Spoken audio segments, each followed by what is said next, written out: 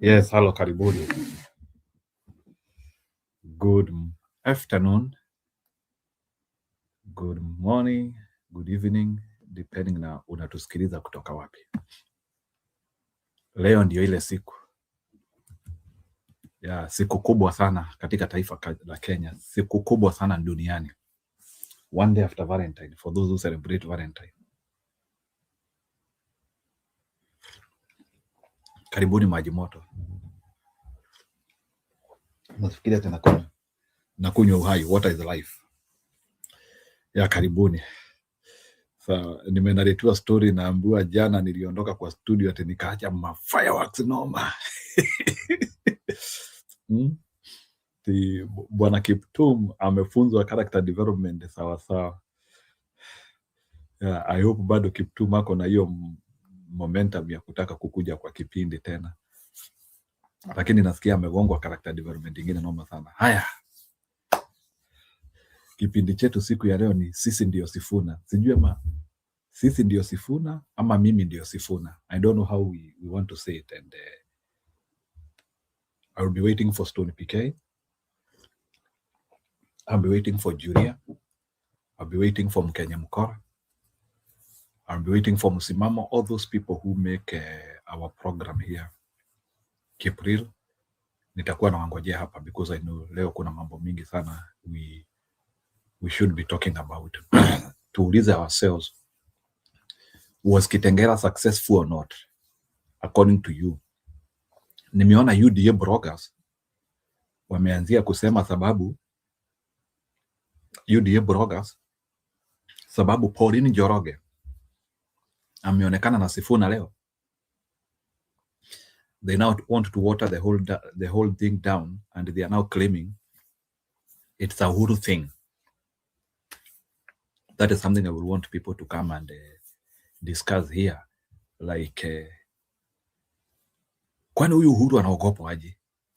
Yani watu tu wakionekana, yani kwani Uhuru has Uhuru become all that powerful again, that everything which is being done is being perceived in air.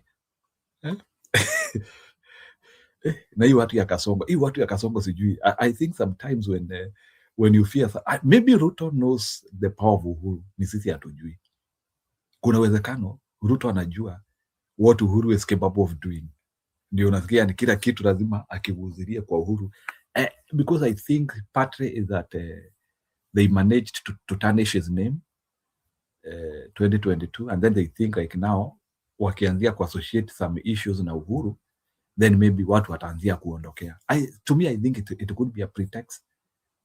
Wanasema hii kitu ni ya Uhuru. I think hiyo kitu ingie baridi, and it's a way of like trying to dilute it. Nimeanzia kuona like especially now that watu wa Mulima they rejected Raila akiwa na Uhuru. I think now they feel wakianzia kuassociate mambo ingine na Uhuru, then watu watatoroka. I think to mimi naona hiyo ndio ile kandi Ruto anacheza na watu wake. Wacha tuseme hiyo kitu ni ya Uhuru ili watu waondoke. That is one school of thought. Another school of thought is maybe Uhuru is very powerful and they fear him. Maybe wamewahi kutana na yeye and they know what he is capable of doing. But this rumor mongering of Uhuru is now becoming too much. Wanaanzia kufanya Uhuru akae so powerful, mtu mnoma sana. Kamwana kijana, our famous Kamwana of 202. Yani wanafanya kijana akae, wanataka kufanya ni kama like Uhuru is the determinant wa 2027. I don't know why. Like suddenly why is now Uhuru has started now, not Uhuru. UDA is now starting to bring Uhuru as the main opponent. Na huyu Uhuru sasa unaona like now they are having a working platform na Gachagua sasa. So I don't know how that one will turn to be, but there is a scare. And I'm saying this because nimeiona from UDA propaganda that ati sasa Pauline Njoroge hiyo ni dalili ya Uhuru. Wow, anyway, karibuni. Today we have a lot to discuss as usual. Mkuje kwa kipindi, you percolate. nawe Kipril pia ukuje uendelee kuelimisha brother yako. You have a brother ambaye amepotea vibaya sana. You have a brother who amepotea sana, and hatutachoka na kuelimisha. So Kipril ameandika, na naona Kipril siku hizi ako na TV yake, Kipril TV. Kipril TV inasema, unajua TV, so TV is an item. So TV is an item. So ukiona sasa at Kipril TV, hiyo ni TV inasema. So lakini ingekuwa ni Kipril, ningesema sasa Kipril anasema. So sababu ni TV inasema, so TV inasema hivi, Kipril TV inasema hivi: Uhuru cannot be a bogeyman for Mlima. You will come and interpret that. Unajua sasa wewe unajifanya mtoto mtukutu ati unaanzia kuleta vocabulary hapa ili tusielewe. Hiyo I have postponed from analyzing it until ukuje uielezee hapa. You have to come and tell us what bogeyman means. I might have gotten it differently. Kiptum TV inasema pia, Kipril TV inasema Kiptum is no normal, is a retard.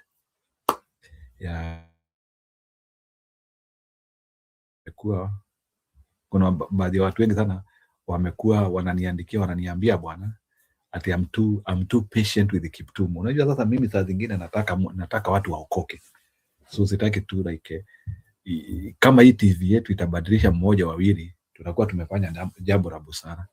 But from my analysis sioni kama Kiptum anaweza badilika, because I think Kiptum is a gun for hire, and as well I think he is on a mtu wetu cycle. So I don't think mtu kama huyo ni rahisi kubadilisha. Mtu ambaye anafikiria na time. Na there is another guy from Mlima nimesikia ametoa story mpaka nikashangaa, at the easiest way ati ya power kurudi kwa Mlima tena ni wa support Ruto. Sijui kama mmesikia propaganda ati if they don't support Ruto they will have to wait until 2042. I want to begin with there because hiyo video kuna jamaa amesema hivyo from Mlima. Let me see if I can get that video. Cancel. Let me see. Niliona tu asubuhi nikifanya vitu zangu. Maybe it's not here. But kuna mtu alisema hivyo ati the easiest way for Mlima to get power is ati to support Ruto amalize miaka yake 5 ili ati 2032 warudishiwe. Lakini ati Mlima wakianzia kuattack Ruto saa hii 2032 atapitwa. So ati itabidi sasa tuanzie kujipanga 2042. It's another propaganda inaletwa kwa watu wa Mlima, which to me is a lie. One thing which I'm assured that it's not even a Kalenjin alone. I'm not sure if there is any tribe now which will be saying that so he hog and shove ya Mlima na Kalenjin. I think Ruto is the last one on this one. The next president itakuwa kitu ingine hata hatuelewi.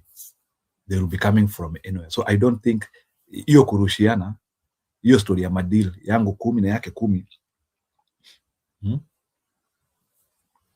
they don't. No, unajua Malbela, I have to mention those propagandas so that you can be aware of it, ili mkuwe mnajua. So sababu hizo propaganda ndizo wanapeleka huko chini kwa vijiji, to people can easily buy them.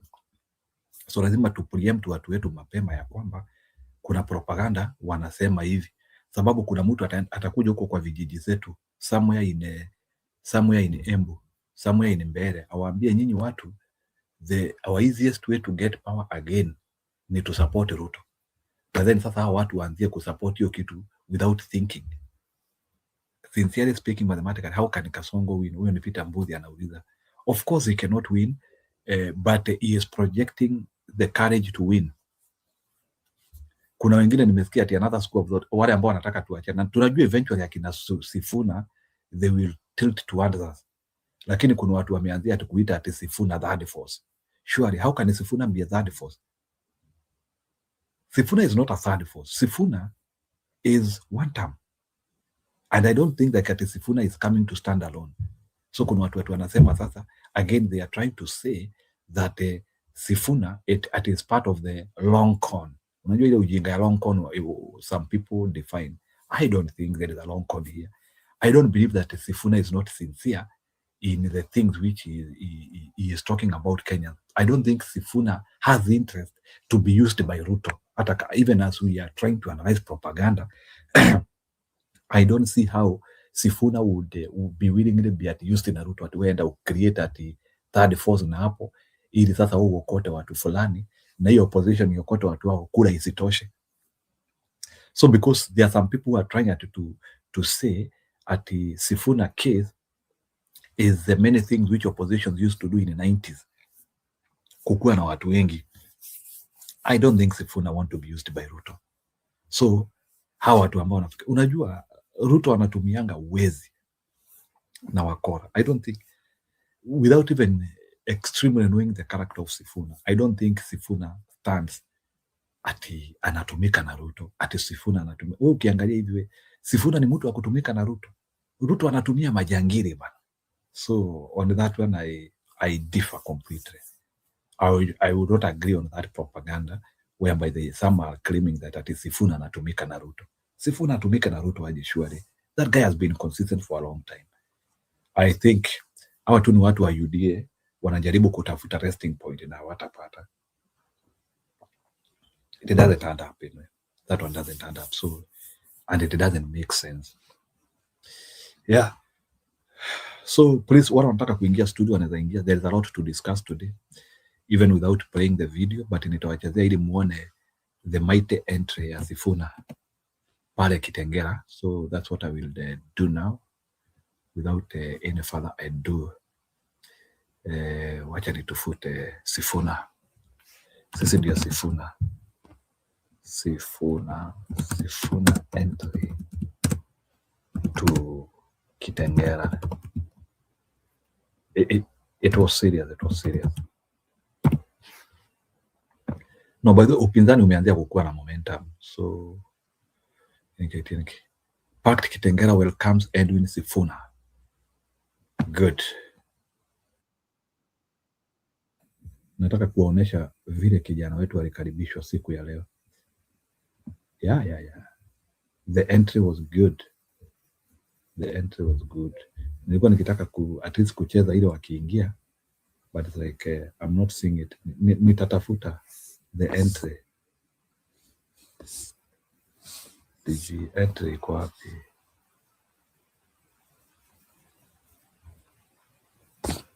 Okay, tuone hii.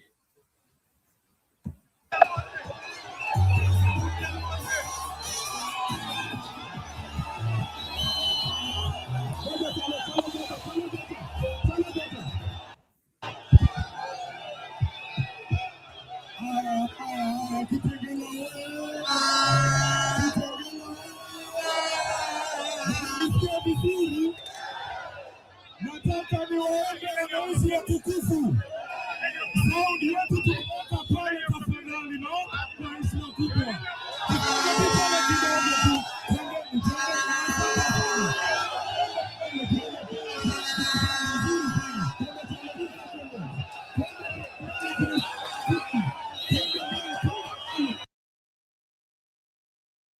Wacha nijibu Mbudi kidogo. Unajua Mbudi nimezoea mightiest prophet of God sana. So hiyo word mighty nimeizoea sana. Yeah, it is true. It is triumph entry. Yeah, so nimesema mighty entry. Unajua Owola alikuwa ametuzoesha hiyo mighty. There was another ODM meeting. Wachana na hiyo ya Mombasa. Hiyo ilikuwa imekojolewa hiyo. I didn't see any momentum there. Hata it is not even popping out in my phone.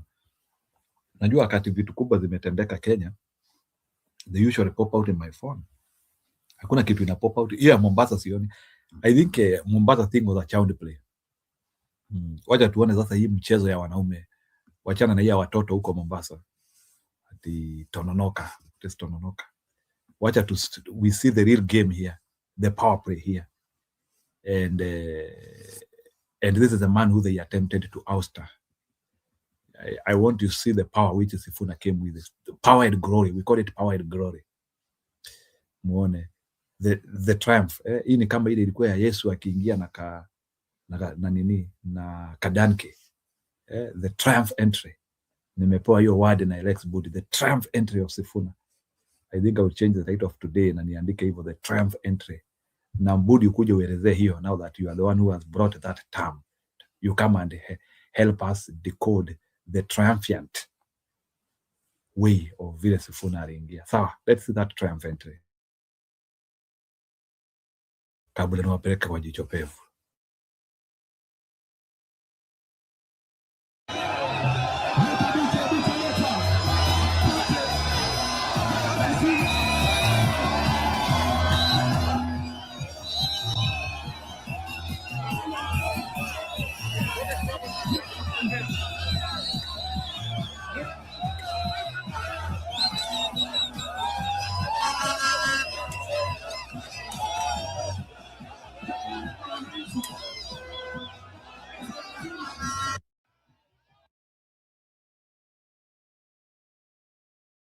Joseph, nitaendelea kucheza hiyo video pole for the purpose of not keeping you. So kuna watu wanasema ati some propagandists ati this is that force, this is nothing to do with opposition. Can you react to them? Ati they are saying what? I hope you can hear me, Njiro. Good evening. Ati wanasema what is that? Wanasema hii ni that force. Hii sio upinzani. This is that force. Unajua kuna upinzani na Ruto hii pande nyingine, so wanasema hii ni that force. Sasa hii ni ile inakuja kufanya 50+1 isifike. That is what some UDA propagandists are saying. Yani wanaita hii that hii ndio third force sasa Kenya. Let me tell you, Njiru, there is always that we want to come and cover what has been going on today.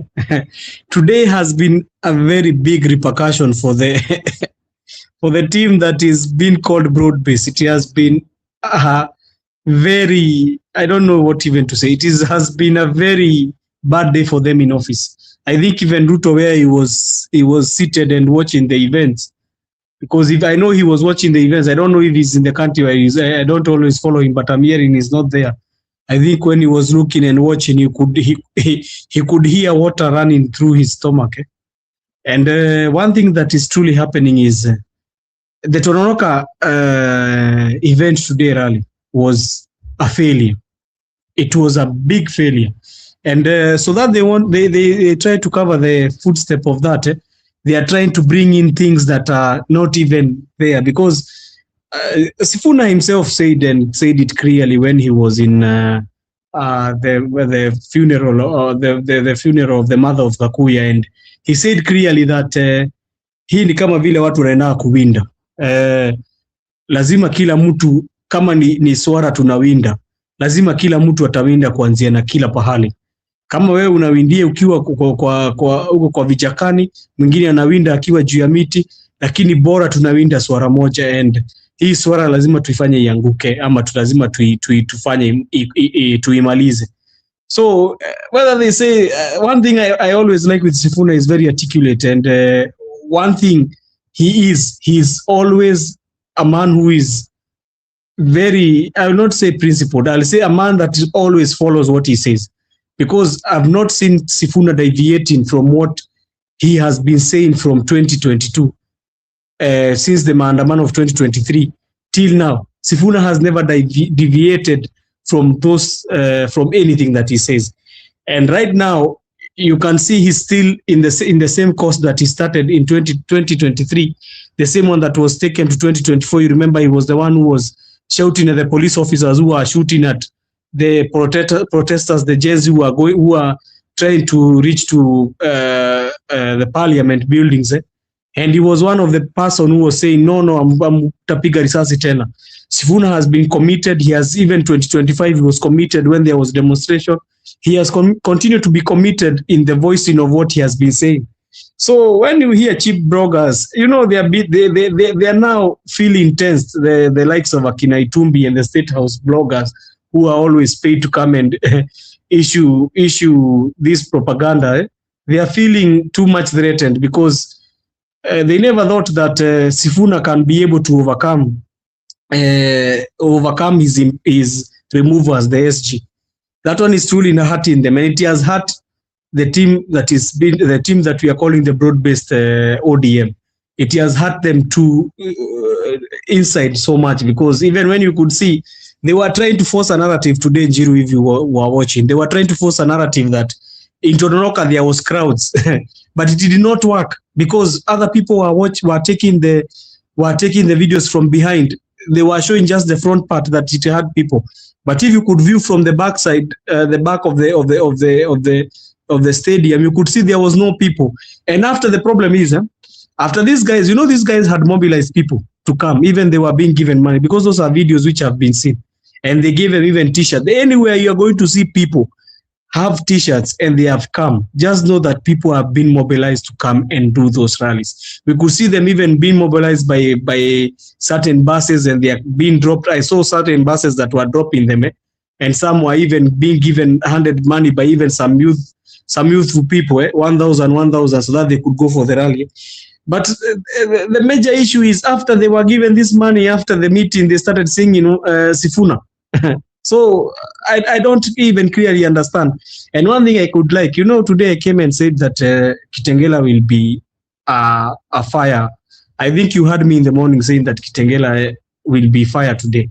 So one thing that I'm waiting for is the Kakamega one. But the most certainly part I'm waiting for is the Mombasa one. Because Mombasa one will be a show of reckoning. The Mombasa meeting will be a show of reckoning. And I can hope that the team of Linda Mwananchi, they can be able to come with one for Nairobi in the CBD, because we clearly saw one in Kitengela, but we need one. I had some other critics saying that Sifuna himself, anaenda Kitengela juu kuna watu wanaweza tokea too easily, but they need to be shown that this is not a joking place. But for the bloggers, Njiru, they are going to be like that. They would like to pretend that they are saying that Sifuna is a third force or whatever they want to say. As long as wote wanapiga Ruto, we don't care about that force, fourth force, fifth force, even if they want to bring the seventh force. As long as Ruto is being fought in all places, because that is what is going to make the common Mwananchi to vote. I'm telling you, this is a revolution. I don't know if you heard what they were saying. They were talking, the pundits or other people were talking about. They say this is a revolution of the young people. This is the 2002 moment. It's the moment that you saw in 2002, and it is growing bigger every day. Sifuna was not only in Kitengela only. He was seen even in Nyayo Stadium, where he went to enjoy a rugby match. And it was chaos also there in Nyayo Stadium, because people were shouting his name, even the matches. Sometimes ilisimama kidogo so that they can be able to Sifuna to aingie na atulie. And if you look at how Sifuna is moving, I think these guys, they know what they are doing. They cannot be at it. They don't know what they are doing. There is something articulate which is happening.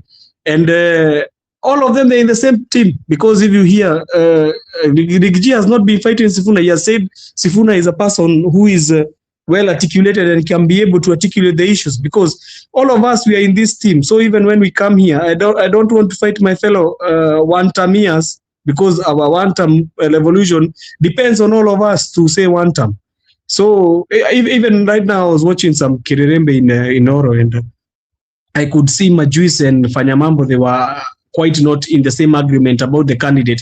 But the thing that we have is that we know our target. Our target is William Ruto must go. That is a target. We don't need even these shenanigans of these bloggers.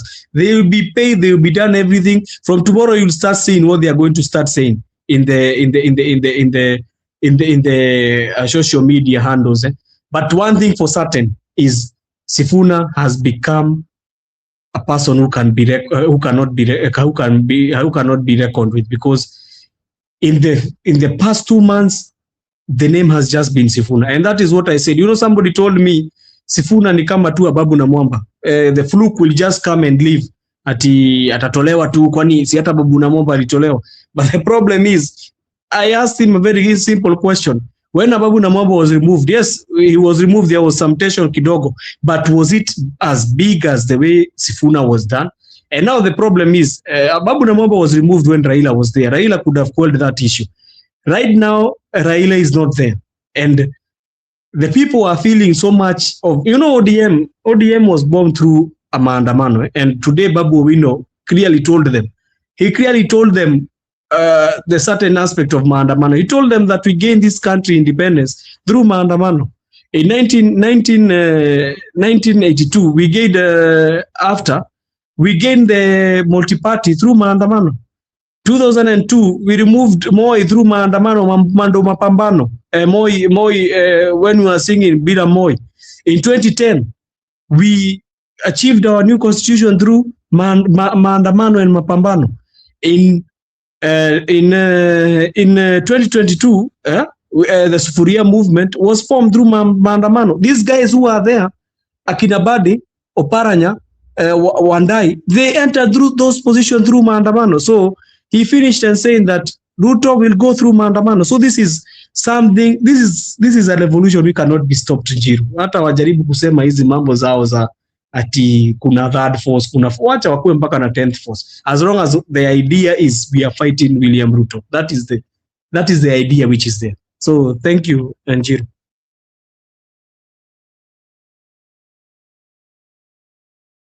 Okay, so thank you, Joseph, for that. You hold a little bit.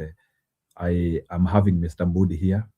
Budi, how was your Sabbath yesterday? Unajua jana siku kuona na I always want to hold our show jana because I know utakuja ukuwa na suti. So have you carried over your suti to today now that you never appeared yesterday?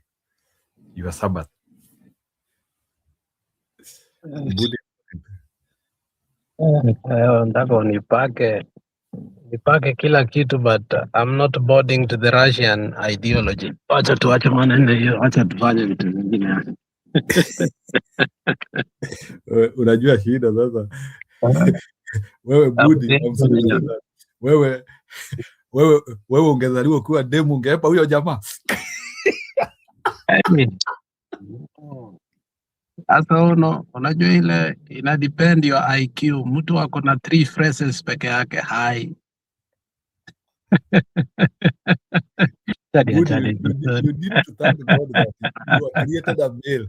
Wewe ungefuata shida sana. Budi kwa huyo mrashi angejitoa. Bro, mimi ovulation yangu ingekuwa inakuanga tu 29th of February peke yake. Na that's that's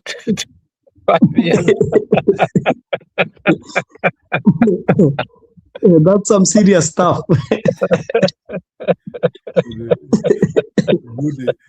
Thank God that in the nature that wewe you were created being a male. Wewe sifaje kipa kuja hapa juu bila yeye kujua amefika hapa, tuachane. No, kuna watu wangetoboa kukiwa na mili ya wanawake.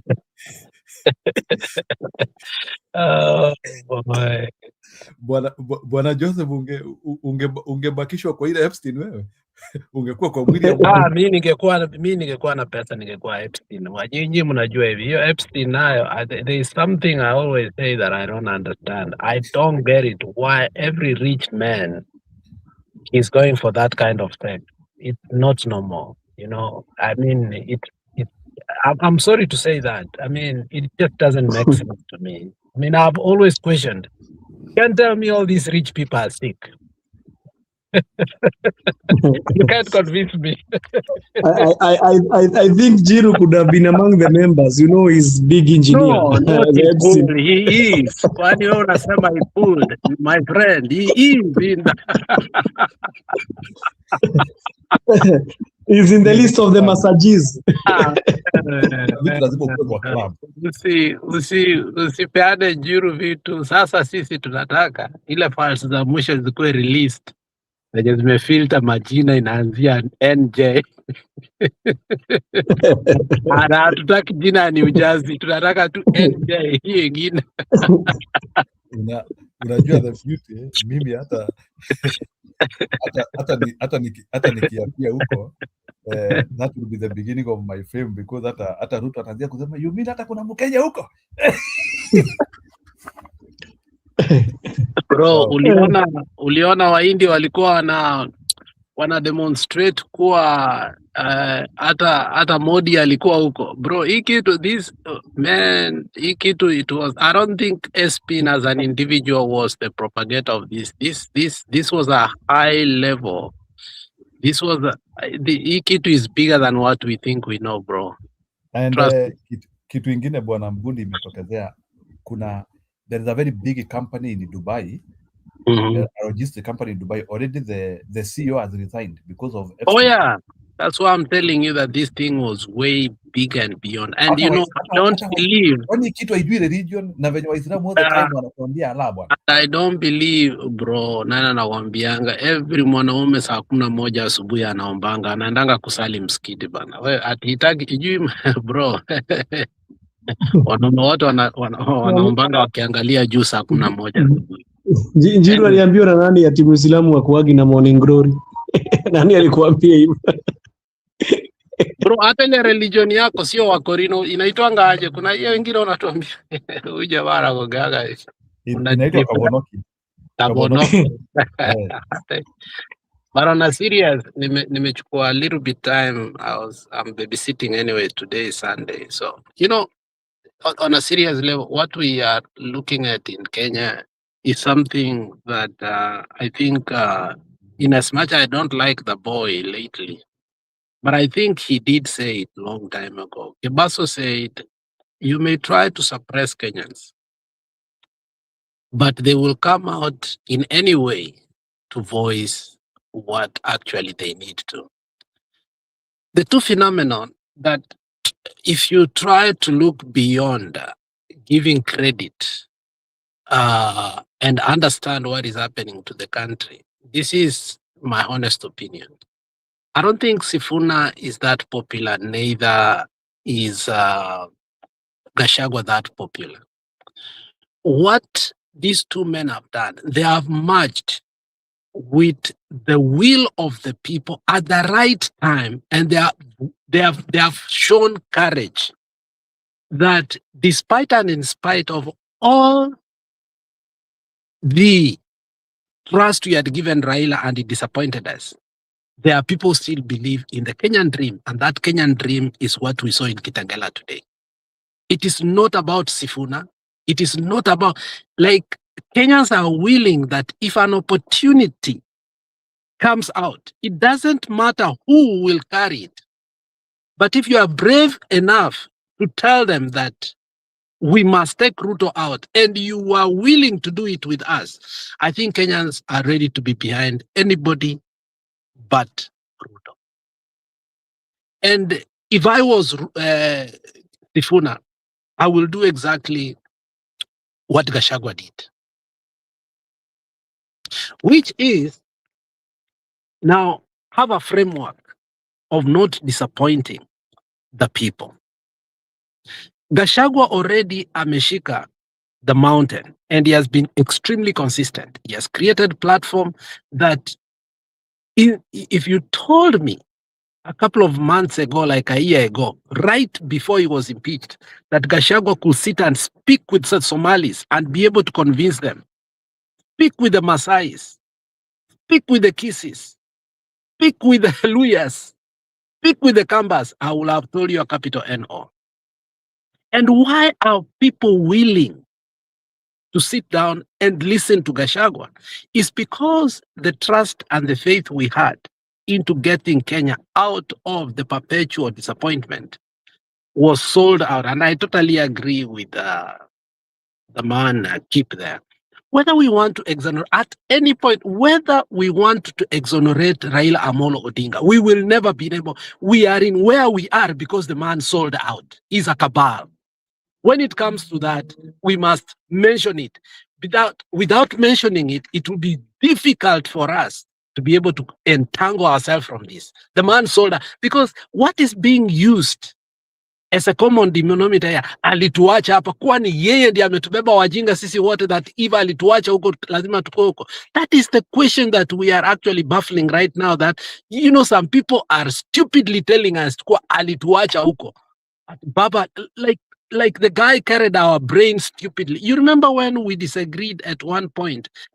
We were loving people. We used to communicate. We used to debate together. We used to actually do things together. And at some point when the NADCO report started gearing off, some of us said, no, this is, if I step in this territory, it's a hot soup that I will never come out. This idea of, and Martha Karua was one of the people who were consistent and refused totally and said, no, this is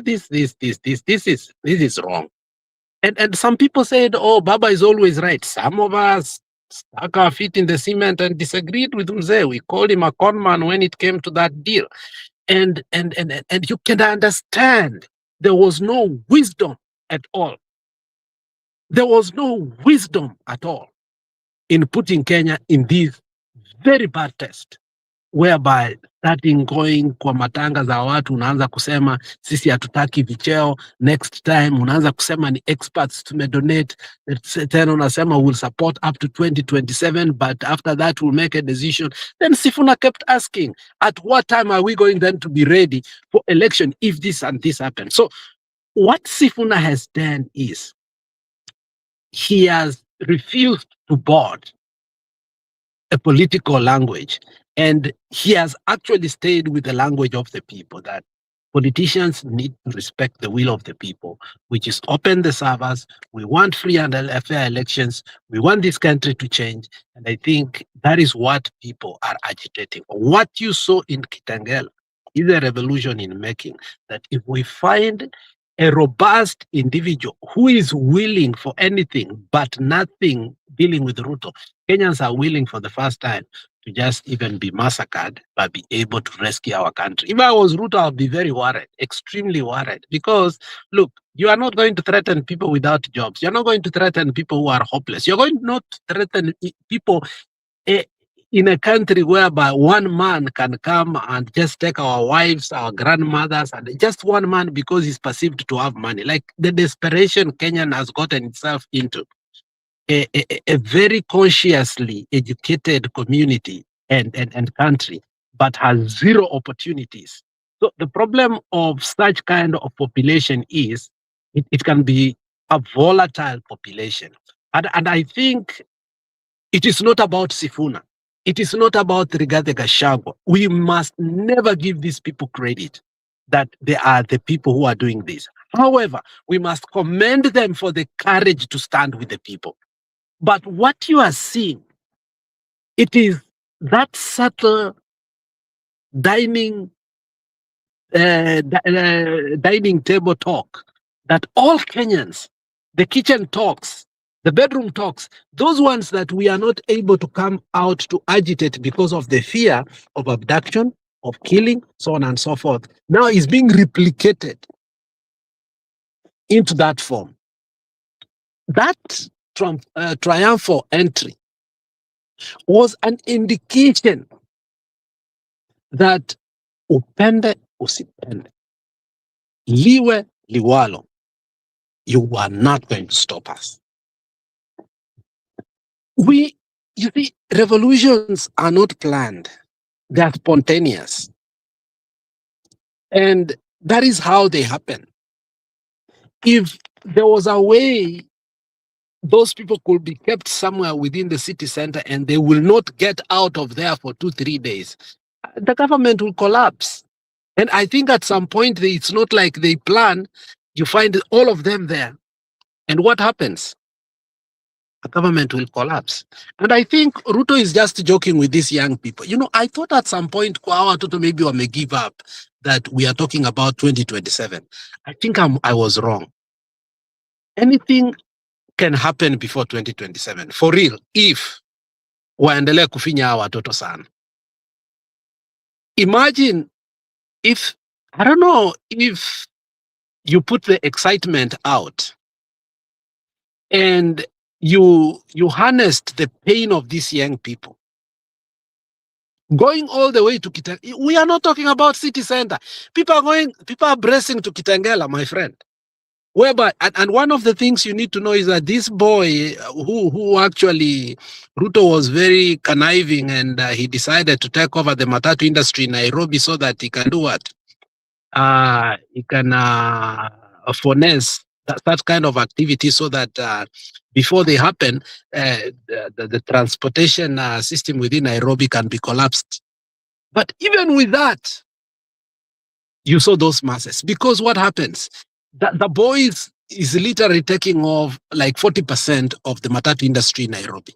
Why? Because Ruto understands the power of the matatu industry in Nairobi, and therefore, and who owns it are the Kikuyus, and therefore it's easier for them to merge with Wananchi and be able to cause that which can be detrimental to his government. So what happened is, in terms of transportation, they tried to limit.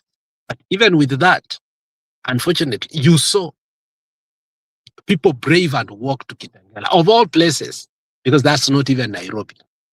Now, I think, and I believe,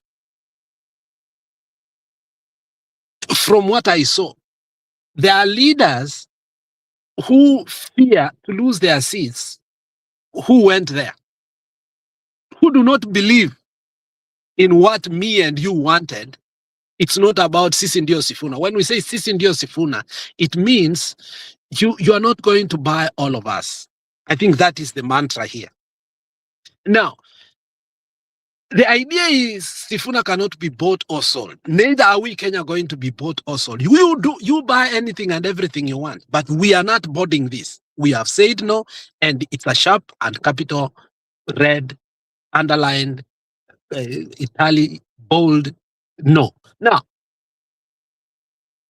I would like, I think, for us to go a notch higher so that it doesn't remain a bubble. Because I was thinking, if I was Ruto, what will I do a day like this? You see, what made Ruto actually make the last phone call? If you listened to the bold, because I was so curious, because the meeting that actually took Sifuna off from the seat that they said they had sanctioned him and taken and usurped his power, the last call that came that made sure that Sifuna had gone, nasikia ilitoka kwa State House, which actually Ruth Odinga disagreed vehemently.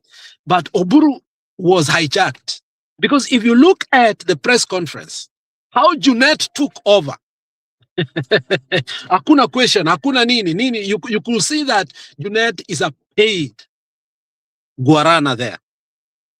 So that tells you that the Busia meeting was so lethal that Ruto could not want another meeting like that.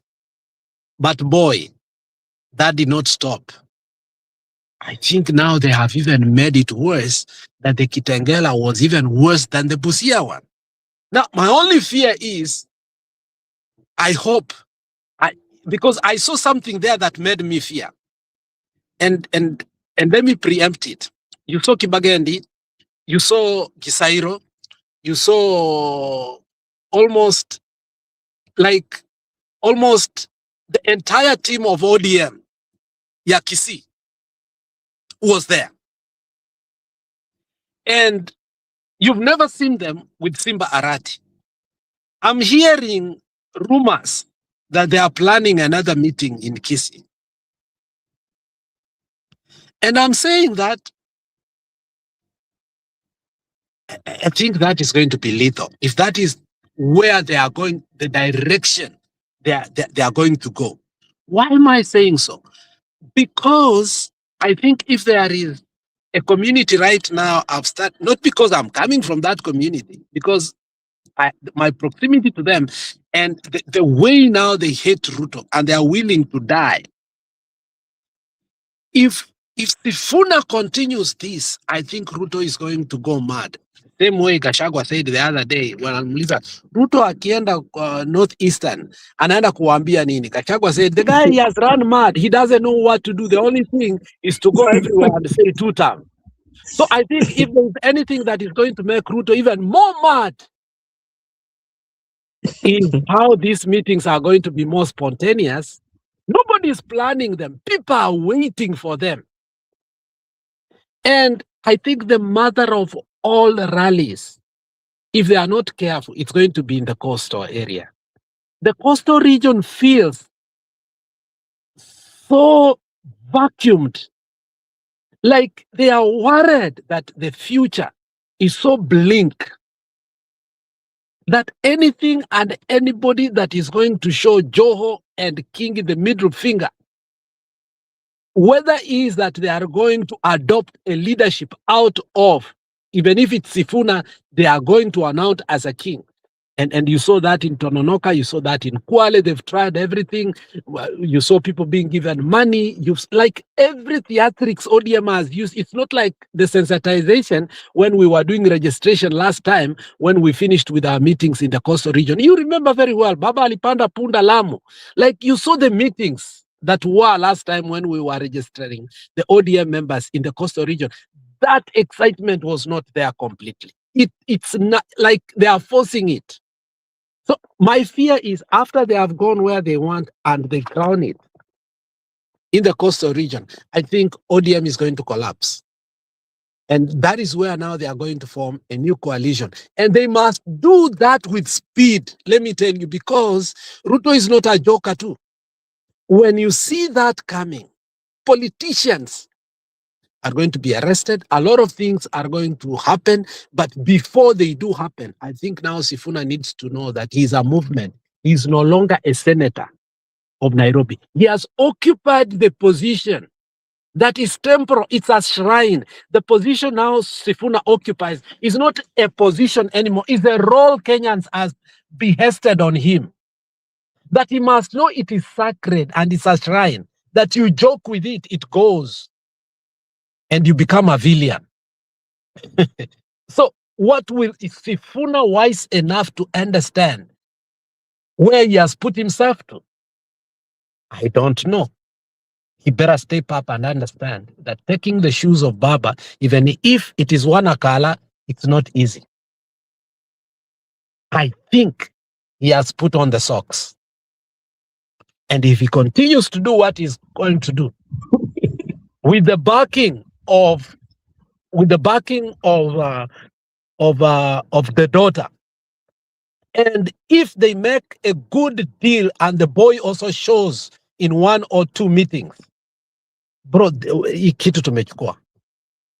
We don't need even to go to Kibira. Hii kitu tumechukua. So my advice to this young man is that he has stepped into shoes. Ni socks too bad. And you know what? It goes either way. You know, you can put on shoes and you can be very smart. But there is nothing ugly as a naked man with his socks on. And let him not do that. That amevaa 2 socks, then he's naked. Then Kenyans will come after him. That's how bad Kenyans are. They will give you their trust, betray them. They'll come back at them. That's why we love Gachagua until today. He has not disappointed us.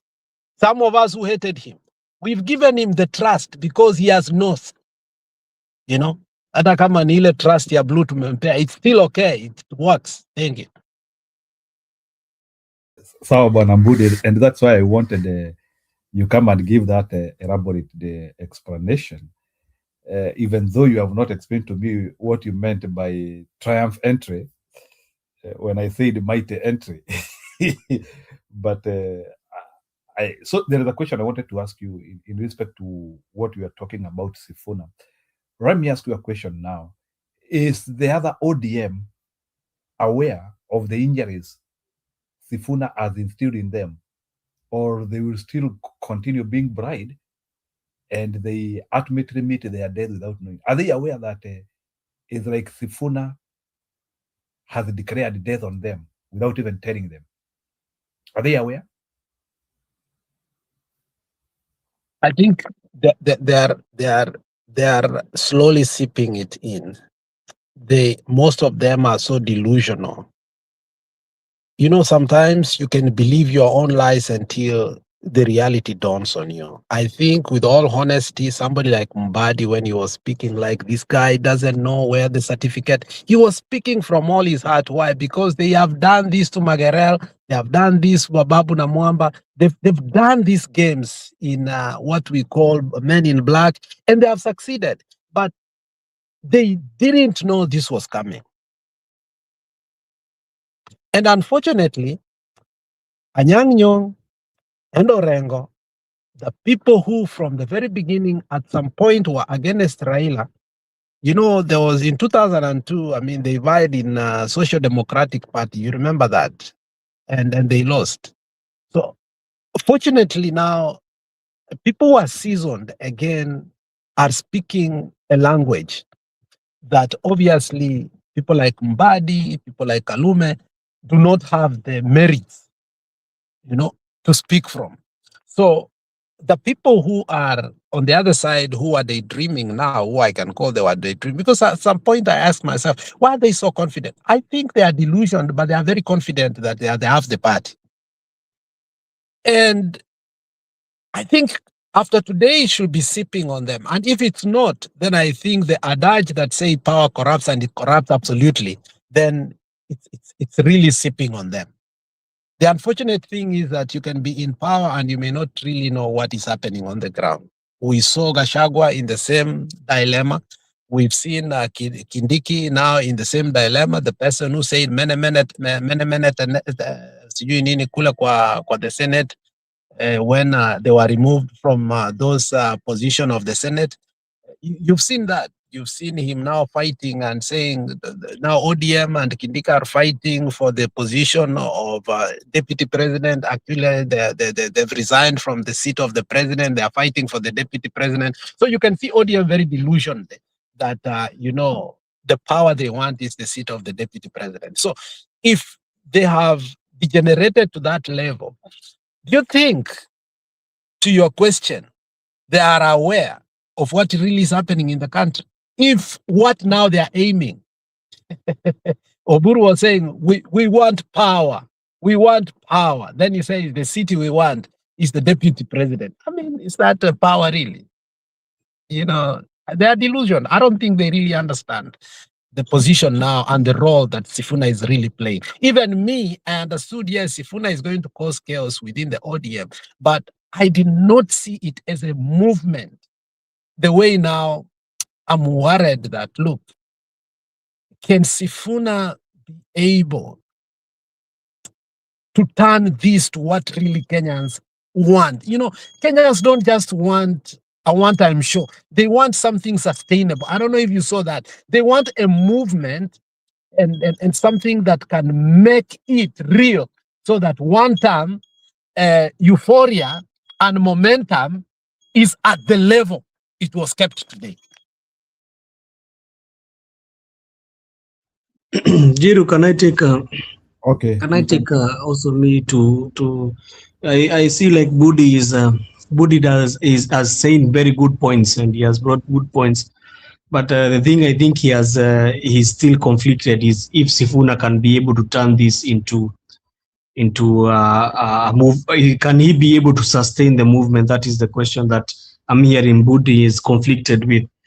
And one thing I want to tell Budi is for certainly the way I've seen Sifuna in his political life from, let's say, from 2022, because it's when it has been very clear. You know, we cannot talk about 2017. That time Baba was still at the whim so much, not like after 2022, 2023, where there was these skirmishes, and after they went to broad base. But the way I've seen Sifuna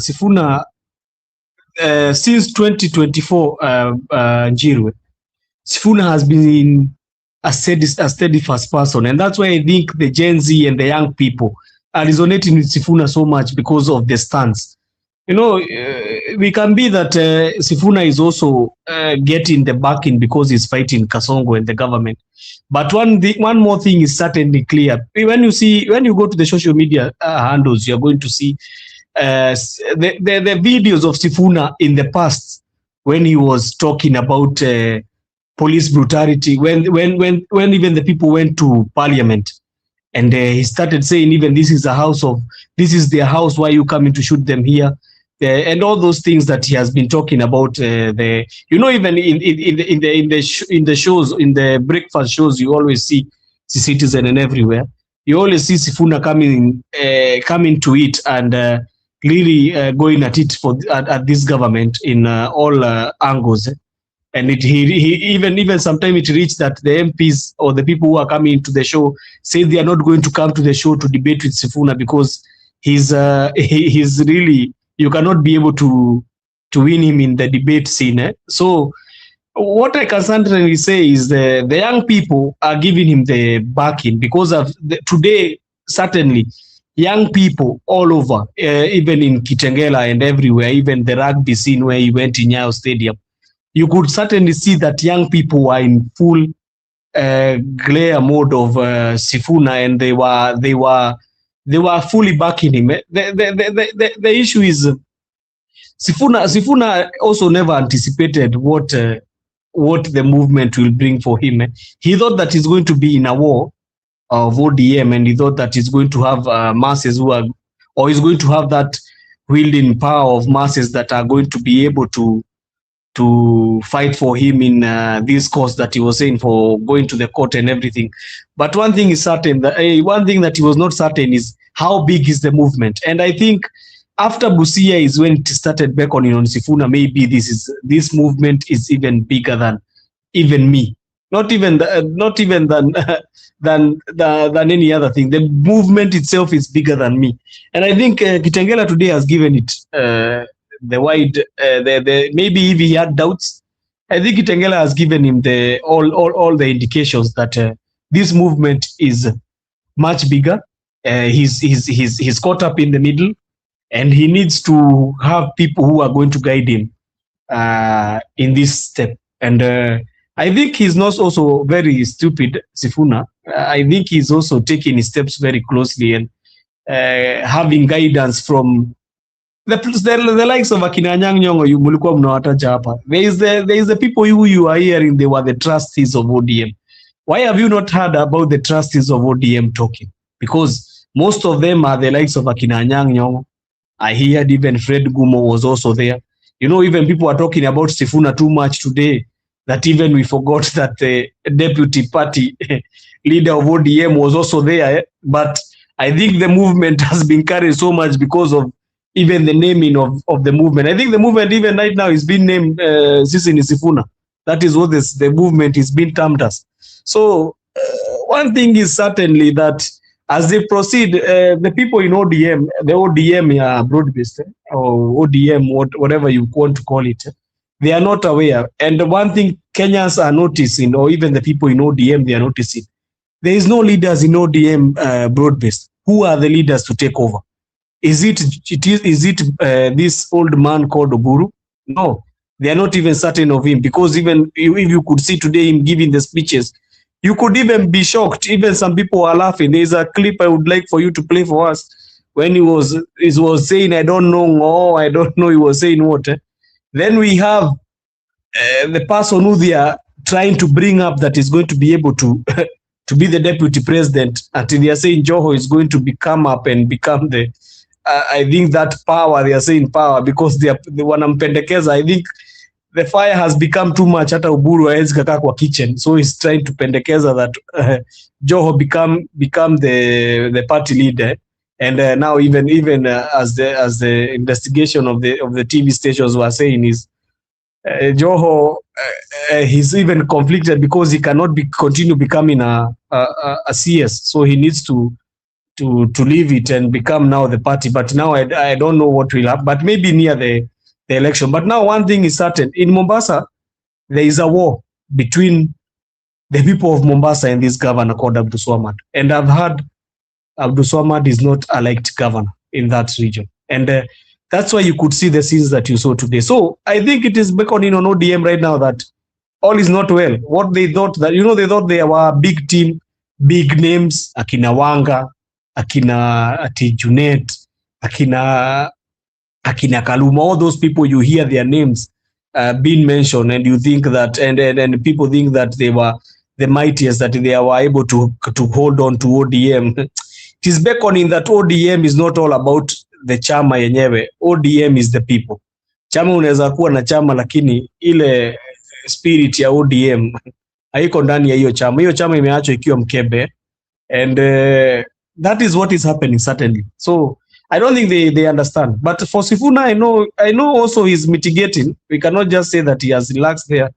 and he's not thinking about what the movement is coming up to. I think also he's a young man, but he's trying to seek also advice from certain quarters of leadership who are older than him, and he's going to make right decisions. I know. I am certain he's going to make right decisions because I am a voter in Nairobi, and truly that guy has been steadfast. Even in Senate, you have seen the governors have brought problem because of him. They are saying that he's the issue. So, Jiru, I think that those ones are what me I pick on. I don't know if Alex has something.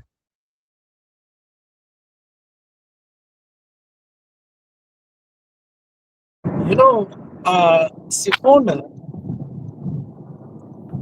original thoughts were to fight for ODM and the legacy of Baba, to safeguard a party that he has so religiously worked for under the leadership of Baba.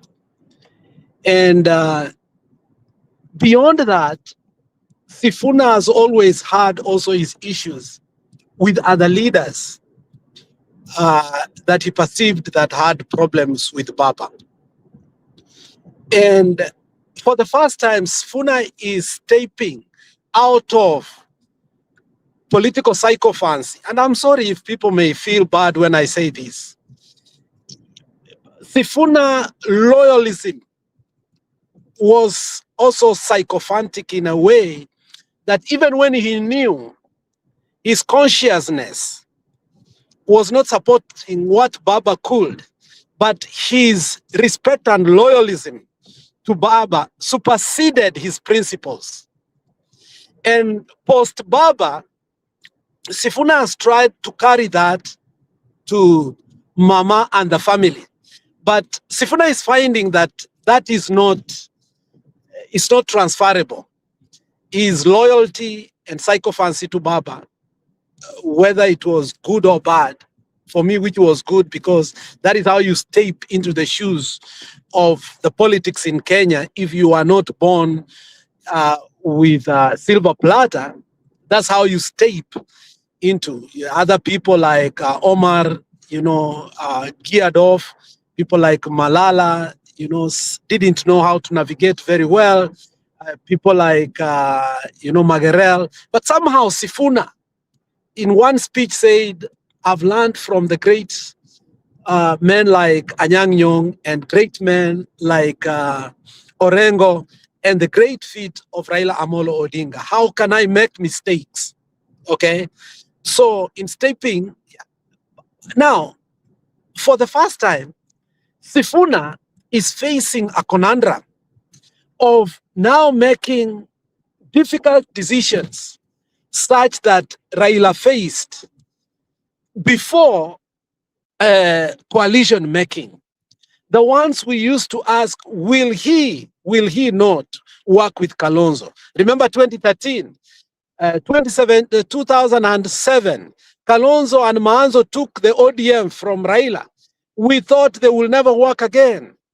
But 2013, while Kalonzo was the deputy president, the vice president, he was forced to work with Raila against Kimemia and the deep state then.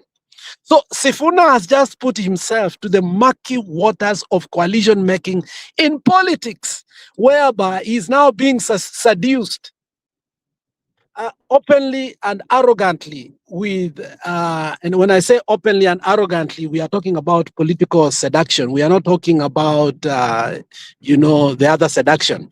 By Gachagua, who is, I think, the most charming politician right now. The most beautiful man in Kenya now is Gachagua. So Sifuna has to navigate that political water. And that is why I'm insisting that Sifuna knows what is X, where he actually put himself to. Because for the first time, even the haters of Sifuna within the mountains are giving him a chance. Those who never liked Sifuna in the coastal region are giving him a chance. Those who never dared even to listen to him are wondering, sisi ndio Sifuna, sasa sisi tunawachwa, hata sisi tunataka kuwa Sifuna. Now, people are forcing to become Sifuna at this particular time. Does Sifuna have what it takes to make people now become sisi ndio Sifuna? I doubt it.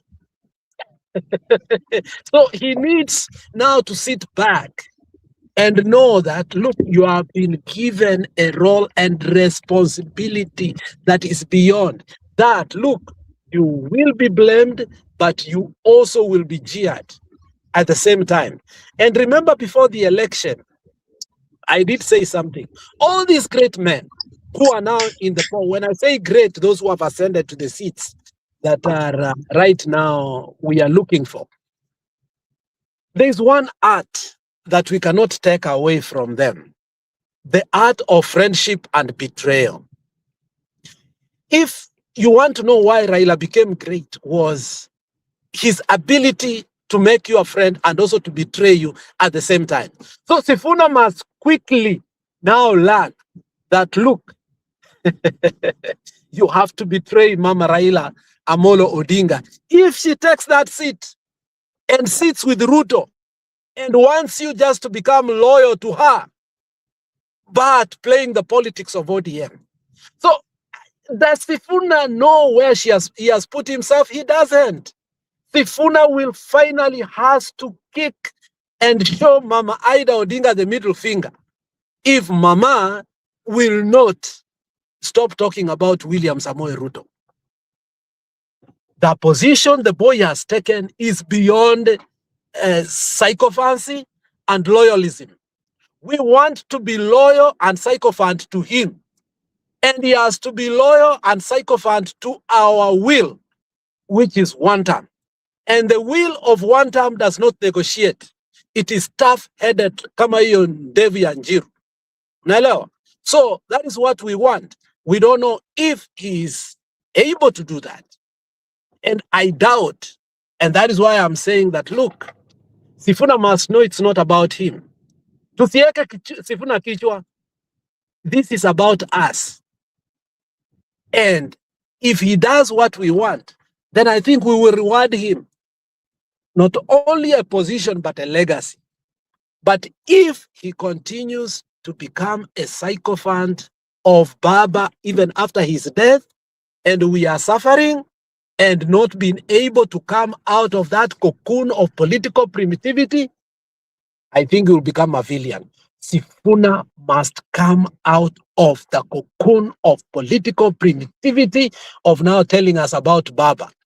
Baba left us in a very bad place. That was not the legacy we can ever talk about. When we remember that, we don't even want to remember him. Fact. So you should not talk about that. He has stepped out.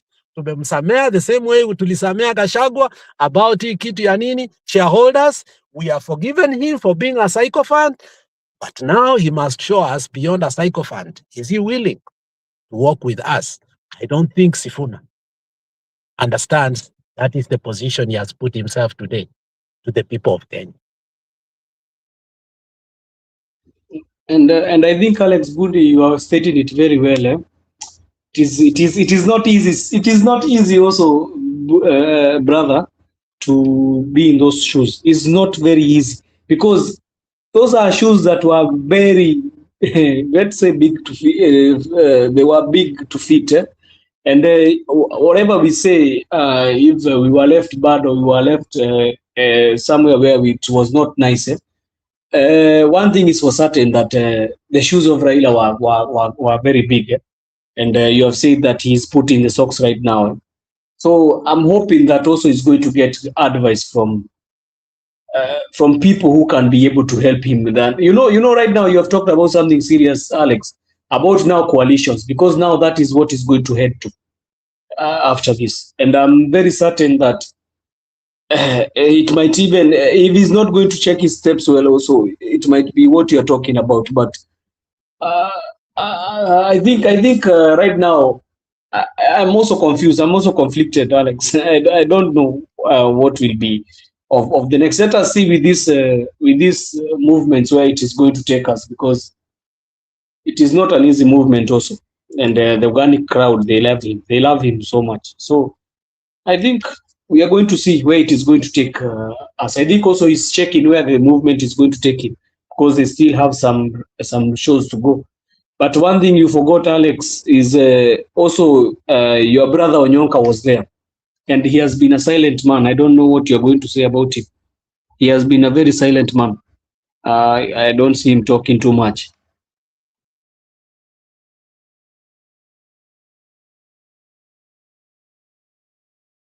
Onyonka, we told him to take it slow.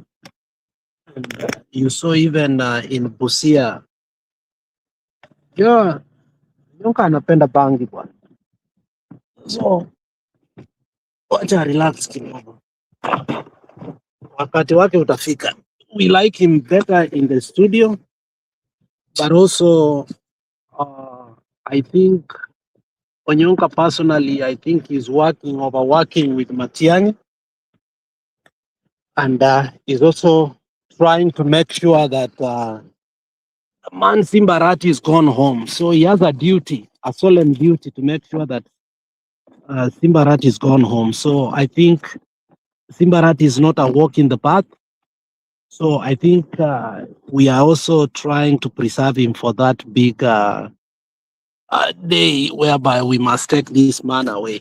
So I think in the end, what we need to look at is Sifuna as a person. And I'm only afraid that he has ascended too quickly. There is a person who asked a very good question. I don't know if you guys saw, I think it was one of their dailies. And one of the things he said was, you need to know where Sifuna came from. Sorry for that disturbance. You need guys to know where Sifuna came from. So I was listening to him and I totally agreed with him. He said, you know, Sifuna as an individual, when like Sifuna went to buy in Kandui and then akashindwa. And then at that particular time, there's something happened in Nairobi and we did not have a candidate for senatorial. And we quickly brought Sifuna very late, but he made an impact. And at that particular time, again, we made sure that Sifuna had become what? A general secretary. And how Baba decided it was a temporal position, but Sifuna got the loyalty of Baba, and quickly Sifuna stayed there without any, with Baba's blessing. And that alone, if you don't know, was a bone of contention to 99% of Luo politicians, because they couldn't believe that which they eyed for a very long time was just superficially given to a nobody. And if you look at now, that's the same thing that is happening. Sifuna, if you look beyond ODM, is a nobody. But from the last 1 month, Sifuna seems to be also carrying, Gachagua seems to be carrying the opposition on one hand, and Sifuna seems to be carrying the opposition on the left hand. And it's a very lethal position to be in. Let me explain this. And I've always said this with a lot of pain. Njiru, Kalonzo has been a politician before Sifuna was circumcised.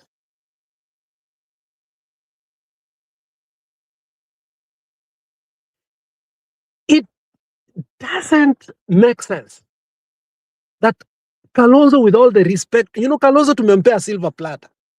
He can go to Mombasa. He can come to Kisii. He's not going to Kondele. When Sifuna, all these things happened, he had a base. He went to Busia. He made a statement. He said, mnafikiria ODM ni yenu. Watu ambao wamerejesta ODM Kenya mzima wengi kabisa ni wapi? Ni hapa Busia. Kitu ya pili, hii ODM hapa ndio walipiga kura kuliko place yoyote. So he found a home and he made a statement that shook the country, which was factual, which was a political threat to the establishment, and which had to be dealt with ASAP. Unaelewa? When Baba used to have, you know, a backlash, he had a place to go and reignite his politics. And you could see the wave. I think Kalonzo, with all the pain that we really want the guy to become a president, because I think we are desperate strategically. He's allowing people like Sifuna to outshine him to a point that when we will sit down, if Sifuna now becomes a movement, when we sit down now to negotiate the coalition making, it's going to become difficult because now Kalonzo allowed his grandson to overshadow him politically.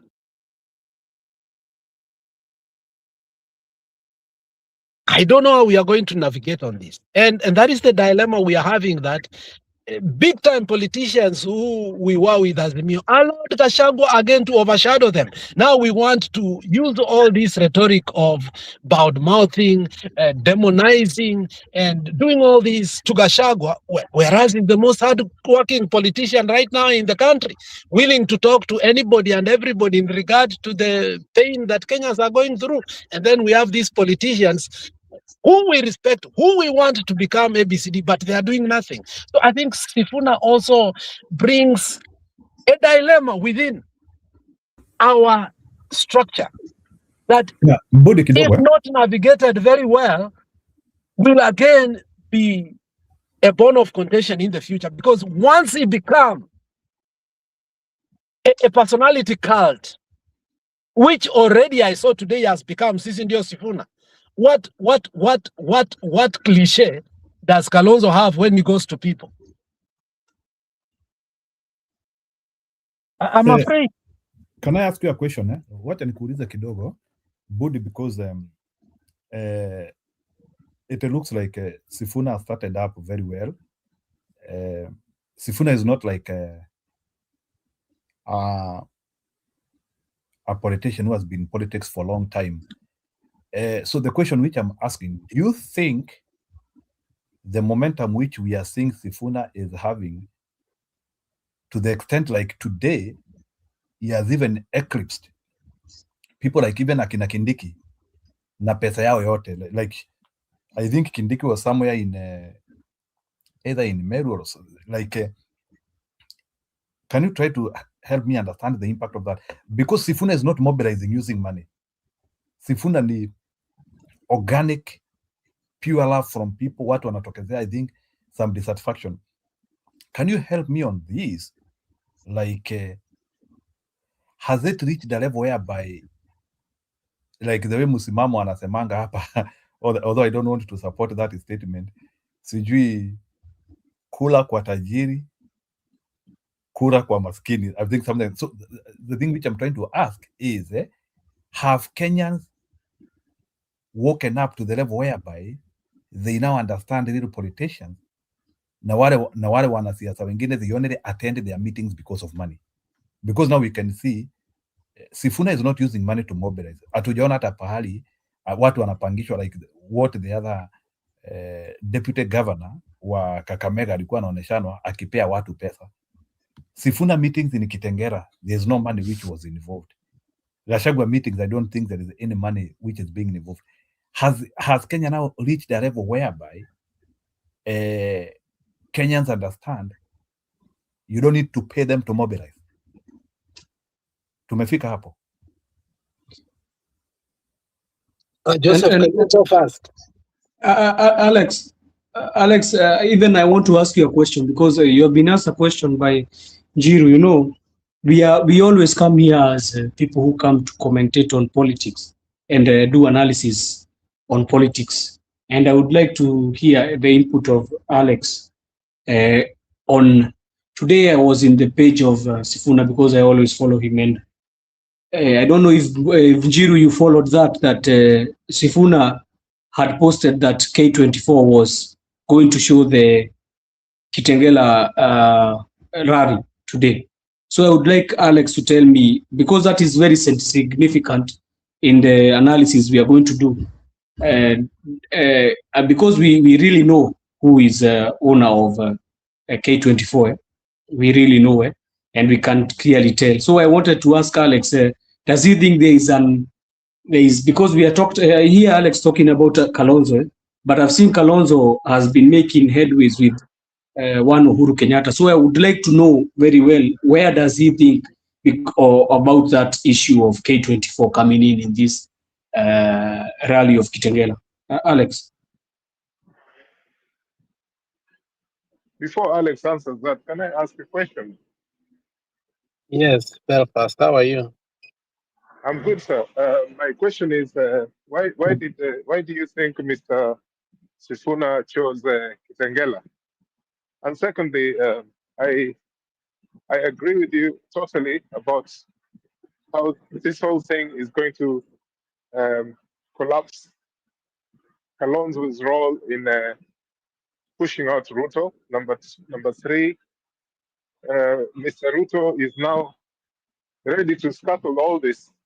Obviously, we're going to see people infiltrating this new movement. So then that means that Sifuna and his group should really take the support they're getting from Kenyans not as a joke, but serious. Yani, to the point where they're ready to risk their lives. Thank you.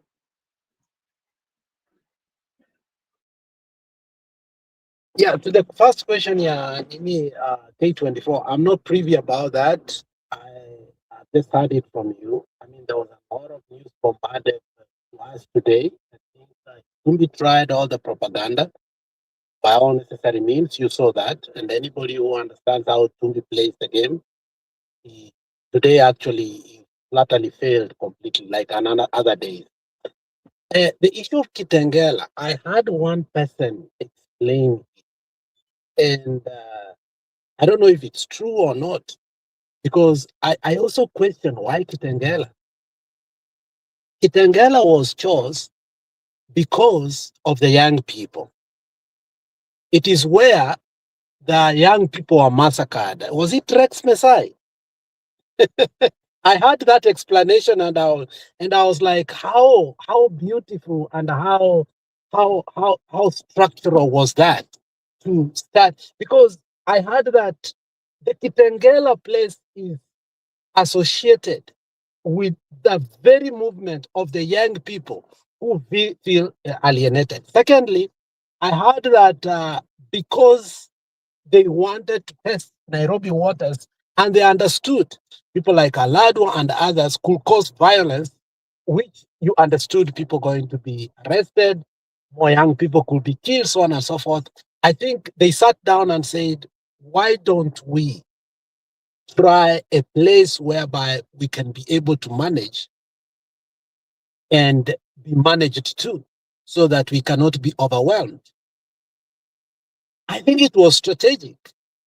I heard the issue of Rex Masai being brought up. I don't know if you heard that. I heard about it. And for me, I think it excited me that, look, that is true. And if that is true, that was the motive behind it. I think that was a good startup. But whether that's not, or there was other reasons, I think it ended up becoming the new Kibera for me that I had never thought about. It became strategic, it became spacious, and obviously, people could not say ni Wajaluo peke yake, people could not say ni Wakikuyu peke yake, people could not say ni Masai peke yake. I mean, Kitengela seems to be a cosmopolitan place whereby I think it reflects the rainbow opulence of our country. That's what I think, because I've been there several times, and I do believe here we have a larger population of Kikuyus there. You see, so on and so forth. But I think it reflects the Kenyan population there.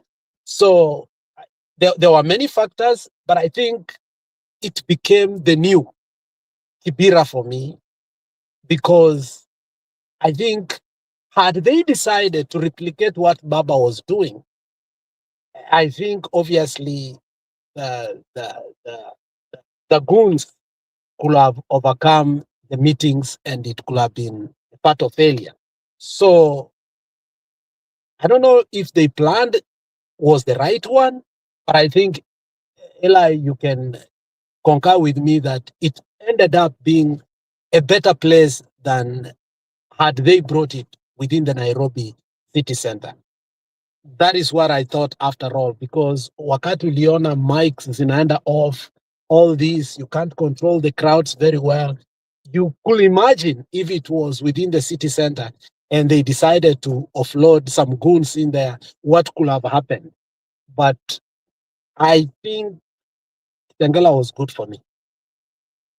I'd never thought it would be the best place. But Alex, let me add you some point there as you're continuing. Sorry to cut you. I think some goons were sent in the morning. If you heard what Sifuna said, they had sent some goons in the morning and they damaged their PA system. I don't know if you heard about that. They went and they damaged their PA system, and even when they were trying to speak, even Sifuna said in the morning walikuja wakaribu our sound system, and it was not even working well. I know you know even the DJ who was the DJ wakati ya Baba, the guy called Spider, and he was even given his flowers in Busia. Today you could certainly hear the sound system was not very well, and they gave even the reason of why. Because even in the morning when they were reaching to the church service in Kitengela, you could clearly see that there was some fracas a bit in the morning, because I was following it since in the morning. And I think they had tried to send some goons. Sorry, Alex, for cutting you short.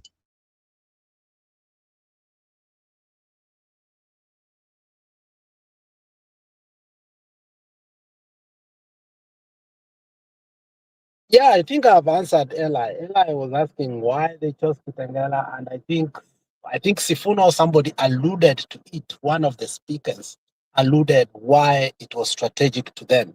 And I think one of the people in the comment section saying most of the youth who are coming from there. Remember, even the people who were abducted, there was even the boys that were abducted were from Kitengela. You remember those who tulikuwa tumefikiria they were killed and they resurfaced later on. So I mean, Kitengela has been strategic in one way or the other. We just don't know, but I think it's coming out that I think Kitengela has been part and parcel of our political process in a way that we didn't know. It might be the new hub whereby, you know, we'll control maybe the politics of the young thugs who are just coming out. But I think they also need to come up with a new style and a new smile, not replicate what Baba used to do, so that the generational change that we are having can be felt, that, you know, they have originality of mind. It is their newness. We are not replicating that which was.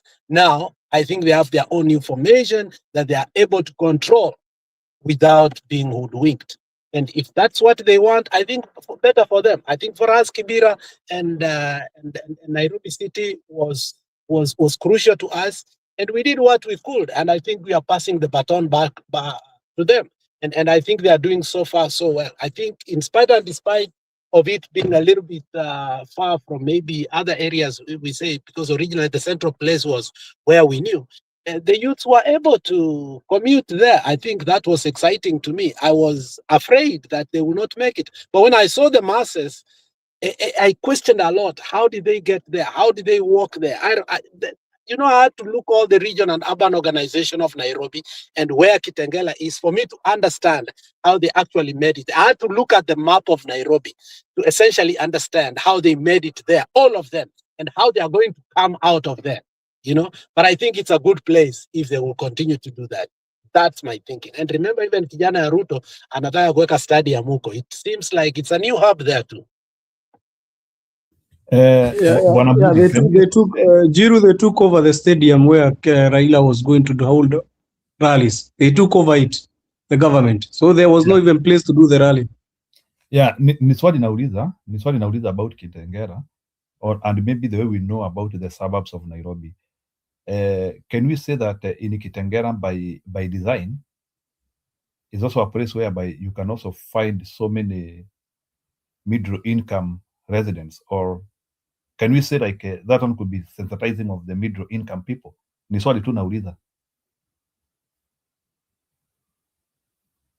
Budi, do you think it's like we can say like very many middle income Kenyans? That's a place where you can actually agitate them directly. or it's a normal hub like any other within Nairobi? It would be like but I think Alex answered you and said that it is young people, because certainly you could see young people were the movement in today. If you watch those clips, you could see the young people, like you saw the crew that is always ile inavaa kofia za red. I don't know what they are called, and they are led by this guy called, I'm forgetting his name. Jeshi la Baba. The ones who had a lady with kofia and the nini, and they were together with Sifuna today, and you could see certainly so many young people who even were draped in the Kenyan flag, and most of them, certainly it is young people. I don't know if that is the taking from the panelists who are here. Okay, ni sawa. Wacha maybe Julia munipe tu dakika moja, nataka tu niwaoneshe Tononoka and how boring it was, like for 2 minutes, then muchukulie. Unajua pia we need also to do some just muone tu ili Tononoka. Kuna wenzetu wamesimama pale juu, naomba mkuje hapa ndani ili tusikike vizuri. Hiyo ni Tononoka. Naona umekuja kwa fujo. Mombasa oye!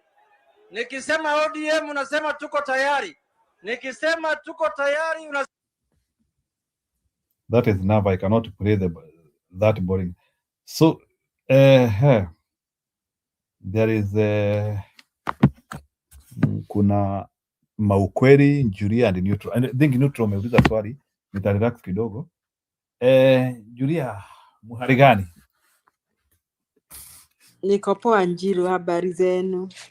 Jema kabisa. Siwaambie hii timu uliniona live and direct at least. Guys, I saw Njiru. You know, I've never seen Njiru live. Njiru looks different live. Itabidi wende urudi online, uangalie kwanza, ndio urudi, ucompare. Yeah, I know he looks different. He doesn't take a shower.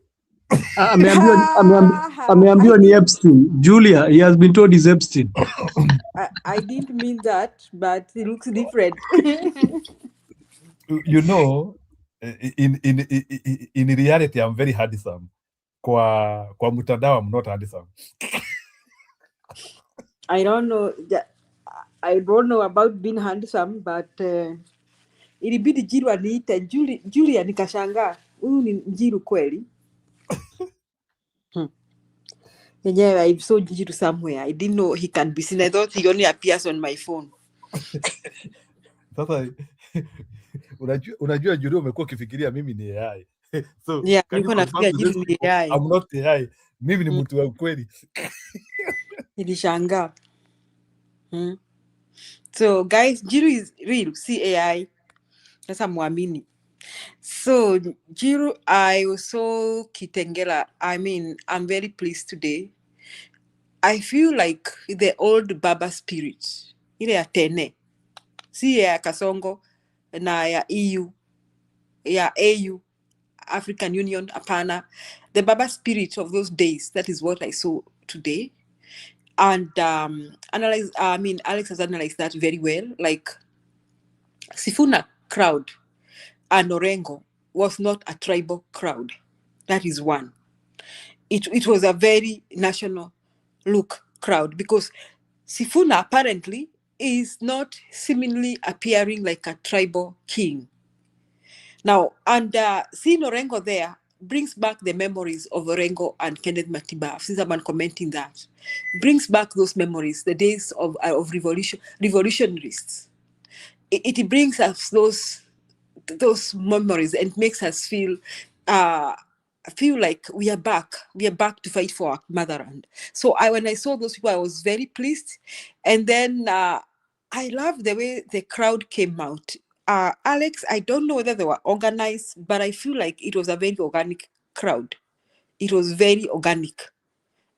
Si kama unaona, si hakuna mtu alichangia mtu akamleta hapo. It was a very organic crowd. Now, then shortly I was surprised that Kasongo sent his thugs to disperse them.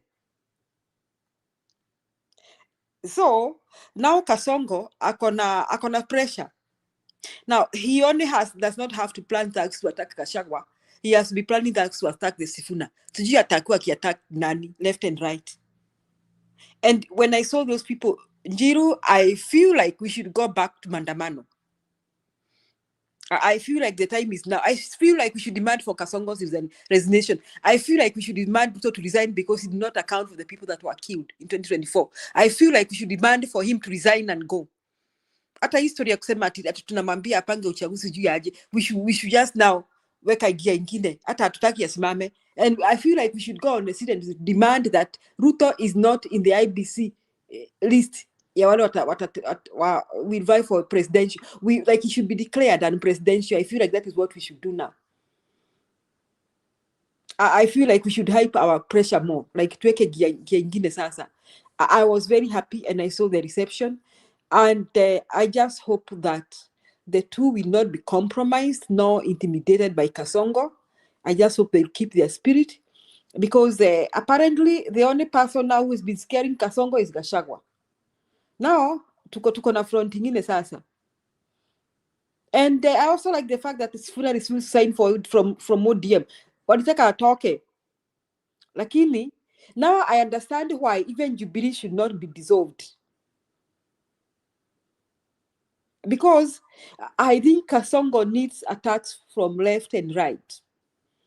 Mpaka ashangae atapiga nani ama ata-arrest nani ama atapangia kuwa nani. Because I'm sure he has been considering assassinating some of them. I'm sure that Ruto has been considering assassinating some of these opposition leaders. So now probably he may not know which side to attack. But really, we should hype up the pressure that Ruto should not even be among those vying for presidency. He doesn't deserve to vie for presidency. He's unfit for presidency. He's fit for ICC, or he's fit for solitary confinement away from human and animal habitation. Because hata ukimweka na wanyama atawakula ama wauze. So that's my take, Njiru. I am a very pleased person this afternoon. Naona kama baba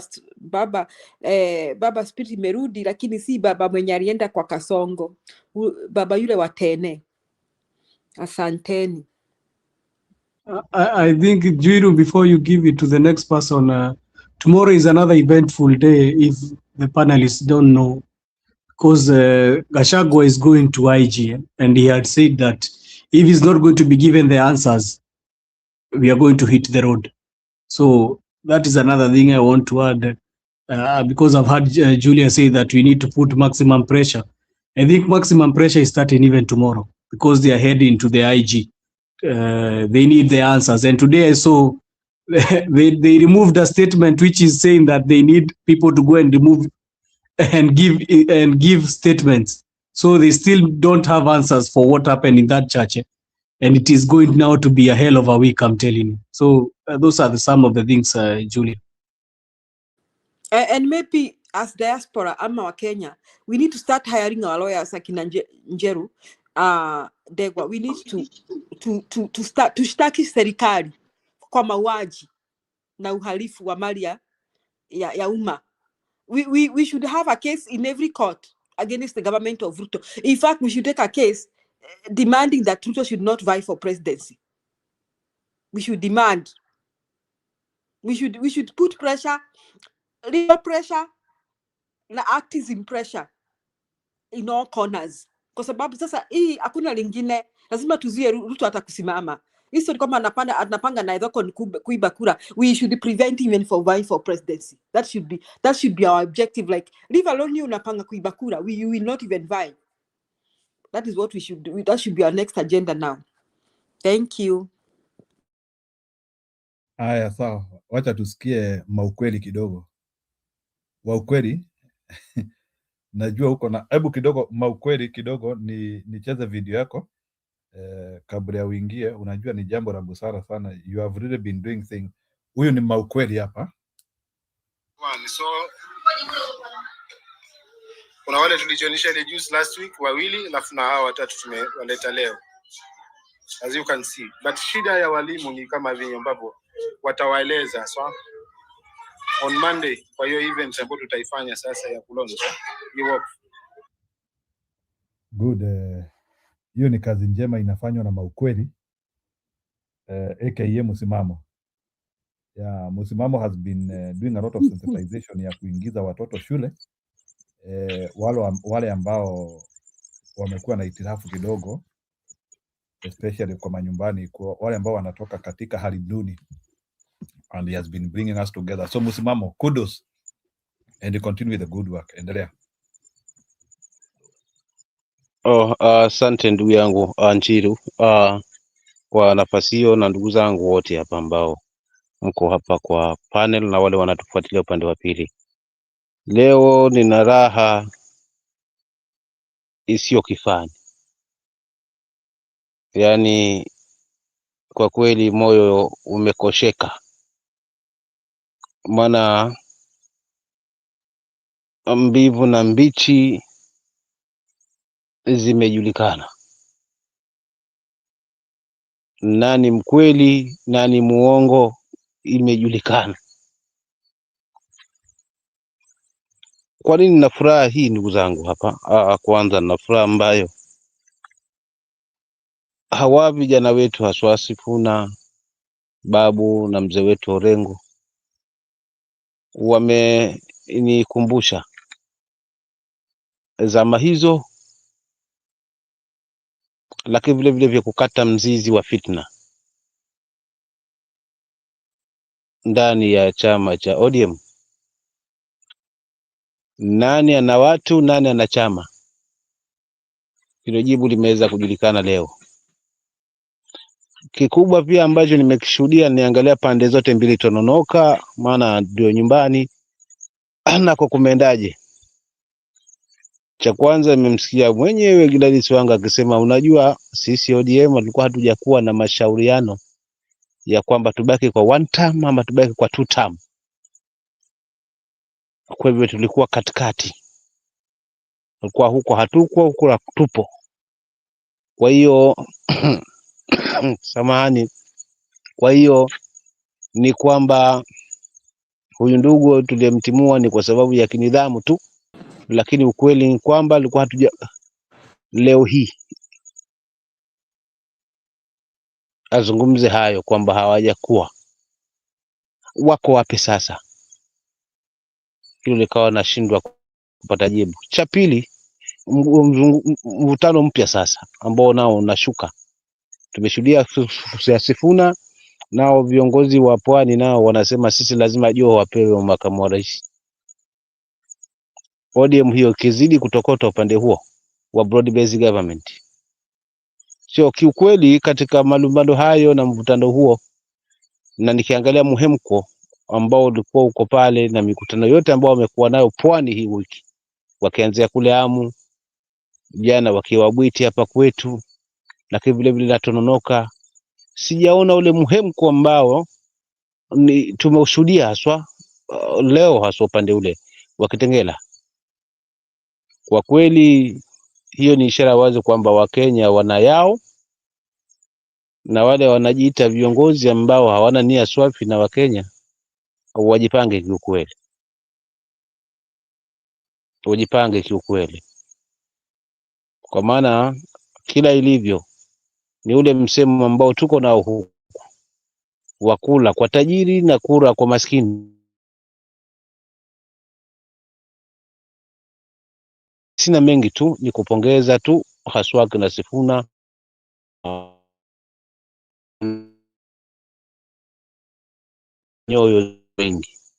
nyoyo za Wakenya wengi wameweza kutupa haswa kumbukumbu ya kile ambacho mzee alikuwa nacho, isipokuwa tu sasa hivi wakiboreshe kama chambilecho kilichozungumza ndugu yangu hapa Alex, kwamba sasa wakilete katika hali ya usasa, waonyeshe sasa sisi ndio machepukizi na tuko tayari haswa kusimama hapa.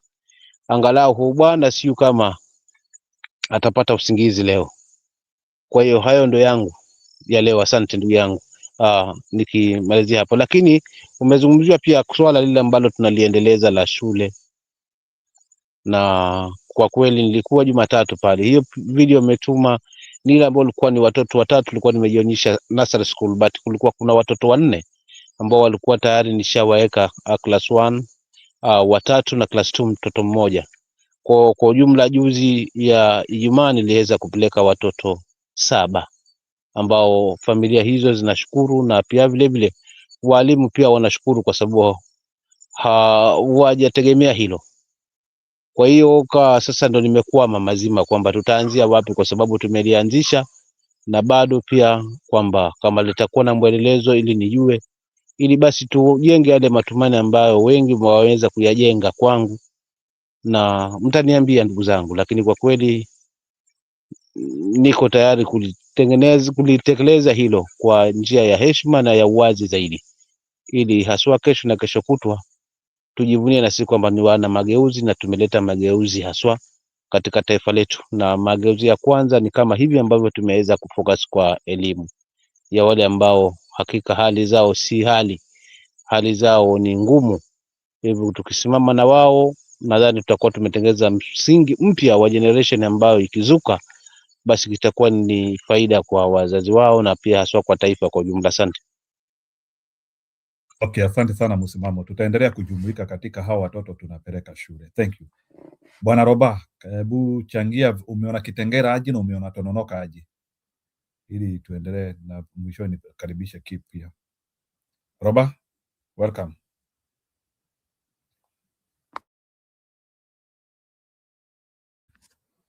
Robert, are you there?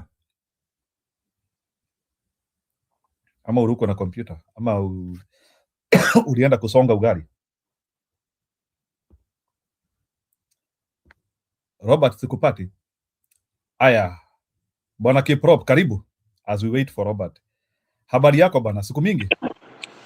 Njiru, mimi niko salama. Karibu sana. Najua tunakuanga tukiongea chini ya curtain kidogo. Hebu sasa, unaona kuna hii pande ya Sifuna after ODM imekuwa vipande. Kuna hiyo pande inaenda Tononoka, kuna hii pande ingine ya Sifuna sasa. Hii ambayo inaonekana ni kama iko na muhemko mwingi sana. Mimi ndio Sifuna, sisi ndio Sifuna. Can you react to what you are saying? Chenye mimi ningependa kusema, it's a very good start for Sifuna. Actually, it's a very unique thing yenye imefanyika leo actually. And I can tell you, Kasongo leo alale vizuri. And the way you guys know that guy is a very emotional person. Yeah, ni mtu mwenye he can really make a radical decision. So when you say emotional, ni juu sababu ni sababu saa zingine tunamuonanga akimwaga machozi kanisani. Hapana, sisemi hivyo. Mimi nasema I'm saying he's very emotional in terms of he's obsessed with winning. Nona Kasongo is always very obsessed with winning. Nona Kasongo ni kama, naweza sema ni kama Trump. Nona hiyo obsession hiyo ya kutaka kushinda, ya kutaka kuonekana you are a star kwa kila kitu. Na Kasongo akona hiyo kitu. Na sasa unaona vile amepata hii counter attack. It is the first time in his political career ya kuwa anaona amefanya a huge blunder. Amefanya blunder kubwa sana. Kukutana na amekuwa misinformed na Oburu. Amefanya a very what can I say? I think he never saw it coming. None. And then he was able to undermine Sifuna, akaona ya kuwa he will be irrelevant akitolewa ODM. He never knew that it was a blessing now for Sifuna to be able to sasa to express vizuri aonekane. So I think it's a huge blunder. Hata kama wewe umeona Sudi amesema nini? Umeona Sudi amesema nini leo kwa kanisa? You saw what Sudi said? Yeah, nimeona. Sudi anasema sasa wale wengine wanaitisha deputy na hawana mtu. Na umeona kama Sudi mwenyewe anakubali. So that means actually, acha nikuambie ukweli. Decision yenye Kasongo ata make in some few weeks to come, hii wave ya Sifuna itaendelea kukua sustainable. Unajua sasa the problem is in Kenya is you can create a euphoria at the first moments, but to maintain that euphoria sasa ndio kazi kubwa sana. So can you imagine Sifuna has to maintain your euphoria from now hadi 2027? So unaona ni kazi kubwa sana. He needs to maintain that euphoria. Na sasa if you will be able to maintain that euphoria, trust me, kina Mbadi, kina Oburu, kina sijui Wanga, wote watauma nje. Because I'm telling you, Kasongo cannot entertain losing. So hakuna kitu watapata, wameuma nje. I'm telling you. Wameuma nje, mbaya sana. So to me, I think Kasongo will have to negotiate na Sifuna. Mi nakuambia. He will try to use his financial abilities to buy out Sifuna. Hivyo ndio mi naona chenye inakuja hapa mbele. He will really try to mobilize, to try his best kujaribu ku neutralize, because that's the focus now yenye atakuwa na in the near future. Yeah, but things are cooking on well. Mimi but kidogo keep but you see Sifuna has consistently been fighting Kasongo even when he was inside the major ODM. Do you want to tell me that Sifuna can entertain any negotiation with Kasongo? I don't know, but calling him a one time. He has always been calling him a one time, not today. Maybe I'm pay a huge cut. Unajua sasa, maybe I don't know. I don't think if they will be able to work together, but what I'm just saying is ambition ya Ruto sasa ni kulaunch mablogger kwa internet, kulaunch. He will try to smear, because you know Ruto is good in divide and rule. So he will try to really smear down reputation ya Sifuna kwa kutumia internet. Na kwa sababu wameona the majority of the supporters ni Gen Zs, he will try to divide Gen Zs to be able to play the card ya kuharibu reputation ya Sifuna. And I can tell you the strategy yenye Ruto atatumia ni atatumia strategy ya kusema Sifuna hajawahi saidia kitu Nairobi, because that has been the biggest thing yenye wamekuwa akitumia against Sifuna. Wakisema Sifuna amekuwa akifocus tu na mambo ya ODM na siasa zingine, but he has never done anything development ya Nairobi. I think that will be the play card yenye UDA watakuwa nayo. I think hapo Kiprop amepotea kidogo. Itakuwa Sifuna. The war that will be taken from next week or from tomorrow, it will be Uhuru Kenyatta. And that's why I came with the reason in here, and I told you some bit that we missed. Sifuna posted today that K24 will be showing the rally in Kitengela, and that one will be a very, the bloggers already have started. From tomorrow, that one will be something that will be looked at different. Yeah, I'm telling you now, it is war now for Uhuru Kenyatta from tomorrow, and that is something you are going to be assured of. But sasa Joseph, mimi niko na swali why is it so bad? Why is it so painful for people when Sifuna akiwa funded, and sahi as we speak, UDA ndio inafund ODM? So why is it so painful when, because nimeona hii kitu sana wakisema that crowd was not organic, mobilization ilitokana na pesa ya Uhuru. What is wrong when Uhuru funds Sifuna? You tell me. Njiru, we sema hapo, what is wrong? Shida iko wapi? Si kila mtu anahitaji pesa na kila mtu anahitaji financial help when it comes to campaign. What is wrong when somebody gets a godfather wa campaign? What is wrong? Lakini mimi kuna swali najiuliza. Like hiyo crowd ya Sifuna, why is it that in Kenya we are always obsessed with watu wezi tokezea bia kukua mobilized? Ndio nasema hiyo kitu. That's the point. Because nimetoka sahi kuangalia analysis ya one of the watu wengi wenye wanafanyanga analysis. Kila mtu wanataka kupaint, and now I don't want us to be able to be the one wenye tunasema sisi ni team Sifuna, and we want to embrace what people are believing. You see, like Joseph here ana believe ya kuwa hiyo crowd ilikuwa funded na Uhuru, which is very wrong. Why don't we believe that people wanaweza jitokea tu kwa street? Kiprop umekosea wewe. Mimi sijasema, wewe umesikia pahali nimesema Uhuru. Mimi nimesema kuanzia next week utasikia blogger wakisema ni mimi, hakuna pahali umesikia nikisema nani alifund hiyo. Obviously that crowd was not found. How can you fund a crowd that is coming with you all through the road to the rally, and even in the rally they are waiting for you? What I was trying to say, you did not get me well. Let me put the statement well. I was saying starting from next week, because those are things that this Kasongo always is very careful, and he takes notes of it. He's going to send people to start talking about that. That is what I was saying. Sikusema ati mimi nasema Uhuru Kenyatta ndio alifanya. Hakuna pahali mimi nimesema. Okay, that's fine. So Keep, let me ask you a final question so that I can also Okay. Please, kama uja to subscribe, also take this chance to subscribe us. So Keep, let me ask you a question now. If you look at all the mobilization which Ruto is trying to do, it's like they are tearing off. Up to now, you cannot confirm any base which Ruto has. They jeopardized Gachagua, and it became a swayable. They jeopardized Sifuna, it became a swayable. Can Ruto continue with these hyper mistakes and still assure himself of a second term?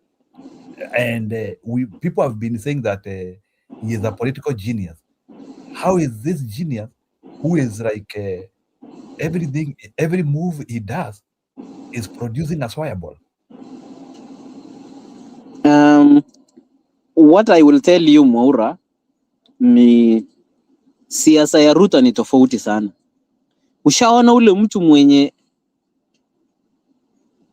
anasemanga uongo hadi anaamini uongo yake? I think that is the kind of person he is.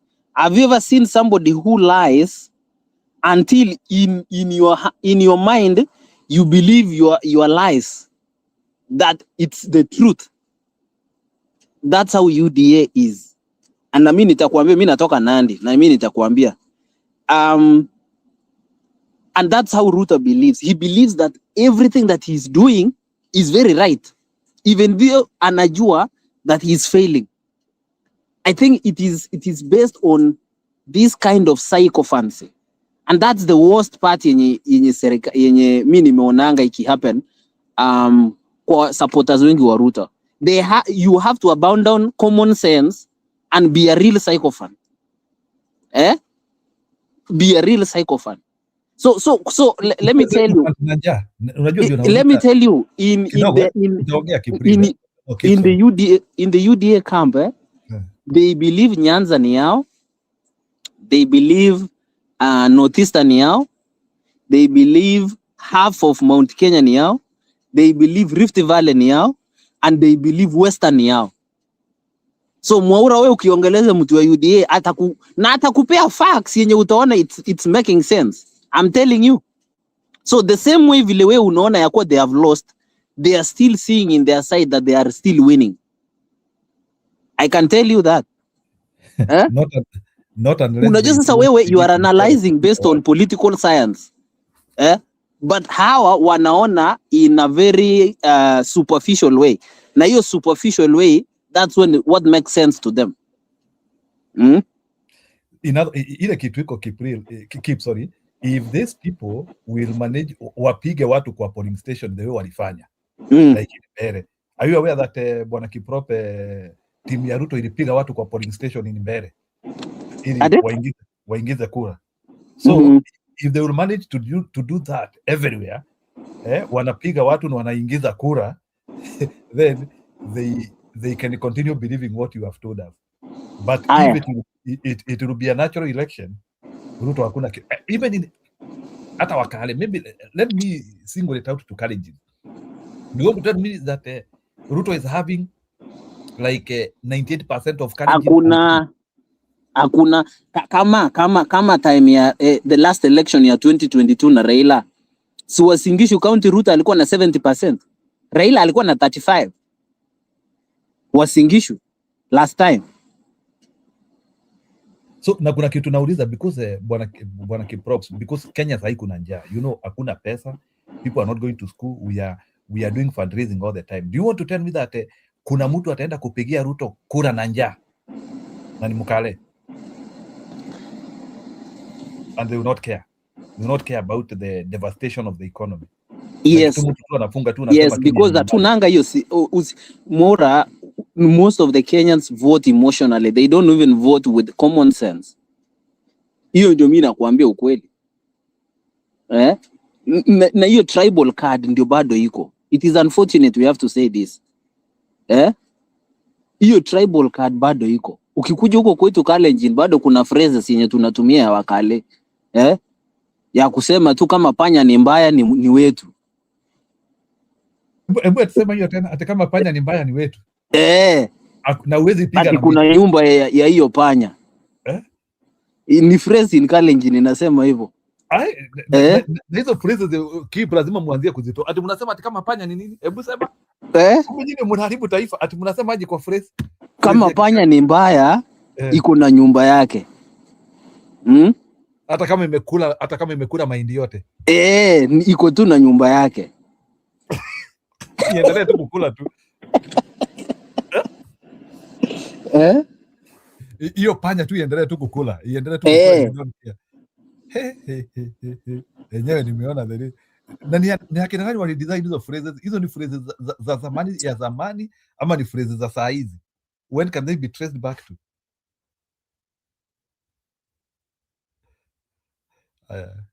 Hizo proverbs zilikuanga na maana hiyo kitambo, but sasa people are projecting it into politically. Actually haikuwa inamaanisha hata ati we should always protect somebody who is bad in the society. No. Yeah, but anyway, things are going to change. Mimi sijui, I don't know, but Gen Z factor ndio maana. Mwaura, mimi nikuulize kitu chenye mimi naogopa ni, are you sure that Kenyans wamechukua kura? You know that's the most important thing. I thought kura ni ya proportionality. Ile kura inapigwa ndio itatoa Ruto. Number two. Ujue tactic yenye inatumiwa in this election is very different. Vile nilienda nyumbani, nilipatana na rafiki yangu mwenye ni PA wa Faruki Bet. We were just talking. Akaniambia tactic yenye walitumia Malava. Do you know, nikamuuliza budget ngapi mlitumia Malava? Aliniambia they spend 980 million. Kwa one constituency, Malava, yes. 980 million. And do you know this time round the tactic wanatumia ni gani? The tactic they are using is they are paying the voter. They are not going to manipulate the election, but they are going to pay you kwa mulango ukiingia unafunikwa na 15k. Na unaambiwa make sure ukiingia ndani uende utik na upige picha evidence. Ukirudi unakuja unamulikwa na ngiri 5 ukitoka nje kwa mulango. So Malava watu walikuwa wanamulikwa 20k. Everybody like in a nation, is that one prototype like can you prototype that in a general election? I don't know, but that's the tactic yenye wanataka kutumia this time round, whereby they pay the voter kabisa, wanakununua direct kwa mlango. Ukiingia kwa polling station ushahesabiwa yako. So we niambie Mwaura, jamaa mwenye ako njaa akigongwa ngiri 10 atashindwa kwenda kutik? No, the question which I'm asking, because like for you to win you need like maybe ama ndio hiyo kura nani anashinda akituambia hiyo 3 million vote. Do you want to tell me that Ruto is ready to buy like 3 million votes, every vote like 15k? Ni swali nakuuliza. Ade? Is Ruto, unataka kusema Ruto ako tayari kununua hata kama ni 3 million votes na kura moja inunue 15k? He has the money, I don't know.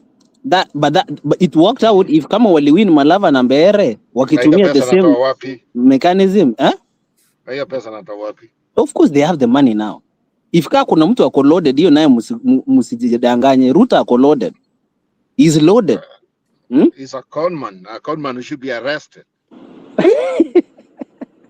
So in other words, keep vile unajaribu kusema Ruto to buy like 3 million votes ina anachida kituambia na every vote anunue 15,000. Hiyo ni 4.5 billion. Not 4.5, 45 billion. Wow. Yeah. So he is ready to use 45 billion kununua. Ujue sio kila mtu ananunuliwa. No, ndio nimesema roughly around 3 million votes. Yes. Hiyo ndio kuna. Sijasema yote. Chiro. Yes, go ahead. Let me answer this quick because I'm about to move from where I am. Narudi kiasi Njiro. Sawa. So for me, what's going on is the question we should ask ourselves: why the tear gas? People were peaceful, doing their own thing. There was nothing there.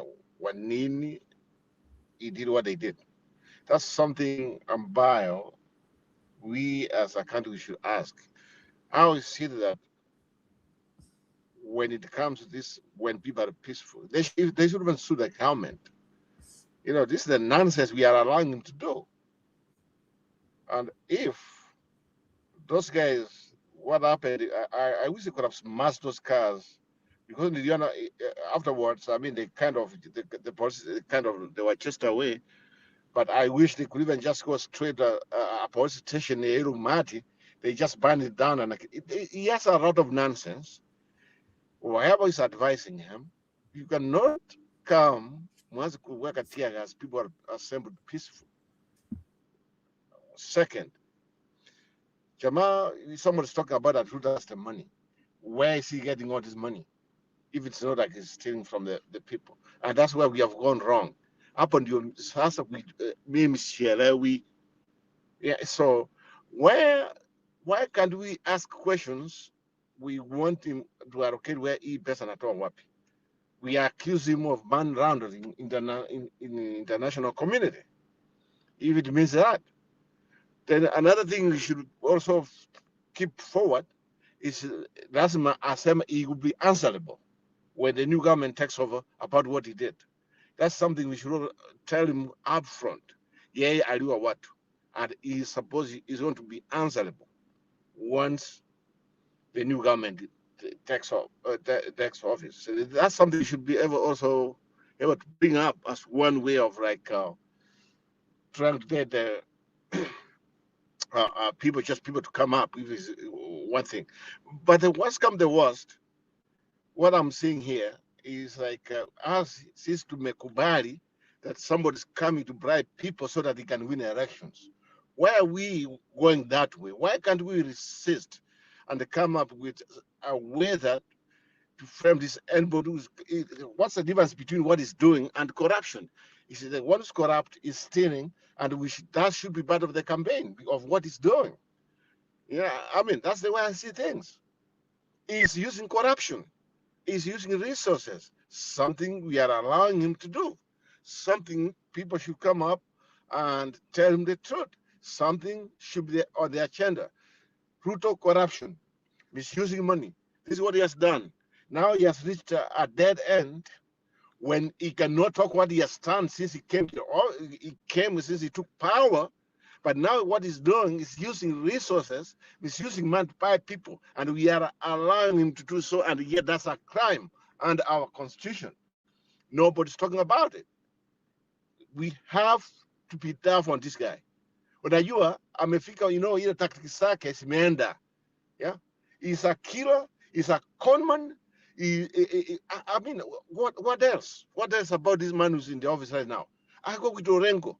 Orengo, in fact, said we should not even wait for 2027. We should get him out of office now. Now. I think that's we should get Orengo's message. I think nobody's talking about it. Orengo's right. We should not even wait for 2027. It should go out right now. Because Sabab is creating crimes against humanity. That's my take on that.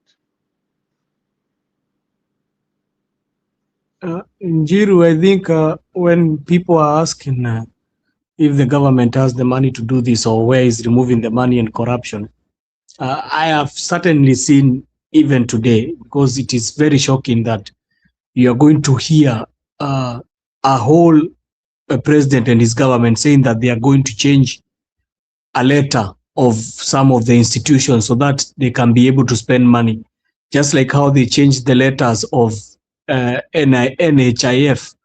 They changed the N in the HIF and they put it SHIF, and they put it SHIF, and they used 107 billion. Right now they have decided that they are going to change the letter A and put the letter S in the KRA, and they are going to be calling it KRS, which is going to cost us 1.7 billion to change the letter A in the KRA, to change it to S. So if you're asking yourself where he's getting the money from, those are the kind of dealings that he's doing. Imagine changing just a letter in the wording from an authority to a service, at the letter A, you are using 1.7 billion. So that is a given. That is why you see people asking, does he have the money? Those are the kinds of proceeds he's getting from corruption. I think I just needed to answer that. Wacha tupate Mama Nyakairo. So they want to change it from KRA to KR. Na ameuliza nani, by the way? I like the name KRA.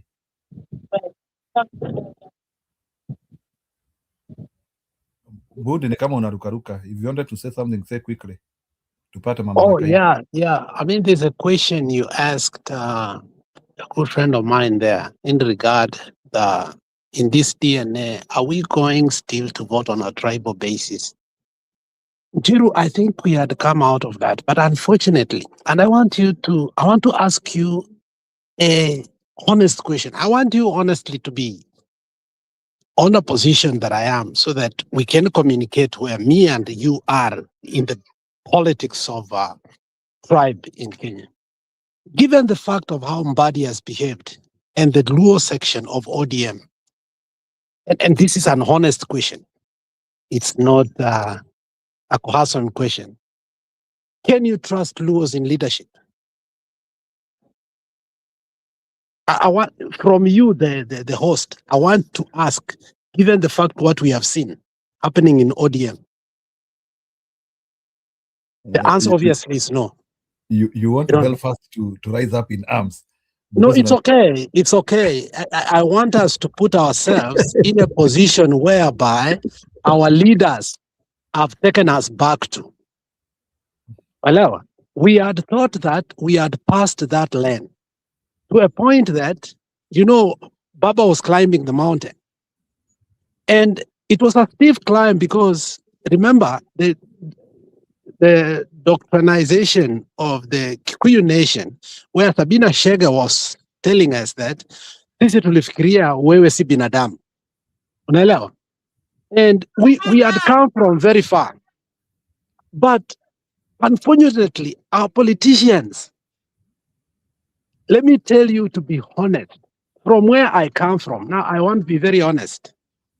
I don't think if somebody from Luo Nyanza stood today, again, we will be comfortable given the fact the way they have behaved. That is a postmortem of the politics of Kenya right now. And the more we want to come out of it, the more politicians are pushing us, whereby now the politics of tribe has become the glue that is fragmented.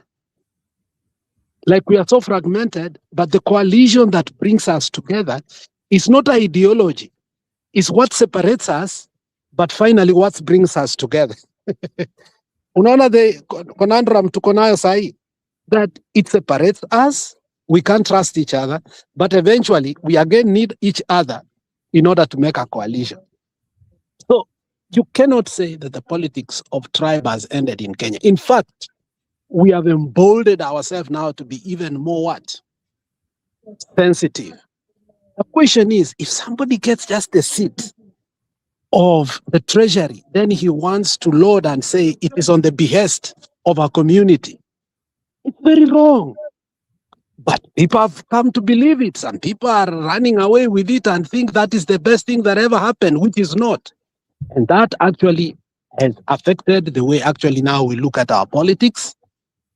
And that is what Karoli Omondi was saying the other side, that look, I mean, you people are doing injustice to the community that has fought for democracy for a very long time. If you chase away the Luyas, because Sifuna seems now to represent the Luyas, you are saying Luya should never do what? Trust the Luos. So fundamentally, the leadership tango in ODM has become a tribal war. And it has precipitated into what we didn't think we are going to think, some of us. So my brother who just spoke there, I think he comes from the Kalenjin community, is right. There are people who will say this. And I think after Moi stayed in power for 24 years, Kenyans came in unity to elect a new dawn. Unfortunately, Kibaki was a good leader, but the people who surrounded him, the Murungaru, the Kimunya, the so on so, they formed another cocoon of what we call the Mount Kenya. So when we saw the radical surgery, it was taking the Kalenjins, whether by merits or not, out of the government. That fear of just being from a certain community, even if you want democracy, of retaining your job after a transition, is there. It's real. Because if another radical surgery will be done and you're a Kalenjin and Ruto goes out, obviously you're going to be a culprit. So I don't think Kalenjins are going to vote because they like Ruto, because they know that if radical surgery was to be done, they will be culprits of it. So I think leaders need to be sensitive to a point whereby if we are going to deal with transitions, how we do transitions is affecting how comfortable we'll be to go to that ballot box. Again, you are not going to vote knowing that, okay, I'm voting for democracy, which is right, but I'm voting against my job.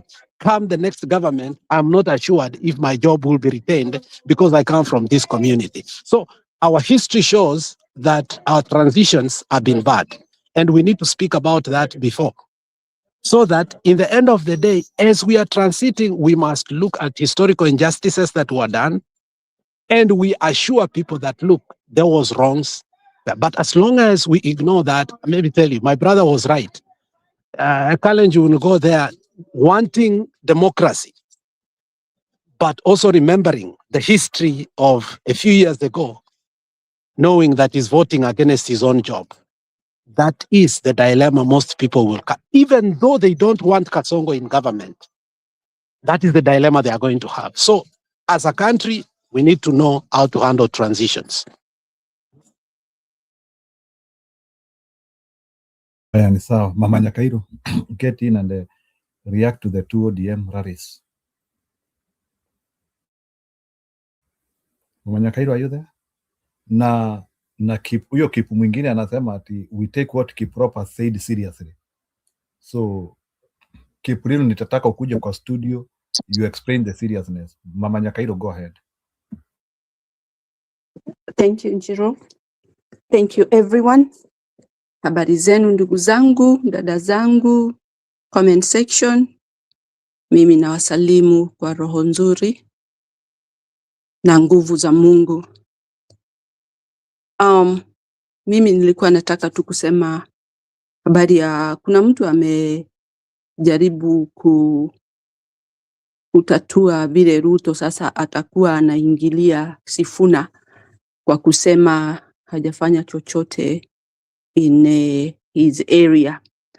Lakini mimi nataka kusema I don't know how politics go, but it's their seniority ama ni aje, kwa sababu singeweza ningesikia aibu sana ikiwa sasa Ruto atakuwa ameangaliza macho yake kwa Sifuna, who is just a junior person to him. He is the president. He ought not to start attacking people who are really asking him what has he done. Sisi wananchi tuko pamoja na yule mtu ambaye analilia sisi na anaye tuongoza ama kutuonyesha makosa ndio hii, kwa hivyo muangalie vizuri, mjue ni aje tutafanya. Simply because Ruto has been singing about watu watakuja watoe mambo yao, waonyeshane ile kazi wamefanya. And I am just ashamed of such a president being my president. Mtu ambaye amefaili the whole country, anajaribu kutuambia nini? What is he trying to portray to us? What does he want us to say when he has done all this damage to the country? Me, I'm a critic of Ruto, honestly, because I never expected our country to go this bad during somebody who people thought, I didn't think about that, but there are people who thought that this guy is going to do wonders in the country. But what are the wonders that has he done? He has committed crimes in the country. Those are the wonders of his. People cannot appreciate somebody who does crimes, who is a corrupt mind. Mtu ambaye anatusi watu juu ya gari kuwaita wajinga. So definitely Ruto amejiona yeye ako juu ya sisi na ameona kiburi yake imemzidi na hapunguzi mpaka anaendelea kuita watu wajinga, hawana akili. Honestly, a president of a country who ought to be in the State House doing some work that is beneficial for the wananchi is on the road, on top of the car, calling people hawana akili. That is unheard of. And I really, that one can, I believe, and I hope Kenyans got this. And they should take into account that this guy is not a good person at all. Whoever is supporting him, surely, I don't know what you think. Because I see other people arguing there that Ruto, sijui atajenga, sijui what is it called? That stadium. But you just wonder, yes, the stadium will be built. What else? What does it benefit? Kwani watu watakuwa kwa michezo all year rounds, all years. Hiyo itatuletea nini? To be honest, let's not support evil. Let's be honest to each other. Alex has said about tribal. Hiyo ni kitu muhimu sana watu kutekeleza na kuelewa kabisa hii tribal inatuhusu nini, inatokea wapi, ni nini kiini chake. How can we cure this? Because now remember, Aaron Cheruyot was in Nakuru trying to make those secretive meetings, ambayo si meeting nzuri. Ni ya nini?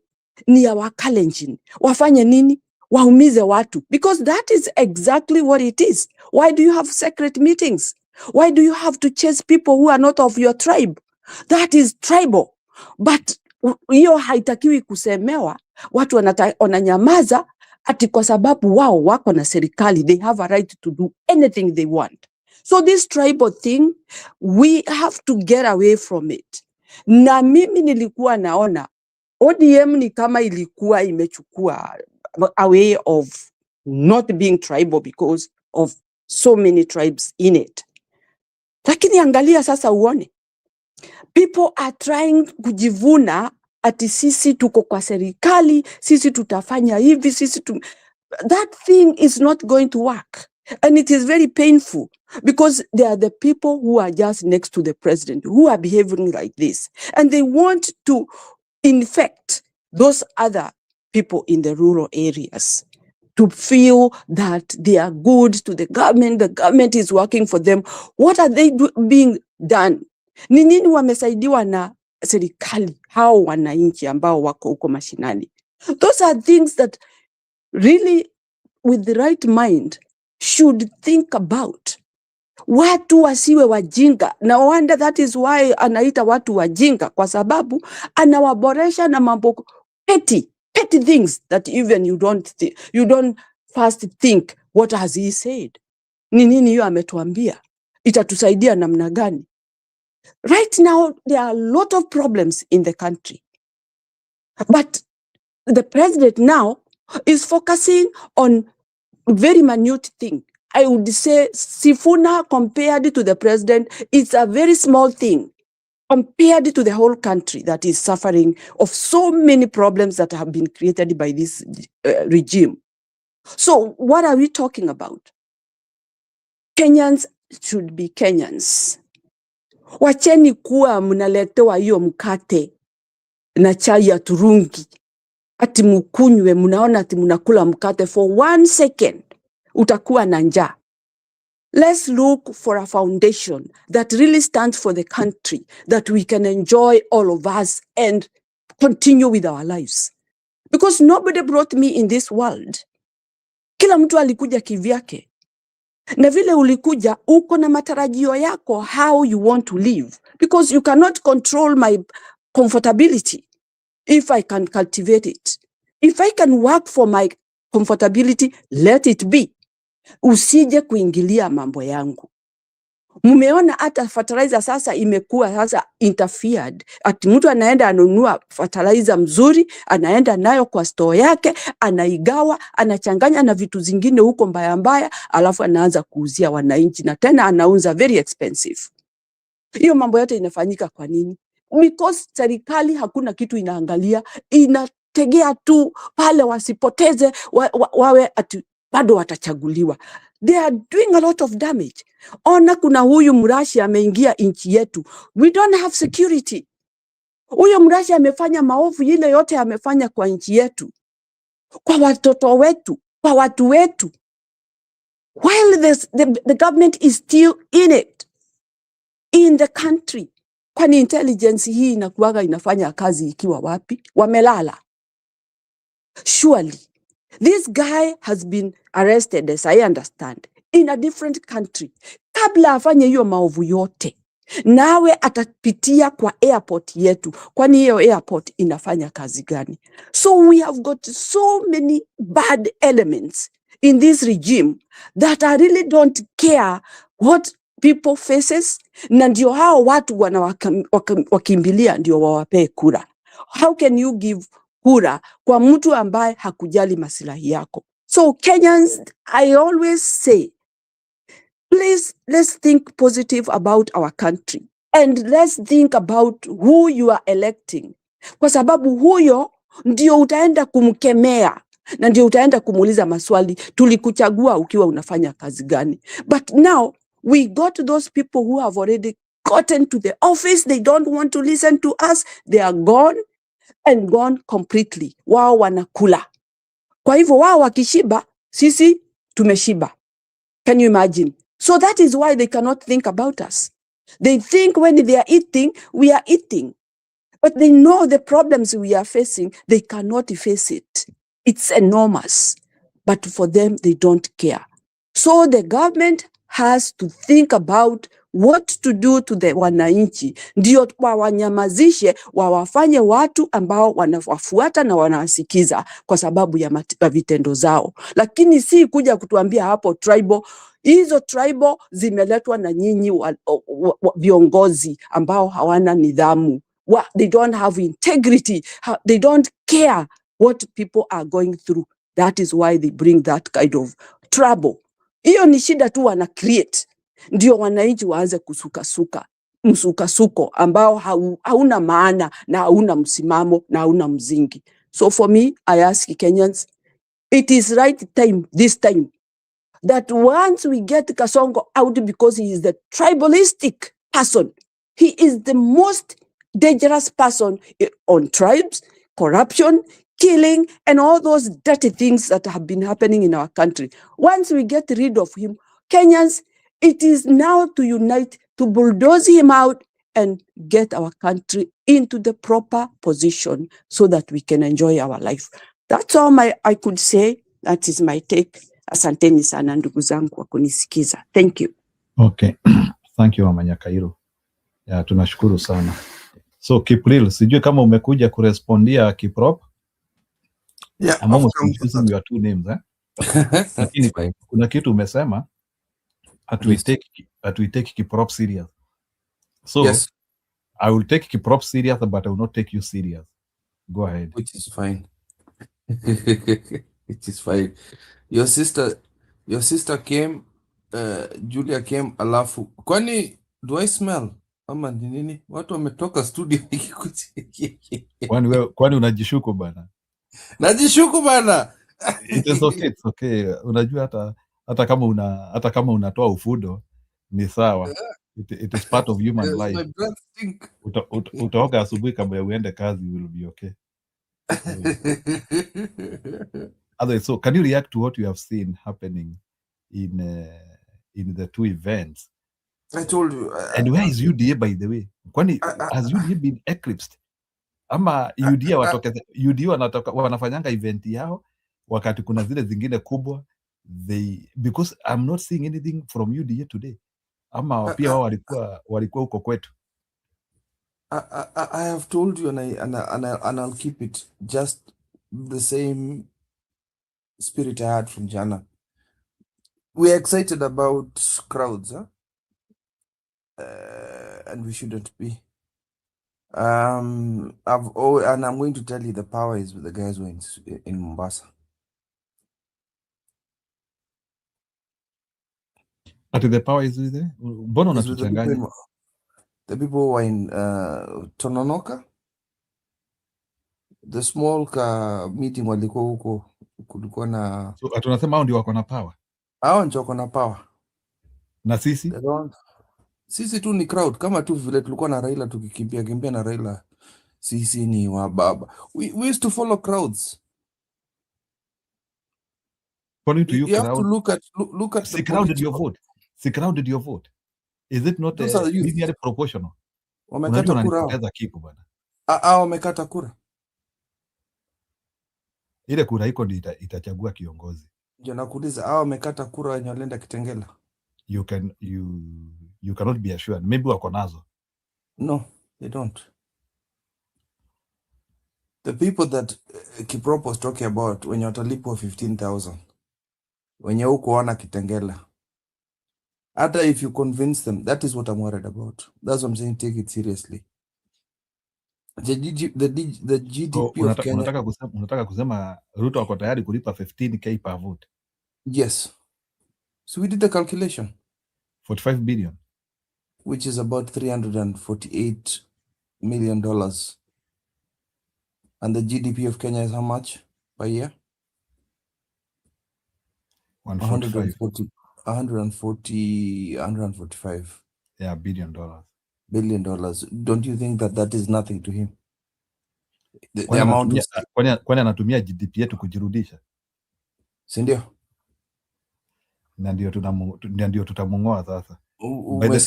By the time unanunua hiyo kura yote, that is something which is very visible. Umesikia vile Joseph amesema juu ya kuchange jina. Wameweka bili ngapi hapo? 107 billion. Sasa that is already done. Half the amount is, that is twice the amount he needs to do that thing. So what I'm trying to say is, no, when I say take it seriously, Kenyans do not know the right side. Watakula tu na warudisha Kasongo tena. What happened in Bere? The people were panging. Bere beyond bribery, pia walipiga watu. Yes, see, it's going to be a mixture of that. That's what I'm trying.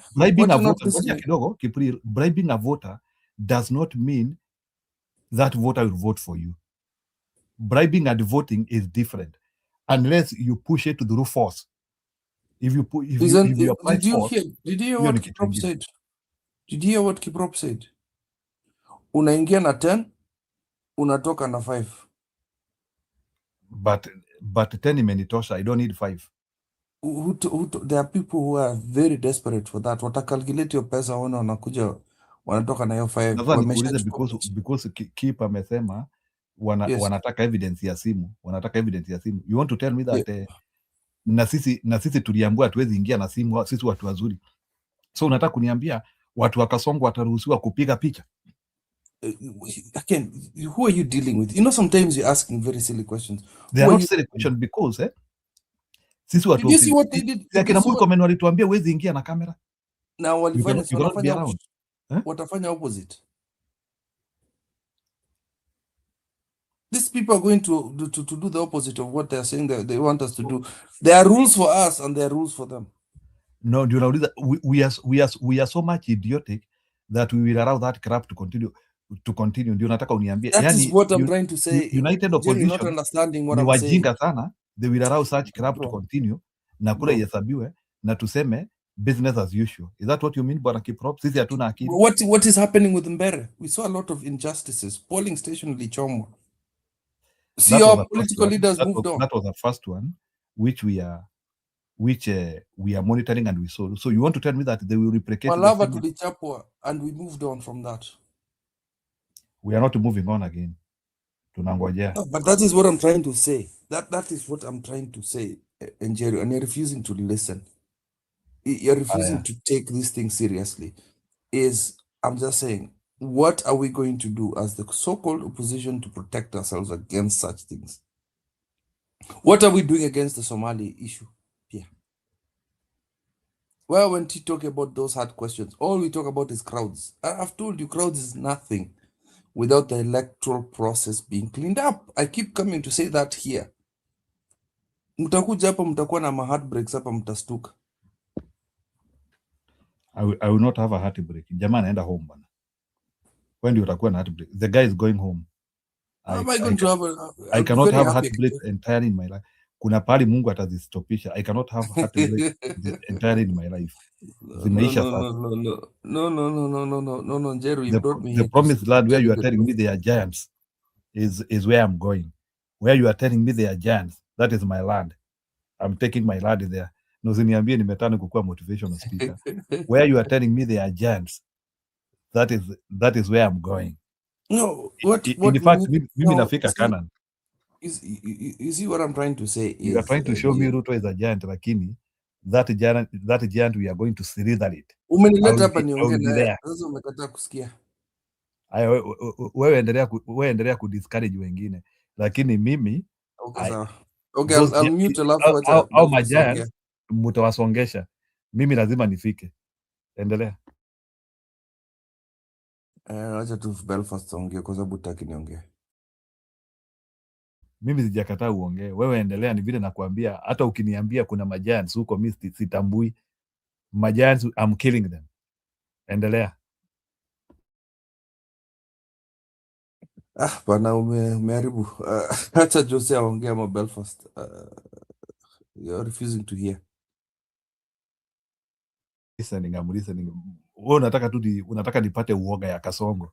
Kasongo bana tumemfunza adabu bana. You asked me to come here and explain to you what Kipropo is trying to say. Basi sikuelezea, mimi sijakataa. Nile nasema I'm not taking the giant.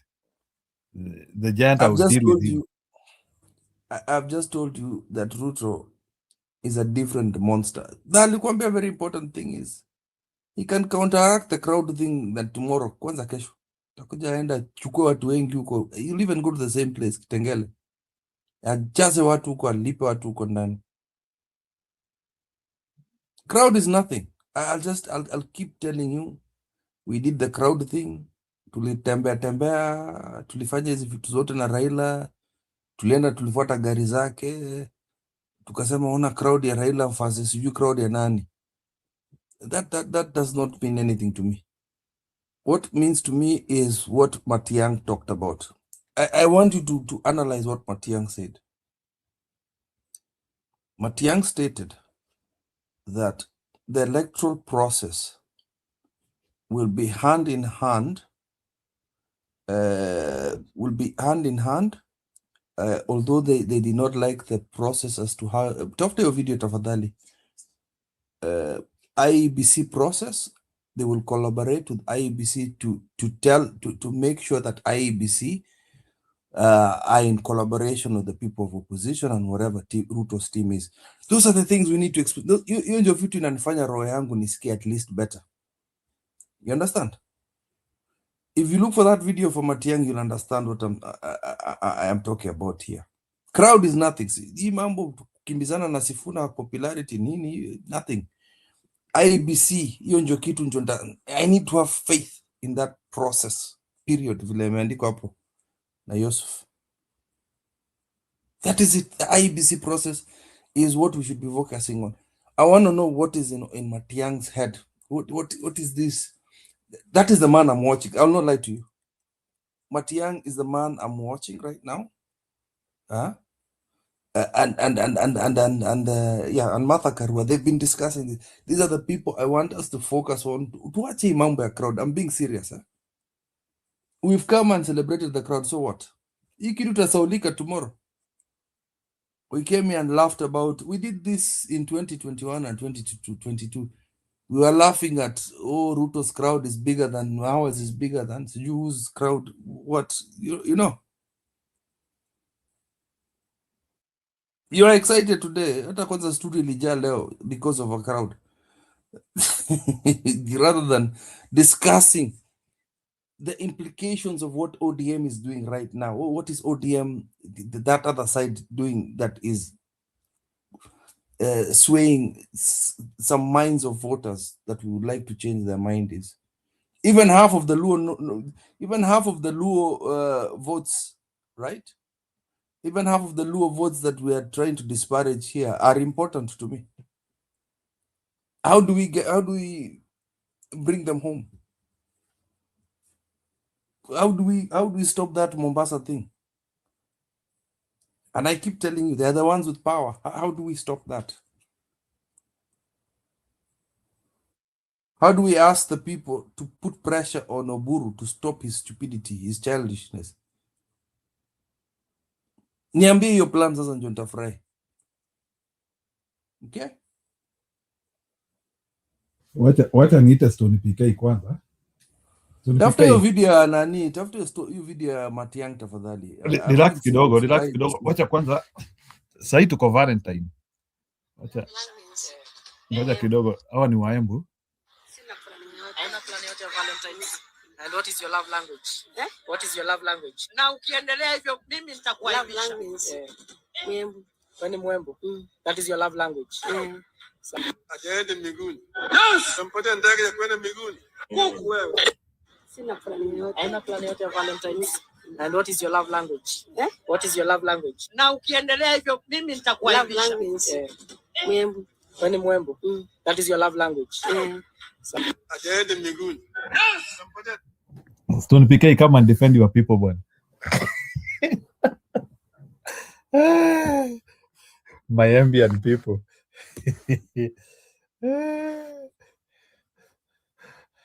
Sawa. So ni Kiprilu utahold kidogo, wacha nipate neutral.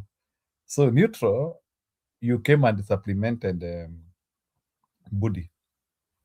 Uko na jambo lingine zaidi ya hiyo? Na by the way, Gachagua ameongea sana leo na walikuwa na jichopevu huko. Sijui kama mnataka kwanza niwachezee hiyo video ya Gachagua ama mnataka tu kureact kwanza. Belfast, go ahead. I don't want kucheza video sana kama mjareact. Belfast, go ahead. Jiro, up to some extent, I agree with what keep really saying, that we should not concentrate too much on the crowds. I applaud what they did, in the last few hours today. But as we know that behind all this, Mr. Ruto has his machine, and it's not just Ruto. There are quite a few of those characters like him who are going to impose themselves onto such big crowds. We know, we Kenyans, we know each other. Please, even in the diaspora, it's like a mini Kenya. We know each other so well. So I don't want to throw the dust of like trying to be negative about what is impending, how Ruto can be dethroned from power and all this. But the reality is, if people concentrate on just the crowd and they think that now we have a savior, because look at the way they treated Raila Odinga. Just imagine. And on the theory that, I'm sorry if this sounds a bit negative, but people loved this man so much because he was fighting for change and human rights and so on, but only because they believed, because he was from an uncircumcised community. This is why they even disallowed him from walking into a restaurant while campaigning in places like Nyeri. So how then can we, now that was a man from Lowlands who also sometimes confused people about his parentage and saying that he was from the Wanga community. So, that was part of his campaign strategy, that he was half Bantu, half Luo. In fact, some people in the Luo community believe that. But these things don't matter. What I am saying right now is that if the young generation have decided that they want someone like Sifuna because we know that Sifuna is a very strong parliamentary leader. We know that. We know that, in fact, if you watch him, and you might as well compare him with the Ule Crockett when Ule was Senate in America. She's a Afro-American, and when the subjects that come to the audience of the Senate in front of her, they yani wanamwogopa sana. I think you know the lady I'm talking about. Kwanza nyinyi Republicans kina Njiru mnamwogopa huyo mama sana. Sifuna is like that. He does not cower, because he has seen some powerful people in front of him, which is good. And if that momentum is real, and we know, by the way, that Sifuna took power in ODM by force, the way he removed Ababu Namwamba about 11 years ago. Why then can't we think of a Sifuna who will do the same by force? That power is not given, in Kenyan politics. You go there, you line up at 5 in the morning, the whole day, people are lining up to be counted to vote. But you have to have a leader who will not cave in. So if Sifuna and the youth are strategizing that this is the third time lucky person, then we go with it. If this is the situation, they need to explain to us how this can happen. Because we know already that William Ruto and co, they are panicking. So what they're going to do is to dismantle this momentum. They're going to do everything in order to stop such a movement. Right now, it doesn't matter whether it is ODM or DCP, any political party, Jubilee. It matters that if there is a person at the top of this who is ready to change Kenya, then we go with it. It doesn't matter which political party right now.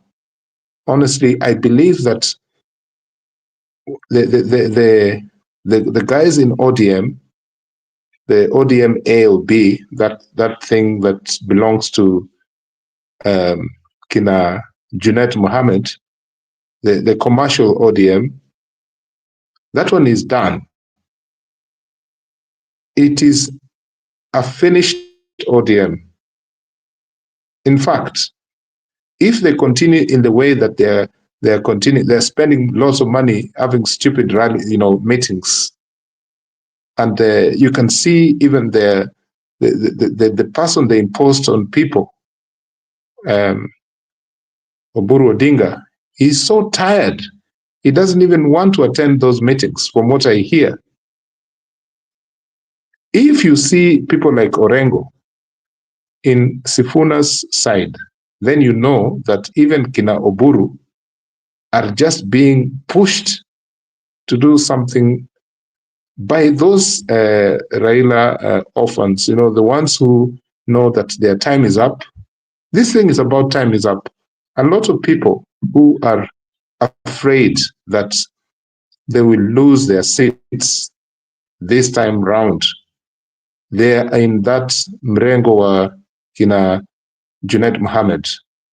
They are very afraid, and it is so sad that now Kenyans are being put in like a sandwich in the middle. They've been put in this situation.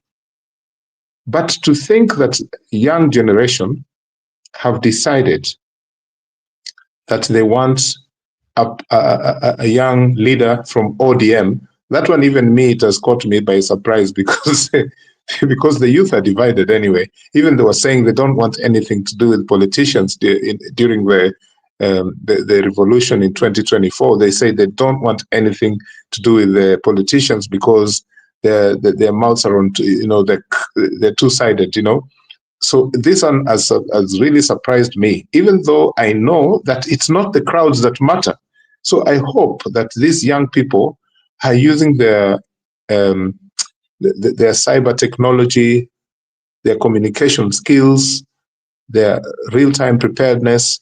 So they're the ones who are organizing these things.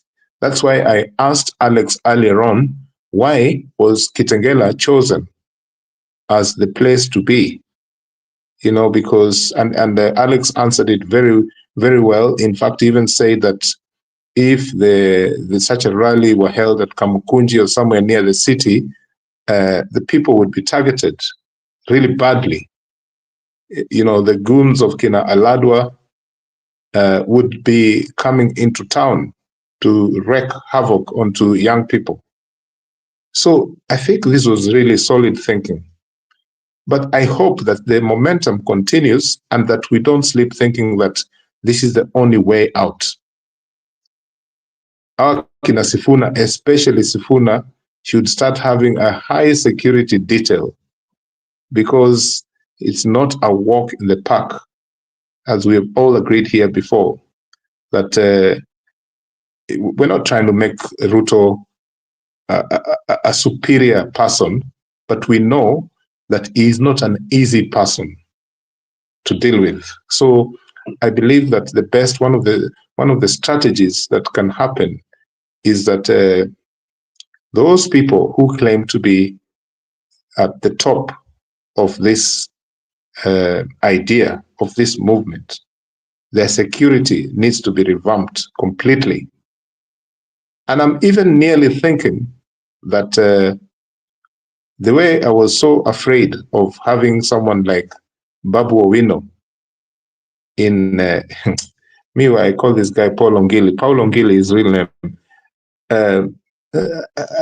I had my reservations about this man, but I thought that, well, this man, what he did, trying to shoot and kill that DJ, because of, obviously, he said he was drugged up and he said sorry and all these things.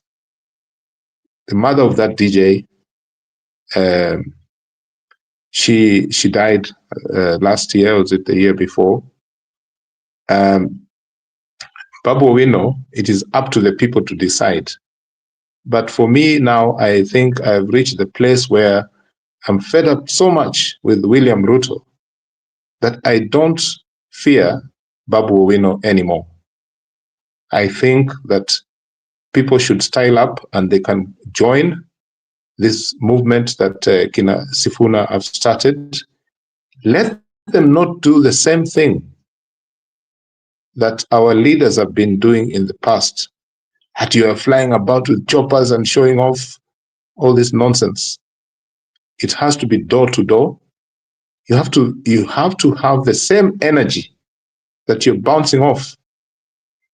You know, in theory, those things at TSG, Munaenda kwa mafinos, no, you need to knock on doors. You need to speak to the people directly and say, why is it that you want to change this country?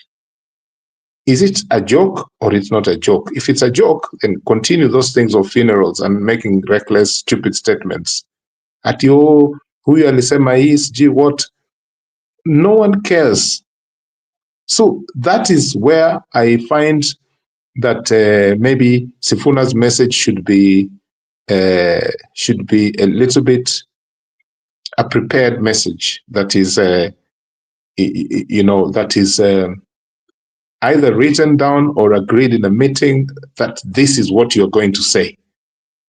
Ile ya kuporomokwa, that's why Aisha Jumwa snatched the microphone off of him the other day in Kilifi.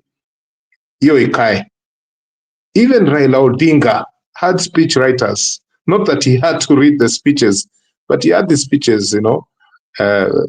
He knew what he was going to say because people had prepared him. They had studied what people are saying in the ground. Belfast, So I think...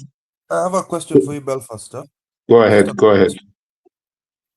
What are your thoughts about what Kiprop had said? 15,000 per voter.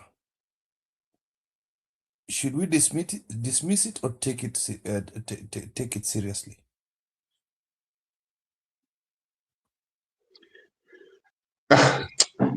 You know, I don't believe in corruption. If someone gave me 15,000, I know that there is another person who is That is you.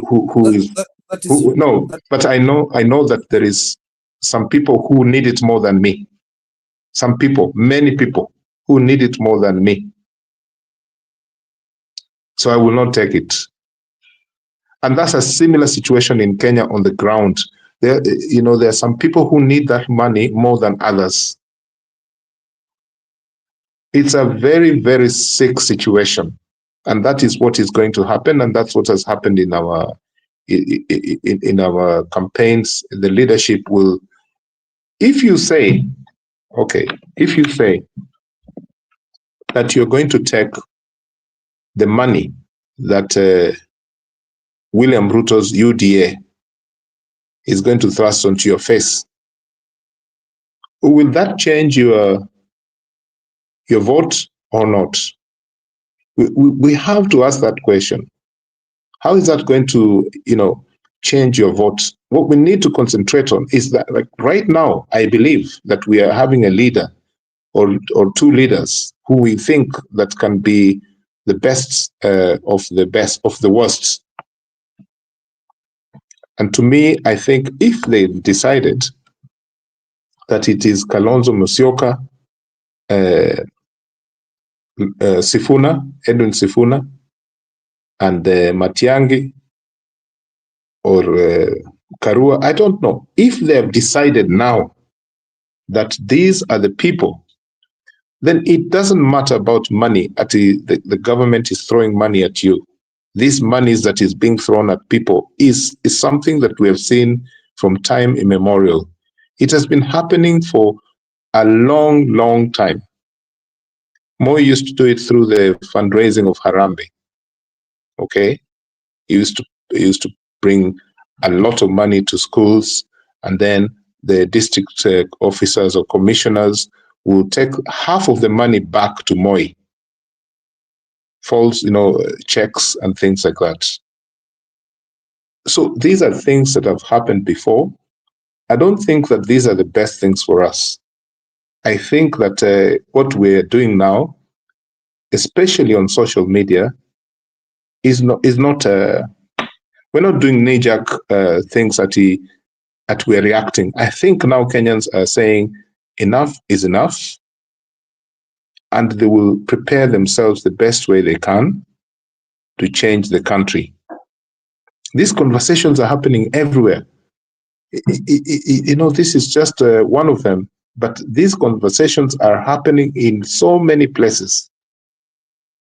But the problem we have is the judiciary, which yourselves, this thing called the Supreme Court, and the IEBC, and the reckless behavior of agents.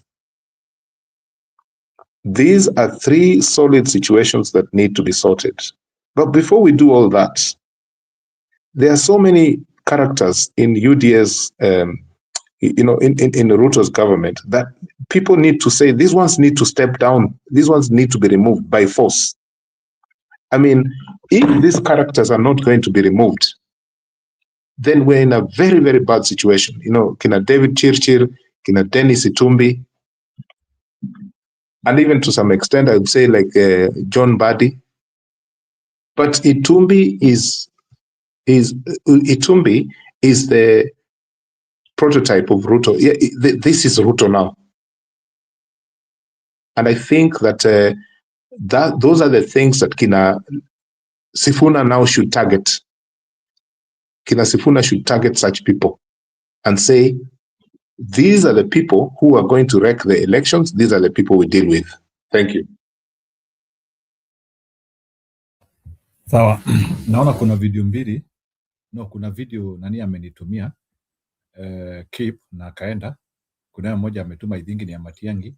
So nitacheza hiyo na nicheze ya Gachagua, and then we react to what bwana Bwana Nita ama Maukuni nataka kurespond kidogo kabla ya niweke video.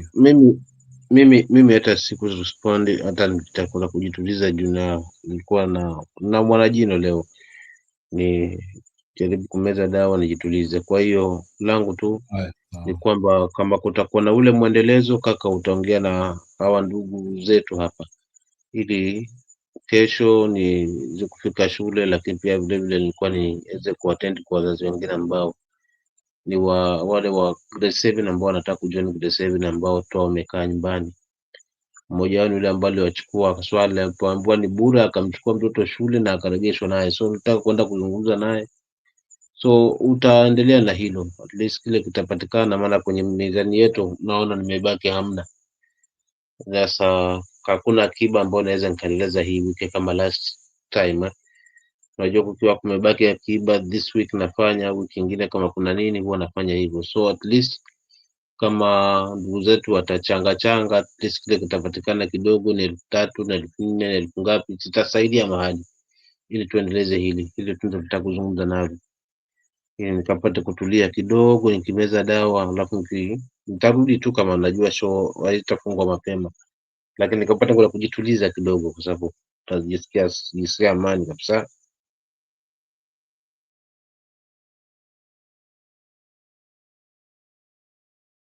Sawa. Nitaweka namba ya Chaka Mdune. Hiyo ndio namba ya Chaka Mdune hapo, 0724 739 940. Kama kuna mtu anataka kujumuika katika hiyo mambo ya shule, 500, 200, 1,000, 2,000, 10,000, unaweza tuwekea kitu hapo. Ni mambo mingi sana inatendeka katika is some gaps msimamo established, na tunajaribu kusaidia watoto kuenda shule.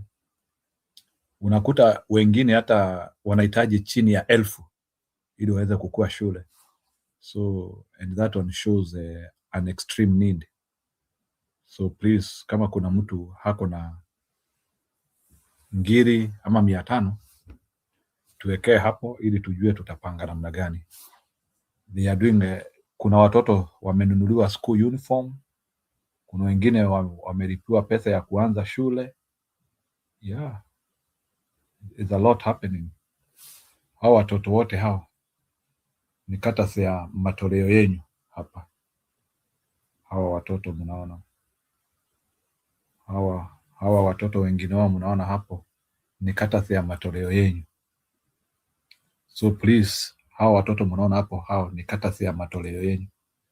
So tuzindishe mchango ili baadhi ya watoto waweze kupata nafasi ya pili katika masomo. Wengine wao isipokuwa ni mchango kidogo inafanywa hapa, wangekuwa nyumbani. Bwana Kasongo alikuwa amesema watu waende shule bila chochote, lakini ikakuwa sio hivyo. Bado walimu wanahitaji kitu. So hiyo story alisema ati mtoto aoshwe apelekwe shule bila chochote. Hebu msimame, hebu tuambie story ya watoto kupelekwa shule bila chochote. Inaendeleaje? Sababu ni ni Bwana Kasongo alitoa hiyo story. Yeah, inanikumbusha ile siku nimeingia shule nikawauliza walimu hilo swali. Yaani walinitazama kwa macho mengine ya mshangao, wananiambia wewe unatuambia wakati Kasongo alizungumza anajua bei ya choki. Yaani hiyo ndo kauli niliyoipata ya kwanza, anajua bei ya choki. Sasa njoo nikuonyeshe vile tunafanya. Kwa ni mambo ya uongo ambayo hayana tija. Walimu kwa kweli wana uhaba wa walimu. For instance, wakati nikiwa na mkutano na BOG ya hiyo shule, wale board members walisema walibahatika kupewa walimu 2 mwaka jana, wale walimu ambao wanasemekana wanaweza kupatikana. So lakini the whole count ya Kwale walipewa walimu 28. So hiyo shule kabahatika walimu 2 tena twinkle over naye wakaja wakachukuliwa. So walimu wamebaki pale ni kama walimu 11. Wanafunzi ni wengi. So akisema ameajiri walimu wengi zaidi shule, hilo ni la uongo. Akisema kwamba watoto wanalipwa school fees, ndio haya ambayo tunafanya sasa hivi, kwamba watoto lazima walipiwe. Kwa hivyo hakuna cha bure, si kuanzia na ni kuanzia si ati ni class ni grade 7, ni the whole kuanzia nursery school kuendelea. Ni mzazi, pesa yako. Failure to which mtoto anarejeshwa nyumbani. Kwa hiyo kaka, mimi kujibu tu hili swali umeniuliza ni kwamba ni kauli nyingine tofauti kabisa na yale ambayo tunayashuhudia haswa kwa wazazi wenyewe. Na ndiposa huo mkutano wa kesho nilitaka haswa msikize, haswa bahatika kusikiza board, kusikiza changamoto za walimu, alafu pia na changamoto za wazazi, ili tukiwa hapa tusiandike na mate, tuandike na kitu ambacho kiko ground. Nadhani hilo ndo naweza liweka hivyo kaka yangu Ndio, kwa wale ambao. Lakini kuna mwingine hapo ameuliza kwani ni shilingi ngapi zinatakiwa. Kwa sasa ni kile ambacho unacho, kwa sababu tuwezi sema ni chochote kile ambacho unasikia kwa moyo wako kitatusaidia haswa kushika watoto wawili watatu, kuweza kuhakikisha kwamba wameendelea na masomo, ama kuweza kulipia ambao wameweza kutuzwa manyumbani na waendelee na masomo pia mashuleni. Kwa hiyo ni chochote kile ambacho nacho kwa time being, kwa sababu hazina yangu ndo imeisha kwa sasa, but wanafanya kitu na mahesabu, naika vile kitu transparent, si vitu ambavyo nafanya kubanabana, hapana, ili haswa tutiane moyo vile vile haswa kuliendeleza hili. Asante Njiru, mimi wacha nimeze dawa kidogo, I'll be back. Ni sawa. Nikijisikia So, nafuu kidogo, najua nikimeza painkiller alafu sometimes itakuwa nimetulia kidogo. Hii swali Musiokana kuuliza hiyo utajibu kesho. Musiokana kuuliza iko wapi? Wacha nione. Wacha nione Msioka anasemaje. Anasema Msioka tuambie uzuri wa Matiang'i. Uzuri wa Matiang'i ni mwingi wala hauna kifani. Uzuri wa Matiang'i ni mwingi, na uzuri wake kwanza hakuwa ni kiongozi wa majigambo kwanza wa kutaka kuonekana, lakini vile vile kwamba yeye ana akili kuliko watu wengine. Alifanya kile ambacho kinastahili kama kiongozi. Kwa hiyo aliboresha hatua ya elimu tofauti pakubwa mazima, kiasi kwamba yani na si elimu tu, haswa upande wa doketi zote zenye ameshikilia, Matiang'i amecheza kama yeye kama kiongozi. Hakuingiza siasa ile ambayo tunashuhudia sasa hivi kwa mawaziri wengine, bali alisimama kwa kazi. Kwa hiyo kama ni shule ziliboreka zaidi kipindi chake, na sasa hivi pia tukitazama kauli zake pia zinaonyesha ukomavu wa kiongozi. Yaani mambo yake ni ya polepole, lakini ni misumari. Kwa hivyo sina shaka na yeye kwa kweli. Mazuri ya Matiang'i ni mengi, siwezi eleza maana hayana mfano. Asante. Haya, sound. So tunaendelea tunaendelea kuona hizo groups mbili ambazo zinafanya kazi, na tumeona kweli a clear distinction between kile kimetendeka Kitengela leo na kile kimetendeka kule Tononoka. So kuna watu wanauliza kama hiyo euphoria inaweza kuwa maintained. I think kulikuwa na kiu cha watu kuona, sababu ni kama watu walikuwa wanangojea. So, I think ile kitu iko ile vuguvugu ya Gen Z ambayo Ruto alikuwa amejaribu kusuppress, hizi magroup sasa zinatokezea. Sasa inaonekana sasa walikuwa tu wamekomelea chini, lakini sasa wameanzia kuinuka. So I think hii momentum inakuwa maintained, sababu ukikuwa pande ya watu unapata watu. That is one beautiful thing nimeanzia kuona. Wewe ukiamua uko pande ya raia, watu wanaamua na wewe. Ukiamua uko pande ya Kasongo, go ahead. Jiru, thank you. Jiru, the security of kina nifungue tayari. Sasa leo tumenyoa nywele kama Ruto. No, usikaipeana example na Ruto bwana. Wewe sema umenyoa nywele kama Stone Cold Steve Austin ama mtu mwingine. Wacha kupeana example na huyo okay, pole basi. Pole. But what needs to happen right now, which of course we share this message, anyone can share this message, is these people who are now coming as a new movement, they need to be serious security-wise. When I say this, I don't mean that there'll be some kind of fatal things happening, but even their day-to-day,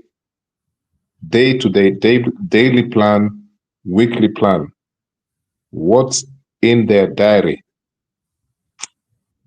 Security is important for these people, because if they don't plan this thing properly, security-wise, then this can mess up the whole plan to unseat Ruto from power.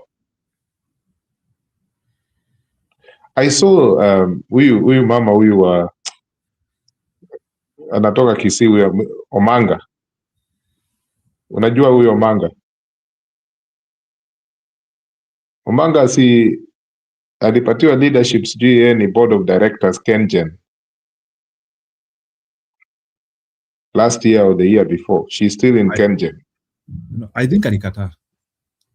As far as I No, know. she's a board of director in KenGen. Up to now? Okay, alikataa hiyo sijui kama alikataa sababu wakati huo walikuwa na there was a new CEO coming in, sijui Mugo. There was a board she had been nominated, but ni kama hakuchukua hiyo kazi, lakini kuna mtu anaitwa JM hapa anasema Omanga is a more. So in other words anasema lazima akuwe handled vizuri, very carefully. Yeah, but if you say Omanga is a whore, then what about the man who looked followed her? You know, it takes two people. Not H. Wewe unaruka haraka sana. Sio ya H, no, ni ya M. It's easy for us to label women, but there has to be a man behind that situation of being one is being called a whore. We anasema mole, sio ile ingine. Unajua yeah, ni mole. Okay. Metaphorically, yeah, ni mole. Okay. Yeah, ni mole. Okay, sawa. Hii kitu ya mole pia ni mbaya. Yaani mtu akiongea vile anataka kuongea yeye ni mole. Ndio maana watu waliwacha ODM wengi. There are some people who are not even moles and they were called moles and they left ODM.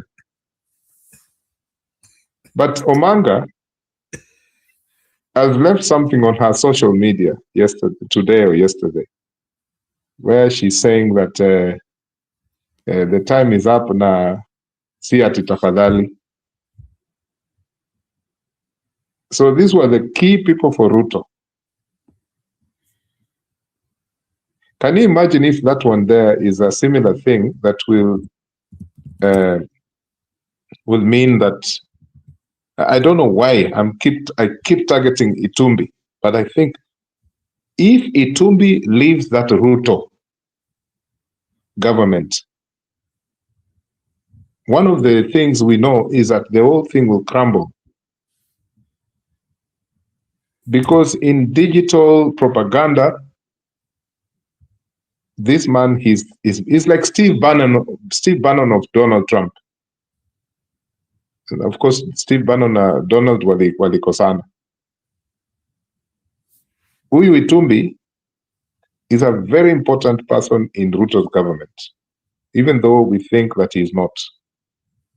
So when you see someone like Omanga, those were the Itumbis during the election campaigns, the last two elections. So that means that there are signs that some people within the Ruto regime, they're ready to surrender to the people and say enough is enough. In fact, they have surrendered. I don't know where the problem is. Is the problem the fact that these people who are in the opposition, they have been together with Ruto before, including a lot of people in ODM? Is this the problem? That you are guilty by historical partnership, of party politics? Is this the problem? Because you think if you leave Ruto, he might come around and prosecute you for something because he knows you too well. Is this the problem? And this is the way we've been thinking about things in the last 15, 20 years, you know, when Uhuru Kenyatta was fighting to be president, and some people that he knew too well crossed over the other side. Then they couldn't talk too much. They couldn't say. So are we saying that someone like Sifuna has brought something different, Jiru? Because he is not linked in any historical way with the Kinaruto. And are there many people like that who can then say, we don't care. You cannot prosecute us for anything. We're going our way. As opposed to the old patron-client relationships between the people in ODM, Wiper, Ford Kenya, UDA. These are people, they know each other. They know each other only too well. I'm beginning to think that if now we have a different dispensation where we don't have such people, and such people are the ones who are now trying to change the system, then this is a good thing. Ama unaonaje, Njiru? Yeah. Wacha kwanza nijibu hiyo story yako umesema about security. I think security is very perceptional. I know there are so many people who have gone against Ruto and they have started finding hell. Mtu kama Gachagua ilibidi akafika level akaanzia kutembea na helmet. So those are some of the things we are still monitoring, and na tujui hiyo vita ya Ruto na Gachagua finally itafika wapi. But that one does not isolate the issue that watu kama akina Sifuna, they should not defend themselves. What I don't know is if they continue the way they are continuing, if the government will not react the way they react, kuondoa security, and maybe they might be forced to have their own private security. That is something which I would still like consider, like is he ready for that? Because to some extent, if Ruto determines that he has really become a nuisance to him, I think they might want to attempt to remove some of the privileges, which usually comes with the responsibility which he does within the country. So that's what I believe in terms of security. So history ingine where many people are talking about euphoria, for me I think the euphoria is maintainable as long as we can get a strong person who can guide that euphoria without wavering, because the Gen Z spirit is not dead, it is still around. Ni vile hao watu walimutate as part of self-defense. You know that, bwana Neutral. After ma Gen Z waliona sasa ni kama wanakufa sana, they mutated in other forms. Wako pahali tu hivi wanangojea. So kuna mtu anaweza tokezea tu hivi and like umeona kama hiyo meeting ya Sifuna leo, you can try to see like that is a meeting one step away from sparking. you know when I use that word, nikisema a meeting which is one step from sparking, I know you understand what I mean. Hiyo ni meeting kulingana vile watu wanafanya hapo, au ni watu ukiwaambia sasa tuelekee hivi. So, Lakini wacha nikuulize, what is the strategy? Because if he wants a good strategy, like I said before, that he needs to have. I want to the strategy is to keep enthusiasm, to keep the energy. That is the biggest. But what does that mean? Does it mean a person comes with some bullet points? A speech is a speech. Is a speech, no, you know.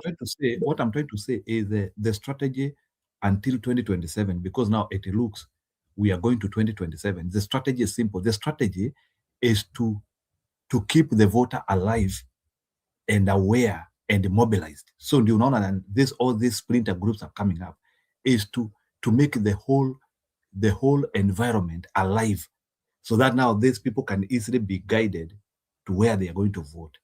So hii splinter group kama ya Sifuna, Gachagua, they are very much important in keeping the momentum moving, keeping the wheel moving, because we cannot stop Bwana Neutral. So ile mambo unaona sasa ikitendeka sasa. So this is what I am saying. This is what I am saying. Yeah.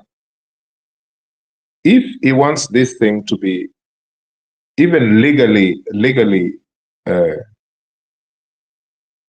proactive, and also, it makes sense legally. Yeah. He needs to right now achukue parliament, and I mean Senate na National Assembly. He needs to own it. Mpaka, because those MPs, Njiro, what is happening now is majority of the MPs are afraid. They know they're not coming back. So he needs to own, these people, they need to come to his side, whether they like it or not. So one of the things he can do is that the things that have not been, that have not been completed, or the ones that are possible right now, Edwin Sifuna can work with other MPs to make sure those things have to be done. One of my priorities in terms of the human rights,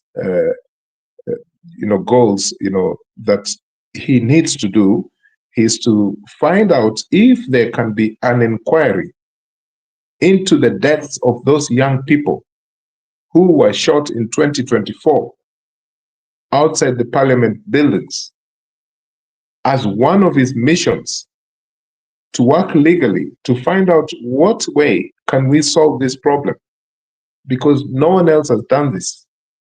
And he can use parliament in many different, he can be this guy from Western who used to, alikuwa nasumbua koti kabisa. Yeye ni sumbua.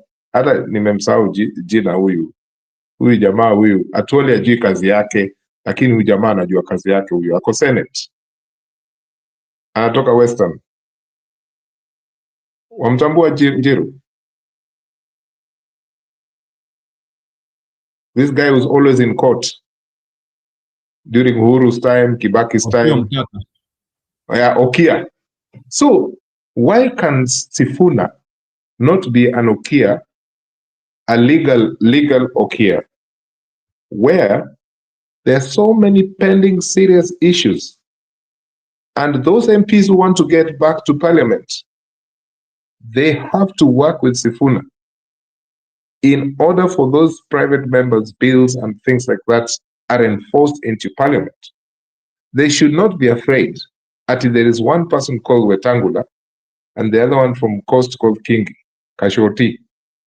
They need to own parliament. And I think this is one of the strategies, because what you have said, that the momentum should continue. You call it euphoria. I don't see a euphoria there. The last euphoria was in 2002. That one of Kina Unbogable, of Kina Gidigidi Majimaji. That was the last euphoria, when things were not confused. Okay? So I believe that one of the things that the strategy that Kina Sifuna, if they're really serious, is to use the parliamentary route as well, because they know that there are politicians there who are not coming back. Ni kama wewe unataka kurudi kweli? Kama unataka kurudi, hebu kuja side yetu sahi. Lakini kama utaki kurudi huko bungeni, tembea. You have to go with our prepared bills, what we want in parliament. I'm talking now the legal possibilities that Kina Sifuna can do. Over to you. Okay, I think they have just started, and there is a lot they are going to do. I know also the court of public opinion is also speaking to them. They are also people with brains. They can be able to analyze what is good and right as it is being told to them. Wacha tusikilize some videos as we wait for other people to come. So wacha tusikilize Gachagua vile ameongea leo bwana. I think that was an elaborative discussion for now. Leo Musyoka naona anagonga sana. Orengo has the mandate for staying the ODM cause. Trump uses voters to align the congressional men and women. Okay. Trump uses voters to align. You need to detail that more, bwana Musyoka. Yeah, Trump nataka kujua zaidi. So let me begin with Gachagua. Gachagua today. Now, I think there was Gachagua today na pia akiwa na jicho pevu. And India.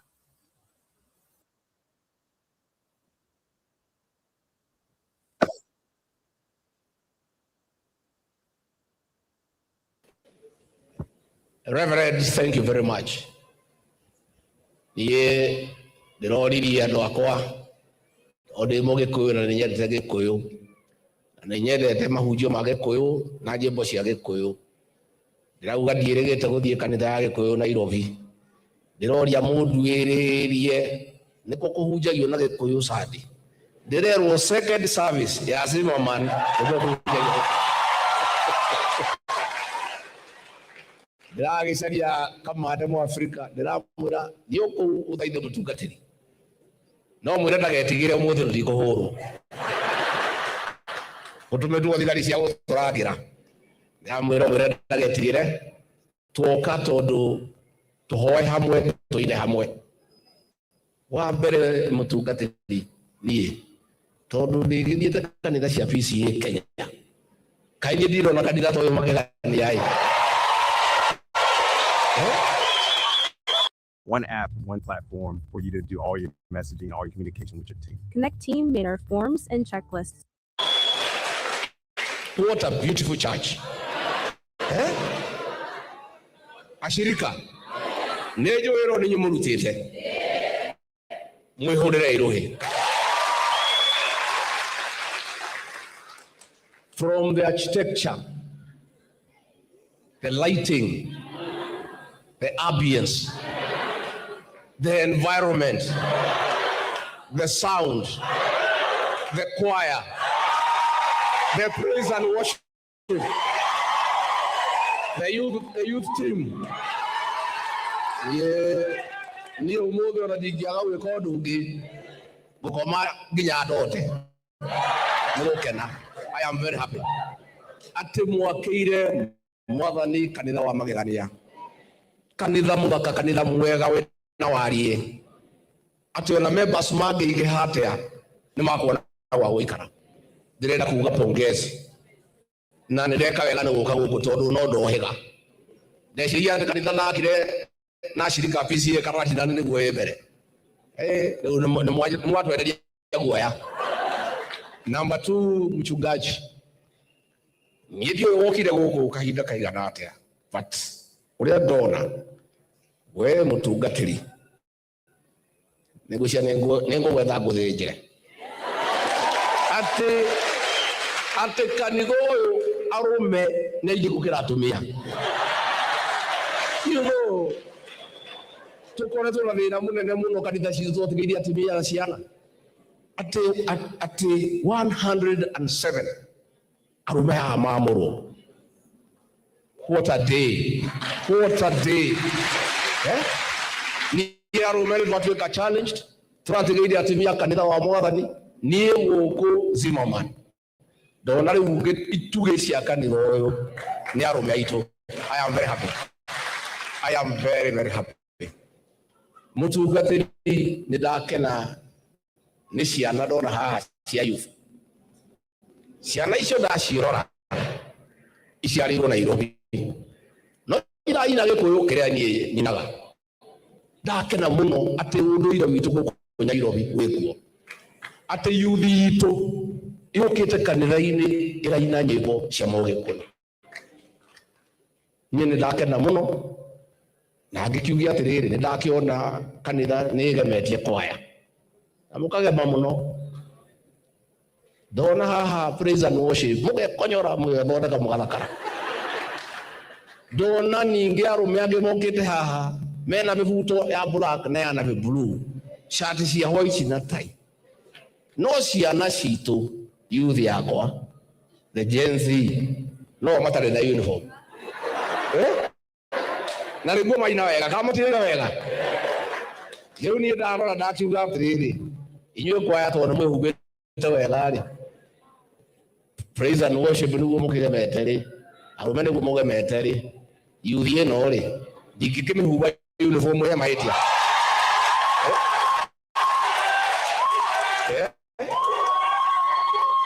Si wamefanya mzuri. Nyinyi youth, I'm going to buy you good uniform.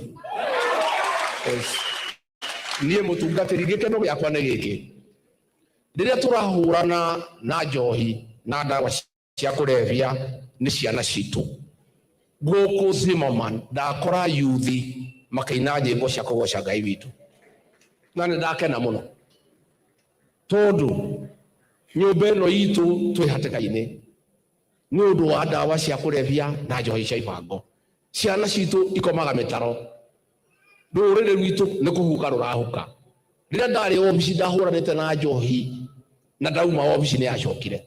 Rĩrĩa ndoka gũkũ ngakora yuthi ĩkĩina kanitha-inĩ haha ngacokeria Ngai ngatho atĩ ciana icio itikomete mĩtaro-inĩ nĩ kũnyua njohi cia ibango. Nĩ ndakena mũno.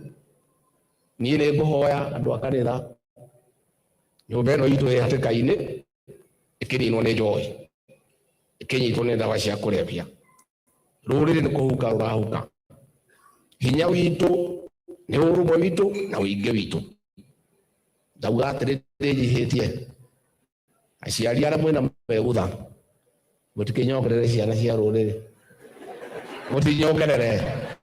Nĩ mũkũnyongerera? Nĩ mũkũnyongerera? Niĩ ndĩrauga atĩrĩrĩ ndirĩ na ũru mũngĩtĩkĩra o bamĩrĩ tũtandatũ gũthiĩ na mbere nĩgetha nyũmba itũ ĩrũga.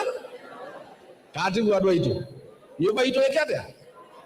Nyũmba itũ ĩrũgame tondũ ma tũtirĩ handũ hega. Na niĩ ndĩ mũtongoria wanyu ndingĩmũhenia. Twĩ hatĩka-inĩ na nĩ tũgetheirwo na kũnyarirwo na njĩra nene mũno. Rekei twĩtĩkĩre nyũmba ĩno itũ ndĩkahuke.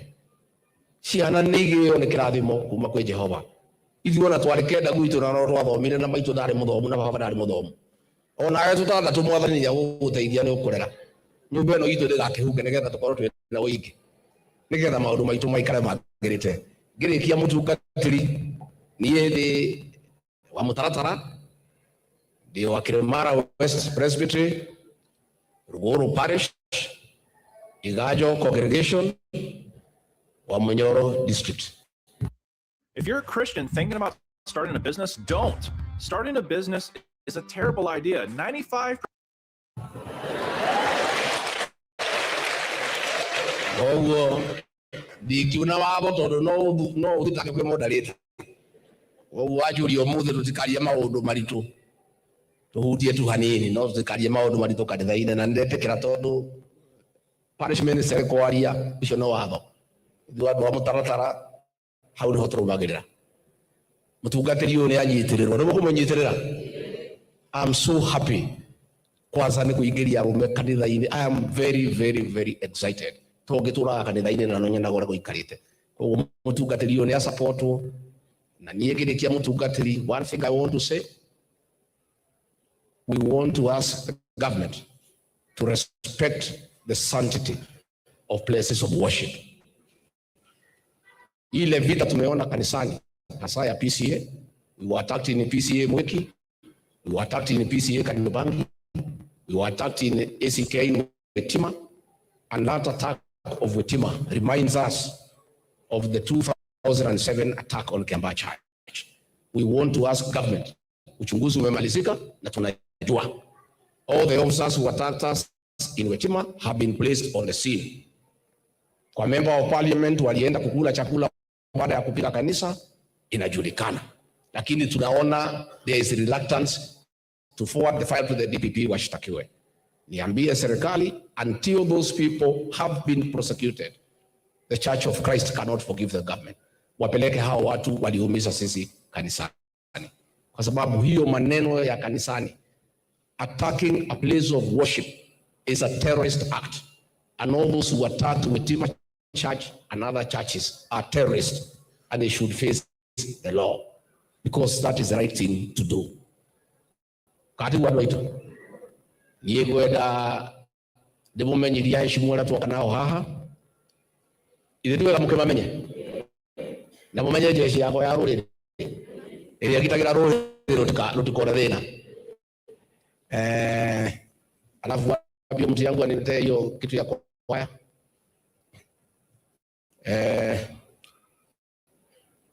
wapi yule vijana ile kijana chairman yule vijana wameiba mzuri sana.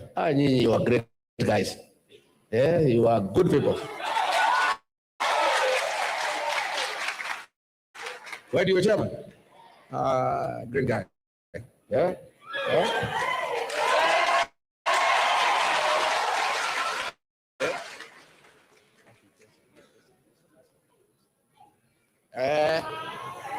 Nimepea huyu kijana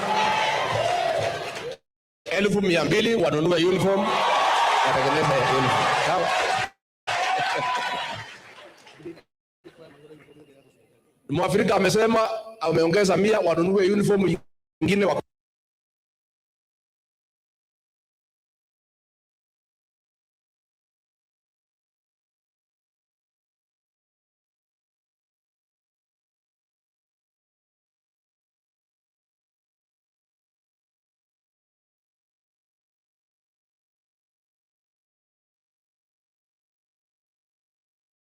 wacha niite kiongozi wetu.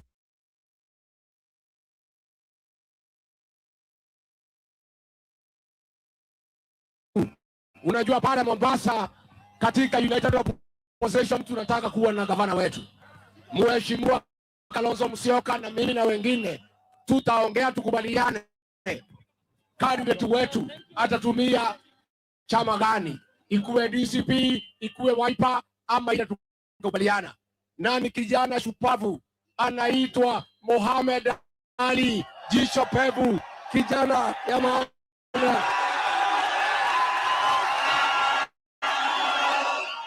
Zimmerman hoye! Zimmerman hoye! Niseme nisiseme, niseme nisiseme, nitoboe nisitoboe.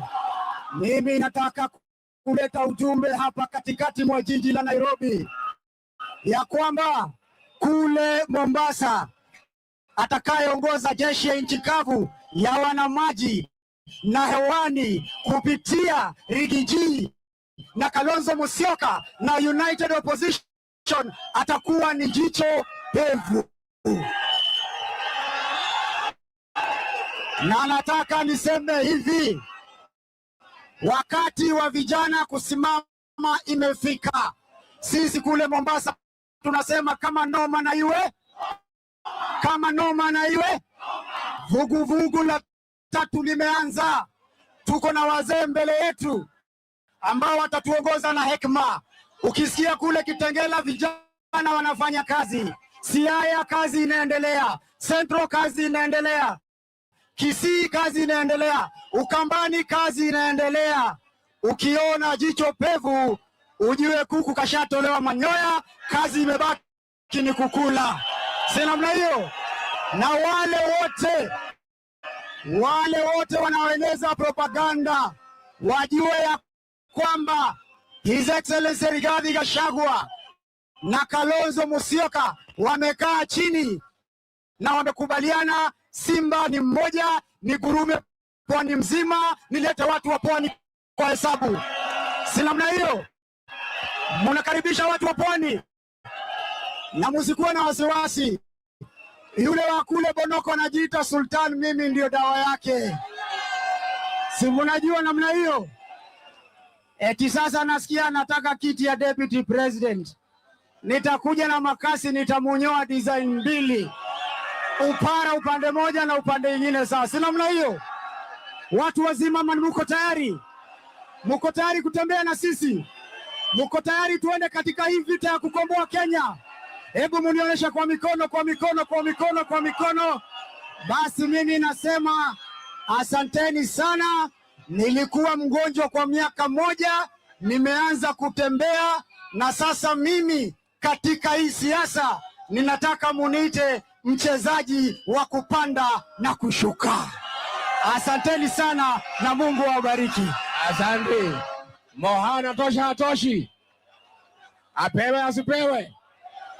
Mimi nataka kuuliza wafuasi wangu wote pale Pwani ya kwamba watu wangu wote wale wananiunga mkono, candidate wetu wa United Opposition kwa kiti cha gavana ni Mohamed Ali aka Jichopevu. Harambee!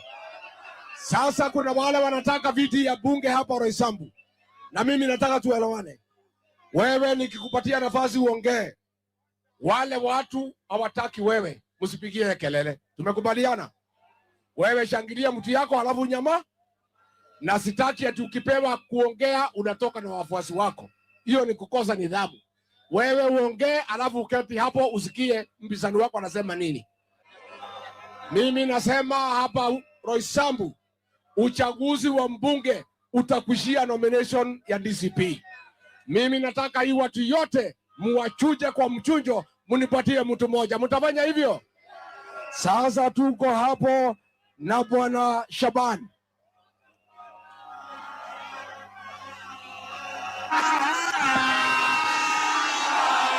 Harambee! Harambee! Tulieni sasa. Tulieni sasa. Angalia rafiki yako, angalia mwenzako, ambie zoea mheshimiwa wako. Zoea mheshimiwa wako. Zoea mheshimiwa wako. Majina naitwa Shaban, nawania kiti ya mbunge hapa Roysambu. Jambo la pili nataka kusema, Mheshimiwa Rigathi Gachagua wanasema ati wanataka kutoa huyo Sofia, sijui anaitwaje, huyu soprano, alafu waweke Oburu Odinga. Tuwaambie hivi, woi, woi, wanatoa kiwete, wanaweka maiti. Asanteni sana. Asante.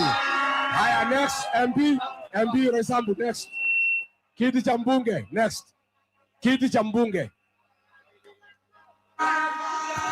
Harambee!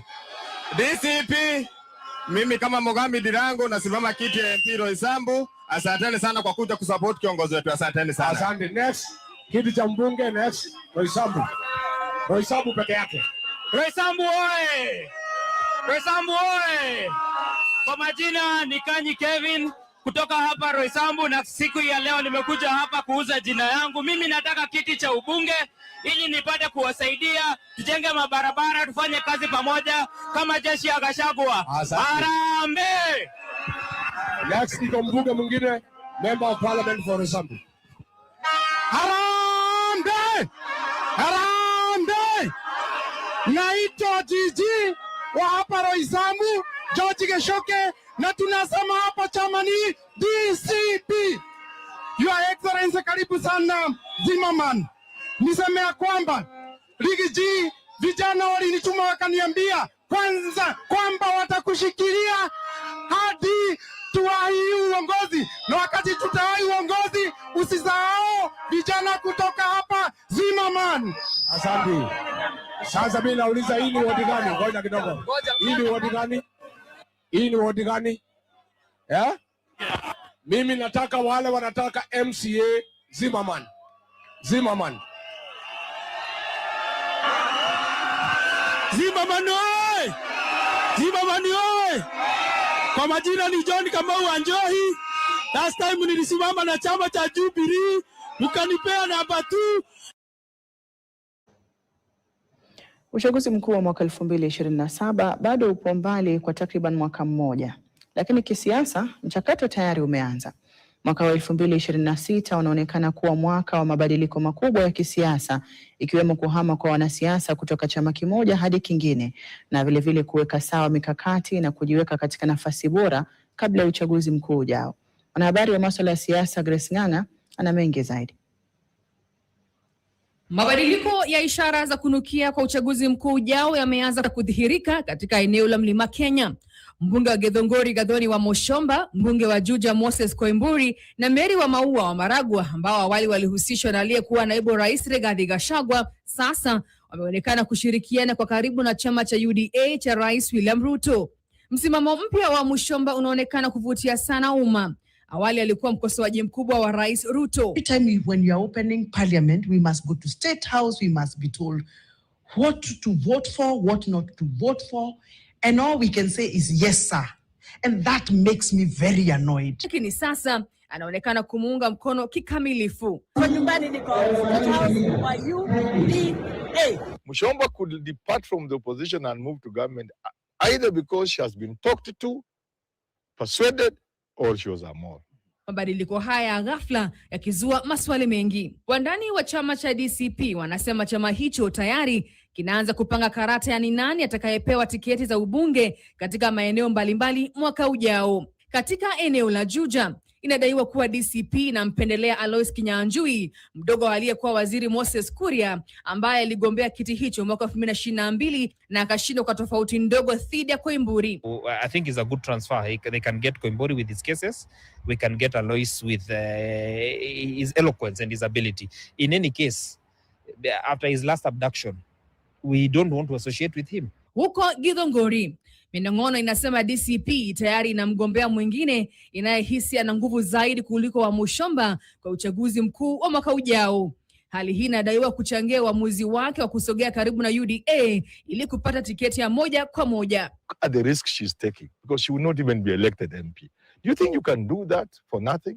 It's either you are more or you've been taken behind the tent. Hata hivyo, mabadiliko ya kisiasa hayaendi upande moja pekee. Wakati baadhi ya wanasiasa wanapohama kuelekea UDA, wengine wanaelekea DCP. Aliyekuwa rais wa chama cha wanasheria Kenya LSK Nelson Havi ameondoka UDA na kujiunga na DCP.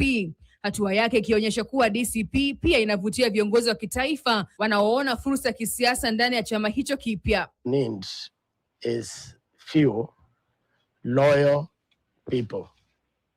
Loyal to both the party and the community. Katika ngazi ya county, aliyekuwa mbunge wa Kieni Kanini Kega amegura Jubilee na kujiunga na DCP.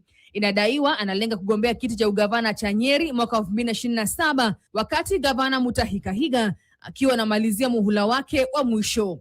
Aliyekuwa mbunge wa Othaya Geshoki Mugambi pia amejiunga na DCP.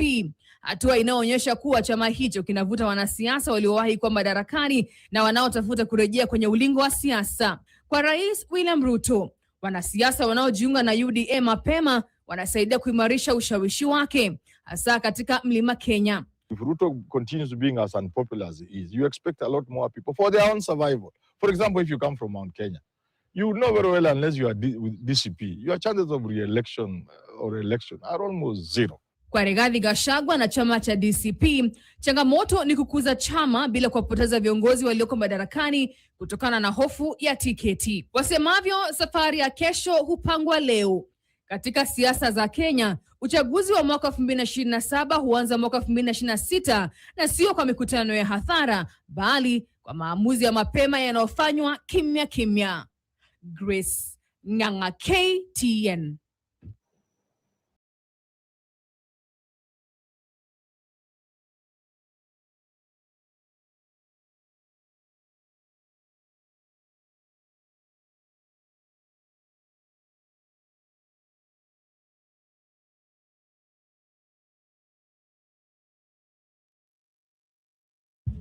As a united opposition, and we have raised a number of issues. Like I've said, it was a courtesy call, but during that meeting we have raised a number of issues of concern about building trust of the Electoral Commission by Kenyans. We have raised issues of the just immediate past by-election and the one now coming, issues about securing with the engagement so that we are raising can be attended. We did raise the issue that we were not happy with the process that gave birth to the commission. But now that they're in office, they're there to serve all of us as Kenyans. We are all as Kenyans interested in the well-being of this country, and it is in that spirit we raised issues so that they can be looked into and we can end up having free and fair elections. Let me end there, and one of my colleagues can highlight the issues. Well, we were very candid. As Mother said, we were not happy with the process and the outcome. We started by telling them the perception out there is that this is a William Ruto commission, and we gave them the opportunity to prove us wrong. Not us, the whole country. So we were able to raise issues. We have said it openly, that we are very unhappy with the procurement process of the KIMS kits, the discredited Smartmatic organization, discredited worldwide. As you all know by now, the Carmagos and others, and what has happened in Venezuela recently. So they have to give us demonstrable outcomes. So we've agreed we are going to work together and have some technical teams working together in a very transparent, open manner. We reminded them, some of us are seasoned, will come out again here on behalf of the country and Kenyans if they do not deliver on what you have agreed. But you have decided to give them a chance, an opportunity. We clearly are very unhappy with the CEO. We made it clear to them. Let us see what they're going to do.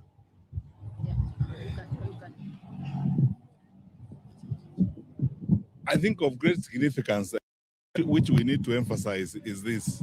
Whatever this, we had, the process that brought this commission on board and so on. But through this, we've had a cordial conversation. And they are public servants. In my own honest view, I've observed that there's a very, and for the first time, we have agreed today, there are several lawyers who are here, we have institutionalized our interaction with them so that they can go through all those issues that we raised, blow by blow, and we will have another meeting to go through these issues.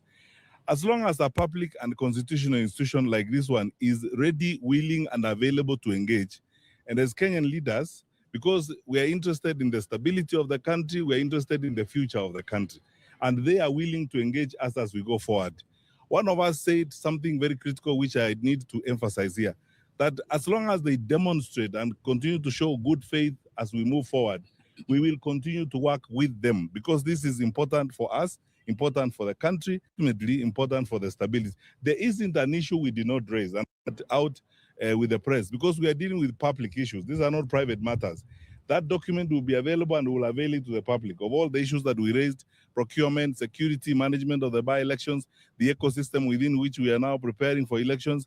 And they have promised us also that they are preparing a national conference on elections 2027. And we said, fair enough, if they're going to be open and engage clearly on these issues, we also have a citizenship responsibility. We are pointing out these issues, but we have a citizenship responsibility to do our bit to ensure that we contribute and work with them to deliver a credible election and an election that will guarantee our country's stability, because that is what we are looking forward to.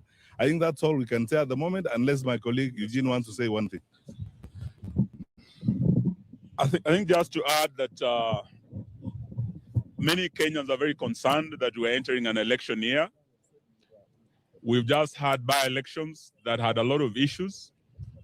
I was a victim of violence with my candidate in Malava, the Honorable Panyako. We raised all these issues with them as to why no action has been taken. And today we want to say that they have told us they're only 3 months into the job, but they are preparing to do better in the next elections. We have demanded that we must have a roadmap, an election timetable that will be open and transparent, and that will be able to engage the opposition quarterly to address the issues. And as we say this, we are also, as the Honorable Kalonzo said, concerned about the technology, particularly the Venezuelan technology that is discredited through a whistleblower who raised the issues in America. This same technology was used recently in Uganda. The Kim's kit failed in Uganda. We do not want to see a similar election in Kenya. So there are serious issues of concern we have raised, and we believe they will address. All we are waiting for is goodwill and confidence building through a roadmap that we'll be engaging quarterly with them. Thank you very much. Welcome to Wix Harmony. Take the speed of AI and pixel level control.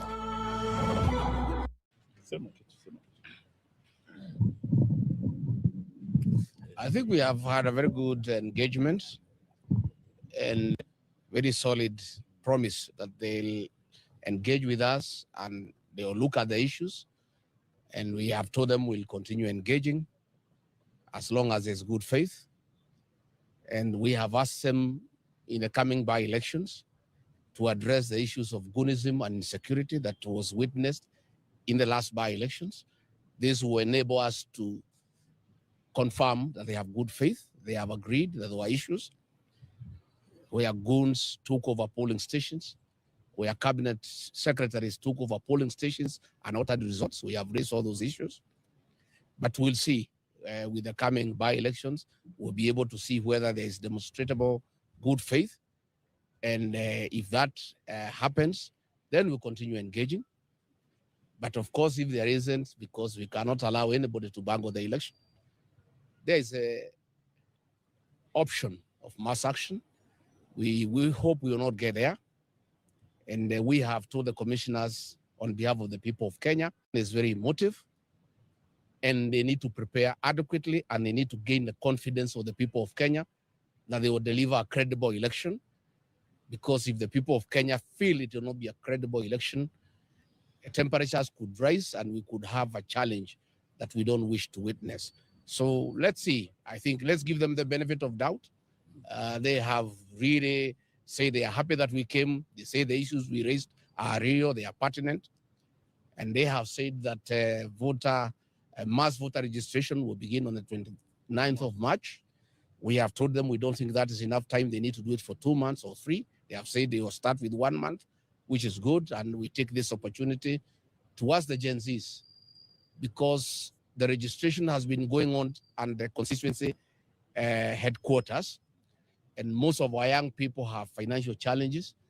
Once we have the mass voter registration that will be devolved to the polling stations, we want to ask our young people, the Gen Zs, and the professionals who are not registered before to go and register and acquire the tool to bring the change that they desire. We want to remind our young people, they have done a lot on the smartphone to tell the people of Kenya we need change. But the real change cannot be achieved in the smartphone. The real liberation of this republic will be achieved on the ballot box. And the tool of that change is the ID and the ballot. So we want to ask our young people, once the mass voter registration is rolled out on the 29th of March, let them come out and register as voters so that they can participate in the next general election and be participants in deciding how they want their country to be governed. Thank you. Thank you very much. We ask you to allow us not to take any questions because of time. We will be with you. There are many other events. Sawa, Kiprira, endelea. Hiyo ndio umeitisha. So, Njero, what do you see compared to what you've done in the past? We've been in the receiving end of unfair elections after Kibaki,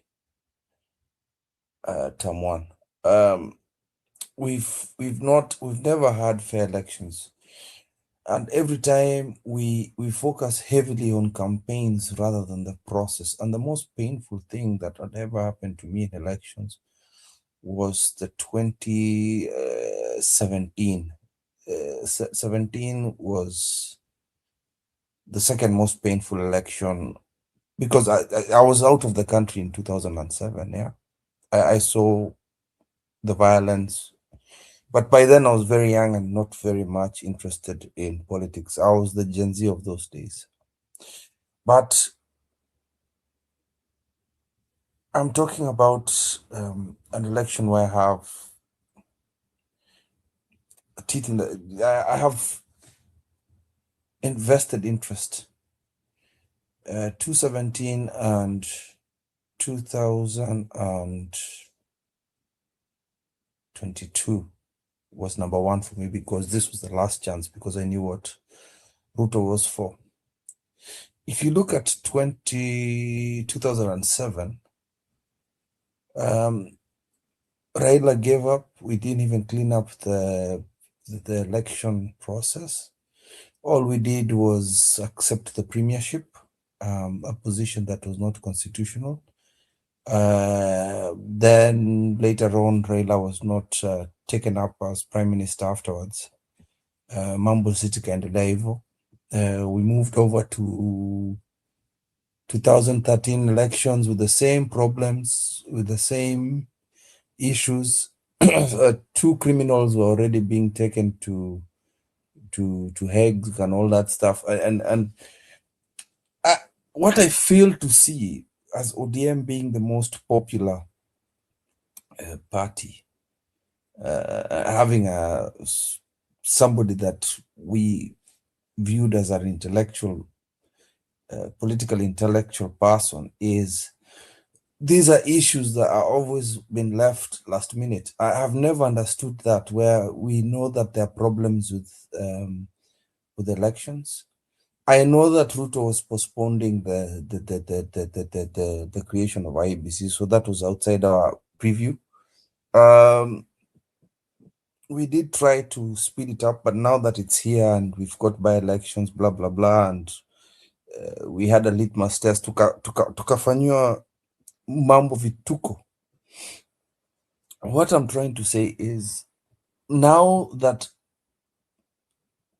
our lawyers are being prepared, IEBC, we are looking at every single process that IEBC is doing during the election. You know what I'm trying to say, Njer? We are at a position where us as the public need to gain confidence in the election. The politicians going into election need to have confidence in the election, meaning that we'll have good MPs, good MCAs, good governors, whatever, blah, blah, blah. All those things are going to be done properly. We are also seeing that they're discussing things like the technology, which I like. So that is why I did state that this is the process that I feel is very important for us. We cannot go to an election, especially we have a candidate here. And I want Stone PK to go into an election, even as an independent candidate, having the confidence that the IEBC process is going to be done properly. Yeah.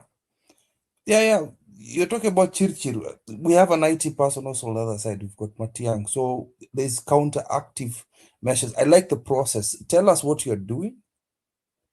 We give you our concerns, rectify them. I think CEO alitolewa kwa sababu ya hiyo mambo. A lot of questions came in about what he had done. So why I'm saying that this is I know we are 2 weeks behind this news, or a week behind this news, but it's something that I felt that in the show we need to discuss a lot on. We need to look at this process. We need to dissect it. We need to understand it. We need to educate the public about this process. When I stated that what Kiprop, your friend, was saying is something that you have to pay attention to. You are seeing 45 billion. We've been losing more than that as Kenyans. Stone PK did state that we were losing 4 billion a day. We're losing 4 billion when Gachagua was there, we're losing 1 billion. So I'm just trying to say that I want us to watch. I'm going to be asking party leaders the same thing. Munafanya nini? What is happening? Martha Karua had stated to me that that this time round they're not doing it. You know, you do the same thing over and over again, unakuwa wazimu. Yeah, you become mad. We JM, we did not lose the elections. I'm sorry, we did not lose. There were tricks. Hujampata, anasema he has lost you. Ni wewe, sio election. Oh, He you've has lost lost me. you. Ni kama, I think what JM is saying is like ni kama akuelewi. And Okay, try to I'll hurry just up say, that okay, what tunaweza can I try and karibisha explain? mkeke kwa stone. Can I just try and explain again why I think it's an important process? Is we are starting in between, and why I'm saying 2017 was a big joke is the fact that the election was nullified, and then Raila refused to go back. Using the court system was up. We were there. We would go back until we get it right. Raila gave up in the middle of it and told all of us not to go back and vote in 2017. I never got that. Then a few months later, tunasikia mambo ya handshake, which is absolute garbage. But now I can see some kind of seriousness with our principles. I like it, but they need to do more. They need to bulldoze a little bit more. That is what I mean. Msioka usijali, najua ulikuwa na sisi, hata najua you feel a bit discouraged, but let us have hope with that. Mimi si crowds ndio naangalia, ni vitu kama hii ndio naangalia. The IEBC process, I want to see the KIMS kits. I want to see who is going to be the printer. How are we going to be inspecting the papers? Are we going to be having CCTVs? Are they going to spend money? Those are the things I want to ask. Thank you very much. Back to you.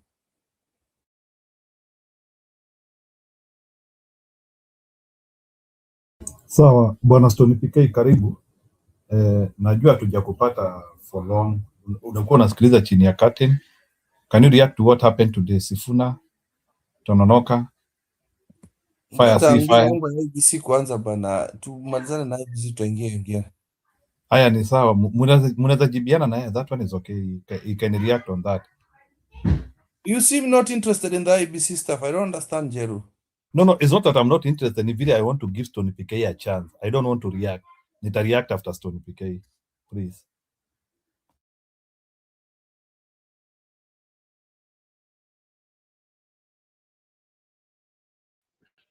Mi naomba dakika kama 3-4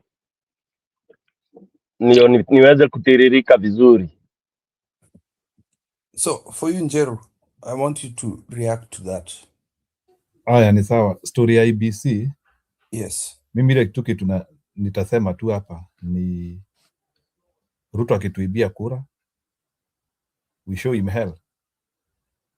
And what I would not want is we started defending kura after election. So we should not look on the petition. We should manage that election without saying tutaenda kwa petition, because for me nimekuwa nikiona petition imekuwa loophole.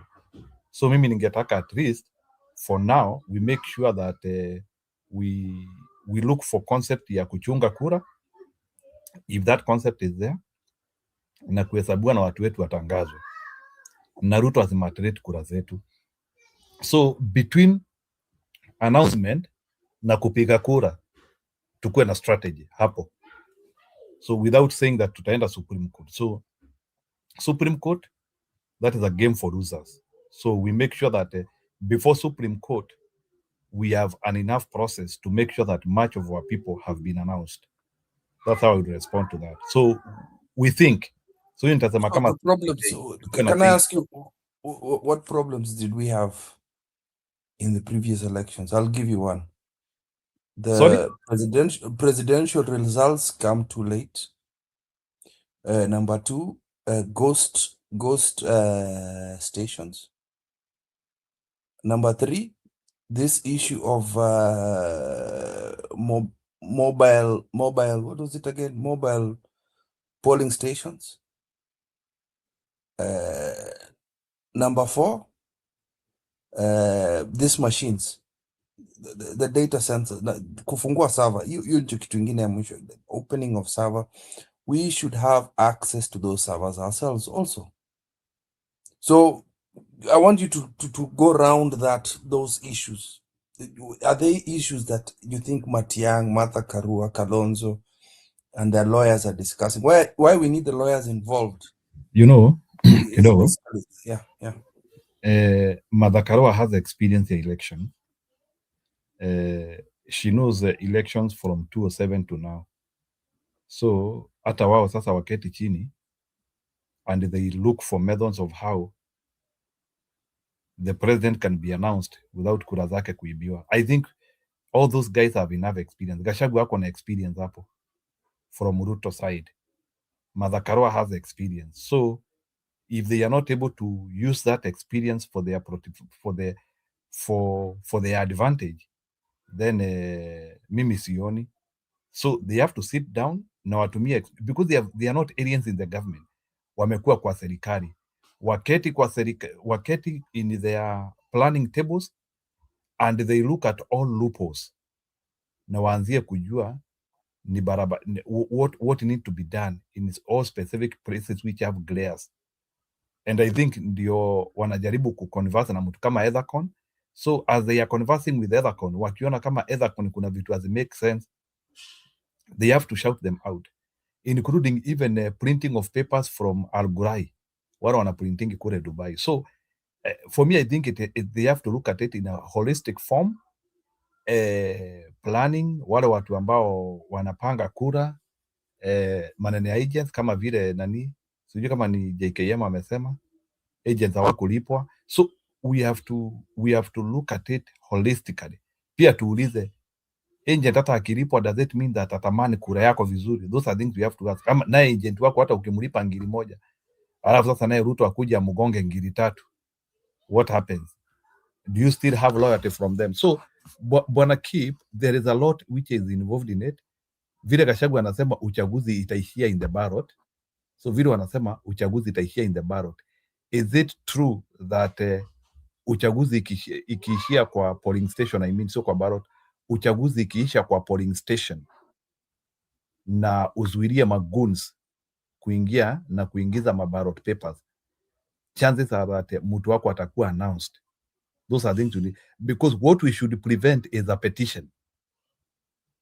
This time, me nazasema the learning lesson from 2022 and 2017 and 2013 for me is, in any election, work hard not to solve your grievances through petition, because petition ni an acceptance tactic, is a slow acceptance, ni slow injection ya kukubali mambo vile iko.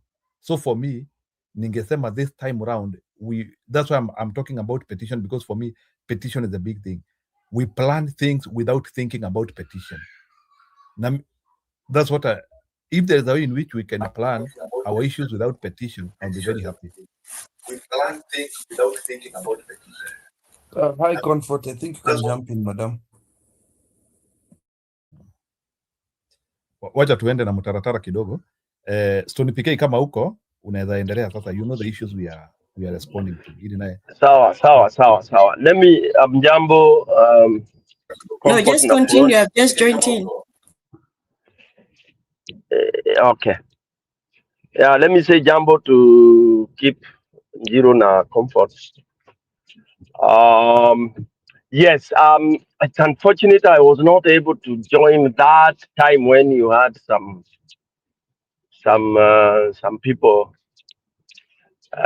when it had a lot of diversified ideas how you look at all those rallies. But let me begin with what is very important. I would agree with Kip.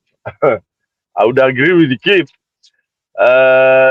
because all the mobilization we are seeing, it's beautiful. I mean, it's good, wonderful. And I'll make more accolades when I come to talk about the rallies. It's super, fantastic thing. But now, all that will one day culminate to the vote counting, because that is what we shall convert into the dream that we have.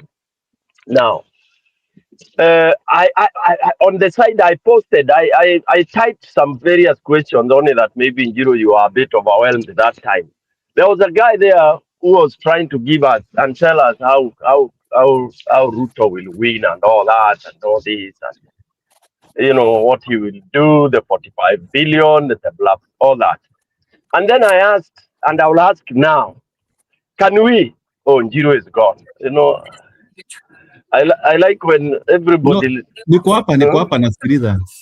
Oh, okay. Because why I get concerned when you go is I would not want to repeat anything. Anything I've said. It is never juicy. Anyway, so my biggest thing, and I want us, those who now we claim to be pundits, the political pundits, political analysts, can we prototype? Can we prototype the 2027 election day? And this is a challenge. I've written even to Kalonzo, I've written to Martha. I know they don't read some of these things because they're overwhelmed. I told them, let them go somewhere other than even talking about who will be the flag bearer. Can they go in that retreat, day 1 and 2? They should you're talking about prototyping. Ni kama kusimulate, like they try to simulate. It is simulate. Yeah, professionally prototype is when ukitaka bunduki unachukua karatasi unai design. It's a designer part of, you are an engineer, or you design what you really want to see. That is what we call a prototype. And then simulation is when you make it, unafanya ifanyike vile utafanya. Initially you design and then you put it into practice. So now the election, I would want them to write down, describe it right from IBC. Describe hiyo tunasema kura zitaishia pale polling station. Describe it, and then from that description is when now unafanya nini? You synthesize. You kind of you put it into practice. You play role. Unaona, role play. Mtu anakuja, because I don't want what I heard some people saying, itakuwa wengi, hawawezi iba. I mean, that is tiring, and if that is what opposition itaenda ikisema, and then kutuambia we know what we will do, we don't want to hear that. Because we've always been told, tunajua vile tutafanya na haiwezi fanyika. Tuliambiwa kioski zikifungwa sijui nini, we were given assurance zingine za ajabu. I don't want to believe in any of them, including Gachagua. Because those are, we don't want to go the way we've gone with Raila. Raila has killed us. Some of our people died. Because, I mean, you can imagine like now, 2022, 2027, when people, some of us will be even contesting and all that, and then the thing becomes shambled. It is terrible. And then remember, people invest so much. Yes, the presidential candidates get money because when they go shaking hands and all that, they recover the money they have spent. And I'm talking this from experience. But how about those who are contesting from, let's say, governor down, going down? What a handshake wapi? So it is that serious. And that's why I'm telling you, even at some places in Akuanga ni kifo.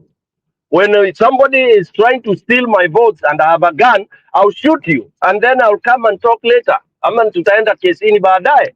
So in order for us to because that is going to happen with Ruto. I keep on saying there is no way Ruto ataka hapa atiatia hand over. I mean, unless akina Kalonzo are so naive, and if they are that naive, then we don't need them to be naive. Yeah? So, and I'll come to the rally. So what I'm saying is, can they, if rather than telling us, technical team will do this and that, that is phase 2 or phase 1. What they put on the table for the ECOTOC, whatever it is. But let us now go and simulate that which will happen at the polling station. Itakuwaje? And that is when now we will see the loopholes. The loopholes, tutaona wakisema kulinda kura. By now, Njiru and everybody else, can we say kulinda kura is garbage language? Ni ujinga hiyo. Ni upuzi. Huwezi linda kura against serikali. It's nonsense. And I want you guys, if you have time, to listen to Muturi Juzi describe the horror that happened in Chicago. He was there in Inoro. Those of you, if you have time, you can play it. The first time Muturi Ali described the horror, and I'm using that term, the real thing, they were there in vernacular. Ali, it is the horror that we were telling you people here, because for us, me and Jiro, we had sponsored some activity on the ground, and a few of you guys. It is the horror that our team experienced firsthand. Akina Muturi, firsthand. So what will stop that same horror from being meted? And I don't want somebody to tell me, there will be 10,000 sijui nini polling stations. He doesn't need to meet horror in all those polling stations. He only needs to do that from maybe a third of them, which he can do very well if we have all this money that is being stolen and nobody is telling us where it's going. This money Kenyans are paying from even funds like the avoidable housing, to use in an easy word. Yeah, all that money, that is money accumulated. Let nobody, I heard somebody, I can't remember who it was, questioning ati Ruto anatoa pesa wapi. Surely, as a Kenyan, can you ask that question? I mean, saa ingine hapa kwa panel mimi naonaga tunafanya mchezo. Njiru, mtu anaweza uliza ati Ruto anatoa pesa wapi? Ya Mungu, kweli kukaa abroad. Yenyewe kukaa abroad unaweza kuwa retarded politically. Yeah? Ruto anatoa pesa wapi? Yeah? Ruto anatoa pesa wapi? Ile pesa anapeana kwa nyota. Unafikiria ata exhaust hiyo nini? Hapo ameiba kama 50%. My good God. Anyway, so for me, Njiru, I think, as Kip says, we have to keep on talking about this. And let's tell Akina Martha, I know it is tough. I know they want to be diplomatic. Now, we as opposition, can we act what we call ati kura zitamalizikia pale kwa polling station? Zitamalizikia hapo aje.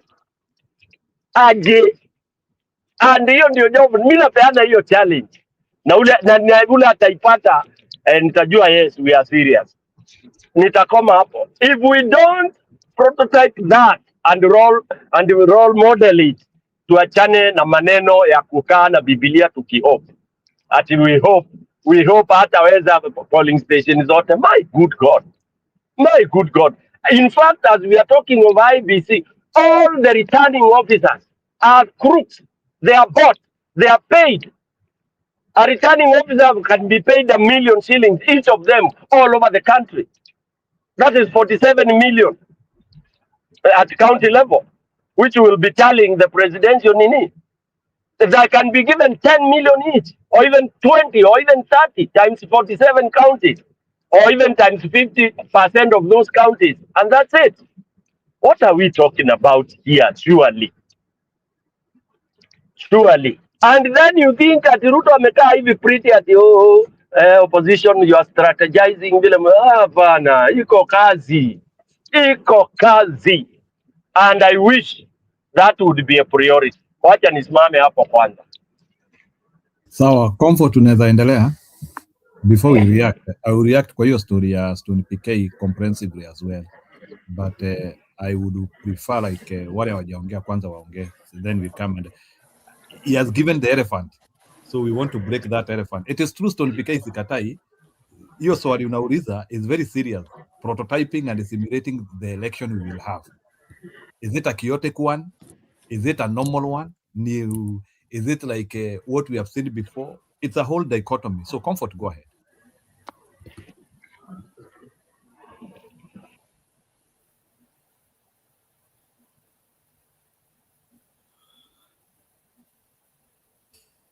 Comfort, I can't hear you. Are you there?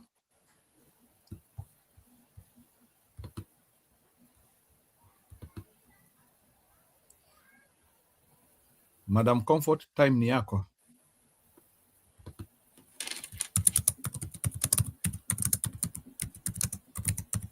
I think she needs to reconfigure StreamYard.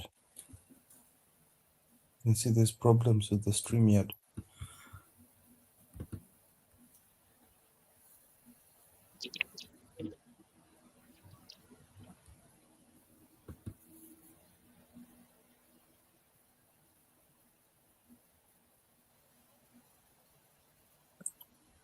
I think there's a problem with StreamYard in Jiro.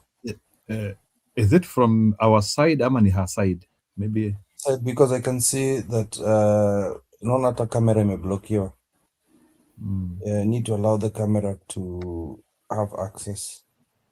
Okay, ni sawa. As we wait for Comfort to streamline her issues well, we are very patient here. So, Bwana Kipril, ama ni maukweli, have you understood what Stone PK is asking? Msimama jongea. Okay, Bwana Maukweli, is it possible? Sijui kama jino unajua Bwana Maukweli alikuwa anasema hapa jino inauma. So, hiyo maneno Stone PK anasema tunaweza kudadavua. Sijui hebu sasa niweke ile Kiswahili yako. Sijui kama ni kudadavua ule uchaguzi tunataka ama ni kuona ama ni kuashiria. Utasemaje kwa Kiswahili?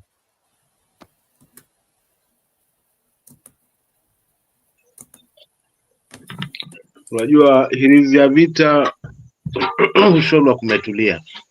Usingoje vita vimeanza ndo unashona hirizi ati mpate kusaidika. Lakini vile vile pia safari ya kesho pango leo.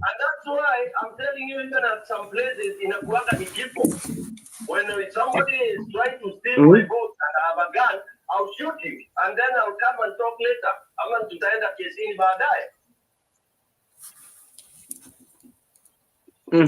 Ni nani? I think Madam Comfort, we can hear you playing Stone PK's video.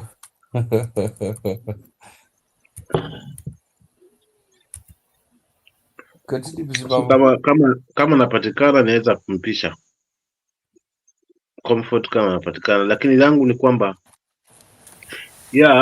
unajua hapo ndo kwenye kizungumkuti. Hela itatumika vilivyo. Huyu jamaa wangu alizungumza masuala na hela si utani. Wewe niambie ule umati unaitwa State House na wote ule, alafu mseme njamba aliwezekana ni uongo. Lawezekana sana. Kwa hiyo ni vile ambavyo tutajipanga sasa. Haswa kuhakikisha kwamba tunapangana na hii mipango mizima. Lazima tuwe na macho yenye uaminifu na kuaminika. Itakao pepesa kila pande.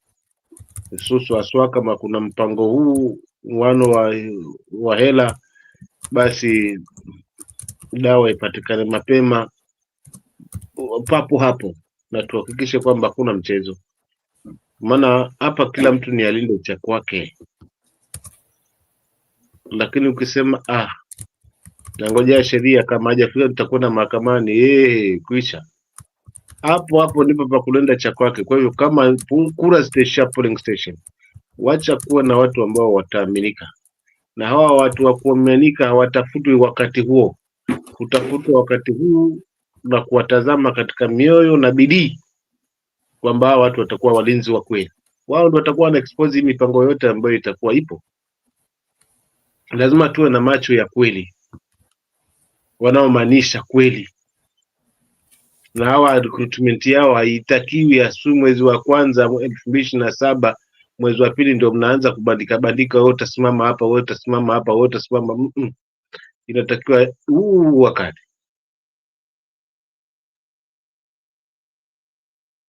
kupatikana kila kaunti viongozi ambao unajua na ukweli wao ndio watatafutana na wale ambao watamanisha. Lakini vile vile pia mwalinde.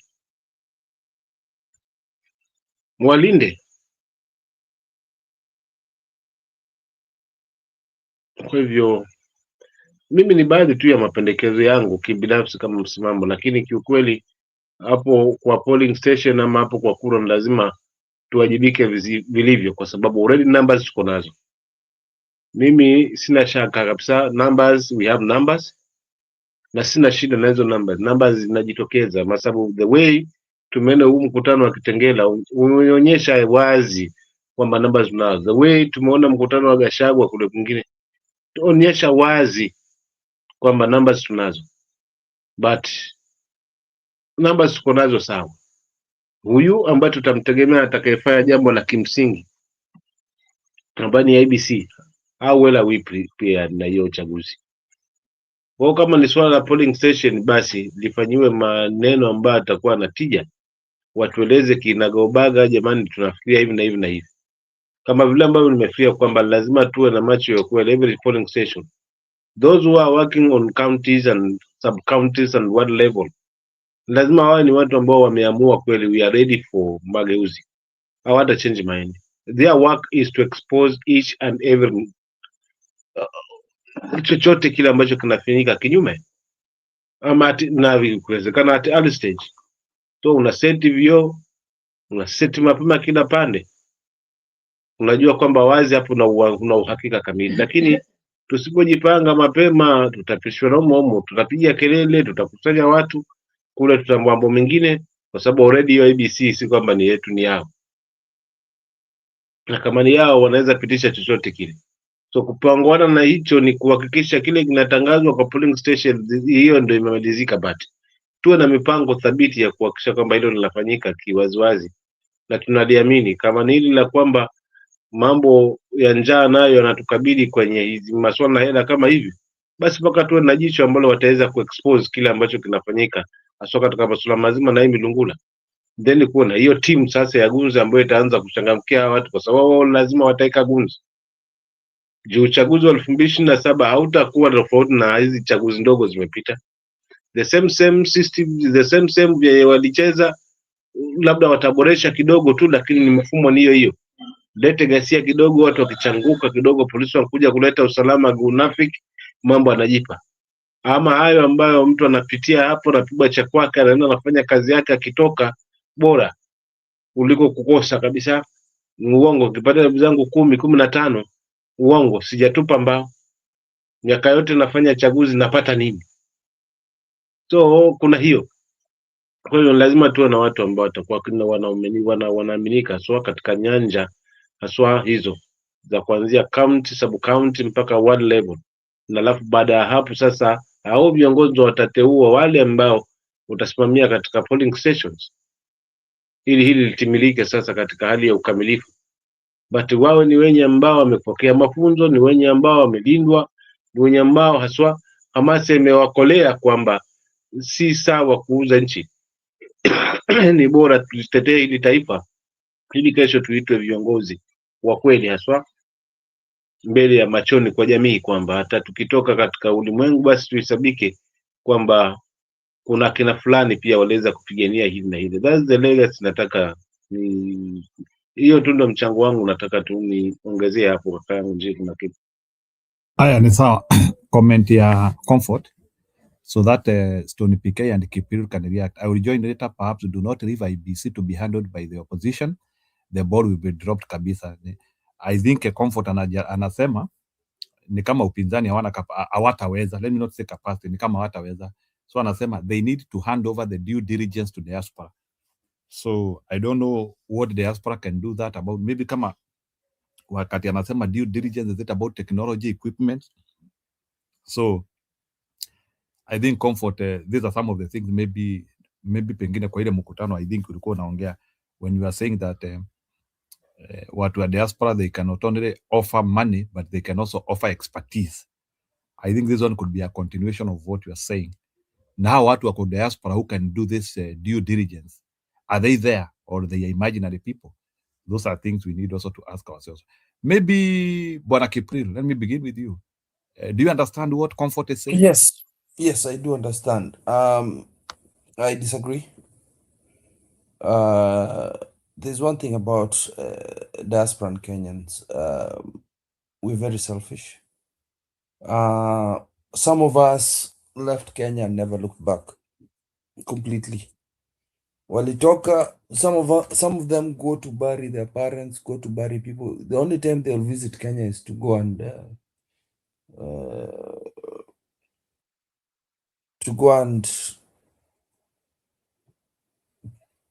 just for funerals too. And this is funerals that they have to go to. In terms of unity, hata kuchanga pesa, a lot of them, there's two things involved here. The first thing is, in the previous elections, the ones who wanted to participate had been conned, had been let down, and do not want to participate. There's a lot of diasporans, I can tell you as a fact. They could come for these events, But trust you me, very few want to participate in these things. I have seen it, especially the ones in Europe. I don't know about you guys in the US, but there's disunity with our people, especially when it comes to politics. Some of them, the countries there is the politics they'll follow. They'll follow British politics, they'll follow European politics, they'll follow American politics religiously because this is where they're going to lay their bones. We can't even organize ourselves to form kind of a coalition as diasporans that is political. We are big enough to be a county. We are big enough, all Kenyans in diaspora across the world, we're big enough to be a county. If that is true, time is not on our side in terms of mobilizing these diasporans to start registering this fund. We don't trust each other. That's another thing about us. We are to trust. We don't trust one another. So hata ukiona kutafuta pesa kusaidia msimamo kwenda kuchukua watoto shule, it's difficult. It's very difficult. So for me, I would say that we have to look at this immediate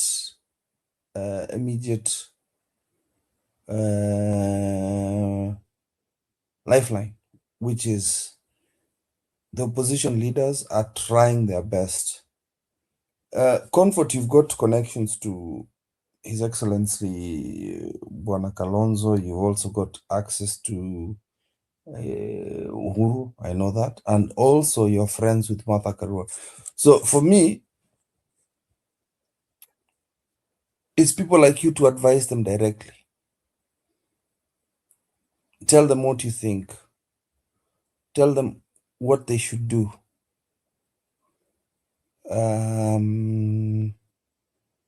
But relying on us to hand over due diligence, no. We are not united enough yet. Maybe in 2032, but not now. It's too late. It's something we would have come up with after 2022 if this was the case for us. And I would also want to ask who are these people? Is it Njeru? Is it Stone PK? Is it yourself? Yeah. So for me, I would like to. I cannot look at a gift horse in the mouth for now. I want to see what they're going to be doing in the next couple of weeks, couple of months, to see the sort of things like what Njeru had said initially about all of them have had experience in elections. What from either side. Martha Karua has been on the winning side. Kalonzo has been on the winning side.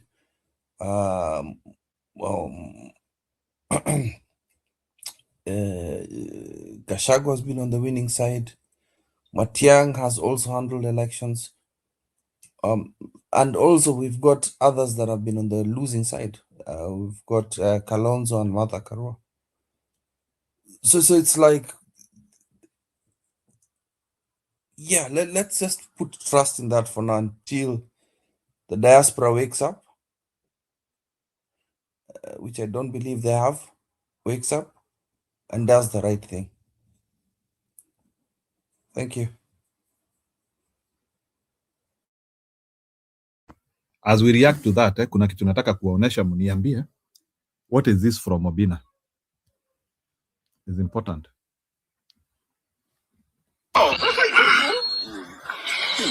Okay. Wala, hii ni pesa mnabeba kama nini hizi? So, Mbavu Destroyer, 1 million. Ndio imeandikwa hapa 1 million ndio hii, 1 million only. 1 million bado anaandika only. Hii ni ya majembe. Majembe. Tickets.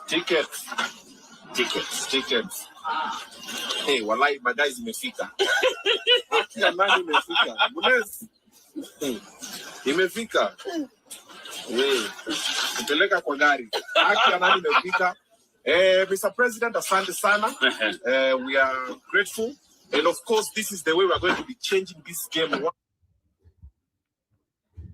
Ruto ashatumanishia Obina 4 million. I think it's for crowd chasing. So as we discuss your story ya elections, bwana Kiprio nataka pia mreact na vitu kama hizo. Ni vile I just want to make it out. Like Stolen money. Obina went to see Ruto about it, and is he like selling himself or? No, you see now you've got to understand that Jalango's circles are different from the rest of us. He's just impressing his YouTube friends and his comedian friends. Who is he impressing? Not the rest of Kenyans. It is his peers. Remember, this guy's a comedian. So he goes tells Ruto, and then you got to remember Ruto is also a content creator.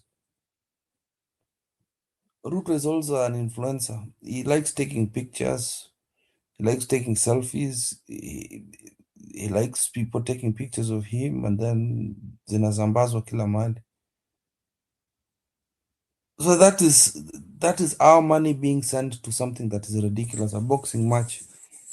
That is entertainment. Why does it have to come from State House? And I'm sure Jalango swiped some money from that. Alipewa akaswipe yake. It's corruption money.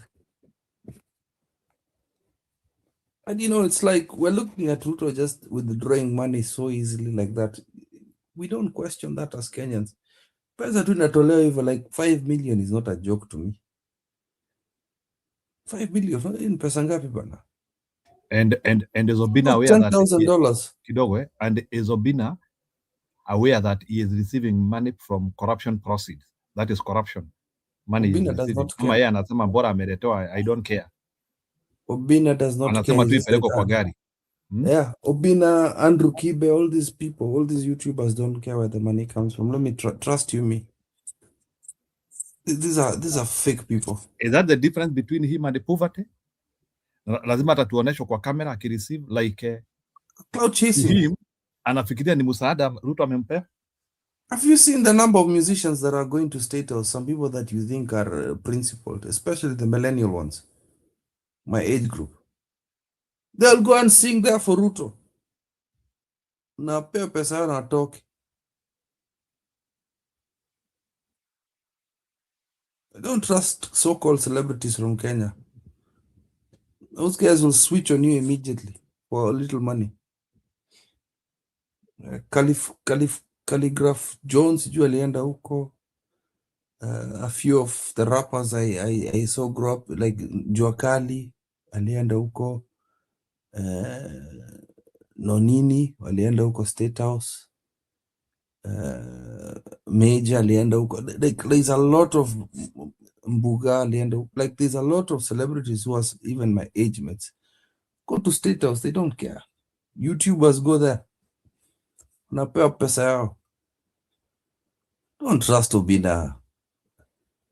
Even if he asks tough questions when he invites politicians to his show, it's nothing. It's similar to JKL life.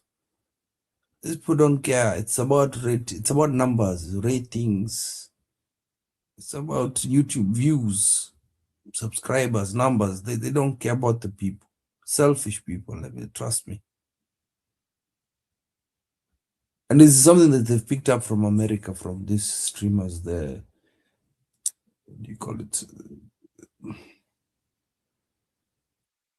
forgot the names of these guys. The Paul brothers. Here in the UK, there's JJ. There are a few kick streamers who do this celebrity boxing stuff. It's just copying what the West is doing. So they would not bat an eye. We even have, what do you call the guy for Sports Pesa? You know the MP for The sports MP person? for Kasarani anaitwa Karauri. Alikuwa ashasema that he's going to give a blogger, I think it was 10 million. I'll give you 10 million to prove that I'm not gay.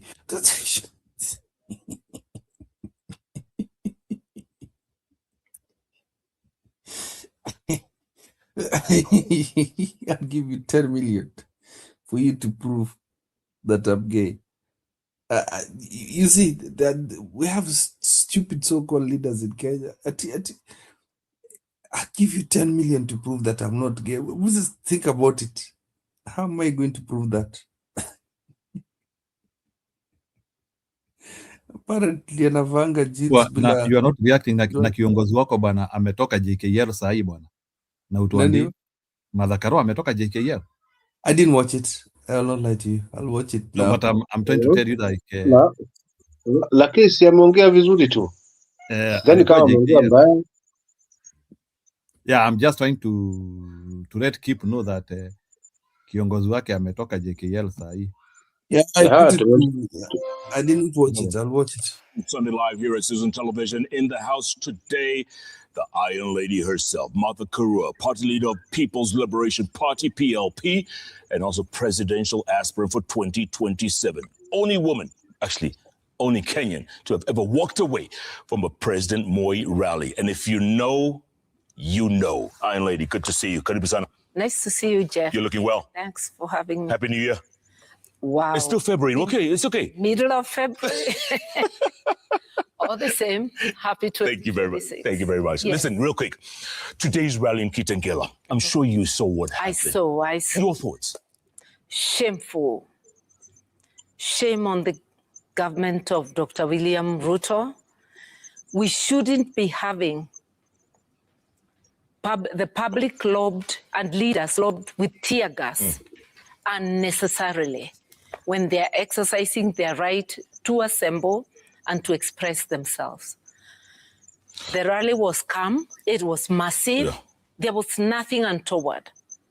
What is the reason for the tear gas? A lot of people are asking, what can we do to make campaigning peaceful in Kenya? Because it looks like it's getting uglier and uglier with what, maybe 16, 18 months to go?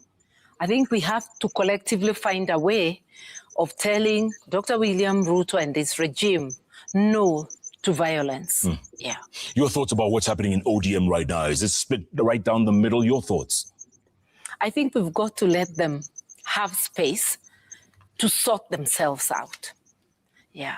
Are you aligning with any one of them? Are you, when you see Sifuna and his lot, and then you see Oburu and his lot, what are your thoughts? I said it before that losing Sifuna would be costly for ODM. He's an asset to have in any party. So they should try and keep it together. You think they will? I don't know. The signs are not very encouraging. Yeah. All this is happening after Baba's death, right? ODM seems to be really splintering. What does that say about ODM? Was it a one-man party? Blame it on Dr. William Ruto. One can see his hand, the shadow of his hand, splitting ODM.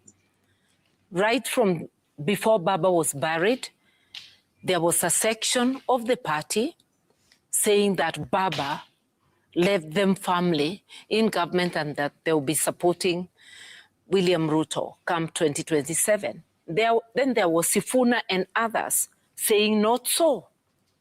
What about the 10-point agenda? They were saying many things. So this split is about support or not supporting William Ruto.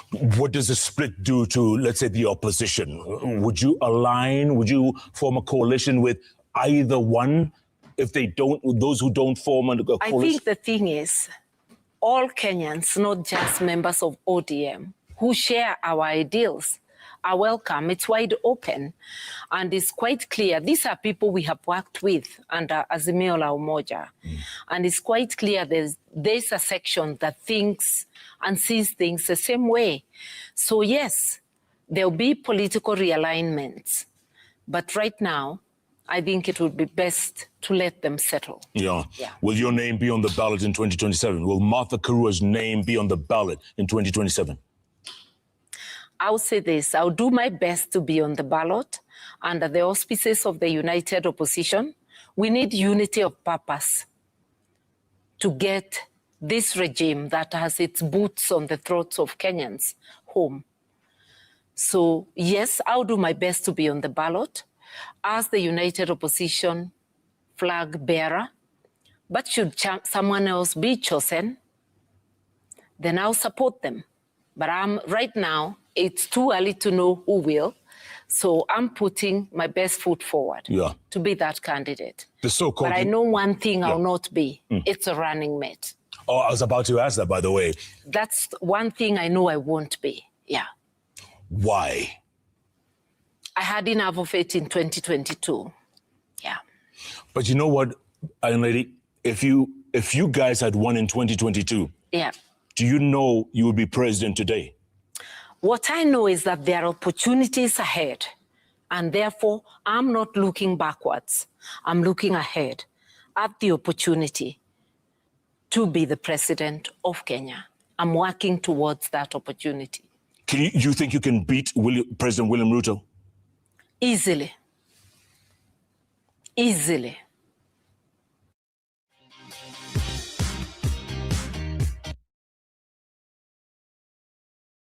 That is the confidence nilikuwa nataka musikilize hapo kidogo, so we will keep on playing it.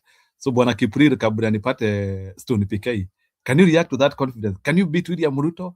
Easily. Easily. An answer of one word is a superior. Even me. Hata mimi nikienda kurun for president, I can beat Ruto. Hata Stone PK can run for president and he can easily beat Ruto. Anybody can.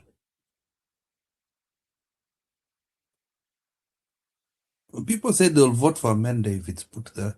But I'm not trying to undermine my party leader. I'm just trying to say that nobody wants Ruto. That's what I'm trying to say. Nobody wants Ruto.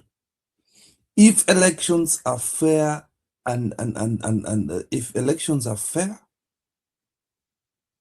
and IBC does the right thing, anybody can beat Ruto. Anybody.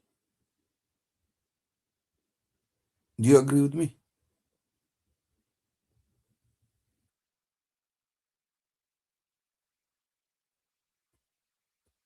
Jiru, ama umedisappear as usual. Wametoroka. Stone. Ona nani ameanza kufanya mchezo yake. Stone PK, are you there?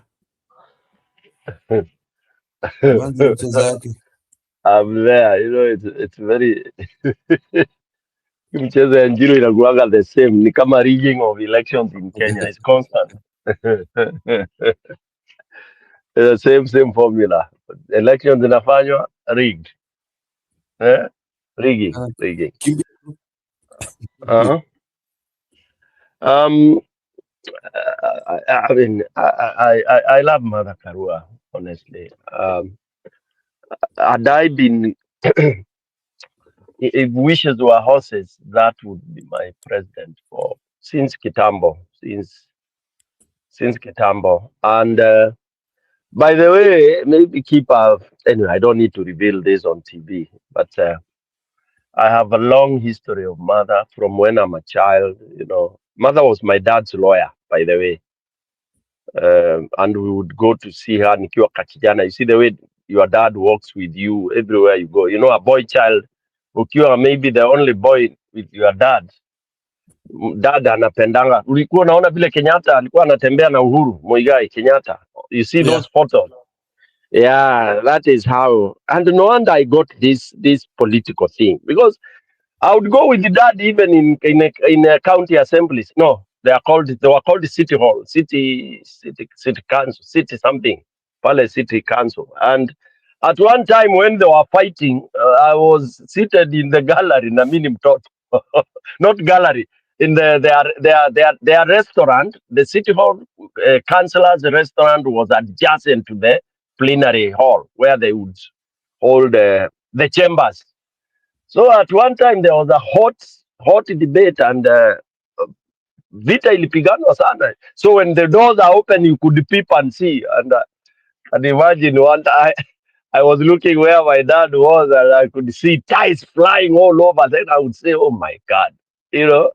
Anyway, so Martha was my dad's lawyer, and even up to today, if I have to go look for anything, any documents of some of the nini, not as late as maybe it's around 2012 is when I last went to look for a certain document, which I thought maybe Dad had deposited with his lawyer. So I you know, as I grew up, I was seeing a very tough woman, which she was, and very confident.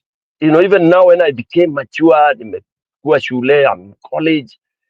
Even by the time my dad was passing on, it was like the last case I remember she handled was when my sister was, I think my sister aligongwa na gari ama alikuwa na something. It was traffic offense, ikakuwa very serious, and dad had to engage a lawyer, and we went and I saw Martha silencing the entire court, including the judge. Mpaka nilikuwa nasema haki ya Mungu, huyu mama ni normal.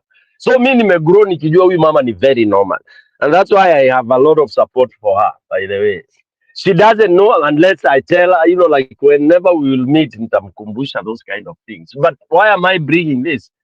It's the confidence I have. I said in one of the shows that one of the people, very few, that I can lay my neck on the chopping board, that come rain or shine, tsunami or no tsunami, one person I know cannot be bought by Ruto is Mother Wangari Karua. That I have confidence. In fact, I can put all my bet on it. These other guys, and I explained this in the other whatever. Not that I think that Yakina Kanania are cheap. Okay, the other one is of course Kalonzo. Kalonzo, right now I know he has the resolve, but Kalonzo, I fear him because he would bring in this card. He would be lured in. He would be pressurized on through the Bible, through the church. Like if there was a tense and a serious situation and they want to prevail on Kalonzo, atatumiwa kanisa na atabadge. Unaona? Atabadge kabisa. Oh, church bishop will go there. Sijui Kalonzo, unajua wewe ni Mkristo kutoka zamani. Alafu this stupid slang ati, I mean, slogan, not slogan, saying that Kenya is bigger than this is what has thrown us into a lot of shit. You see? And that is what now the likes of Ruto, they do all what they want to do because they know people will say, oh, the country is bigger than individual. But this guy who is fucking us up, mnamtoa. Yeye anawaskuru, nyinyi ndio mnasikia Kenya is bigger than individual. Yeye anajua ni bigger than Kenya. Keep unaona my annoyance. So you are at home naambiwa, oh, keep mazee, you have to submit, you know, for the sake of the country. And the guy yule amekuwekelea boot, the way mother amesema boot kwa shingo anakuua, huyo aambiwi tafadhali mtoka kwa shingo yake, the country is bigger than any. All right. So for me, I would say it is true. Martha would be one of the best candidates we can have. Being systems properly, she can do very well. I mean, she can, I mean, and as you have said, what we have today, and even what we had the other 2022, it was the people against Ruto. It was people against evil, people against Wizi. All right. Unfortunately, there are those that, of course, Gachagua came in and he picked these Mount Kenya who are always flagged.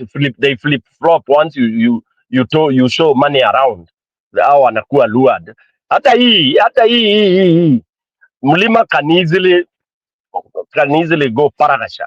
You know, Mulima can betray us in this one as well. As much as you see they are crazy. For example, we are waiting the day that itakuwa sika chagwa ana flag bearer chief, na utanikumbuka leo ni tarehe ngapi after ni Valentine. Utakumbuka nilisema hivi, let's watch the moment it will not be Gachagua flag bearing. Utaona kizungumkuti. Utaona kizungumkuti. Yeah. So yeah, to support mother in JKL, yes, I would put all my cards on her and I would support her. If they say it's her, I'll be one of the most excited and excited human being. I'll be so happy. So happy. Yeah. And I wish they could do that early so that we even join her party and all this kind of a thing. But that or notwithstanding, we will make independent decisions based on the characters of the party leaders, because that is very important. Keep the joining a party, like now. Can you imagine ukiwa kwa party ya Ruto, ukiwa kwa rally? What words do you use when people know you as an person of integrity? Utasifu aje party leader wako? You see, so you can only be a thief, yeah, a carefree, a murderer. That's when you can easily sing praises of your party leader who is associated with those traits. Okay, but if you are somebody who is very, very, very, very straight, very, forward looking, very integral, very, very caring, community, people driven, you would want a party leader that when you start even addressing people, you don't feel ashamed, saying, "Ata party leader wangu da." So that is why intricates choosing these parties comes in, especially with the people who are maybe seriously and directly involved in the political activities. So that's what I can say about Martha and her comment at JKL. That confidence, it should not be misused or abused.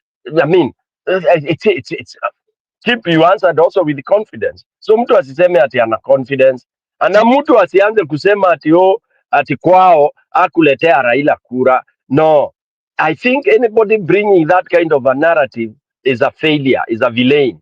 Because if you look at her, this is a lady that was elected as MP twice at the very early, very young age, and her legacy, it lives on in Gisugu. Remember, she was elected even when there were two giants. Mtu mmoja alikuwa anaitwa Njuno na mwingine alikuwa anaitwa somebody. Hiyo jina ingine, Njuno and somebody.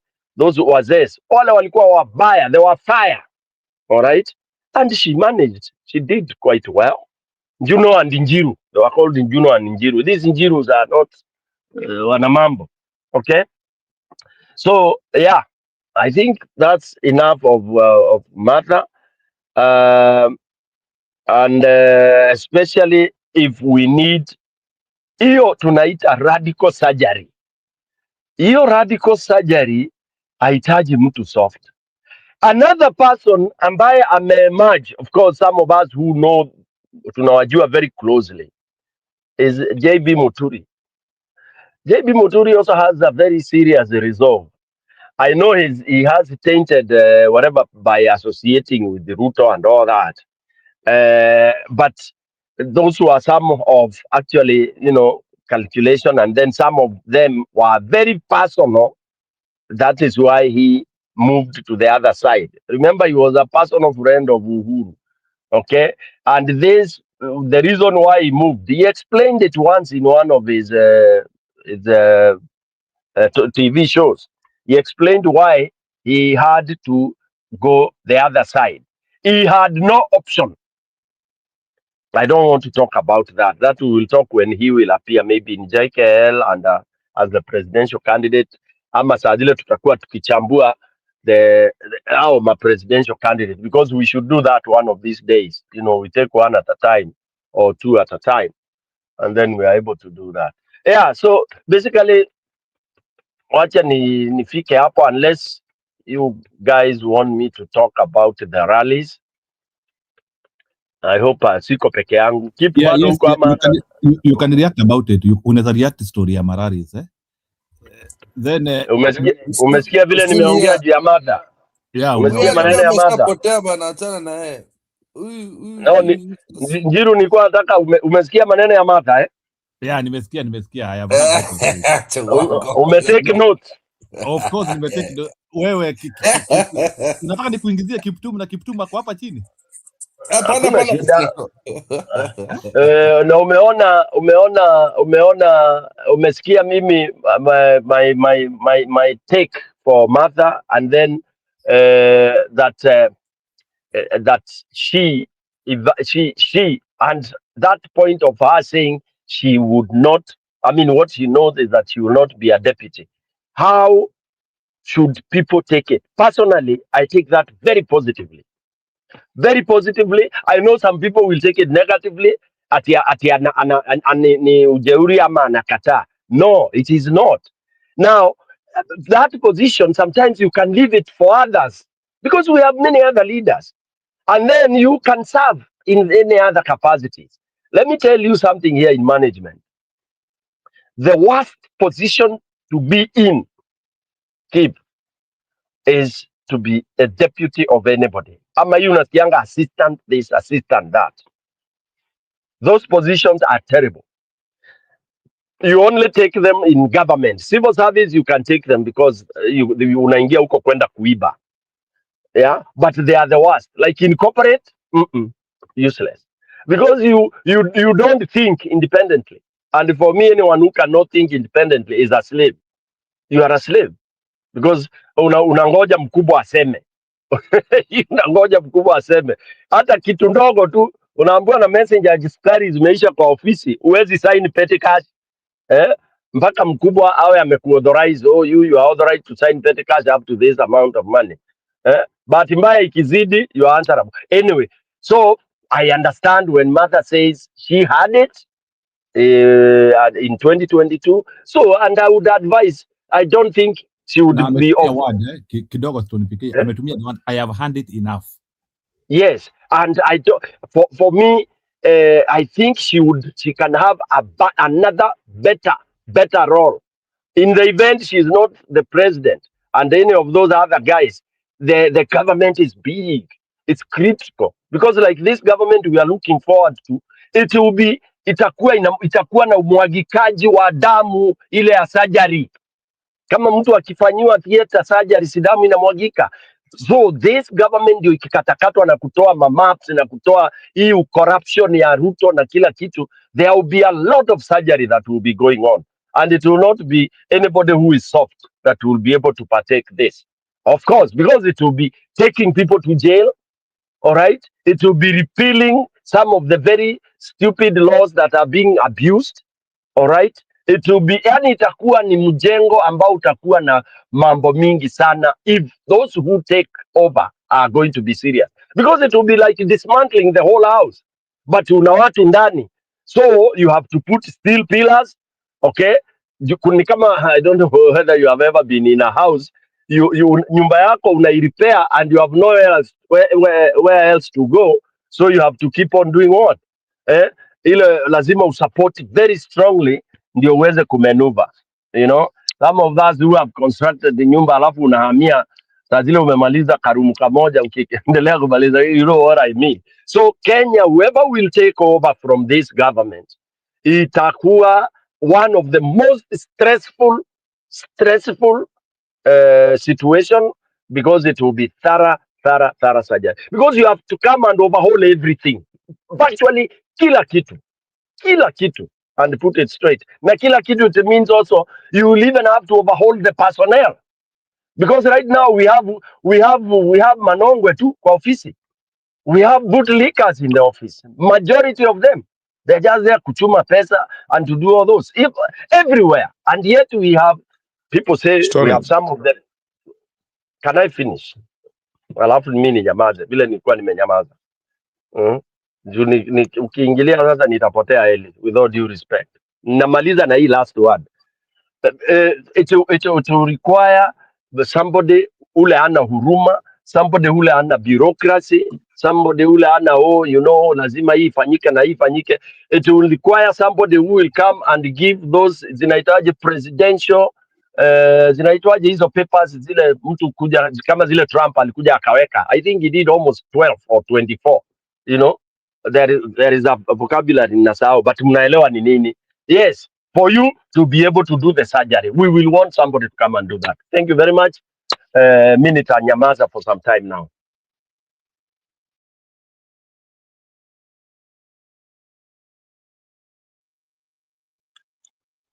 Eli kuja juu Njiro hayuko.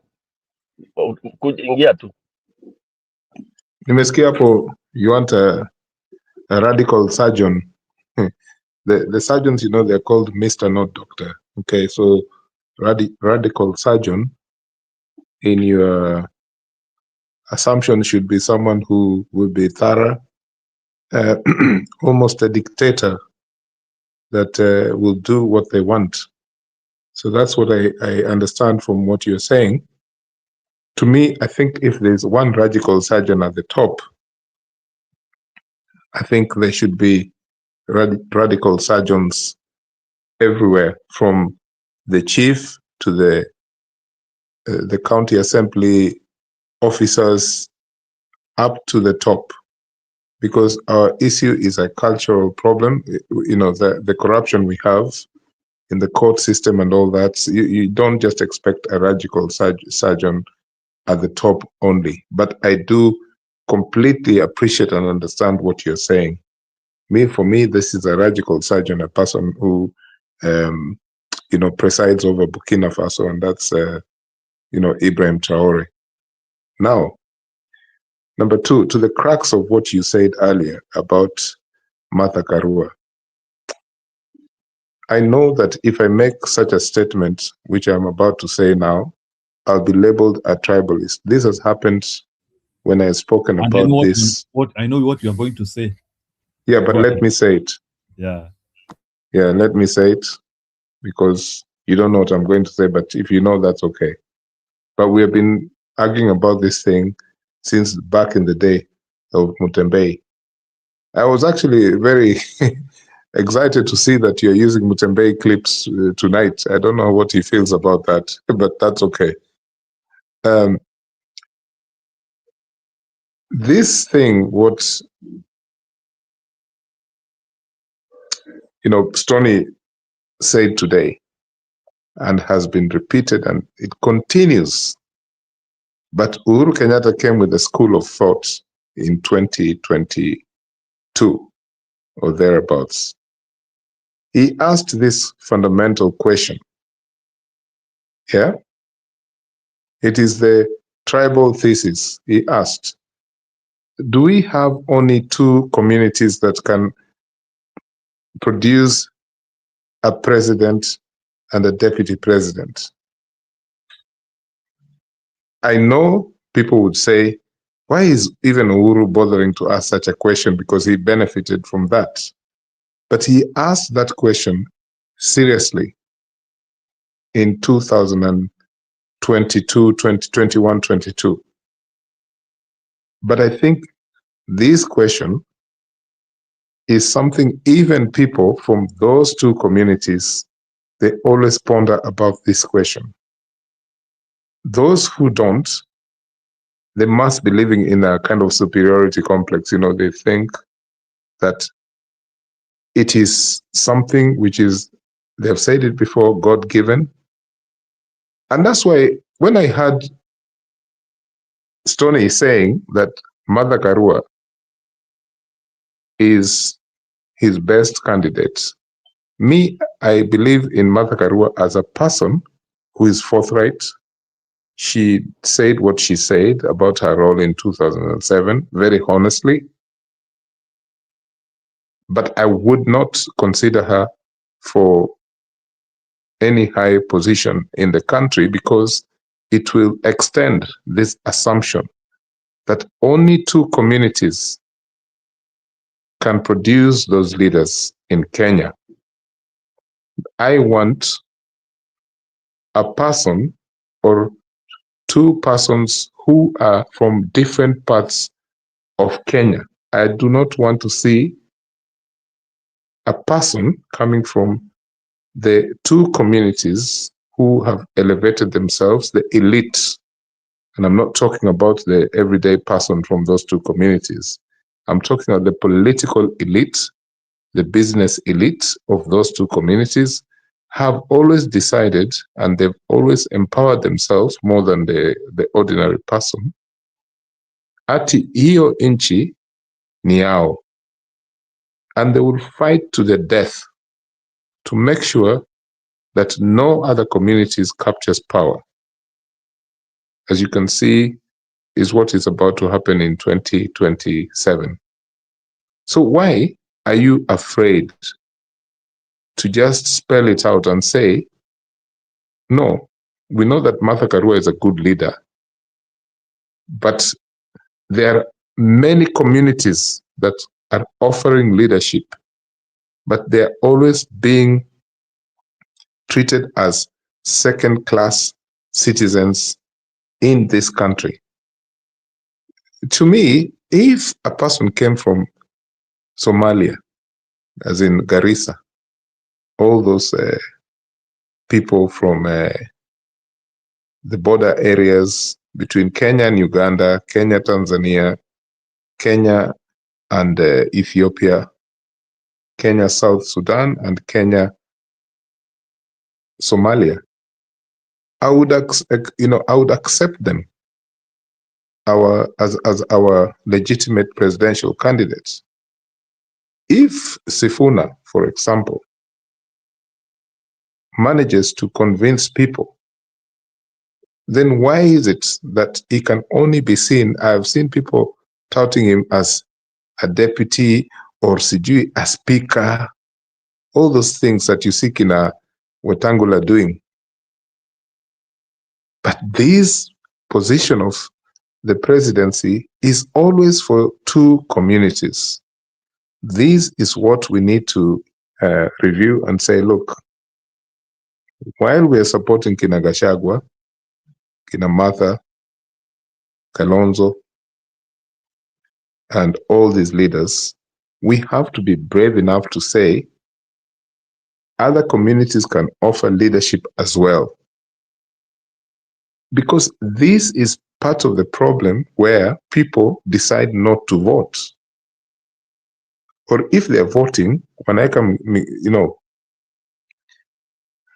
the full anatomy is not there.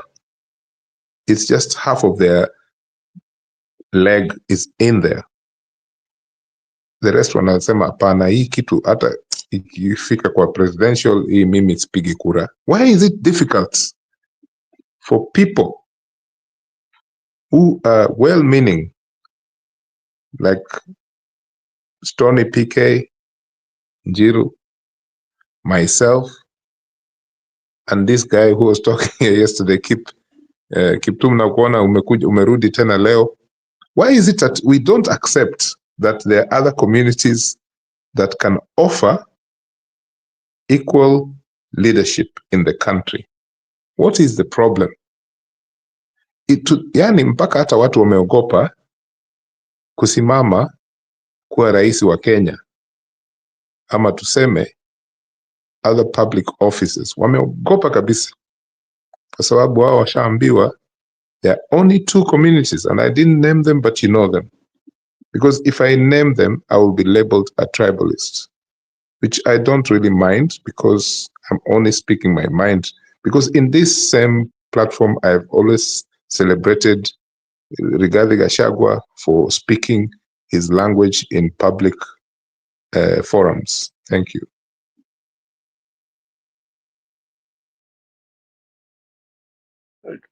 A point of order, a point of correction as you give the next speaker, kabla nisahau Njiro. Okay, go ahead. Yeah, it's only a 30-second point of Mr. Eli. I'm shocked because even when I was talking about Martha Karua, actually, there is nowhere at the back of my mind I was thinking in that tribal lines. Hey, it's amazing. And I'm the last person who look at people based on tribe. And this I've said on all the channels, tangu siku za Mtembei all over. Ellie, I'm one of the most Kenyan person on this channel. This let me reveal today. I'm married from Kisii. My sister, 2 sisters are married in Luoland. Okay? I want 3 of my nephews are married in Luyaland. My dad was a leader in Nairobi for 20 years. He was elected 5 times from a very small tribe called Mbere in Nairobi. Okay, he was a councillor for 20 years and a commissioner for 10 years. Okay, I'm just trying to tell you, if at all I could be tribal, then I would not be son of that mzee. Okay, so and I was born and bred in an area called Ofafa Maringo in Nairobi, which is a cosmopolitan that Kenya that we talk about. My immediate neighbor alikuwa tunamuita Mama Uchi. Yani my best friend was Ochieng, Morris Ochieng. All right, I grew up. I speak Kiruo like you.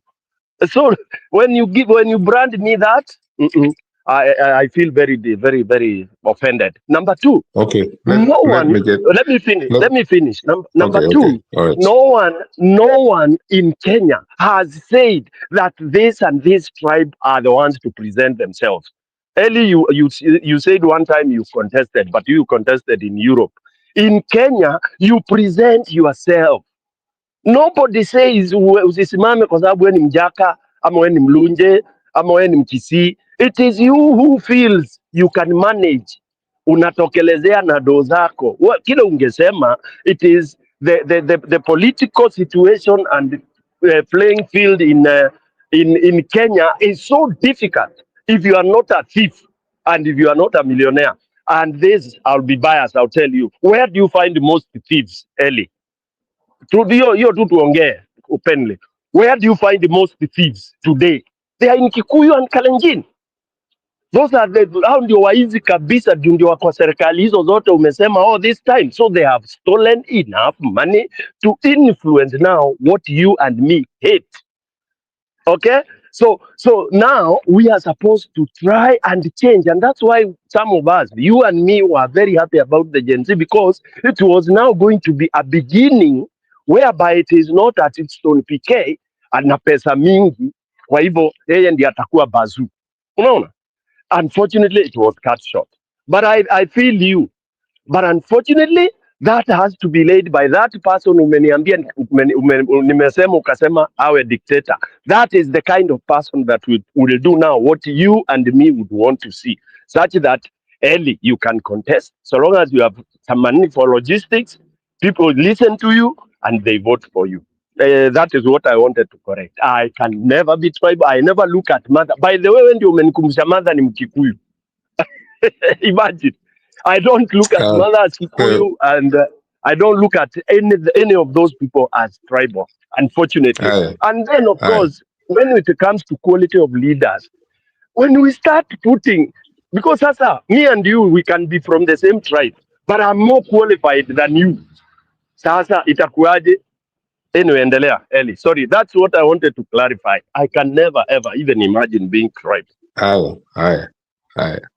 Sasa hapa hivi kitu cha maana ni kwamba tunaongea ukweli.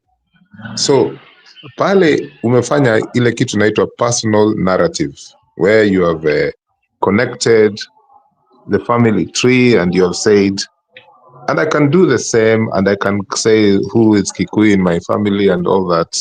You know, kwanza wazungu hapa ndio, they're the professors of that. Mtu anakuambia me, I can't be racist. My best friend is black. Sijui what this and that. I am not being dismissive of your personal narrative. No what problem, I am Eddie. saying, what I am saying, what I am saying now is that when you touted Martha Karua, personally, at the moment, just me, and it can be seen as 41 against 1. You know, that theory that people say that was live in 2007. For me, I think that when we are trying to change Kenya now, we should also consider this school of thought. People like Uhuru said, kwani hii leadership kuna wamama tu wa kabila mbili. Hiyo Hiyo kitu ni tired Eli, si sponsor mtu. Hiyo ni tired. Ni populist, hiyo ni upumbavu. He should sponsor a candidate. Yes, let him sponsor Sifuna. He but has he money. did. At the time he But did. it's nonsense. Yeah, it's nonsense. Yeah. It's not anything I can ride on. Yeah, okay. Endelea. But at the moment, I think when we have Kina Gachagua and Kina Martha, they should really consider not fronting themselves at the top. I was very proud of Martha when she stood with Raila. In fact, Martha brought around 1.2 million votes from Central Province in 2022. This is a fact. You know, more than Ruto got from Nyanza. So those votes were tribal, true? No, those were votes that the people of Central Province gave to the basket of Azimio. Yes? And at the time, people were downplaying Martha as just a flower girl or something like that. But me, that was my first ever election that I voted for Raila Odinga because of Martha. But the thing, what we are saying now is, what is the point of having a person from a community that has been in power for so many years, 24 years Moi, plus Moi in vice presidency, alafu unapata tena sasa kuna huyu Ruto. Those years, I don't even want to go into the other community because they have been in power for as long as Kenya was made. So it was not a personal attack. It was a statement. What I'm saying that when we are having these discussions, we need to be honest about what is it that the people on the ground are feeling about the people who are not from those so-called mainstream communities, because those communities are seen as, you've mentioned it, you said that those are the communities that have fleeced money because of being in public office in a big number. You call them thieves. Me, I will say that they've just been in the place because of their surname, right? And we can even localize that and say that even us in Nyanza, our Luo leaders, they have messed up the county governments and they have stolen. Most of the hotels that you see in Luo Nyanza now were built by public, officers in the county governments. So they're just as corrupt in a deadly way as the people from the two main communities that have ravaged the economy. Let me say this. If we don't think about this, just because we think that the Gen Z generation decided not to fall tribal, we're fooling ourselves. We need to be open and say, why should we get another person from Central or Rift Valley? We need to ask ourselves that question. Because from 1963 until now we get another 5 years of a person from Rift Valley or Central. For what? Ellis, you amended the constitution. Suggest on how to amend the constitution to suppress that. I think that's the best way to do it. We had this discussion here and in Mutembei, and it's amazing that you just reminded me of that. We even talked about rotational power, and jurisdiction, of power on a rotational basis. We spoke about all those things, and we said that this is not realistic in Kenya. We said this, I remember. So if you are asking what is this constitutional so how shall we achieve it then? How shall we achieve go ahead. it? How shall we achieve it? What you are propagating? How do you achieve it? Give us a formula. because that's how Right now. you suggest. You cannot tell somebody at Yasisimame because he comes from a tribe you detest. Ama because at that tribe, the uncle was there, the father was there. It's like telling Sifuna not to contest because Lawrence, his uncle, was a politician in Western Kenya. Hapana. Yeah. Hapana. The rigging machine has always been owned by the two communities. Those ones that you mentioned are the monetary, the money has been on their side, so it's easy for them to rig. The rigging machine is all that needs to be collapsed, because that's how power is stolen in Kenya, because of the rigging machine. Then now we are does not- going back we to don't what need- we talked earlier, IBC. That's what we talked earlier. Remember? But why do we need another new? Why do we need another new law in the constitution to stop this? No, but you have said the machine, the IBC. We don't need a law for IBC. It's just to dismantle what there is and get a new transparent company, isn't it? Huh? I find it very, very difficult to understand why that only two communities can come back to power in Kenya. That one I find. You are contradicting yourself, Eli. You are saying the machine. So unasema ni rigging. Yes. Fix the rigging. Fix the rigging. Fix the rigging. Then mimi na wewe tutasimama from all the other nini and people will vote. Let's fix the rigging. You are right. Yes. Fix the rigging ni kusema. Yes. Ni kusema watu wakipelekwa kotini wanaoza huko kwa jela, wanaoza kwa jela, wanapelekwa jela, wanaoza ama wanashutiwa. Hakuna kitu serikali inaogopa. Wewe umefanya rigging, ingia jela. Yes. Sasa hiyo unataka, there's no way we can create a law about that. It's already there. It's actually a form of treachery. Treason. It's treason to remove someone from power by rigging is a treasonable offense. But you need to implement that, Eli. You need to get a leader who can implement that. So tunaenda round and round and round, egg and the chicken. Okay, that one I agree with you. There has to be a leader who is like Ibrahim Traore, who decides. Exactly. For me, he gives a warning. If this happens, this is what will happen. Now, can you imagine someone like Ruto doing that? It will not happen. It will not happen, yeah.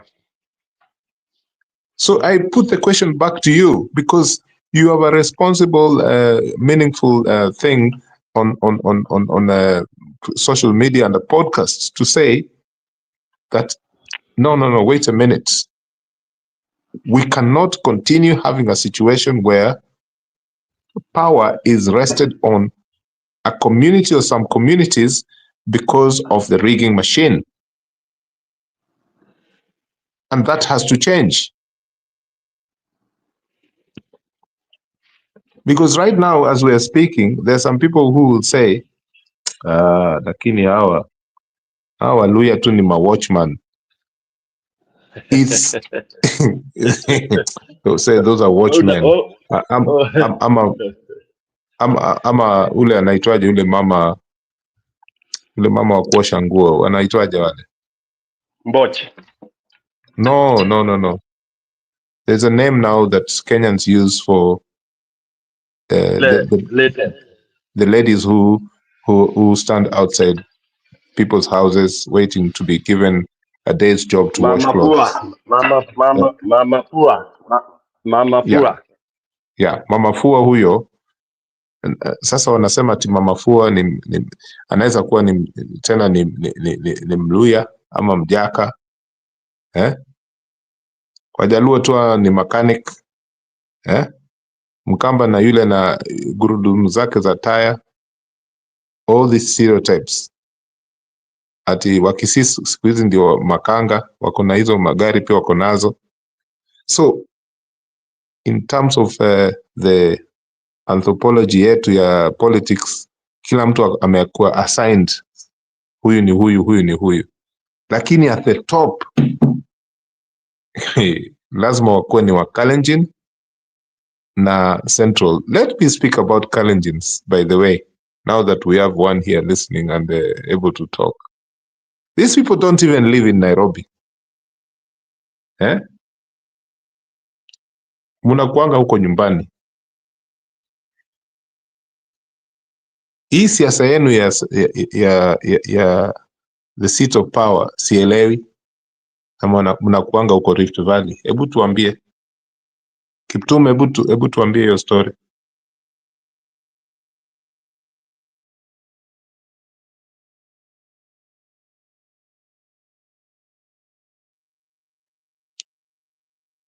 Kiptum ametoroka, Njiru pia ameenda. Sijatoroka niko. Kiptum. Yeah. Ninauliza. Habari yako, nilikusikia jana. Jana mlikuwa hapa na World War 3. Ya hii ilikuwa ni World War 3. wewe na Kipril. Lakini nilikuwa nataka kuuliza maswali mawili. Unaona vile mnashughulika na mambo za the city of Nairobi. Everything powerful is centered in Nairobi. Na nyinyi ni watu mnakaa sana mnakaa kwenu Rift Valley. Hamshughulikingi na maneno za Nairobi. But you always centralize yourself. Yani power ndio yenu. Haya, hiyo ni number 1. Number 2. Mbona wao political elite wa kutoka kwenu Rift Valley na wale wa Central, nyinyi ndio mnaona ati lazima mkuwe na hiyo power matrix, mkuwe president na deputy president. It's a must for since 1963. Have you not had enough mpaka mnasema hii imetosheka sasa? Niambie. Yeah. Unaitwa neutral Belfast So kabla sijajibu, wacha nimwambie salamie Jiru. Jiru, habari yako? Ama ametoroka pia? Jiru anaota ndoto zake. Yeah, so what I'm saying Mimi is sijaenda semeni. Oh, Jiru. Jiru. Go ahead bwana Kiptum. Nataka ureact story ya Kitengela kwanza. Yeah, and then you sawa. also react to the other fake one in Tononoka. And then you react to us utuambie hiyo kitu imeacha Ruto aje. So kwanza nitaanza kwa kuomba msamaha sana.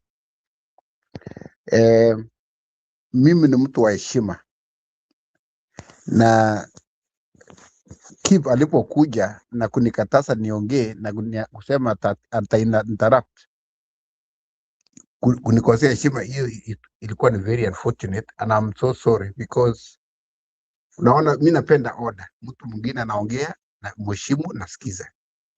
Nikipiga samu yangu niongee, nisikizwe, hata kama maneno yangu ni vile iko, ni maoni yangu, na hiyo ni haki ya kikatiba. Kwa hiyo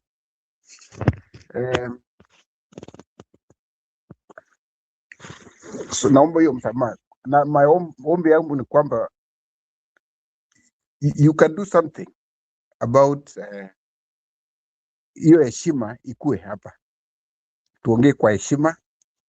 At the end of the day, sisi ni wazalendo wa Kenya na tunataka mambo mazuri ya Kenya.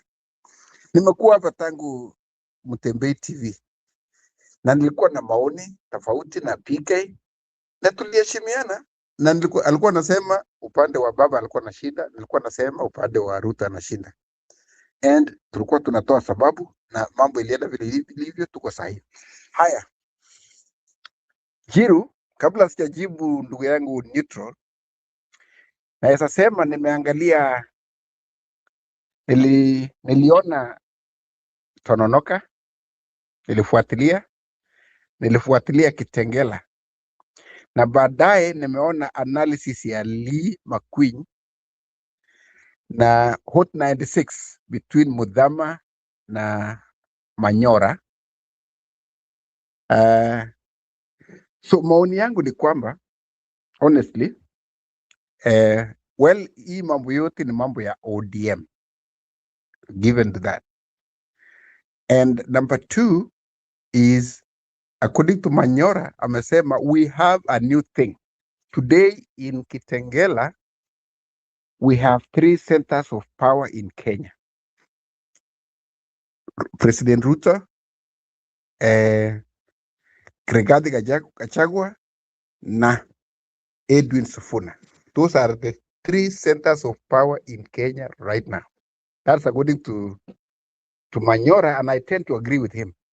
So mambo ya Babu Wino, mambo ya Kalonzo, mambo ya Matiang'i, hiyo sasa ni behind the scenes. So what Sifuna must do, he must bargain for the top seat, come what may. And because in Kenya, it is not a sin, but it's a natural constituency.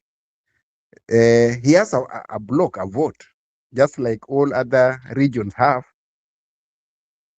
He will start with 4 million votes, and he can really bargain with somebody else, get a running mate, and boom, Kenya watakuwa na rais kama hii ya Senegal, this guy.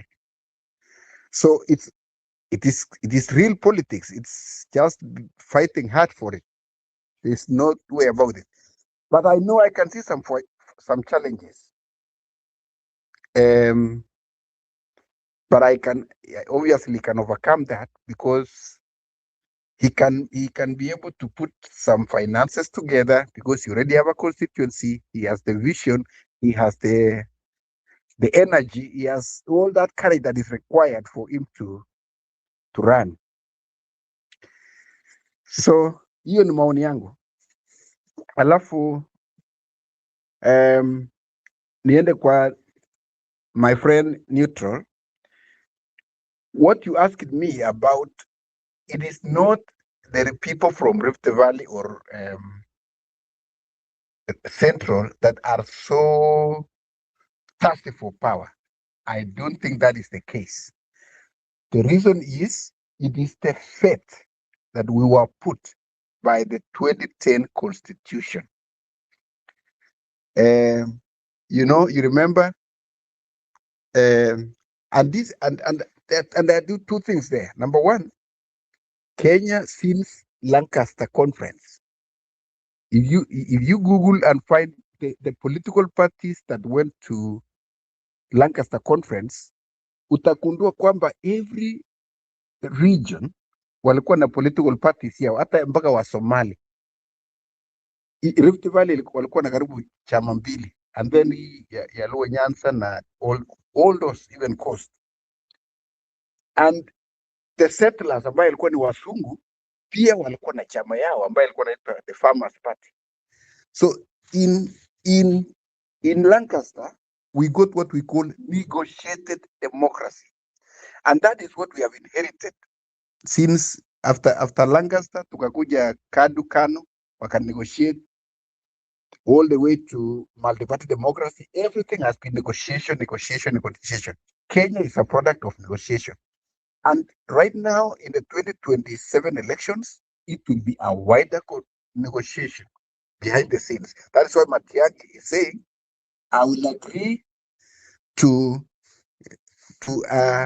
a system of selecting presidential candidate that is credible.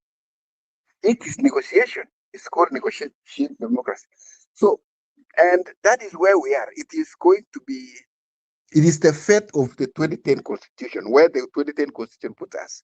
You remember, the majority of Kenyans, still in their minds, Kenyans wanted a parliamentary system, and we end up getting presidential system. And in fact, I remember juzi wakati judges walikuwa wanafanyiwa mahojiano, Chief Justice Martha Koome aliuliza one judge, akamwambia, is Kenya a unitary system or a parliamentary system?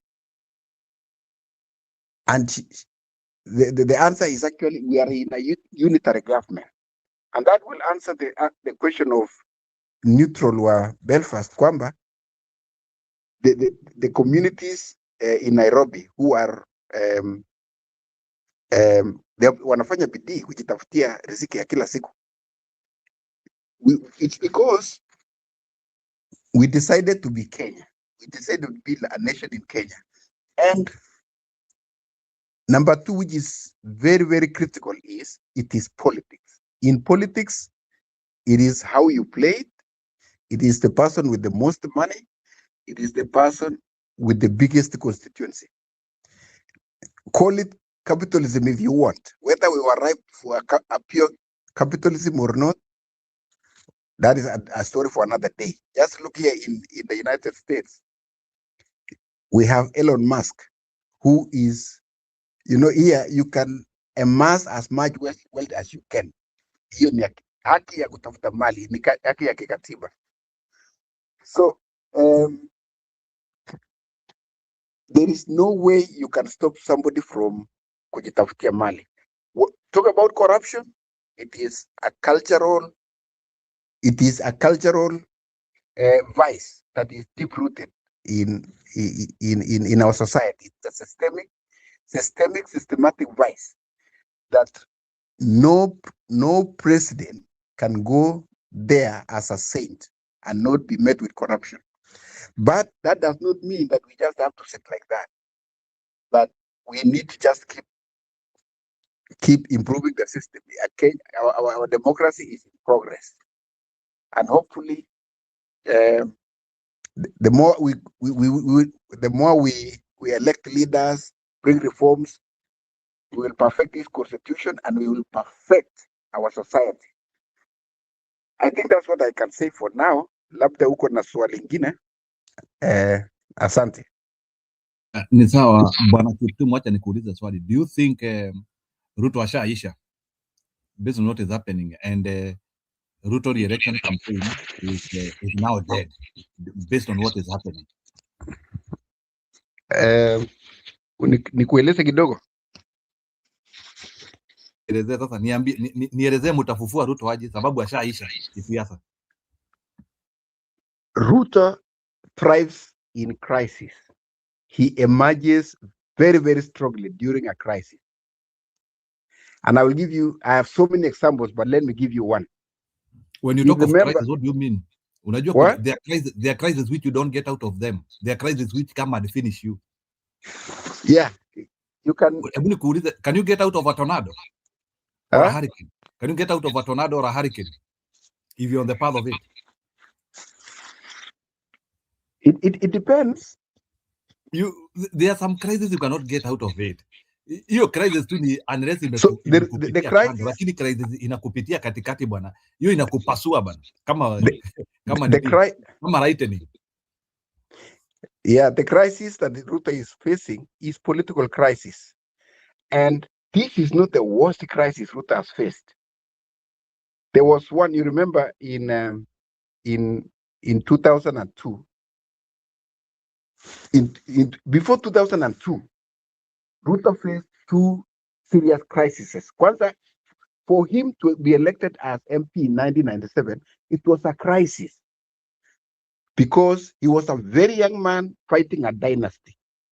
The man who later he was claimed to have slept in State House because alikuwa mzee, but he overcame that. But the crisis was after Uhuru lost in 2002 to Mwai Kibaki. Kulikuwa na mabambo all over the place. People wanted dead or alive William Ruto, but he overcame that.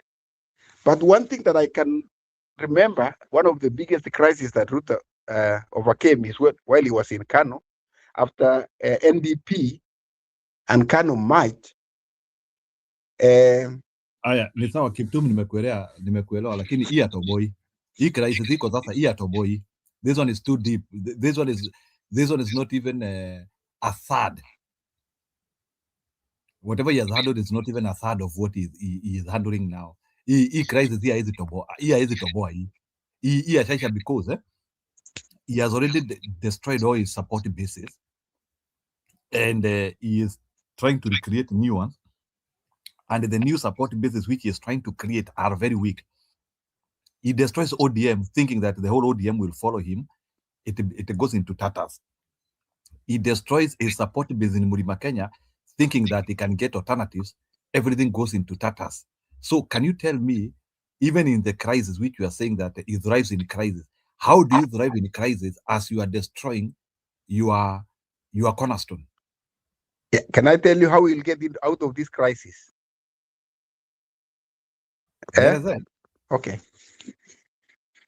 You remember today in Kitengela was what we call Matiba moment. According to Linjiru, when Matiba was sick and he had to go to London for sickness, for treatment, when he came back, the government organized for a big reception until Matiba got confused na akaanza slogan, let the people decide. Unataka kutuambia watu walikuwa Kitengela ni Ruto alikuwa amepeleka? So I don't want to say that, but what I'm saying is the fact that Sifuna has come out. Wacheni kufananisha mauti na uhai. Okay. There's no comparison there, brother. Okay, let me put it this way. Now that we have had a third force, Rigathi will go straight to the ballot. Which third force are you talking about? These people are also in opposition. Which third force are you talking about? The opposition eventually will align with him. So ni third force all the time you are all root of people, you are hoping that it will appear. Which third force are you talking about? This is what is going to happen. It's a third force. If Rigathi will go all the way to the ballot, Sifuna and Kalonzo will join. And you don't get surprised. Wanasema politics has no permanent enemies or friends. Don't be surprised Kachakwa endorsing Ruto for second term. And don't be surprised Kalonzo endorsing Ruto for second term. That is what you wish. I think that is what you wish. But I think Gachagua is too much engraved to just support Ruto. But anyway, it's a wishful thinking, which is okay. Unajua saa zingine hata mwanaume akiachwa na mwanamke, it is politics. Anawishingi tutarudiana. Na saa zingine hata huyo mama ashaolewa kwingine. Na huyo mama alikuwa bibi yangu atarudi tu. Na huyo anazaa kwingine. God is busy giving birth elsewhere. And you say alikuwa bibi yangu atarudi tu. Hata mwenye alikuwa bibi yako by jiggers ni mandutu ni funza zinakukura somewhere. So stop that wish thinking that back to you. Using the wife analogy. Ile bibi alikuwa umekaa na why do you think also that ukikutana yeye bado atakupenda tu? Ndio nakuuliza, why don't you say it? What if Gachagua is genuinely determined to exterminate Ruto power? Why are you always wishing that Gachagua atawarudia? Jana nilisema, okay? Nilisema Ruto atakuwa kwa ballot kama any other candidate. Ashinde asishinde, it is competition. We have seen this in Malawi. He can come back in 2032. We have seen this in tunasema anashindwa. So mimi unajua bwana Kiptum kuna swali jibu. It is competition. No, forget about competition. Mimi nataka unihesabie kura za Ruto ziko wapi? Kura za Ruto? Toka ukuje juzi, you have never told me kura ya Ruto iko wapi. Ebu leo mimi nataka leo, I want to be satisfied. Nataka uniambie hii pahali Ruto ako na 2,000,000. Hii pahali Ruto ako na 3,000,000. Hii pahali Ruto ako na 1,100,000. Ebu nipigie hesabu ya kura za Ruto. Because you seem to be so much engraved in a man who thrives in chaos. Okay. Ebu nihesabie kura za Ruto. Leo nataka unihesabie. Zifike 7 million at least. So, Ruto, before you talk about anything, ako na 40% vote ya diehards. No, bana, okay. That one is too generic, bana. Wezi anzia kutuambia hivyo. At 40%, who are those, can you sub-break those diehards wa Ruto? Ebu niambie how diehards ni akina nani? I don't want to go that 40%. I don't want to go regional or tribal. No, but, you have to segment for me, brother. You know, this is hypothesis. Opinion poll yangu inatoa 22% nationwide. And mine is giving Ruto 53%. I see Ruto in State House like in the morning. Ebu elezea opinion poll yako inatoa nini na nini? Opinion poll yangu, I see him getting okay. Ruto alikuwa na 7 million votes, right? Ili aliibiwa, wacha kusema alikuwa na 7. Aliibiwa ikafika 7 million. Si ati alishinda, aliibiwa, iliibiwa ikafika 7. Use the right tenses, eh? No, Yeah. no, you know, so what I'm saying is hiyo kura ilijaziliwa ikafika 7 million. Alikuwa na 3.8. You know that very well. Alikuwa na 3.8. Yeah, alikuwa na 3.8. Who doesn't know? Okay. Wewe ujui walifanya top up ya over 3 million? I saw Chebukati reading 7.1 million. But anyway, you know, I don't want to break down, but I see him getting 53% from all the mix-up that is happening. That's my analysis. That's my opinion, Paul. Vile umesema yako. Lazima unibreakie. This is a very serious show. Hiyo 53 lazima ubreak. Uweze weka tu statement halafu unapita hivyo. Hiyo 53 lazima ubreak, utuambie hapa kuna uwezekano wa kupata 10, hapa kuna uwezekano wa kupata 5. Uweze acha. That's a very strong point. Ati anapata 53. Okay, let me research hapa sahi right now. Break it down. Path to presidency in 2027. Ndio hii. Aje niulize ChatGPT. Sasa ni ChatGPT umetuambia ni research yako. Yeah, iko hapa. President. Sasa niambie hiyo 53. You have to break that path. So hata mimi ningie ChatGPT ama 2027. Yaani unatutolea information ChatGPT unakuja kutuambia hapa bwana. Kiptu. Tunasema opinion poll. Hizi ni exit polls za nani? Za Itumbi. Hiyo ndio anakuja kutupea hapa. Si amesema amefanya research yeye mwenyewe. But I'm just saying they should UDA should get a non-challenging leader. That's where I'm coming from. Yeah, you know, we can all advise, and every candidate anatafuta power, which is very perfectly fine. We are in Kenya, we are in a democracy. To cut the wrong story short, we are very serious people here. Mimi hiyo 53 umeniambia, you have to break it down for me. Siwezi hapo uwezi pita. Lazima uniambie Ruto anapata 53% na inatoka hapa, inatoka hapa na inatoka hapa. I agree. That's a very serious point. Uwezi pita hivyo. Hiyo lazima unielezee. Haya, anasema I have 5 points here, okay? A plausible winning formula would look like this. Ebu acknowledge mtu unasoma because it is not your opinion. Unasema anasema. Ni nani huyo anasema? Can you acknowledge the person who has done that work? Because si yako. ChatGPT anasema. No, sio ChatGPT. ChatGPT was loaded by somebody who did that work. Haina mtu. Haina mtu. So, anatumia AI. Oh my God, I'll miss my flight this morning. Yeah, ni AI. I'm staying up to listen to this. Oh my God. But let me tell you, this is what it's saying. Okay, ni sawa basi, ni sawa tumekubali sasa. Tumia AI yako sasa. Okay, number 1. Maintain the core base of Rift Valley loyal UDA regions. That's number 1. Maintain loyal. Goja, unasoma na tuna audit. Goja, unasoma na tuna audit. Maintain, hebu sema. Core base Rift Valley plus loyal UDA regions. Nataka uweke F or T. F ni false, T ni true. Ukisoma point, is that false or true? Situmalize kwanza hiyo. Let's go through all the way to the end. Is that point a false or true?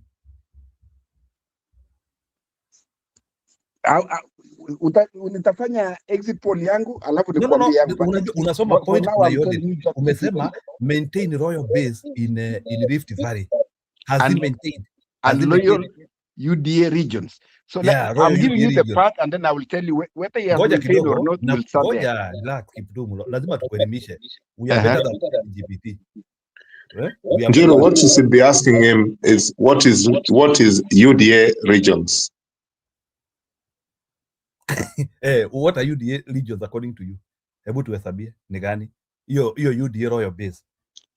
The regions is just go by how many UDA MPs do we have. As long as we have an MP in a region, that is a UDA region. Yeah. How many MPs does UDA have that they are going to defend? So let me ask you, so like for example, because Kikuyu, there is a UDA MP by the name Ishongwa. Is Ishongwa going to win in Kikuyu? We have to do opinion polls there. No. Ndio nakuuliza, according to you, is Ishongwa is a UDA I have MP. never Is done he a going sort to of win? that, but sijafikiria hiyo, sijafanya hiyo analysis. No, wacha kusema hujafikiria. But the thing is, watu hapa wanajua. Hebu niwaulize because Ishongwa ni wa UDA. So Jiro, let me help Kiptum. Yeah, I think what he's trying to do here is trying to say, he's afraid of saying that these people he's talking about, they're from Rift Valley.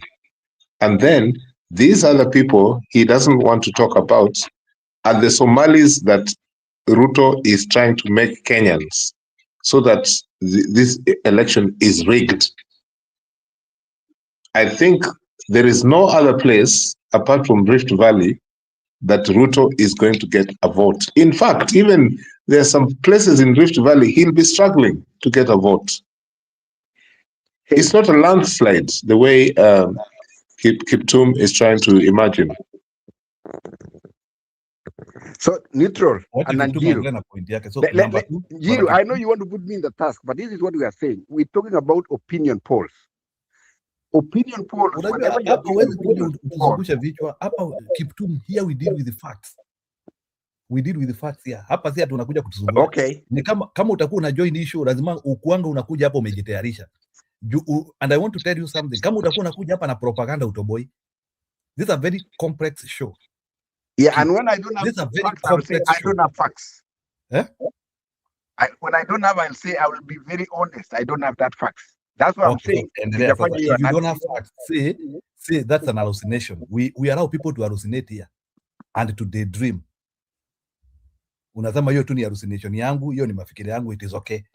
Ama hiyo ni vile niliota, ama ni ukare inanisumbua, it is okay. Ukikuja tu tuambia hapa tu ni ukare inanisumbua, and I don't know how I can get out of ukale. Lakini usiende hiyo mambo ya ukale. We are Kenyans. No, it's okay. Hata mimi naweza kuwa nikisumbuliwa na uembe. Tuheshimiane hapo, sio? Usiende usianze mambo ya uembe. Unajua mimi napenda kuheshimu, unaona? Okay, go ahead. Yeah, keep usichukue vitu personal. Hata sisi juzi tuliambiwa ati Omena Democratic Movement ODM. Yeah, sawa. Sasa I think nimemaliza. Jiro amekuwa mkali, but nimekuwa mkali. Umesema uko na point 5. Hebu soma hiyo point ya pili tusikie hapo kwa chat GPT. No, let me just end there my submission. Nafikiri nime make my point. Okay, so Bwana Kiptum, because I know there are people you speak with, just go and tell them ende waambie tu Ruto atuwekee hiyo upanga vizuri. Tunaiendea. Hiyo upanga tunachukua. It's unfortunate but hiyo upanga tunaichukua because he has not delivered anything, and once we don't it is not unfortunate. Sini demokrasia bwana. Ni unfortunate sababu he is portraying the way amefanya kazi akidanganya watu kuna kazi ile amefanya, lakini upanga tunaendea. So apende asipende, there is no a way out for Ruto. Unfortunately Bwana Kiptum. I know nyinyi watu mnafanya kazi mingi sana to try and pitch for him, but amwezi toboa. You cannot defend it. Kuna hii neno ambayo wanasema one day in politics is a very, very long time. How about No, if we not for deliver, an idler, deliver my in the friend. in the remaining time? It's a long day for a serious man, but not for an idler or for a sloth.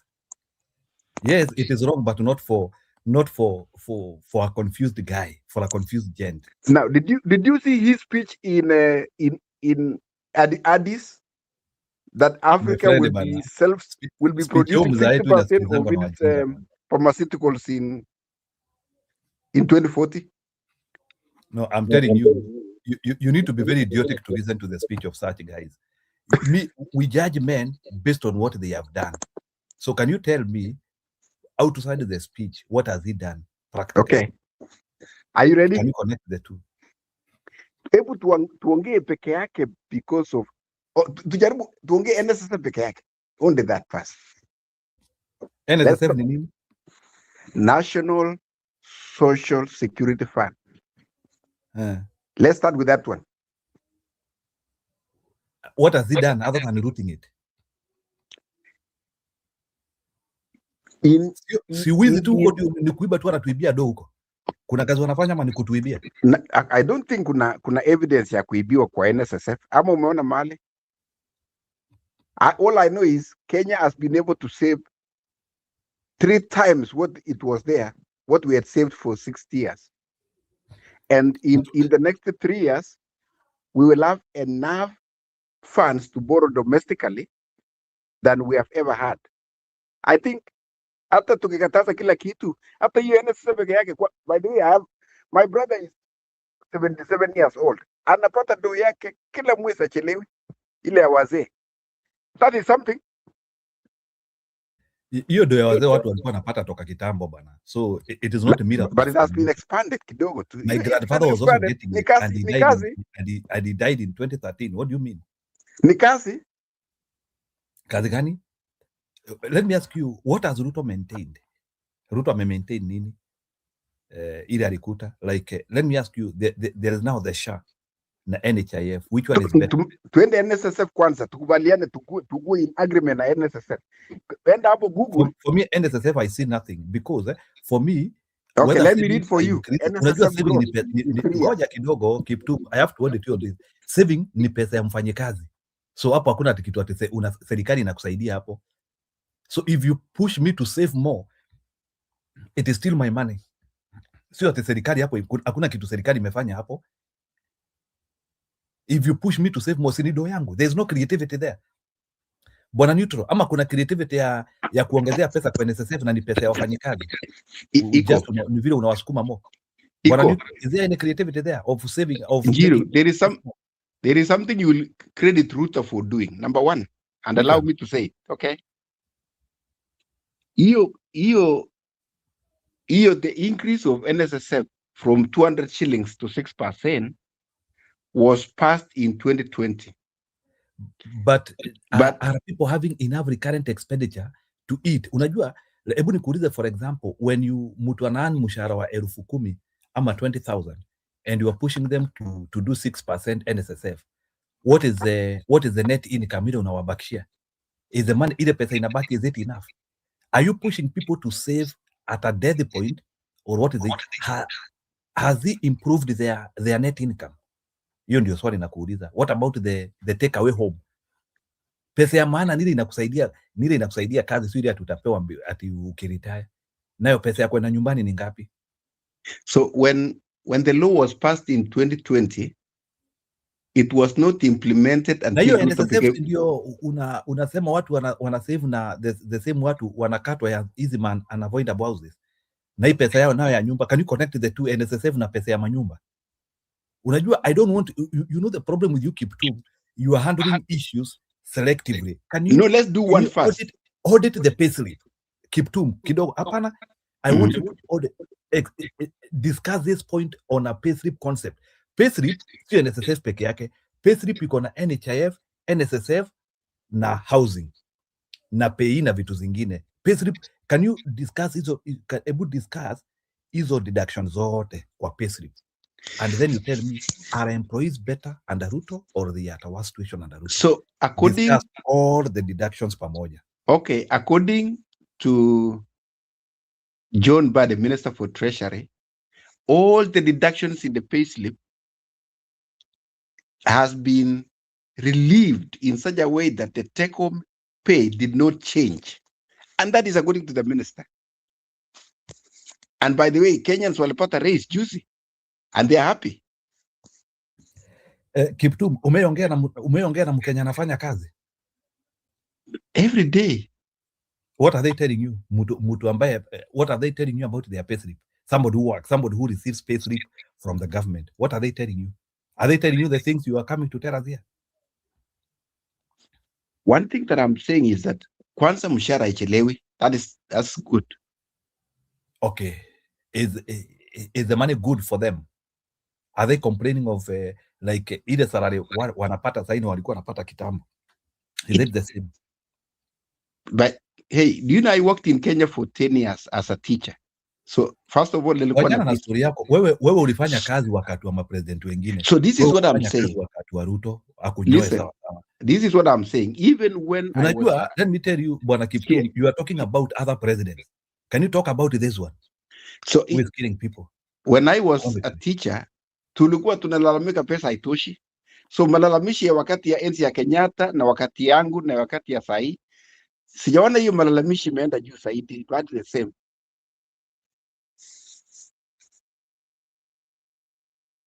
No, Bwana, I think Bwana Kiptum, you are an Aryan, Bwana.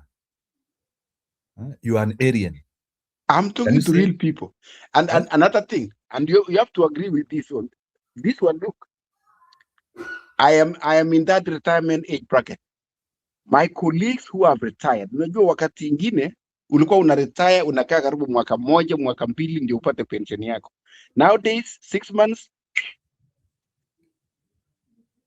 and I can call a few people that retired recently and they have their pension.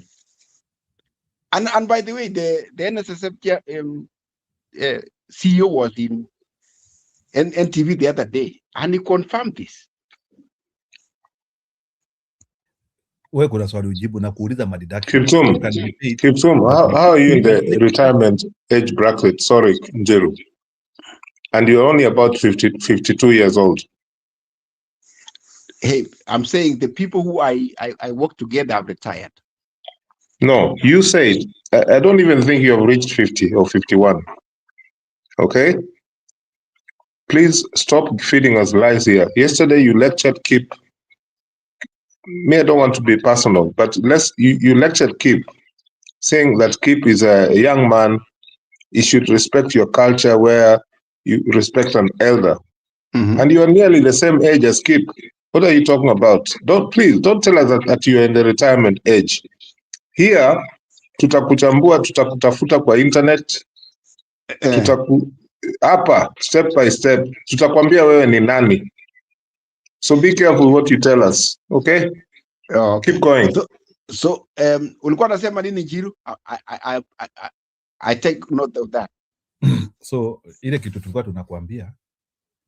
tunakuambia ni ya kwamba wewe enda uambie Ruto yako, sababu najua hao ndio wamekutuma. Go and tell him. Hakuna mtu amenituma Njiru. Kisha mramba. I'm only speaking my mind. Atengeneze concession speech haraka haraka. Me, that's all what I can tell you. Enda mwambie atengeneze concession speech haraka haraka. Hii mawili iko hii atoboi. Si umesema Ibrahim Kaiser. Hii inakuja kumumaliza. Hii inakuja kumumeza. Hii ni kama ile ya Jona kwa Merikabo pale. Hii inakuja kumumeza hii. Hii atoboi. So like even those opinion poll, enda uambie opinion poll inasema ako na 22%. And opposition, we are doing very well. And you hope that the opposition is going to be segregated. Na opposition ita segregate. Hiyo na nataka kuuliza Stone PK ati Sifuna ni third force. That's what Kiptum is saying. Stone PK? Agodi to Manyora. Goja kidogo. Manyora, not me. Kiptum relax kidogo. Ati Sifuna ni third force.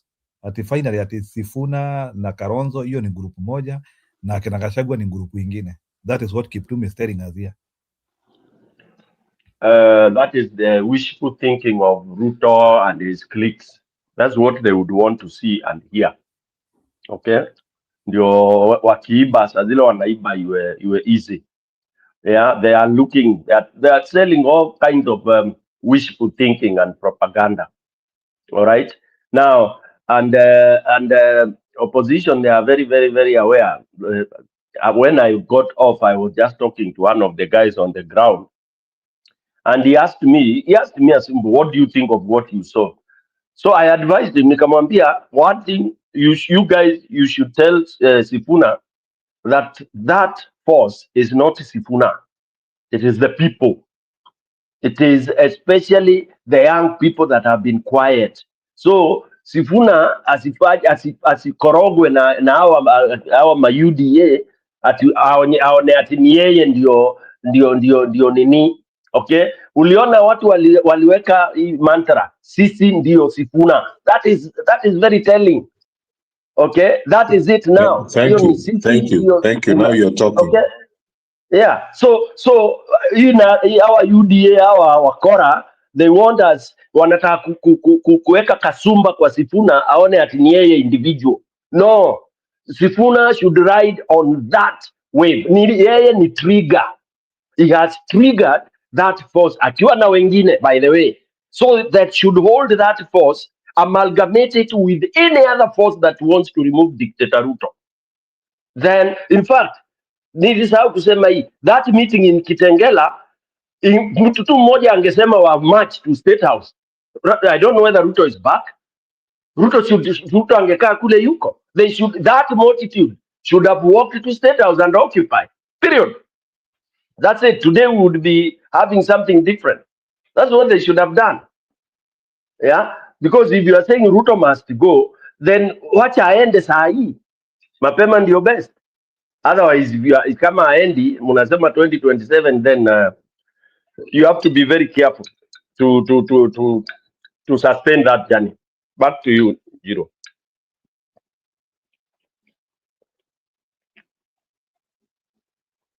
Hey, PK. Tulikuwa hapa last time before 2022. And Ruto carried the day. Ruto stole elections. Stop telling us carried the day. Unajua muliiba. Unajua wewe umesema wewe ni mzee. It's good. Na mzee anatakiwa I don't know how an old person keeps buying and selling lies. My conscience does not allow me to. Na mimi Ruto si wetu. Na mimi, it's just for me is I wish somebody would perform for the sake of our country. Sijali, I don't care who is the president. But now, hii wizi. Kwanza hii sasa wizi hawa two presidents hawa wawili kwanza. Moi na Ruto. Alafu Uhuru mwenyewe ndani. Na wale walikuwa na surround Kibaki. Those people, whether they are from whatever tribe, they have messed the country. Wameiba, wameloot. For me, it's not about Ruto or whatever, but he is there and he's doing worse. He has done many times more than those other guys who are there.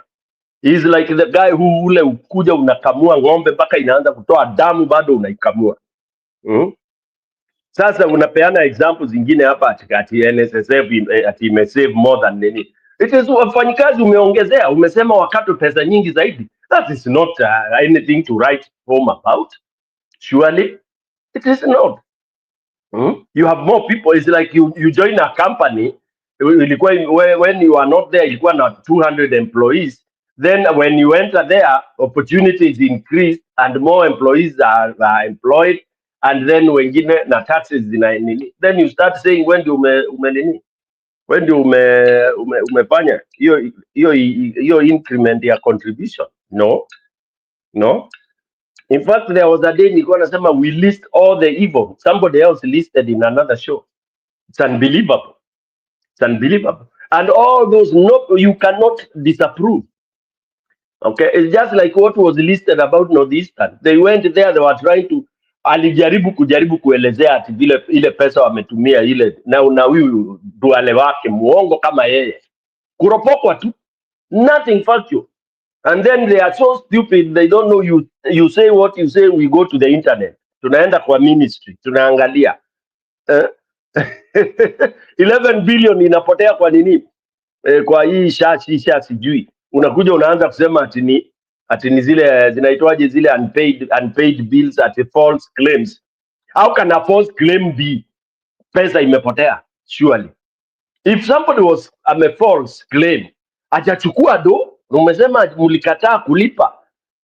So the money is with you then. There's no money that has disappeared. And he came to national TV, national show to try and justify that.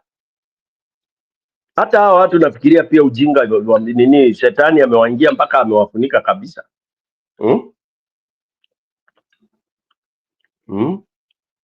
The money that is being hii inakatwa ya affordable housing. Na kuna mahali unaonyeshwa the balance sheet. Unaambiwa tu we have 100,000 houses units that have hata hakuna mahali hata inaletwa hata kwa documentary uone wale watu wanaishi kwa hizo nyumba happily. Wametoka Mukuru kwa Njenga wako huko ndani. Scam, scandal, ujinga, upumbavu mtupu. So hakuna election Ruto alishinda, aliiba. Na hata 2027 mtaiba tu. Sasa, my dear brother PK, why are you so desperate like this? Because if you are heaping problems and not giving solutions, how are we going to develop this country of ours? Why are you na lose hope kwamba hata 2027 tunaiba? Because mtaiba si mnajulikana, that's your work. Lakini mtauliwa tu. But I really want to know from you, how does a clear win look like in your opinion? You go Google, you'll see clear wins. I can't teach you now. Clear win. Clear win. Has it ever happened in Kenya? Kiptum.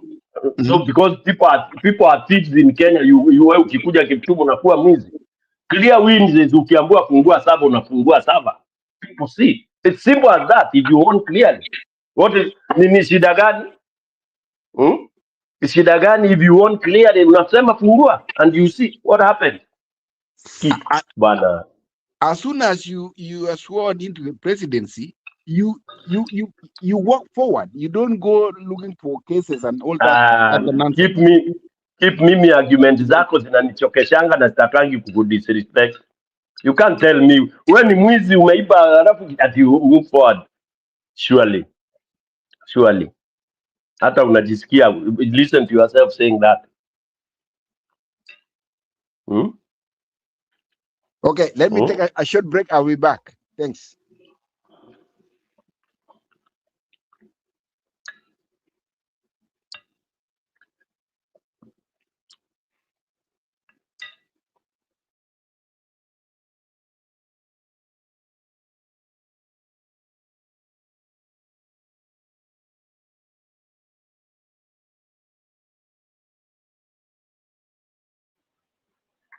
Hello guys, Zero nice ongea.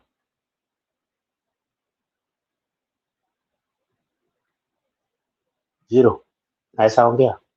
Go ahead ndugu yangu. Ni nani yo, David ama nani? I'm David. Yeah, David, go ahead. Barigani, go ahead and talk. Mimi mko mzima, ni kuwasalimia wale wako studio na wale wako katika comments section. Yeah. Nimeingia diposa nikaweza kucorrect hiyo usemi wa Kasuba ya kusema ati Wakikuyu ni waizi. Those are the most thieves. Na hiyo ni Kasuba ilikuwa inasemwa huko kitambo, ambao haijawahi kutoka watu wengine hata wakiwa wamekomaa. Mtu karne ya leo, in this century, kuwa bado anasema Wakale ni waizi na Wakikuyu ni waizi, ni mtu ambaye badala ya kukua mawazo ni kupungukiwa, anapungukiwa. Nasema kwa nini?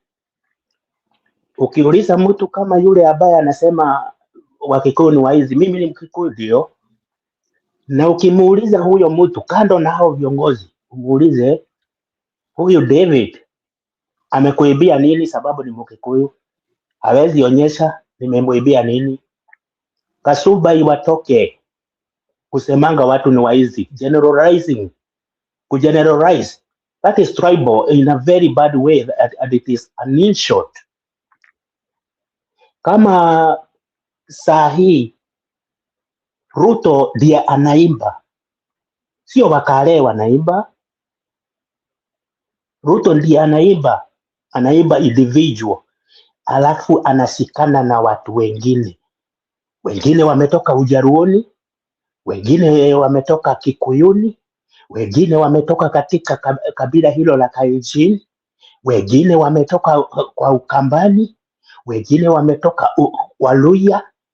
Tutoke hii kasumba watu wanakuwaga nayo ya kusema kabila mbili ndio inaibanga hiyo. Hapo ndio ninataka kucorrect.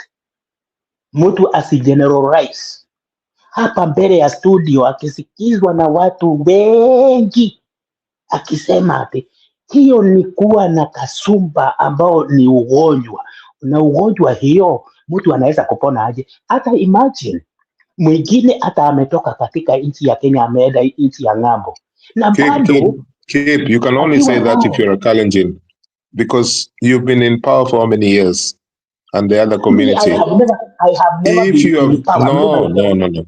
By extension, you can only say that the way you are speaking, you will not understand us. You will not understand people like me. You will not understand what has happened to Luos, how they have been terrorized since Tomboya. You know, you will not understand. You will not understand. So we accept how you think, okay? So you will not understand. You will never understand. All right? Will you give me chance? Mimi ninasema don't generalize. Ate kama Uhuru aliingia hapo, mimi nilikuwa nina struggle vile wengine wana struggle kupata riziki, kupata chakula ya watoto wangu, kupata mambo ambayo ninafanya akiwa the president. The same during the Kibaki time, the same during Moi time. No, you're going into personal narrative. Yeah, we're talking about the macroeconomics of Kenya, the bigger picture. There are only two communities that have held power. Okay, so please don't go into personal narrative. Not communities. I'm fighting for communities. Don't talk about communities in power. Three people in power. Kibaki, when he is in power, it is an individual person. So I am lying then. I am lying that it's not two communities that have been resting power for since 1963. It's a lie, yeah? It is a lie. We're lying. It is not a community. Explain that to me like a standard 2 kid. How? How am I lying? Kenyatta was in power. Was it Kikuyu in power? Yes. The first president? Yes. That is kazuba ambao inafaa kutoka watu wengine wamerefuka. Please, the powerful Kikuyu elite and the powerful Kalenjin elite have always been in power, and they have used other communities, as you have explained. You have people like, no, you explained there that kuna watu kama tuseme kama John Mbadi ametumika na Ruto. Umetoka community gani? By now you know, you're a Kenyan, so you should know. Nilisema hapo I'm from Nyanza, so unajua. Ukilipa kodi, mimi Mkikuyu nalipaga kodi Uhuru akiwa. Ukilipa kodi nalipaga. Ukilipa gari kwenda pahali na mimi nalipaga hivyo. Am I in power? Wale wako in power ndio wanalipiwa na taxes. David, pole hapo. Nimekuconfuse na Kiptum, lakini kile kitu ambacho unasema ni sawa na Kiptum. You are thinking the same way. You are defending yourself for no reason. Don't defend yourself about the obvious. The power matrix in Kenya since independence has been two communities. I even said, I emphasized nilisema the powerful elite groups. Sikusema ati wewe, ama mtu mwingine hapo kwa community ya Wakalenjin, hapana. Nilisema the powerful elite, the elite blocks. That can happen in any community, yeah? But there are two powerful blocks, and the business and political elite. Ni wawili tu, shame them, and those are the people who have been using their people in order to steal elections or to damage the strength of democratic gain that Kenyans have been trying to get since independence. The first one was kama sahi umesema Ruto aliiba 2022. Ni nani alikuwa in charge wa IBC? Was it not a Luya?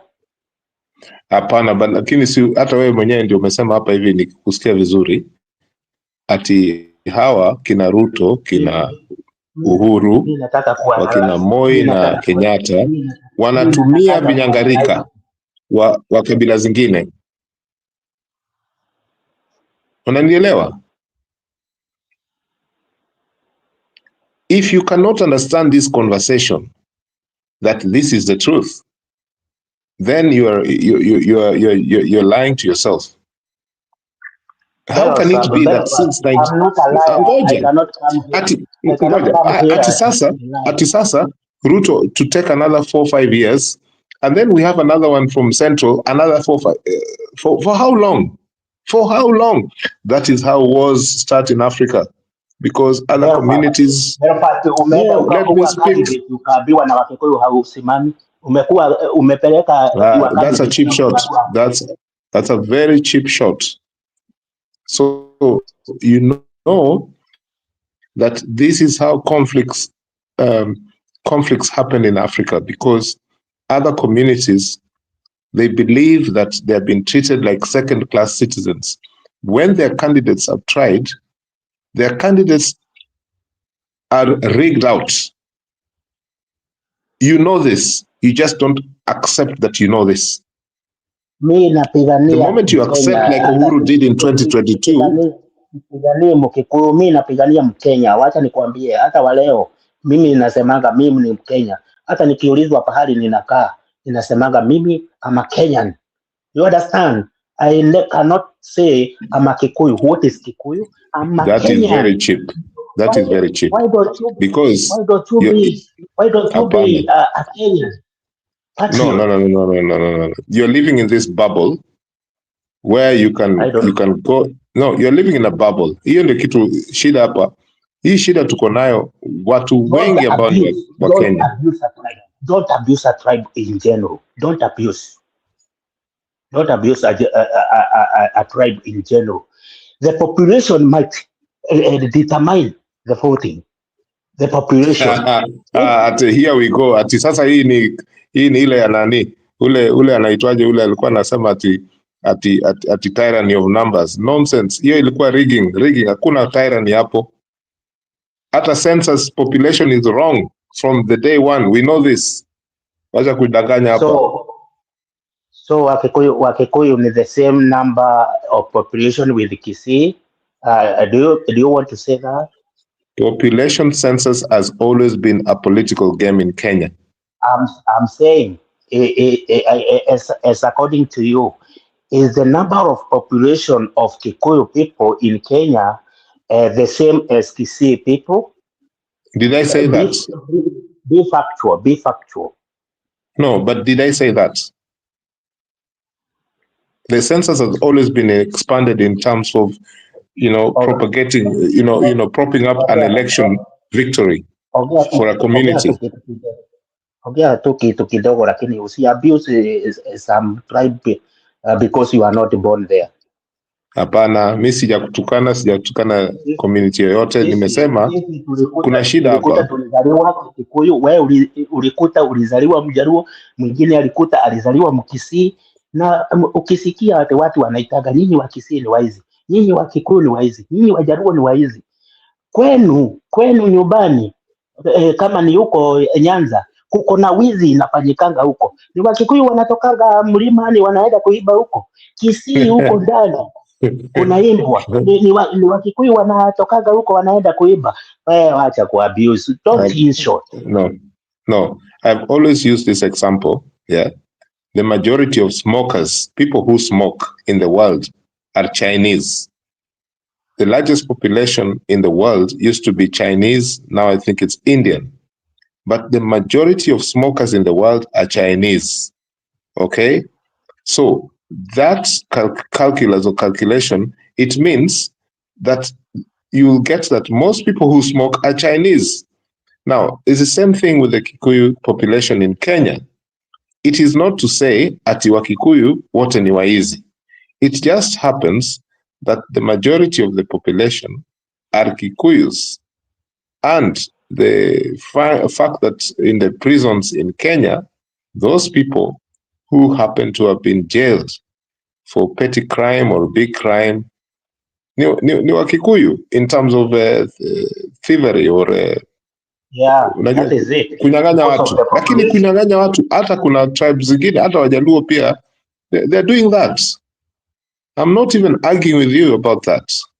What you don't want to accept, it is very unfortunate that you don't want to accept this. And many Kenyans were in this ball. We don't want to accept that power, every time transition is happening. There's a guy who used to run the Ministry of Finance, Amos Kimunya.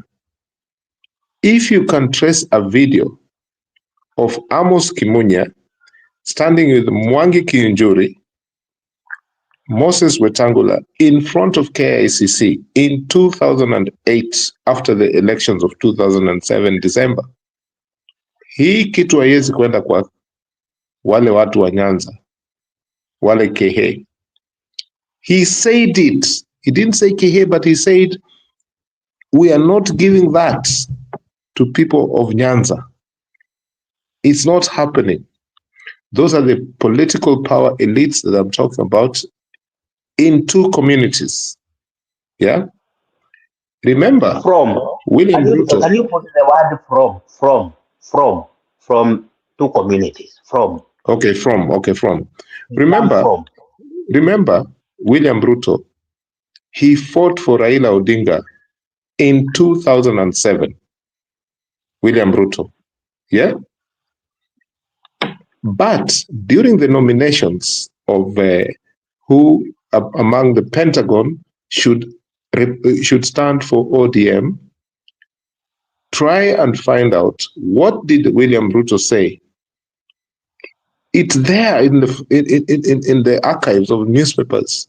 William Ruto alimwambia Raila straight, wewe hawezi kuwa rais kwa sababu ya kabila yako. Leave it to me. The Kenyans love you, but they will not vote for you because of your tribe. That is what William Ruto told Raila in 2007 nominations for ODM. Is the fact what I'm trying to tell you to sink into your head without you thinking that this is a personal attack? To you, it is a tribal attack.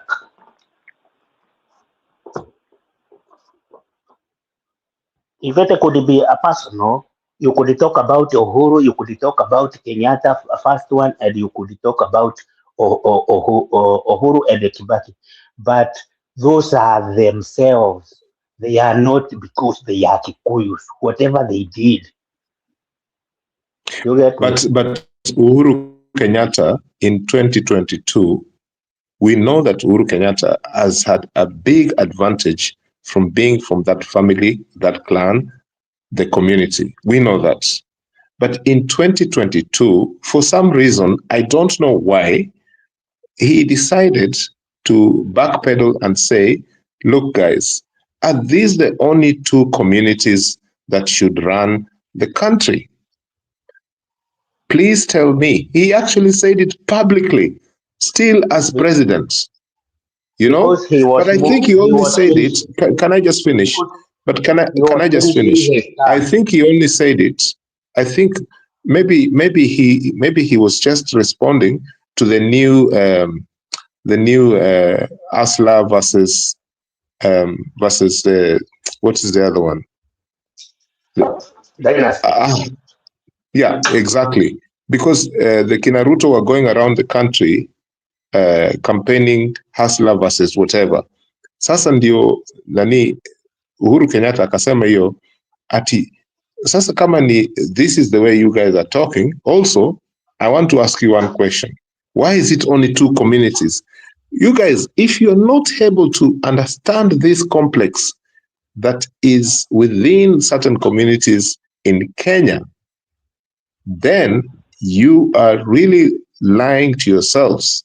People will smile with you and they say, oh, but inside they're telling you that you cannot have 2 communities that continues to think that they're the ones whose power is ordained to them.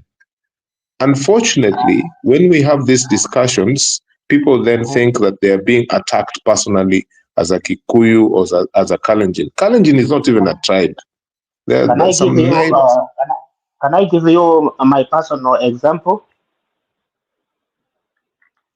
In 2007 mimi nilikuwa biashara ya kuuza nyama. Na customers wote walikuwa Wajaluo. Hebu tuaje tusikie hii. Wale ambao walikuwa wananibebea nyama na motorbike walikuwa Wajaluo. Mmoja hata waleo ukienda huko pale kunaitwa Please stop that. We've already had that from Mr. PK. PK said he gave us his family tree, and we can all do this. All of us can do this. I am talking about the powerful political elites. Usikie tu, nipe nafasi na kusikia. Mi napeana my personal example. Ndio usikie, usituweke stamp ya ati Wakikuyu. Ninasema wale ambao walikuwa wananibebea nyama ni Wajaluo ambao walikuwa ninawapeaga kazi ya kunibebea na motorbike. Na wakati kulikuwa na hiyo kisaga hiyo ya 2007, mimi sikujua ati kweli iko mambo inapangwa. Haya, jioni moja baada ya uchaguzi vile ilienda, jioni moja jamaa akikujia pesa ya kubeba akaniambia, Wanjoki, unajua hii ndio buchere ilikuwa yangu. Nikamuuliza gani? Hii yako. Nikamuuliza kiaje? Joseph, alikuwa anaitwa Joseph. Akaniambia hii ndio mimi nilikuwa nimechagua. Kuchagua kutoka wapi? Sisi tuliambiwa sababu Raila anashinda, tujitafutie kila mtu biashara ile anataka hapa Ruai. Wale Wajaruo wote wako hapa wajichagulie ile kazi watachukua. Nikamuuliza Joseph, si saa hii unakuja kuchukua pesa ya nyama? Nimewahi kukunyima? Na hii mambo umetoa ati akaniambia, unajua tuliambiwa tujichagulie, mimi nikachagua hii. Haya, nikamwambia basi sasa si unataka to hand over, ni hand over kwako ama? Unajua haikuenda mzuri sababu Kibaki sasa alirudi. Sasa kwa hivyo tuendelee vile tunaendelea. Waona, mimi nilimwambia kama hiyo kasumba iko ndani yako, hapa ningekuja kukukatakata kama hii nyama na katanga hapa na kipaga hii, sababu hao walikuwa nakuambia hii sio kazi ilikuwa ya Raila ama ya Kibaki. Hapa sijui wewe na mimi tunasikania kufanya biashara, lakini mambo ya Raila na Kibaki hiyo ilikuwa kando. Kwa hivyo kama ungekuja hapa ati sababu Raila ametangazwa, wewe ungekuwa uko nyama, ningekuwa nimekukatakatia hapa na ninakatakata rafiki yangu. Waona, ni sababu ya vitu kama hizo, ikasuba ya ati hawa tu ndio wanaongoza. Waona, Kibaki akiongoza sio Wakikuyu wote wameongoza, ni yeye na familia yake.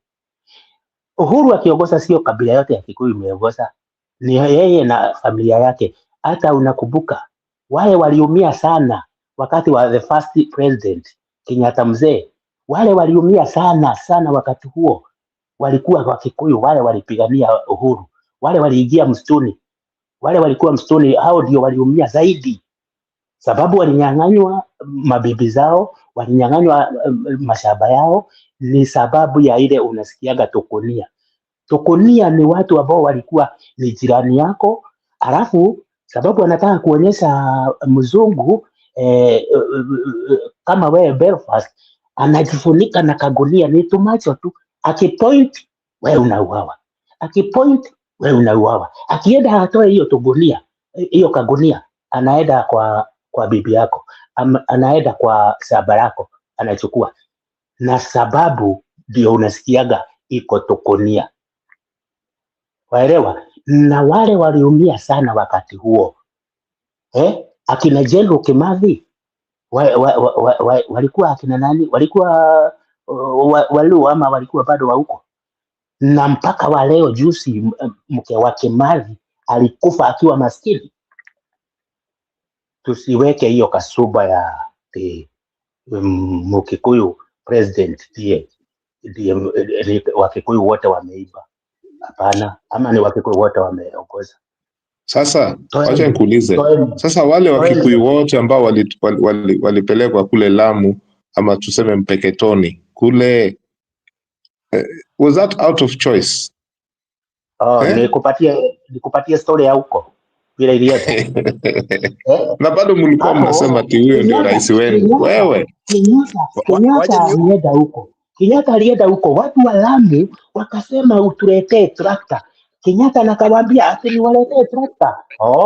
Akaenda Kikuyuni kwao huko Gatundu, akachukua watu akawapelekea trakta, wakaenda kulima huko. Sio ndio trakta alizipeleka huko. Jua hiyo history kutoka hapo. Waliitisha trakta. Hiyo ni story. Hiyo ni story. Waje nisaidie Wheel of Kenya. Wacha sema tu kweli hapo. You have not told us the real story about how Kikuyus landed in Lamu or Mpeketoni, those places. Yeah, please don't give us the tractor stories. We've had them before. Be factual. Neutral. Iko Wakikuyu wako huko Kisumu wanafanya biashara. Neutral na David. Wacha ni interject kidogo tafadhali. Very realistic. So wacha niseme hivi, let's not go to that line of mentioning names. I think Jiru was very objective when trying to avoid mentioning a name or something. But Neutral were Belfast as a very valid question. Kwamba na nilimjibu pengine hakunielewa. Nilisema it is not that the regions or communities that has been privileged to get to power in Kenya did that kwa kupenda. It is what the constitution has provided. Like the 2010 constitution, it is the fate of the 2010 constitution. And remember the reason why we went for the clamor for multi-party democracy since 1980s and 90s was because we wanted an election. And remember, we came from a regional kind of thing. Kenyans after the 1963 Majimbo constitution, which was very regional, whereby every province was supposed to be semi-autonomous in a way. But the ideology or the vision of Jomo Kenyatta was a unitary system of government. And that is why, and it was for a good reason at that time, because he was trying to build a nation. And I explained that yesterday. So in trying to get away from federalism to unitary, we did some very good things in the way, and we made a few mistakes. And that is why there is this thing that the leadership right now is talking all the time. In fact, the other day, wakati walikuwa nauza shares, Badi alikuwa anasema Diversionary. So and I saw in a parliamentary committee, whereby if the 5 trillion that the government is looking for so that we can put the infrastructure ya maji, like the dams, the roads, that we need 5 trillion to kuongeza energy na all those things. So one of the ladies from Northeastern was very sensitive that, hey, you want to bring us sessional paper number 10 of 1965, which excluded other regions and developed other regions, the source of marginalization. So, but according to the explanation is, when the 5 trillion is achieved, the first places to be developed is the northern region, which they actually want to drill water and build dams and roads and electricity power to 10,000 megawatts that Kenya needs in order to industrialize. So, in trying to move from Majimboism or federalism to unitary, we made a few mistakes, and it is very normal with politics, evolution. But now, I think the best days for Kenya is what the current administration is trying to do, like developing every region. Kama hiyo barabara ya kwenda mpaka Moyale, mpaka Garissa, mpaka Turkana, and this railway from Nairobi to Naivasha to Kisumu all the way to Malaba. I think developing every part of Kenya, and in fact, having a vision or having somebody who can visualize that, hey, why can't we go to Isiolo and start a new city that takes up to 10 million people so that we decongest Nairobi? And people will stop this thing of saying, hey, this is what this region, we have for this. Kenyans can move to anywhere and start life. And I'll give you an example of Arizona. Arizona is a desert place, but they grow crops and live life like anybody else. Israel is a desert country, but nobody says I want to live in this place and live this place, because there is development every part of the country. So what I would tell my brother Neutral is, it is the fate of the 2010 constitution. But I would not suggest that we go back and change the constitution to correct that. No amount of laws can change Kenya right now.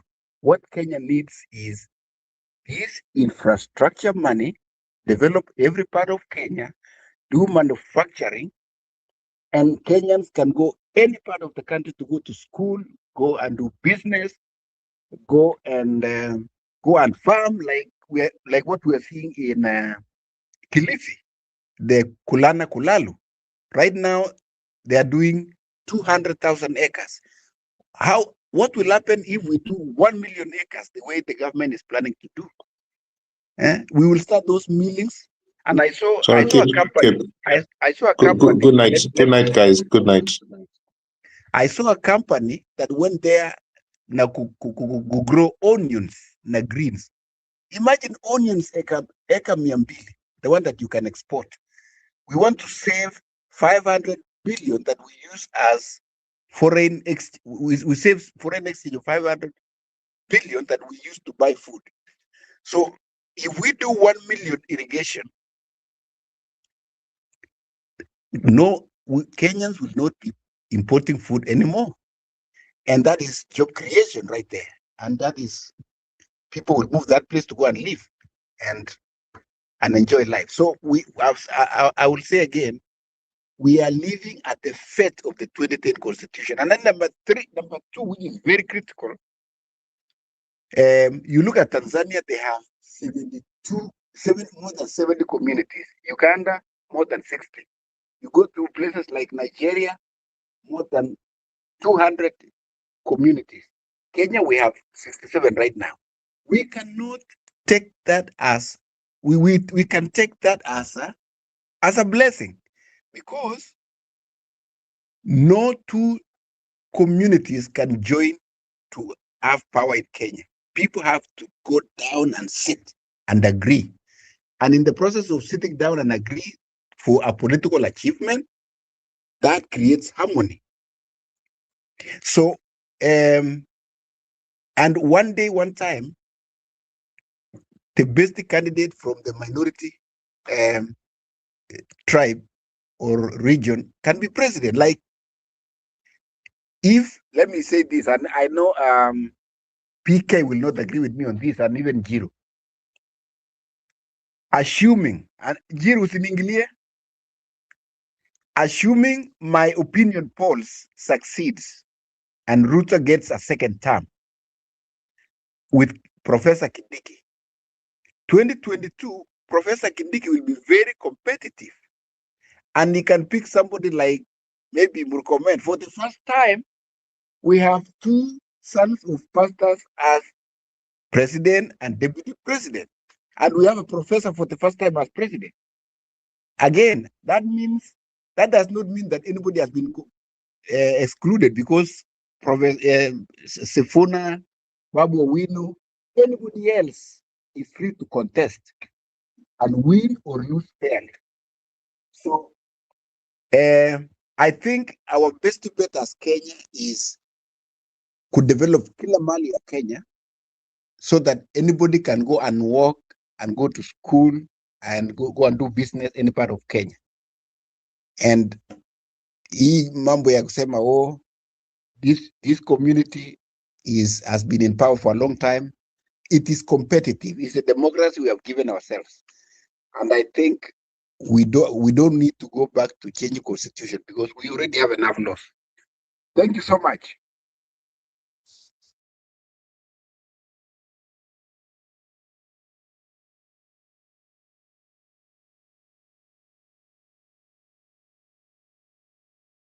Sawa, Stone PK, kuna kitu ulikuwa unasema kabla upotee about how we can now react and produce a win. Unaweza taka kumalizia point? Stone PK, unakumbuka what you are saying? Yeah, you know, these guys wameongea vitu zingine can distract. You know, when I listen to people, kuna watu saa ingine, I think people just talk for the sake of talking, refusing to face reality. Njiru, kesho si to organize show to demonstrate how tribal Kenya is. Watu waache pretend hapa. To demonstrate how stealing is happening in Kenya, okay? How we have presidents that have been thieves, how they, when Kenya is, if I'm from Ukambani and I'm the president, the Kamba people, all of them now feel like it's their turn to eat.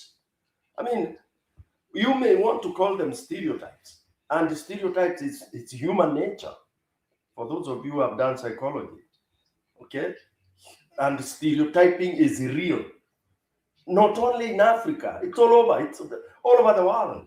So it's not anything that you can spend times and hours here trying to defend, or, you know, if it's I'm a Kalenjin and I'm a thief, and then the other one is a thief, another one is a thief. We are out of 10 people, 7 thieves are from Kalenjin land. Then mtu akija aseme Kalenjin ni waizi, then you start condemning, Kalenjin wote si waizi. Stereotyping is acceptable. Okay, and there have been debates that have been there, debates trying, you know, academia trying to say, no, you cannot generalize, but practicability and realistically, what is it? You know, ukienda, for example, naambua Wakamba wanakulanga Muthokoi. There are Kambas that hate Muthokoi. Although it's ni chakula ya that region or that nini. Kikuyus, there are Kikuyus that hate Githeri kabisa, hii mbosho na nini, na mtu ni Mkikuyu. Yeah, but unasikia watu wakisema Wakikuyu Maria Githeri, you know. So stereotype it's accepted. Okay, it doesn't mean that each and every person in that community is that, but when something is endemic, in one region.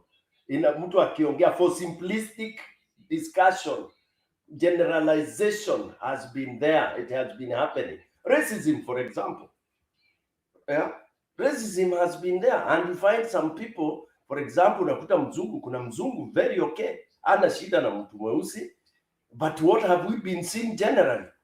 Yeah, so I kept quiet because people came wanakuwa so particular, sijui, and when Belfast was giving examples of two communities doing this and that, and I also, said it is true that when it has been the practice, Rwanda went to war because of that thing. One community feeling that wameopresiwa na ingine, na si wote, it's the leadership. And that's why now some of us keep on saying we have to get a true leader. We don't pretend that, oh, we are Kenyan. No, you can't say you are Kenyan when you have one man looting everything and pretending that he's developing the country. You can't. I mean, people are not blind. People are there. People are experiencing these things. So the pretense is what actually erupts into war in any region. The lying, uongo, kuficha. We unakaranga nyama kwako na unakuja nje unadanganyana hata kwako hakuna kitu. Tulikuwa tunakula mahindi tupu. Okay? But people have seen you do it. In my area, there was a chief that was almost lynched pamoja na familia yake yote. For doing what? Alionekana akiingia na some food, a relief food that was supposed to be distributed to people. By bad luck, I think one of the community members akaona akificha chakula, whatever ration it was. That became a serious issue, and it is him. So community inakuja inataka to ban the whole home. We have seen those kind of things. Yeah, and that's why we are saying, can we get a system that can give us a leader that will be accepted? And you don't come tell us, oh, somebody has been sworn in, that's it. Hiyo ndio una fuel zaidi. Do you know, say today, if Ruto died today, there will be celebrations. Ile hujawahi kuona in most parts of Kenya. People celebrating death of a Kenyan, which is sad, but it will happen. I'm telling this openly. These are the truths that the people don't want to hear. Yaani unakufa, watu wanaanza kusherehekea kwa barabara wakikunywa pombe, wakipiga matrumpet na hii na hii. Can you imagine that kind of a thing? Alafu tunajificha, we bury our heads and say everything is okay. 2007, somebody was giving that example. Why did it happen? These pretenses have continued for these 60 plus years. That's why we are not curing. We make every year successively. Every election has become a wound. We've continued to, inaitwaje, kumwagilia kidonda acid. Kidonda cha Kenya tunazidi kukimwagilia acid. Mtu anasimama, uliiba elections, unasimama unaita watu wajinga. You have the guts to say hawa tuliwazima mapema, tuliwasafirisha. Surely. And and the simple proof is you are told to open the server. You refuse. And then you claim ulishinda. And people know, even huyo mnapigana naye anajua mliiba. Surely. That's why I'm telling you what will happen in this country. Mungu tu ndiye atasaidia. And when it happens, hakuna ule mtu atakuwa safe. Hakuna, ni ile tu ndio unasikia sasa ni upumbavu, unaingiwa na hiyo nini inaitwaje, obsession. Unaona ni kama hiyo pesa utakuwa sijui utakulia wapi. You'll only be a refugee. And I can tell you, I've worked with the refugee organizations. I know how those people feel. You are in another country, hata ukiwa una pesa, it's never home. Home is home. Ask even people living abroad and they are citizens of, dual citizens and all that. They still want to say that life would be better in your motherland. Motherland. And motherland is Africa. Mother Africa. There is nowhere else you can enjoy life, maisha in full than Mother Africa. Okay? So tuache maneno ya kupretend na kupropagate corruption, wizi, corrupt leaders, and pretend and support that people want and did all this kind of a thing. So I'll still go back to saying that I wish and hope that something can happen. Then we are able to get at least one-time leader that can be able to scrape off all the rot that we have. Okay, somebody who will be, you know, however painful it will be, but try to bring back things to normal. You cannot have every corner of the country people complaining about you and you claim like you are the only one who is Mr. Right. Na wewe ndio unapeleka nchi mahali pazuri. A president who has almost everybody else complaining and cursing, and just because you have that power which you acquired forcibly or falsely, unaweza kusimama juu ya gari na uko na bodyguards na all that, then you go talking ukiwa umeuma ulimi na nguvu sana, so that feeling so special mpaka you have the guts to insult people, and you are showing people how you are the most smart human being that Kenya has ever Stone had. PK, can I ask you one quick question, please? Yeah, but don't ask me questions that has no miguu. Ask. Yeah, I have tried to extract a point from your explanation, and you seem to be lamenting about one leadership in Kenya. And you also having some hope that in 2027 we get a leader. So question number one is, who is that one leader that you have in mind? You, Kiptum.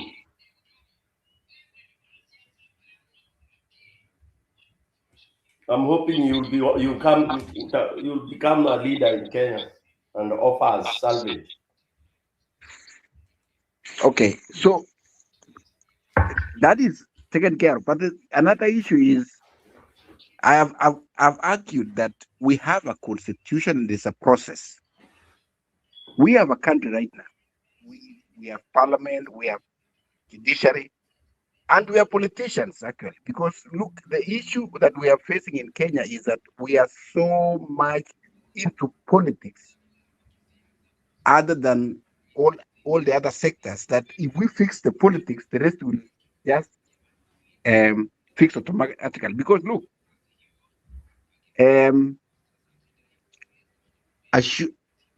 hoping that we will get a free, fair elections, and the opinion polls here in Njiru equate true, and Ruto becomes an opposition candidate. He is still a Kenyan and a leader who will hold the other government to account.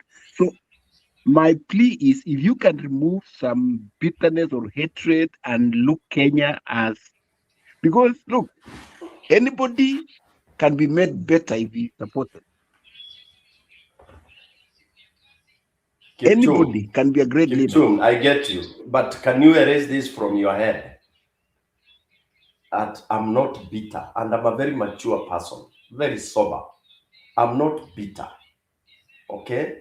I'm not bitter. I'm just talking and sharing and showing things that are wrong.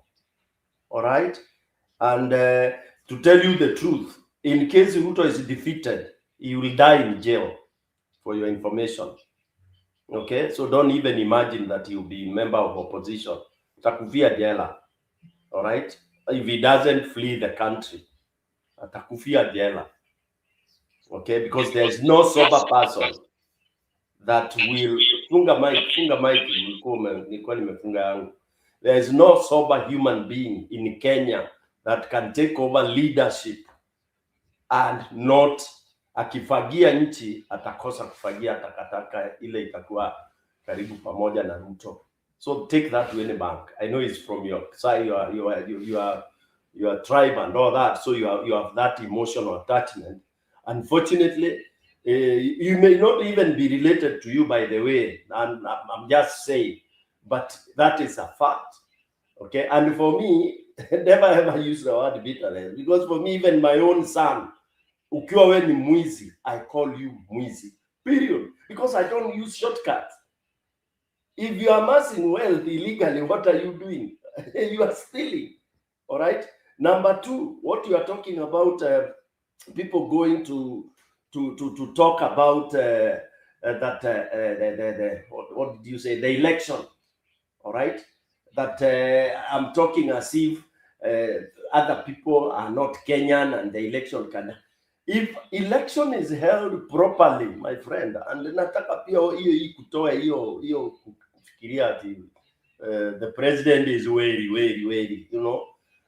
Akichinjwa utachinjwa, because if you have not stolen, you will not be chinjwa yourself by the courts. Yeah. Utafungwa, so you are safe. But if you have stolen, if you have gone to where you've gone through fake things, serikali imekusponsor uende na huko, like the way most of it, you know, that's what he did in most areas. We have even people who are fully sponsored, hawako shule, wanakuja tu kula mali kwa sababu pesa ya Kenya ni ovyo, because we know these things, we are citizens. All right.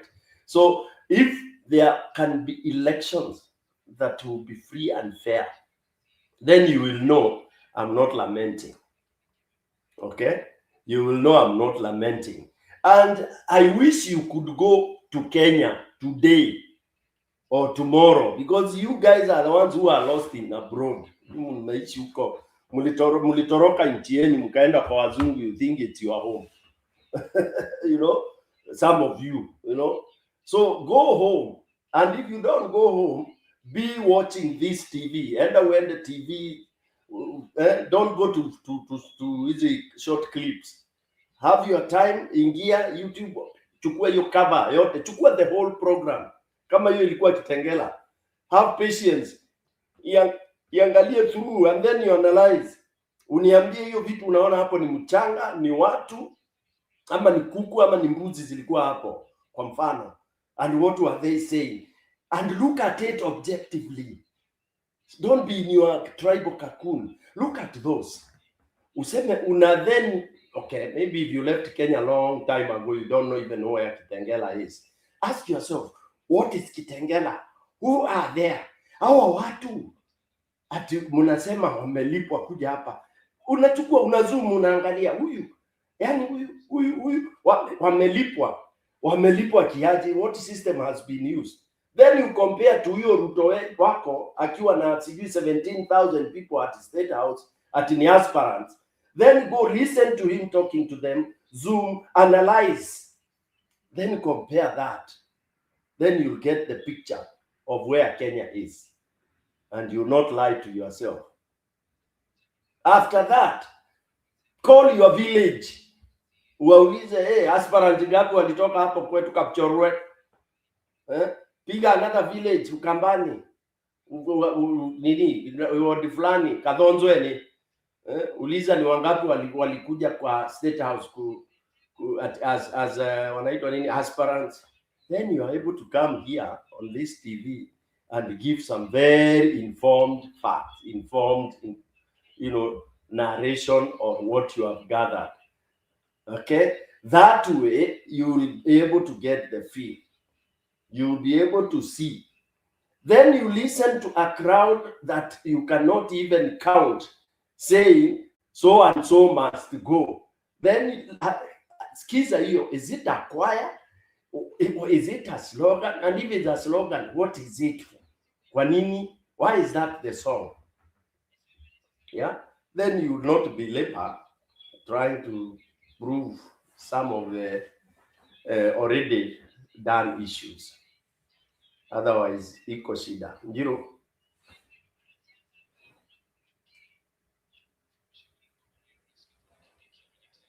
Mr. Njiru.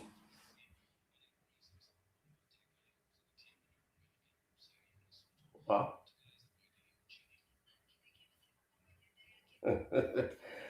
Acha nisalimie watu wangu wa comment section leo, sikupata time. Akina Goodia, Jipscana.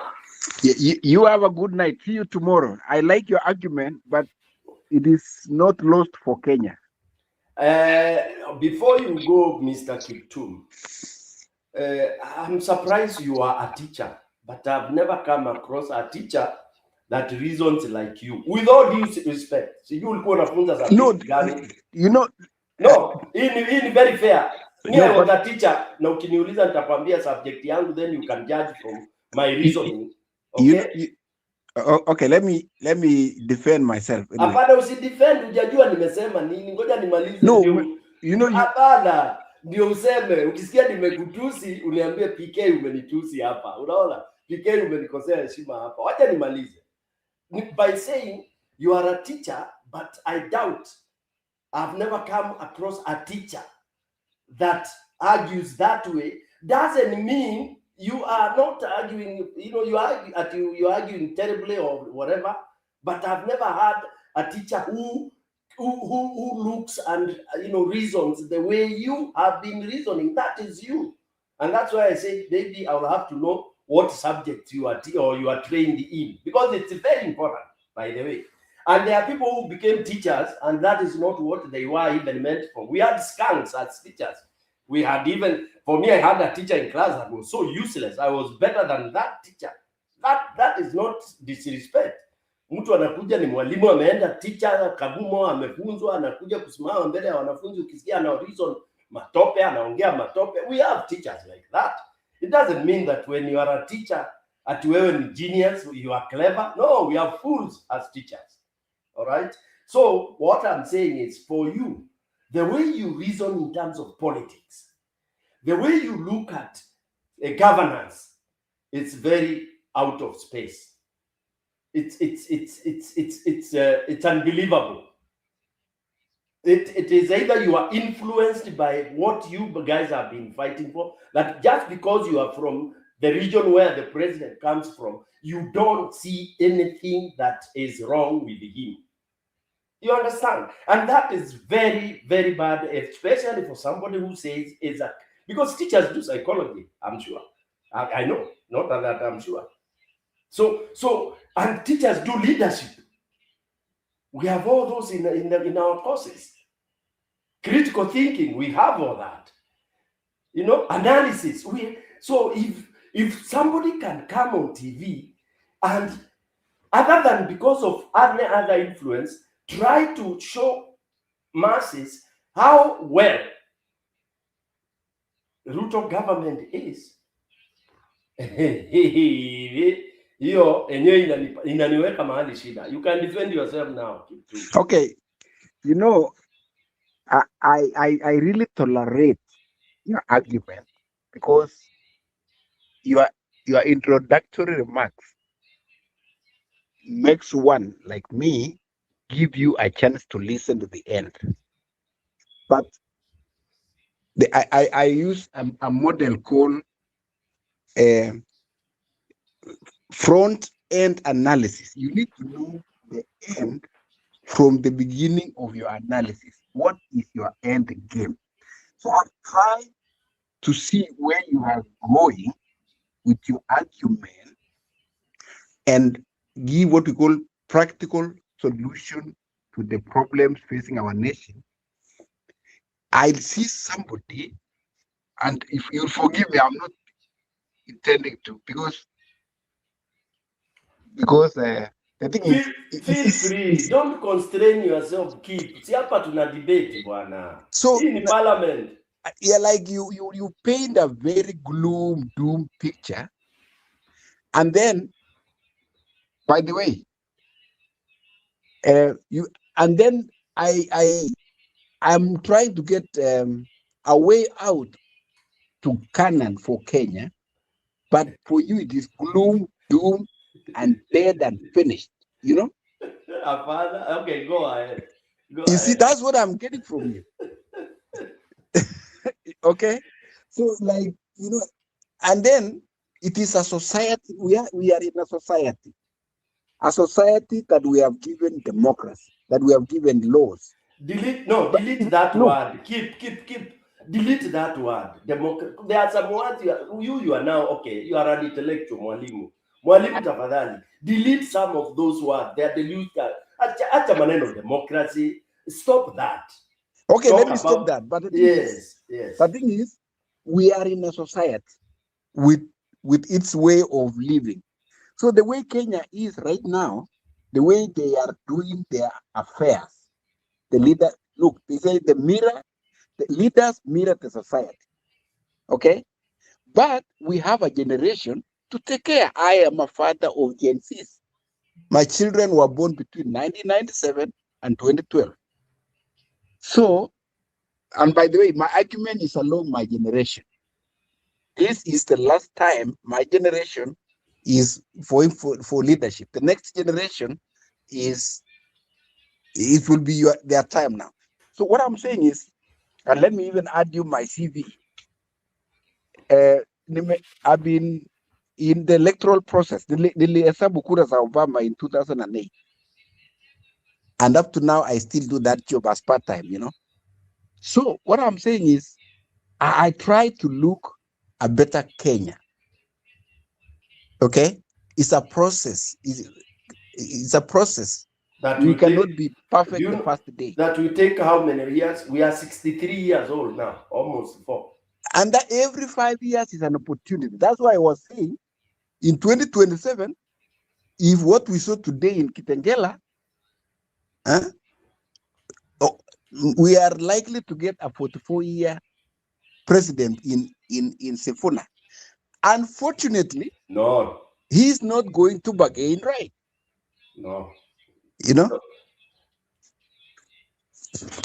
Yeah. Keep. Now I know why you are disoriented with now. Sasa unanichokoza tena. Disorientation means you are not in touch. To be disoriented, English disorientation is not an insult and doesn't mean you are ignorant. It is something you are not familiar with. Either by not being, you've not experienced, you are not endemic, you are not exposed, you are not there. Now you join the group of Kenyans living abroad. We have 2 categories of people living abroad. Okay. By the way, I just came from Kenya. And it's okay. I know.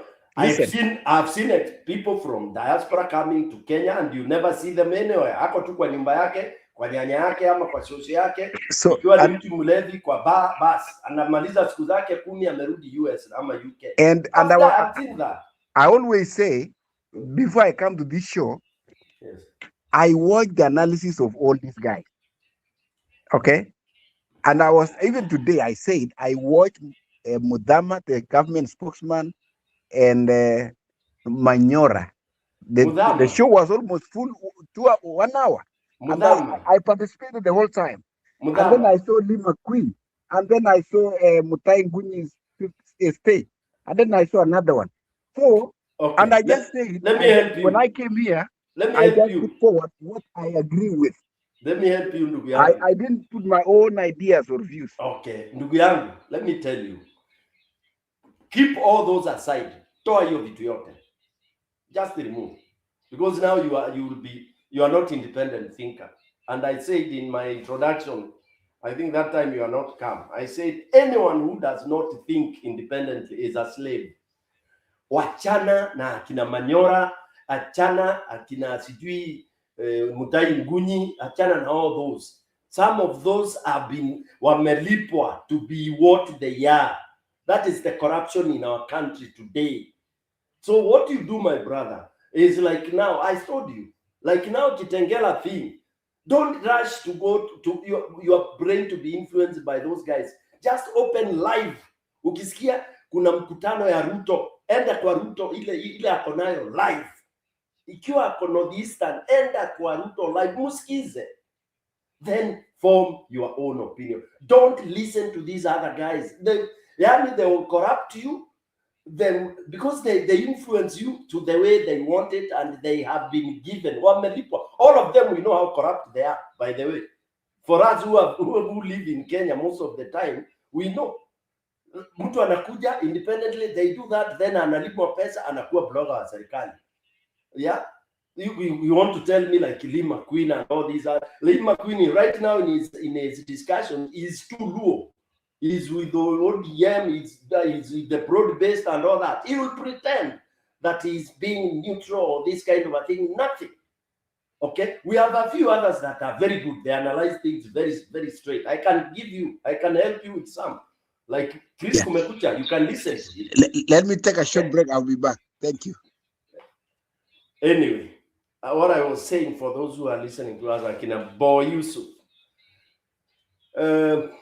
I believe in independent thinking. So if Kiptum has been listening to Akina McQueen, anakuja hapa kuletea mambo ya McQueen na mambo ya kina sijui Manyora na kina nani. Manyora, who whenever he talks, he keeps on saying, I wish these people can pay me.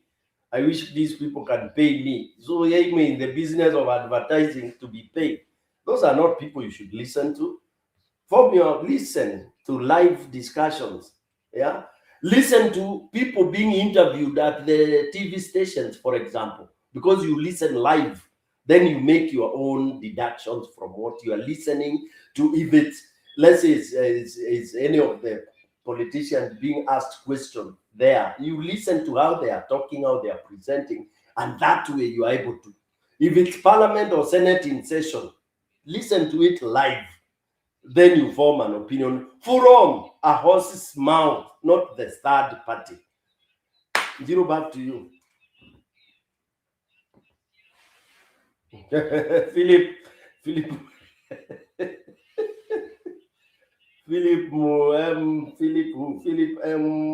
oh God, 1970.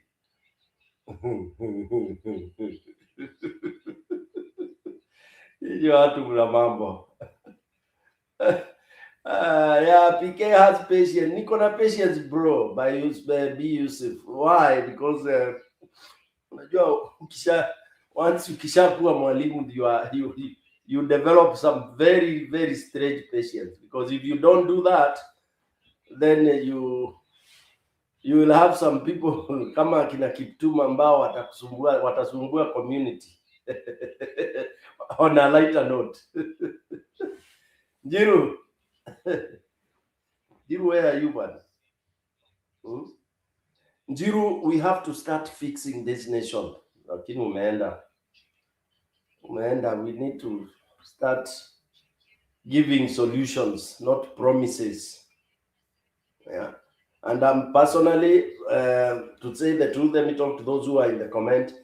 My expectation during that meeting, only that I didn't want to say it in these forums, I was expecting fire, and I was expecting a very strong match. I don't want to say it where. Yeah, because that awoke the generation zote. When I looked at that meeting, I don't know when we are going to see ingine kama hiyo. I was hoping that hiyo Kitengela au wangemaliza halafu wakutane na ile ya nani ya Gachagua, alafu ikutane na ingine, and I was hoping that anybody throwing a tear gas in such a meeting angepata kichapo cha burukenge, because you don't do that to very innocent people who are just listening to their leaders. I've never seen tear gas being thrown when we have Ruto standing by the roadside and anasimama na interrupt people's business and anaanza kuhutubia watu. So yeah, I expected very serious kind of resolutions from that. And I'm just shouting out to all these leaders, akina Sifuna, akina kina Babu Owino, Ototi, that they should not be derailed from the course and make this as if it's an ODM affair. Apana. It is, they have joined the people, the exodus of the people. Yeah, the exodus or the movement of the people. That is what they should embrace. Otherwise, they should not personalize. It is movement of the people, by the people, for the people, and they should build, yeah, the momentum now. The momentum should now translate into a euphoria. Okay? And then, of course, if it becomes a tsunami, may it be. If it becomes a storm, Katarina, that would be most welcome. Admin should remain People's Party. ODM should remain People's Party. Yeah, that's true. Yeah, actually, you know, that movement, for me, where I saw ODM, it was Kitengela. Yeah, that is where ODM is. And that's why I'm saying if they maintain that, then Akina Oburu Odinga will have no choice but to, because you have to go where the people are. Movement of the people, by the people, for the people. Bob Marley aliimba. Yeah. David Wafula is good analyst. Yes, David Wafula also does a quick one, chap quickly, very well researched. He doesn't, that's a good one. Yeah, you are right, JM96K. It's true. Yeah, I didn't want to list quite a number of good guys whom unasikiza, unapata objectivity, mtu wako objective. Yeah. Njiro, wewe uko wapi bwana? Njiro, uko wapi? Ulize maswali tujibu, alafu ndio tu release watu. PK wiki Njiro tu. Oh, Njeri.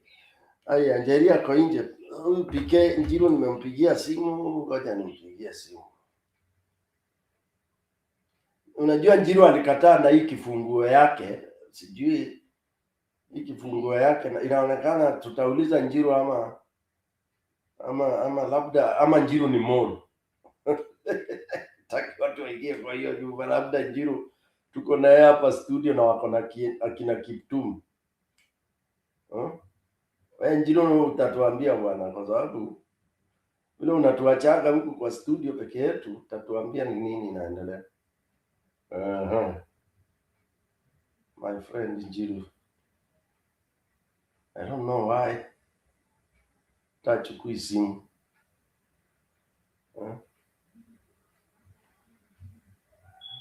Oh,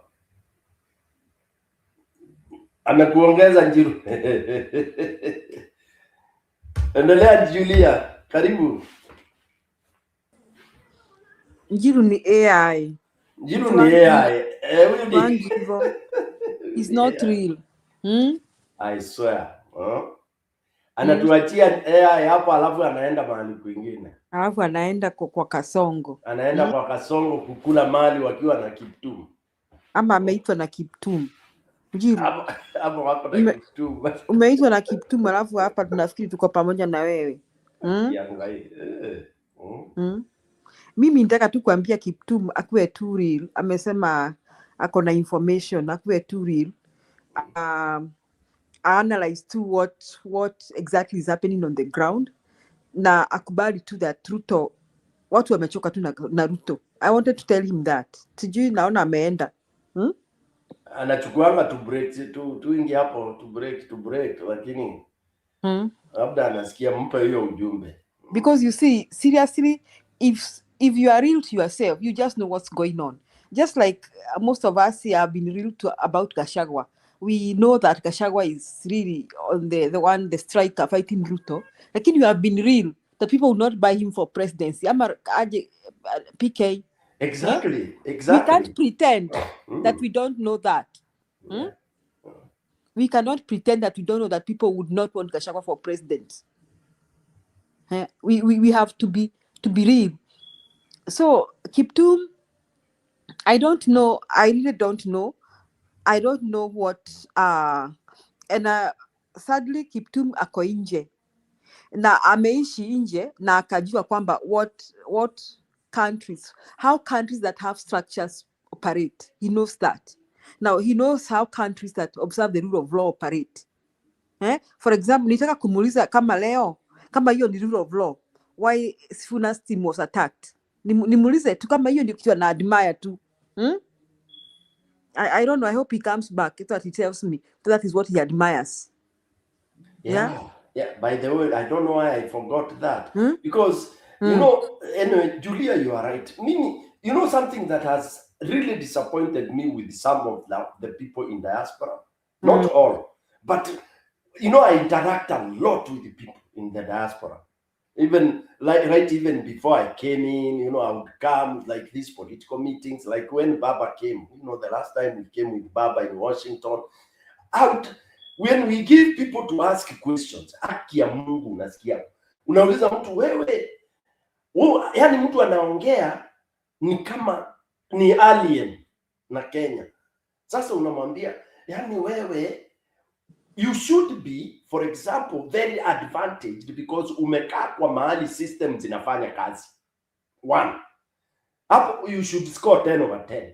Then you came from a country where systems have failed. So you have two sides. You are in the most advantageous point to compare and see.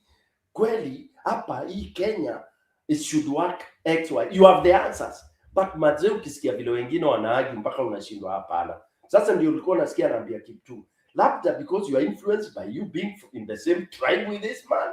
Or kama uko tribe, PK. Yes. I don't even buy that tribe ya Kiptum. Because mimi ni kuna wakati najua amechoka na Ruto. Especially when you are diaspora. Yeah. Wamechoka, wamefika mwisho ya kuchoka.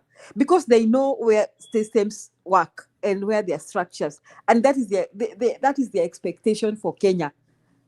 So I don't understand Kiptum nakuja tuambie, atilikuwa natuambia sijui NSSF imefanya nini, sijui nini. What was he trying to say? Can you imagine? Mtu anakuambia juu ya SHA. Ati juu ya nini inaitwa nini hiyo? Sijui excuse kwa na NSSF. As if NSSF came the other day. NSSF has been there. So somebody asked here questions. Sijui kama niwe PK ya nani. Aliuliza tupewe ni nyumba ngapi zimejengwa na ni kina nani wamepewa. You know? And how much money has been spent, how much money has been collected, and how much money has been spent on those houses. Those are the kind of things we need to hear. So if Kiptum comes here, and you see, there are people, even Kalenjins, who are tired and fed up because previously, 2 years ago, they were not spending so much supporting their people back home. Maneno ya masomo na health. Because children were going to school. So easy, they have to cough extra. So they are fed up. They are fed up with this presidency. Sasa hata si kwa mtu kwa mkali, hata sijui ni nini hiyo, naita nini hiyo. I don't know how to describe that attitude. Seriously. I hope Kiptum comes back to tell me. I have just one simple question. Whether it is okay to throw tear gas at peaceful people meeting. Whether it is, that is the kind of a government he wishes for his motherland. Julia, karibu, nimerudi. Yes, ebu niambie, nijibu. Leo umeona jana vile Sifuna walirushiwa tear gas. Did you watch that? I watched. So is that the kind of a country you want? Not at all. I want a very peaceful country. So why are you supporting this? Still supporting this government? I don't support because of one reason. I have 100 reasons to support and 100 reasons not to support. And you tear gas is one of them that I don't support. But when it comes to development like Kolane Kulalu, where I've seen maize being harvested twice, yeah, that's a reason to support. Okay, that is one reason to support. But let me ask you, Kiptum, 2024, how many youths were massacred because of protesting? That was very, very unfortunate and very sad. So is that the kind of a country you want for your motherland? Listen, I don't like that. So why are you still supporting this government? The reason why I'm here is Mm-hmm. what exactly is Julia, Njiru, Stone Piken, and Mimi are going to do so that such a thing doesn't happen again? Okay, let I me think tell that you is where we what need we to go. should do. Let me tell you what should happen, and you may not like it. We need Ruto to go like yesterday. What should happen? What should actually happen is that he should be arrested and sent to jail. That's what should have happened already. You see? So if you don't agree with me with that, then you don't want anything good for your country, for your motherland. He should have been arrested like yesterday and sent to jail. By and who? charged with murder. Okay, let me ask you, do you remember the story, the issue of Eliud Lagat? By who? Unakumbuka Eliud Lagat? Huyu nini? Huyu chief police wa Nairobi. Uh-huh. Unakumbuka amekuwa implicated na kifo cha Ojwang? Was he implicated? Yes or no? Well, I follow the court. Okay, was he? No, I'm asking you a question. Was he implicated? Yes, he was implicated, but Okay, he was now let stop go there. by the courts. Stop there. If that happened in a country like America, would he still be having his job? It depends. No, let me ask you. If he was implicated like even in the US, would he still be having his job? It depends. Let me tell you something. It depends on what? Let me tell you something. Today, I was watching Pam Bondi, Attorney General. Ya America. So, unakumbuka the January 6 insurrection. Mm-hmm. Kuna polisi mmoja alikuwa anashika bunduki na kusema uawa. Alipelekwa kotini, alihukumiwa, akaenda jela. Guess what? President Trump akashika power, akamsamea na ameandikwa tena kwa ile ofisi. So it depends. Okay, you can say it depends, but maybe those things are happening in America now. But in the past, we have seen even people resigning just for your name being mentioned. So what I'm just trying to tell you is that you as Kiptum, hata kama utaishi America now, you retire here and you grow old here, I definitely feel like you have family in Kenya and you want a better life for them. You want your children to go to school. You want them to be safe. You don't want them to be shot on the streets because they are protesting. You don't want them to be molested or abducted. You don't want that to happen to them. And if you don't want them, stop keeping this status quo. At kwa sababu Ruto ni mkale. Unaona, let me tell you, you only change your mind when those crimes come to your doorstep. Mpaka mtu wenyu Kiptum akuwe abduct. Let me tell you, Kiptum, I'm not wishing you bad things.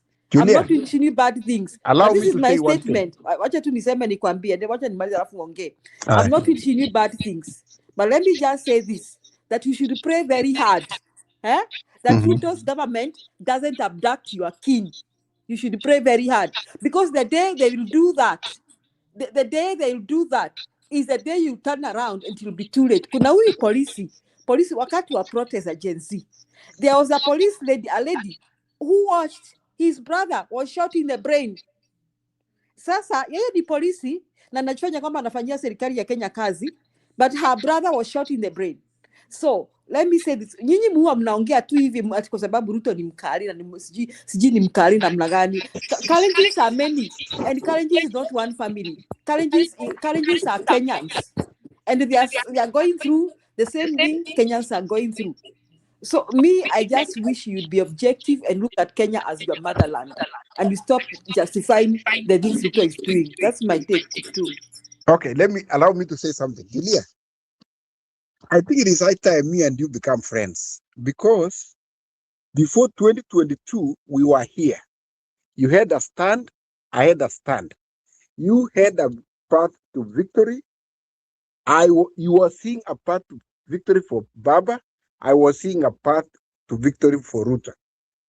But I really want to persuade you that just by looking at my name starting with Kiptum does not mean that I support everything bad that is done by Ruto. No, I am a man of integrity. I'm very, very objective with my analysis.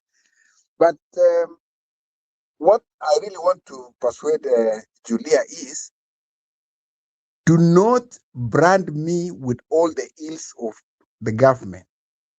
No, I just pick up the good things that help the entire country and promote. And what is wrong, I condemn. And what needs to be fixed, I give suggestions. The fact that my name starts with Keep does not mean that I support evil. No, not at all. So I think we need to be objective and realize that what we are analyzing here is politics. And politics, the best candidate wins. The candidate with the best strategies will win. And when he wins, we all have to support, because we have one country called Kenya. You and me, we come from there. And by the way, Stone PK alitoa familia yake yote akasema they are married across Kenya. Hata mimi, I have family across Kenya. So we love this Kenya. And Jiru, when we get that time, you can play for us this song ya Kakai Kilonzo, hii ya Kenya nchi yetu, so that we need to be patriotic. What is working, we say it's working, and give constructive criticism Ngoja that kidogo. can make country better. Jiru and PK. Jiru PK nakwambia umuongeze. Hebu hadi PK hapo. Jiru, kwa nini unaenda kulala na uongezi watu? Yeah, so Endelea kitu. Julia, please be fair to me, okay? I'm very fair to you, Kiptum. And I began by saying that Kalenjins are going through the same stuff that all Kenyans are going through.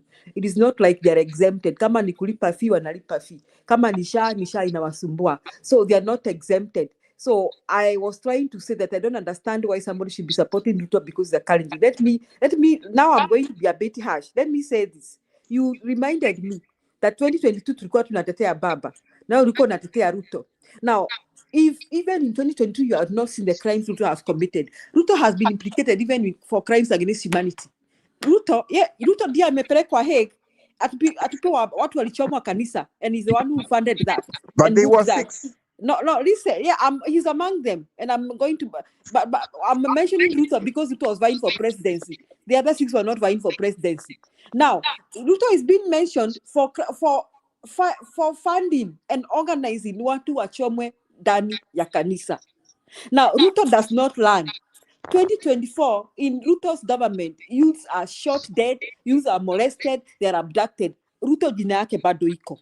We have not forgiven him for that. Let me say this, Kiptum. Any normal human being that comes here to support such a person is either okay with murder, or has watched people being murdered, or has been involved with murder. So, Kiptum, if you're one of them, you tell us today. Kama sio hivyo, you stop supporting Ruto.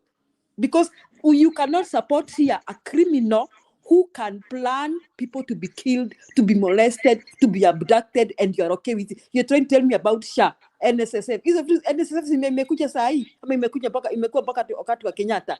What are you trying to say? SHA is a mess. NHIF was working. What are you trying to say here? Those irrigation schemes, didn't Ruto mess those dams that were being planned by Uhuru Kenyatta before? Ni dams ngapi zilikuwa zijengwa na Ruto akaharibu? He was even mentioned for stealing the money. So if you're supporting for that, have you remembered the amount of people have died and Ruto has been implicated? Kiptum, if you agree with that, either you are okay with murder. That is how I really want to say this. If you're not okay, stop supporting this man. Listen, Julia. No. I won't listen. Tell PK and the others, because it is very annoying to hear somebody. Wacha nikwambie Kiptum. In fact, I came here to tell you this. Kama unakufa na Ruto wako na umeamua kumkampenia, and if you have contact with his people and his henchmen, I don't have contact. Watafute, skiza Kiptum, watafute I don't have contact. No. If watafute uambie, Wakenya wamechoka hadi wanaomba Ruto asikuwe kwa ballot box. Listen, it is not a joke. We are not playing here. Go spread that message. Kenyans are so tired that we can't even bear to have Ruto's name in the ballot box. These are I, not kusimama, because we can't imagine. We can't imagine this chaos he has created in 3 years. We cannot imagine those chaos going for 10 years. It is unimaginable for Kenya.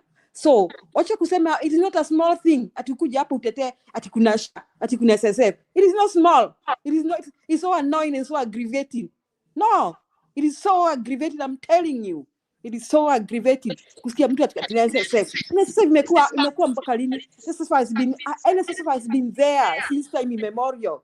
These dams have been there. In fact, Kimorel Dam, isn't Ruto implicated with the destruction of with the stealing of funds that were made for Kimorel Dam? Kimorel Dam is in Rift Valley at Haiko, Mount Kenya. Isn't he implicated?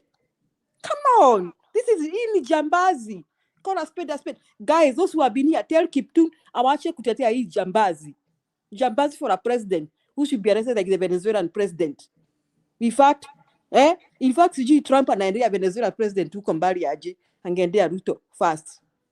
Let me tell you, Ruto is unfit for presidency. In fact, Ruto should be locked in a maximum prison away from human and animal habitation, because hata wanyama anaweza wakula. Mungu anampenda. Mungu hampendi. Let me tell you. Listen, Kiptum. He is the servant of God, and God answered his prayer. Don't bring God here. You watch kuchafua jina ya Mungu. Listen, the Bible says God hates men that shed innocent blood, those whose feet rush to evil, those who sit and devise wicked plans, those who sow discord among brethren. Na hiyo ni character ya William Samoei Ruto. Unataka nini hapa? Unataka tukwambie nini maneno ya Biblia? Acha kuleta Mungu hapa, acheni kuletanga Mungu hapa. Pengine shetani wake. Julia. No, don't call me. Alipata anointing ya Teresia Warimu. I don't care about Teresia Warimu. And Teresia Warimu calls him my son. No. I don't care about Teresia Warimu, ni mtu, si Mungu. Don't bring Teresia Warimu here. Don't. It's annoying. And so he said annoying. when he finishes presidency 2032, anaenda kuwa evangelist.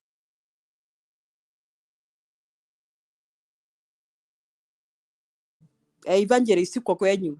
No, Kenya mzima.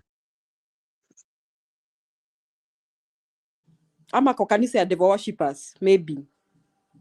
So hiyo ni shida yako na yeye sasa. But let me say something, Julia.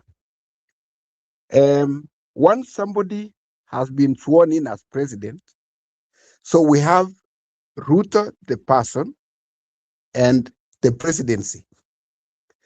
And there is no other way to remove him from power until somebody else is sworn in 2027. Oh, there are many ways to remove somebody from power. Listen. So what I'm saying is, there are many ways. Listen, there are many ways for somebody to remove from power. Can I tell you how they can remove from power? The business of Kenya. Remove from power. Hey, end of the constitution in Kenya? Why has the constitution created a situation whereby that the power can be handed over to the deputy president? Why has the constitution of Kenya created a situation whereby that even the speaker of the National Assembly can be sworn as president? Enda usome kwa sababu gani hiyo inafanyikanga. Enda usome why can that situation arise. There are many reasons that can cause that situation to arise. And Ruto will not be the first one to be sent to jail. Ruto will not be the first one to be removed from power and sent those to jail. are your wishes, but you know Mungu not my wishes. Let me say, okay, you're right. Listen, those are my wishes and wishes of many Kenyans. So if you hear me speaking like this, there are many Kenyans who have no opportunity to come and air their feelings. But and there are many Kenyans who love him too. No, the Kenyans who love him, I began by saying this. Julia, the only way to know. No. Listen, the Kenyans who love him it are is the only ones who the agree with ballot his crimes. we can only know. They are the ones who agree with his crimes. They are the ones who agree with I don't murders. agree with this. I they are don't the agree ones with who any agree crime. with theft of public resources, the theft of public resources. Those are the Kenyans who like him. The ones who agree with massacre, the ones who agree with abduction of innocent youth. They are Kenyans like you. It is Kenyans like you who agree with that. Hapana, ninakuheshimu lakini wacha kutuprichia hapa ati utaniambia ati Ruto ni mtu wa Mungu. Ni mtu wa Mungu na anaua watu. Come on, stop it. We won't take that. Personally, I'm not taking that. If Ndio is taking that and PK. That is ametoa ushuhuda, amesema nampenda Yesu anaenda Nani mbinguni. nampenda Yesu? Can you stop bringing Yesu here again? Just say that he loves some God, maybe some demon somewhere. Unajua, we go by his testimony. No. I don't listen to lies. Personally, I don't. Listen, keep tuned. Your actions speak louder than your words. But you know, I've not said Doesn't matter how anything. many I've times not you done tell us anything. I'm only unampenda Yesu. talking. No, people who love Jesus don't kill people. People who love Jesus don't organize for you to be abducted. People who love Jesus don't order massacres. Okay? Yes, Jesus has nothing to do with that. So stop dragging the name of Jesus here. Stop it. Stop. Kenya wamechoka na hiyo mauongo ya ati sisi tumempenda Yesu. Please, guys, stop Sasa, it. let's be serious now, Julian. I'm Let me very be serious. serious. I just came here to Let me stop say you. something that I have to be very, very No, objective. since I'm being all sensible, but stop talking about it. Who's wanampenda Yesu? So let us be very objective here. Mimi na wewe ni Mkenya. Tunapenda Kenya and we wish the best for Kenya. You know, mimi na wewe, I don't want to say we are getting old. You don't wish the best for Kenya. I You wish. don't. It is what I'm saying. I'm saying from the bottom of my you heart. just say, And I'm but you saying don't. very, very sincerely. No, You I don't. began by That asking a you question. don't. You Your don't. action, your speeches, your belief, you don't. Don't lie to us. Nyinyi Okay, Stone PK na Julie, let me say this. Munaenda kanisa moja na Ruto nyinyi. Ya mashetani. Listen. Yes. Listen, Stone PK. The difference between Kiptum and Julia and Stone PK ni kwamba Kiptum is a positivist. Stone PK and Julia are negativists. What There's positivist? nothing like that. There is hope. It is not doom and gloom. What do you mean? We have better days ahead, my brothers. See, we don't live on hope. My friend, Personally, I don't live on hope. Hey, Stone PK, you spent 5 minutes talking about hope a few minutes ago when I was here. I didn't when talk did you about change? hope. I didn't talk about hope. What hope did You I have been hoping all this time. Where? I know English so well. Have you ever heard me saying I hope things will go well? I never use that word. I never use that term. Please follow my speeches. I engage. Okay. I'm one human being. Even from my profession, I don't talk about hope. Hope ndio mliwekewa nyinyi kanisani to be lied. You still hope Jesus will come back 2,000 years down the line. You still hope somebody is murdering. Na mnasema ni evangelist. You're still, I mean, come on. Stone PK. Do you believe that there will be sunrise in a few hours? What do you mean I believe? That is obvious. There is day and light. I mean, day and night. It's there, Bana. What are you telling me? That's nature. It's there. Okay. It's just like everyone will die one time. It's an expectation that is there. Obviously, it's an obvious thing.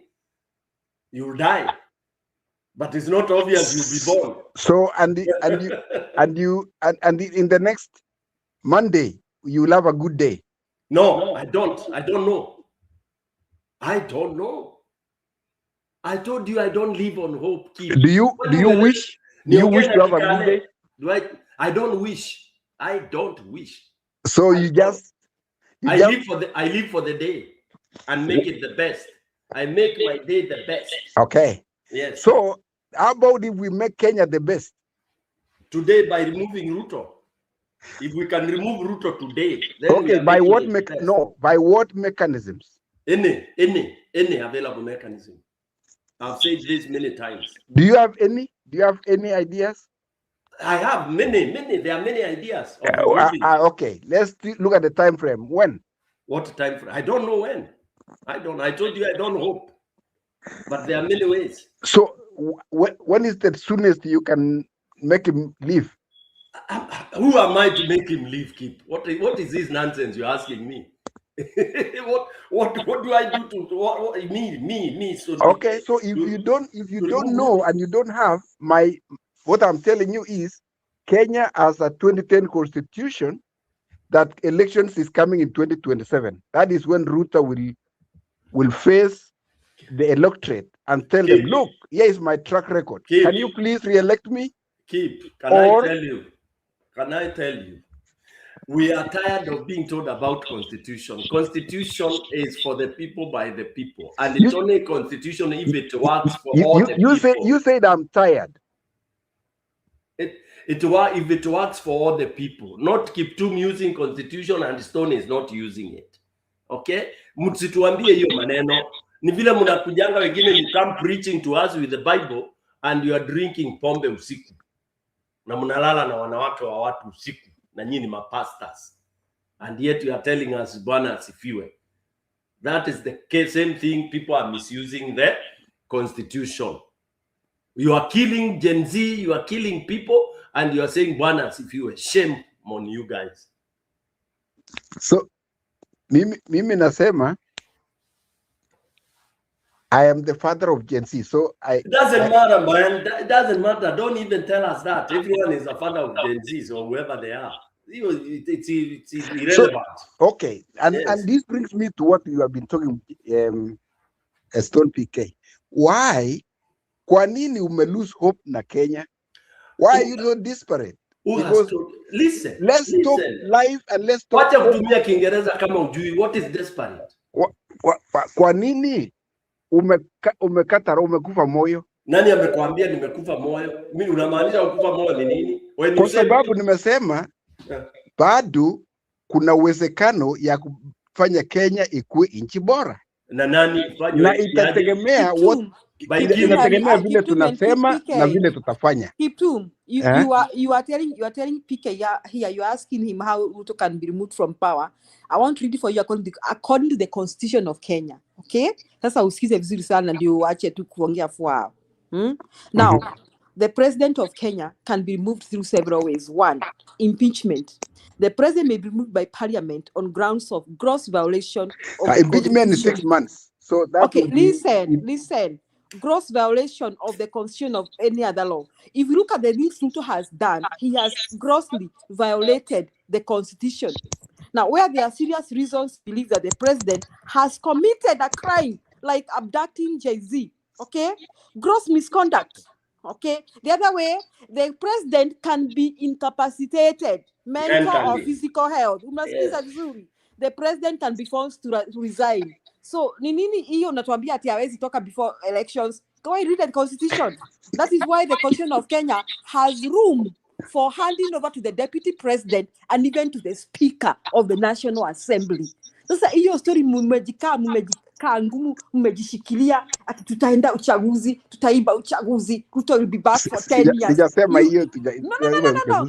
That is your attitude right now. That Ruto will go for the election, and obviously you believe you steal, and therefore you'll be president. Let me tell you, you should wait until that happens, because kuna hata wewe unasema Biblia. You read the Bible very well. You remember the story of Jesus that, can you mute Kiptum? I think we're having too much echo. The story, Jesus gave a story. Kuna huyu jamaa aliharvest, akaweka kwa store, akasema ni siku yangu ya kula sasa. Naye Mungu akamkujia usiku. Vitu vichenjaga. Beware of that. Vitu vichenjaga maana. Vitu vichenjaga. Ask the other. Let me tell you, Kiptum. All these countries that you see have gone through things like coups and all that, si kupenda kwao, ni watu walisinywa, wakasinyika, wakafika mwisho. So hii story ya mnajipiga kifua hapa, muachange.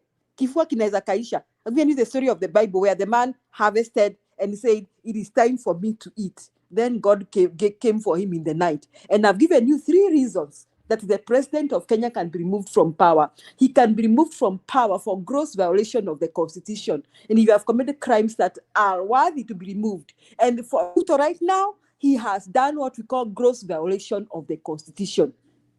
Now, he can also be incapacitated. Okay? He can also be forced to resign. So, sasa hizo nightmares zakana kuwafuata, because chochote chaeza kutoka, anything can happen, because Kenyans are tired and fed up of being fed up of this presidency. And if you continue talking on his behalf here, and mekwambia, anybody supporting Ruto is somebody who agrees with murder and crimes against humanity. Hata pengine ni nyinyi watu, mshaona watu wakiuawa na mkosa watu. I'm sorry, I'm not profiling you, But if you continue talking on for Ruto here, I might be forced to profile you on that category, that you are okay with murder, with assassinations, with abductions and all that. You are okay with with looting of public funds. You are okay with that. That is why you are talking on behalf of this. Afadhali unyamaze Kiptum, hata kama ni wenyu, hata kama ni mlo wenyu, unyamazange tu. Hebu uliza Kiptum, Okay, Julia. Let me ask you this to combine Julia. I'm not supporting that, so you don't. Let me ask you. You don't have to profile me. Let me ask you. What do you think of this tear gas being thrown to people having a meeting in Kitengela and the bomb machozi haikutupiwa wala watu walikuwa Mombasa? I don't support tear gas at all. I think I answered that. Okay, number 2. What do you understand by politics? I'm asking this because of something you submitted. You are trying to say, oh, we have to deal with the politics and then we deal to do with the development and all that to solve Kenya's problem. What do you understand by politics?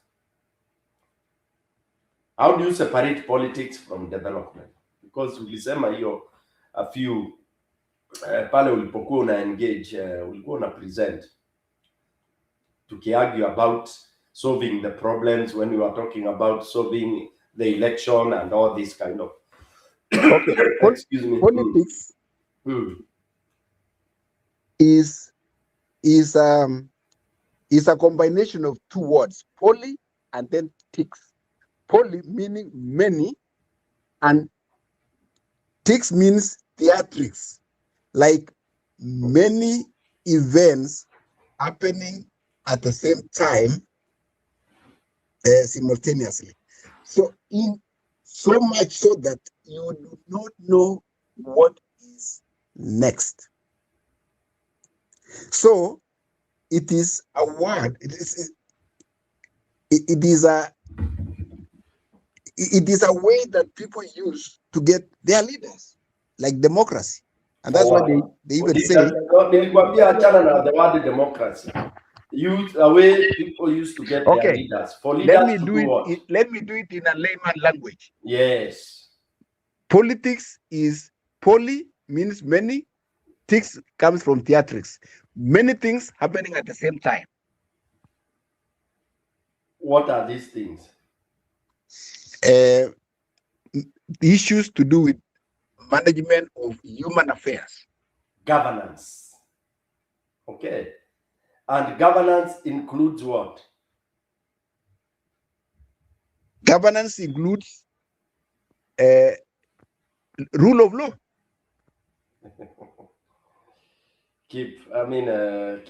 Why I ask you this, to enter into too much theories. It's when you are trying to say you want to separate politics from development and all that. And that's why also you cannot even get the reason why people are saying Ruto is not fit to govern this country. Okay? So you cannot discuss Kenya politics and you isolate Ruto from it. Because number one, you said it is when people meet to discuss the governance of a country, including governance is even how to share resources.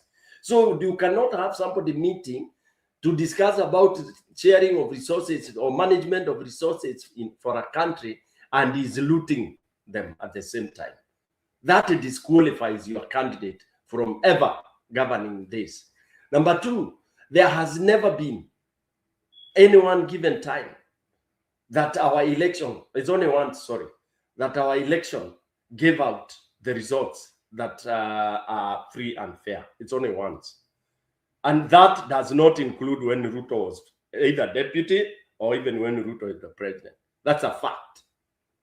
That's a fact. So we cannot even argue and discuss about that. So Ruto is as a result of this crooked system designed by him and others, by bringing things like Kamango and all the rest to rig and install him as the president. So he's a beneficiary of a crooked system which he was part and parcel of designing. He is not the desired leader that Kenyans had selected. Okay, so I'm telling you to delete 2 words. Delete election winning that Ruto won, about democracy, because you cannot have democracy in a rigged election. So those 2 terms in our politics in Kenya should not surface anywhere. All right. Now, there is a 3rd term you use in governance. Okay, humility. Okay, or humane. There is no humility in your president. He's not human. He's evil. He's a devil. He thrives in the blood of his fellow citizens. And you keep on telling us that we have a leader. Good night. Okay, so you say, we say democracy is the worst form of government. Whatever Kenyans decided is what they deserve. Kenyans did not decide anything, bro. Nitakuita bro sahi, lakini usi bro ya mkweli. Kenyans never decided to have Ruto as the president. Okay, the system that was put up by Kenyans produced President Ruto. No, Whether it was not by luck, Kenyans. No, not Kenyans. Hakuna Kenyans. then he was lucky to be the president now. He's a crook, he's a thug. And don't forget, we prayed before the election. Even me and Julia, we were praying for our Kenya. You prayed and to we got devil. President Ruto. Julia didn't pray for Ruto. Please don't drag Julia. We prayed for a president. God give us a president. Who? Hey, And hey, wow. hey, don't drag me there. Don't. I didn't pray for a criminal, a Yeah. murderer. Wacha nikwambie Kiptum. Kama huamini, we have not forgiven and forgotten Ruto for many things. One, wale watu walichoma kwa Kiambaa. Juzi 2024, we can't and we will not. So don't drag me there. Mimi hata kama Ruto ni ndugu yangu siwezi msupport. Mtu mwenye anaua watu. No way, don't drag me there. And I keep telling you, if you continue supporting him here, it's because you agree with murder and crimes against humanity. It's because I you don't. It's because you agree with looting of public resources. If So you you know don't, what then stop. Stone PK is failing to do for me is we need to pray then for the next leader of Kenya. But if God will give us No. No, We you are don't not need to praying. pray. No, We are, not we praying. are removing him. Yes. We are sending Ruto to jail first. Yeah. Then we pray after that. We don't need to pray. So are you contesting for presidency, Julia? I will vote for you. Keep to stop being stupid now and asking stupid questions. No, keep ni wale wametumwa na Ruto. That is not true, Stone. It is true. You can't say yes. Ask people in the comment. I mean, we can't be discussing zero for 1 hour. You can't. Yani nothing is coming into your head from us. If it is coming, you are ignoring, and you are ignoring for a reason. Because how can you take us around and say that you ask Julia whether Julia wants to vie for presidency? Surely, really? Okay, really? Wewe ni Ruto, ni nyinyi wale mmetumwa all over, kuingia kwa machannel kupatia watu headache. But it's okay. Okay. You can enjoy it. You can enjoy it. The Antichrist. Actually, you qualify for the Antichrist. Ukweli, because if you can't see somebody is a murderer, wewe unaendaka kanisa gani? Hizo the Antichrist. Yani you preaching to us about Christ here. Mtu anasimama anaorder police to shoot youth, innocent youth, when you amebeba flags, handkerchief na maji. Alafu you are still preaching to us here. Kwendeni huko. He's gone. Unajua Antichrist ukiwa mentionia hivyo inakatanga kwa roho. Alafu anakuja kutuambia hii kitu, this thing is not selling PK. This thing they did in 2022, sisi ni watu wa kanisa, is not selling, it's not going anywhere. I'm telling you. It's not selling. Hiyo ni kitu tired yesterday tu sana. Yani hiyo ni vitu ya tene. Hiyo ni story. Tene sana. Hiyo ni story ya tene sana. Thanks za Mikosta ndiye amenikumbusha kuna huyu jamani Antichrist. Nilikuwa natafuta hiyo vocabulary nikashindwa nitamdescribe aje. Because let me ask you, PK, even your brother who annoys, let's say you have a brother who annoys the whole village. Uwezi mtetea hata kama unampenda aje. You can't. You can't. Huwezi mtetea. You'll be quiet because you'll be ashamed. Yeah. And let me tell you, I know Kalenjins that don't even want to hear the name Ruto because he's embarrassed them to them because wako na msimamo na wameamua wako na msimamo. Sasa Kiptum is coming to telling us here at NSSF sha. What is wrong with him? You know, when he mentioned that, I was shocked. That unasema at now NSSF has saved what has never been saved over the years. Oh my God. Pesa ya mfanyikazi kwanza mbele mumefanya aongezee by force. By force. Right? And you know why? And mfanyikazi anaibiwa hiyo pesa, ananyang'anywa ndio iibiwe na ifanye hizi mambo unasikia hizi ati hiyo pesa itolewe iwekwe sijui kwa account gani na gani. That is how Ruto creates money to steal. Hiyo pesa by the time Ruto anatoka wafanyikazi watakuwa wanalia. They will not even be paid. That's how he's doing it. He's creating pockets and zinaitwaje save havens to harvest money. Yeah. And create these accounts. Yes. Me, if you come here like Kiptum supporting Ruto, wewe ni esteemed cattle rustler. Wewe ni seasoned cattle rustler. Wewe umezaliwa ukiimba ng'ombe za watu na ukiwa watu. That is why you are okay with the things Ruto does. Exactly. I'm telling you, if you are not okay, you huwezi mtetea, unanyamaza tu. You know, if you are not okay, unanyamaza tu. Najua I'm born in Kalenjin land, na sitaki kuongea, lakini huyu mtu amechosha watu. You just keep quiet. You don't come kusteta hapa kusema ati development. Sijui ati he's talking about some dam gani hiyo ameongea. Amesahau kuna Kimwarel yenye Ruto alipora pesa. Yani huyu jamaa Ruto, we can write a book about his crimes. Tunaweza andika novel isome literature Kenya. Kiptum anakuambia is your nice brother. Pana mimi sitaki. Afadhali you can really annoy, you know. Afadhali nikae brotherless kama Kiptum ndiye brother. Have you ever argued or chatted with the Itumbi online? No, I wouldn't. I can't stand him.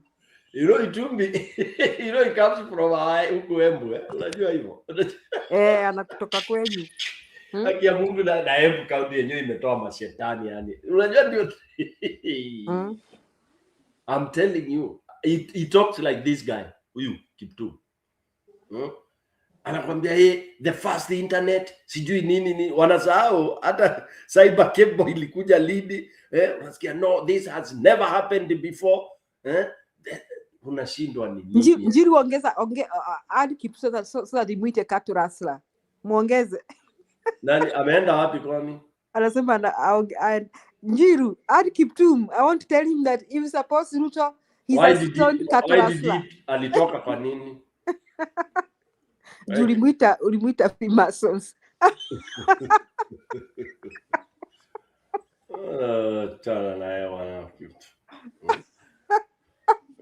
Yeah, you see, they walk like he says it walks like a duck, quacks like a duck. Yes. Show me who your friends are, and I tell you who you are. Unaona, it is not rocket science to know that Ruto is evil. Ebu muulize aje akikuja. Njiru ongeza huyu Kiptum akuja hapa tu mbonga naye. Muulize saying ya Kikalenjini ambayo inasemanga ngoza mismuri at kobogone ko, inamaanisha nini? That's why he can whatever you want to do with him. Hata Ruto hawezi toka hapo. Hata akienda akute Ruto ananyonga mtu live. Imagine Ruto has even somebody even said Jirongo that Ruto alinyonga mtoto mwenyewe live. Si Jirongo said that? Yes, Masai alinyonga Masai. Pengine that is what ilikula Jirongo. So you see, we cannot be here. We are over 50 million Kenyans tukitetea mtu mmoja mwenye mpaka kona mashtaka ya mauaji. Seriously, is that the Kenya we want? No, Kenya has to change. Come rain, come sunshine. Alafu timu anasema ati Ruto can only go through an election. Election yenye wamepanga kuiba. Ruto can go through many ways. Ati Ruto can only go through an election yenye wamepanga kuiba. They already planned and organized themselves. They are going to steal that election. They are so confident. ati wameweka 3 million voters in Northeastern, ati wameshapanga. Already. Hawajui ya Mungu ni mengi. Ya Mungu ni Huyo Mungu mengi. wenye wanaita jina hapa, the one they are calling here in vain. They don't know that Kenyans are also praying to that God. In fact, Kenyans are also praying to that God to remove Ruto. Ati Ruto ni wa Mungu. Mungu gani huyo? Ati Yosef anasema to take back this info to the father, the devil. Yeah, yeah, they are wicked as the devil, their father. And how old is Kiptum? Kiptum kuja hapo waambie watu miaka hapo ni ngapi, wanashangaa. Mary Wangana is asking how old is Kiptum? Is he aware of the evil Ruto has committed? He doesn't see the evil. If you agree with the evil, you don't see it. But he has seen all the evils after 24 years of Moi. He doesn't see. He can't see. It is not evil to him because he agrees with it. Yeah, it's okay. Hey, the other day aliulizwa juu ya Gen Z akasema that day the studio went on fire. Alipoulizwa hiyo, do you know, alijibu ati no, Ruto did not shoot any. He never held any gun. Can you imagine? So yani ati Ruto did not shoot any. Yeah. So Ruto ndiye anaonewa hata kuchoma watu wa kanisa ni kuonewa tu. Ni kuonewa. Why Ruto? Since the days of Moi, why Ruto? Hapana, kwani huyu Ruto ni nani by the way?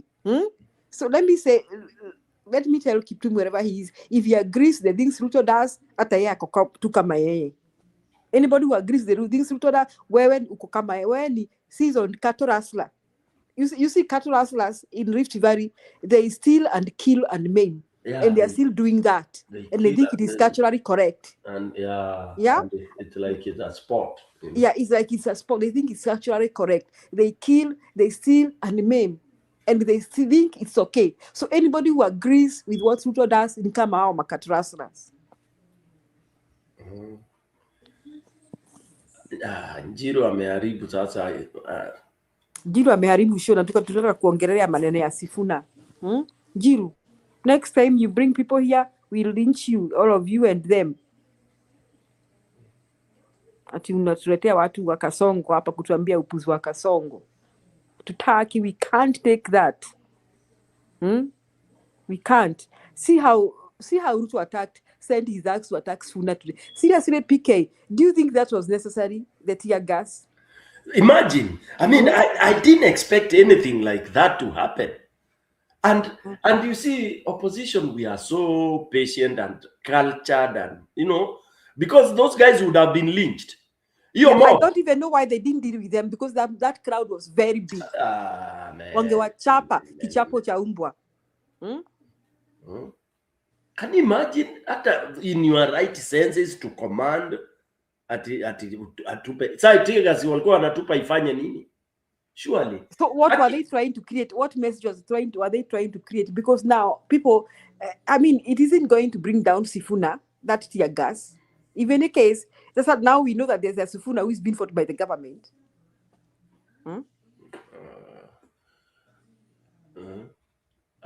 Sasa hii hata we cannot even play clips at Njiro.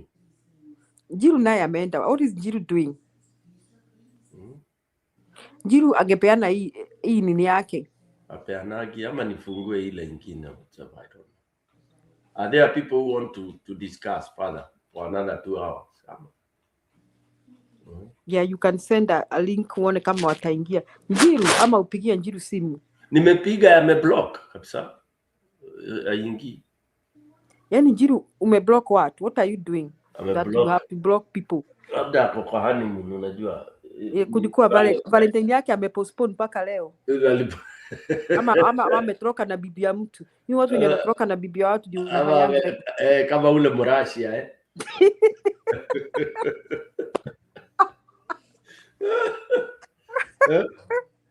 kama yule Murashia. Kama ule Murashia bwana.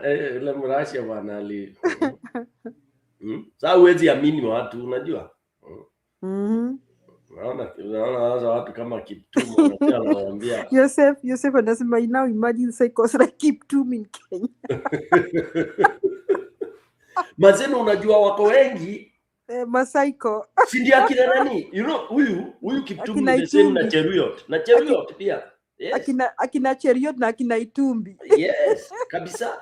Cheruiyot na ule mwingine anaitwaje, ule brown ule alikuwa amesema you don't even shoot on the leg, shoot to kill. Alafu anakuja. Kwanza Kiptum kuja hapa tumuulize story ya kina Koech. Koech alisema people should be killed. That is what Kiptum wants for Kenya. Can you believe that? And he's still telling us here, I don't agree with that. What do you agree with? I don't agree with that. Na umeona na Sudi ametukana youth winga leo. Si unajua hao watu roho inawashika, unajua? Roho inawashika kabisa. Ya Mungu. Ndio naamini yenyewe kuna mambo itageuka. Vitu vichenja. Things are getting hotter. You know what, PK? Somebody prophesied and said we may not go to election. We now come out to end your election wanapanga kuiba. By the way, most likely. Most likely. Naona kama tutaenda hiyo election. You know, nimeambia Kiptum, yule jamaa alipanga aliharvest akapata mahindi mingi kaeka kwa store akasema acha nikae nikule. Usiku Mungu akamkujia. Akiwa ashajipanga, yani anasema kesho ni kuamkia hii dish. Yes. Sasa hawa jamaa tu wamepanga paka wanadanganya watu wako na kura ati Northeastern. Yani they have planned how they are going to steal elections. That is why they are talking with a lot of madharau and kiburi hapa. Lakini ukiona matusi ya nania ya Sudi hiyo matusi and let me say this, if Ruto, let me tell Kiptum and the others, if Ruto was very confident, he would not be throwing tear gas to akina Sifuna. Kwa nini anatupia akina Sifuna tear gas? If he was so confident, he would just let them be. Wanadarande wapige kelele. After all, amejipanga. Mbona atumie tear gas for innocent people? Ni kwa sababu akona nightmares. You know, Ruto has nightmares of him not being in power because he knows one thing is clear. If leo kufanyike, he's not in power. Atalala jela. He'll be in prison. That guy will be jailed, I'm telling you. He won't escape. Nani ameingia? Kuna mtu ameingia kwa studio. Njiru moderate. I can't see. Sawa. Razvik endelea. Njiru ulikuwa umepotea mpaka. Habari ya kila mtu. Muda mrefu. Razvik kwanza let's pick a fight with Njiru first. Njiru, while you are away, we said that you had postponed your Valentine kama mtu ameiba bibi ya mtu. So tutaka kuchokoza. Ama ule mrasia amevamia Kenya. Njiru the Russian. Razvik endelea. Habari ya kila mtu. Julia, Stone PK, Njiru na Kiptum. Happy New Year, Razvik. Happy New Year. I know it's been a minute. Yeah. Well, kwa tuna follow two conversation from earlier on. I've been off today. Kenyan politics is getting more and more exciting, especially when I see the young people are trying to break status quo. Hii ujinga ya wazee saa zote wana form coalition governments just to benefit themselves. So it's high time that, you know, Kenyans wanafaa kusupport upcoming established. Actually, Sifuna is not upcoming. He's an established young leader that has demonstrated over time that, you know, he stands with the people. Hata ile time baba bado alikuwa live, alikuwa nasema he cannot vote for Ruto over his dead body, you know. That's something that I really respect about him. Amekuwa firm about his stand, and au cartels wa ODM walikuwa nafikiria Sifuna is just like a babu ule watarusha nje na atapotea hivyo. You know, Babu was a tumbocrat. Alikuwa naenda na pali the highest bidder yuko, but Sifuna stand firm, and you know, the only mistake amefanya kwa ODM ni kusema is not supporting Kasongo. Alafu they have a puppet as a leader, you know, in Oburu. Oburu is just like a puppet. Wakimwambia dance and a dance, you know, but he has no control of that party at all. It was just a shame of them on Sunday when they were dishing out money to build a crowd. Since when did ODM do that? You know, baba akiamka sahii hata atawatandika, atashindwa, hii ni ujinga gani mnafanya? And the crowd was even disengaged. It was just a total shame of what happened in Tononoka. The crowd in Kitengela was so organic. And I just liked how people showed up. Mpaka, you know, serikali wakakasirika, wakajaribu kudisperse hiyo crowd, you know, which was unfortunate. It was so uncalled for. Wangeacha tu hao watu wapige siasa yao alafu warudi nyumbani so that Kenyans can be safe. How can we support a government or a regime that don't care about the safety of its people? You know, innocent people are just gathering to enjoy their Sunday evening, alafu wivu mnakuja na tear gas. You know, that's so shameful of whoever ordered for the crowd to be dispersed. So right now, I'm seeing a situation whereby hii wizi wa kura haitakuwa a normal thing anymore, kwa sababu hakuna mtu atakuwa anafanya handshake. The next maandamano will be so organic, hata kujua ni nani ameiorganize, hautajua ni nani ameiorganize, which will be so dangerous. Unajua in the past ilikuwa maandamano ikiitwa unajua ni Raila ukimuita kando, handshake, BBI, okoa Kenya. You know, those things were bringing us behind, and unfortunately we are in this situation because of Raila. Hii upuzi alifanya broad-based government ndio imeleta all this confusion. You know, these are things that it's good we call them out so that as we focus for way forward, we know what we are dealing with. So hii upuzi ya handshake, BBI, and we are not resolving the people's issue. Hiyo ndio sababu in Kenya we just go round and round the circus. So it's about time that, you know, we let the young people take over and kaende. Asante.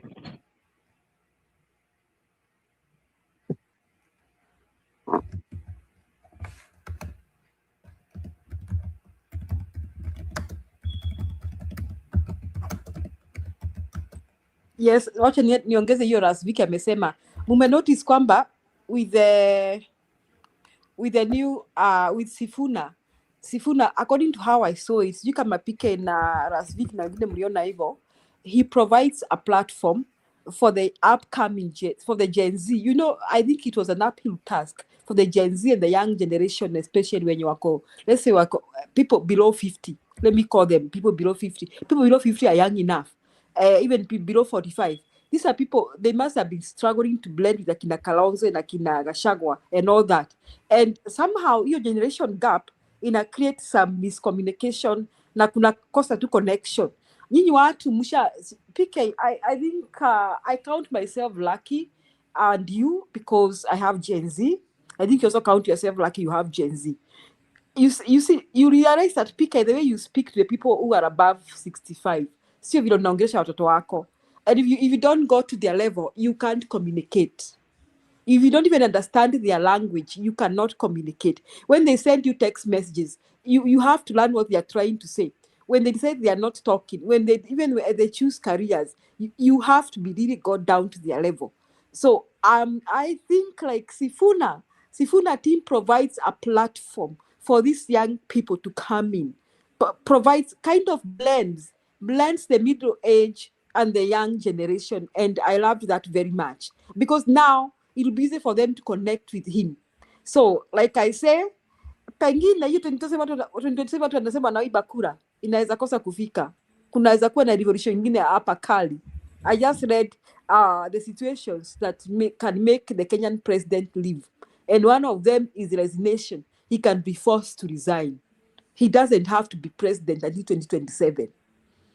So Thank you, Vic, for that. I loved the you analyzed it, and that is also how I see it. You wengine unaionaje? Njiru, take over. You are the one moderating. Sawa. That's okay.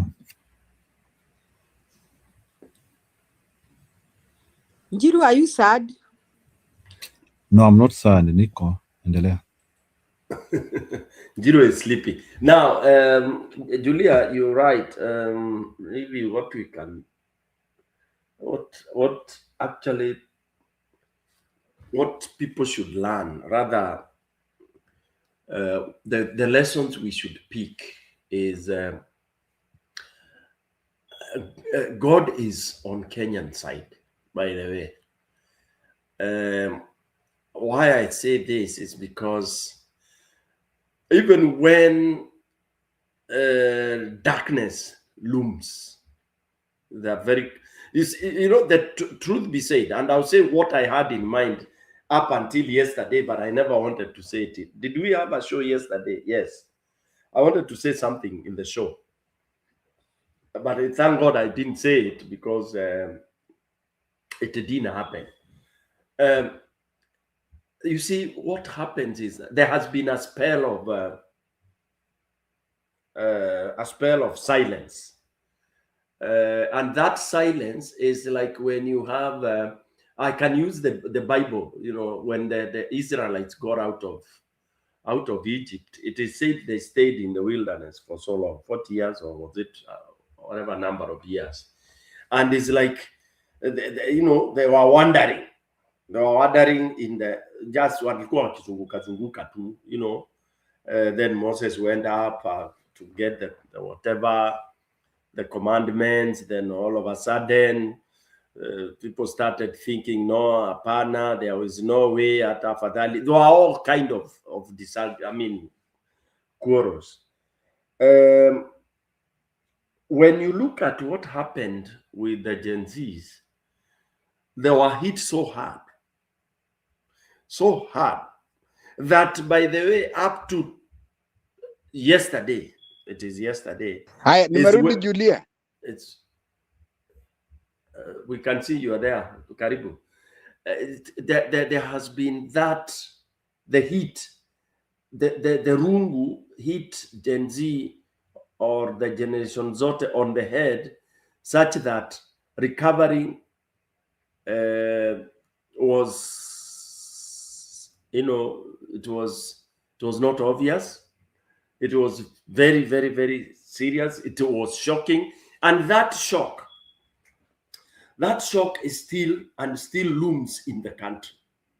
That's why, as much as you would want to paint whatever picture anybody would want to paint about Kenya, you know, there are two events that have happened in Kenya that, you know, removed Kenya from the global respect that it used to have, and it will never go back there.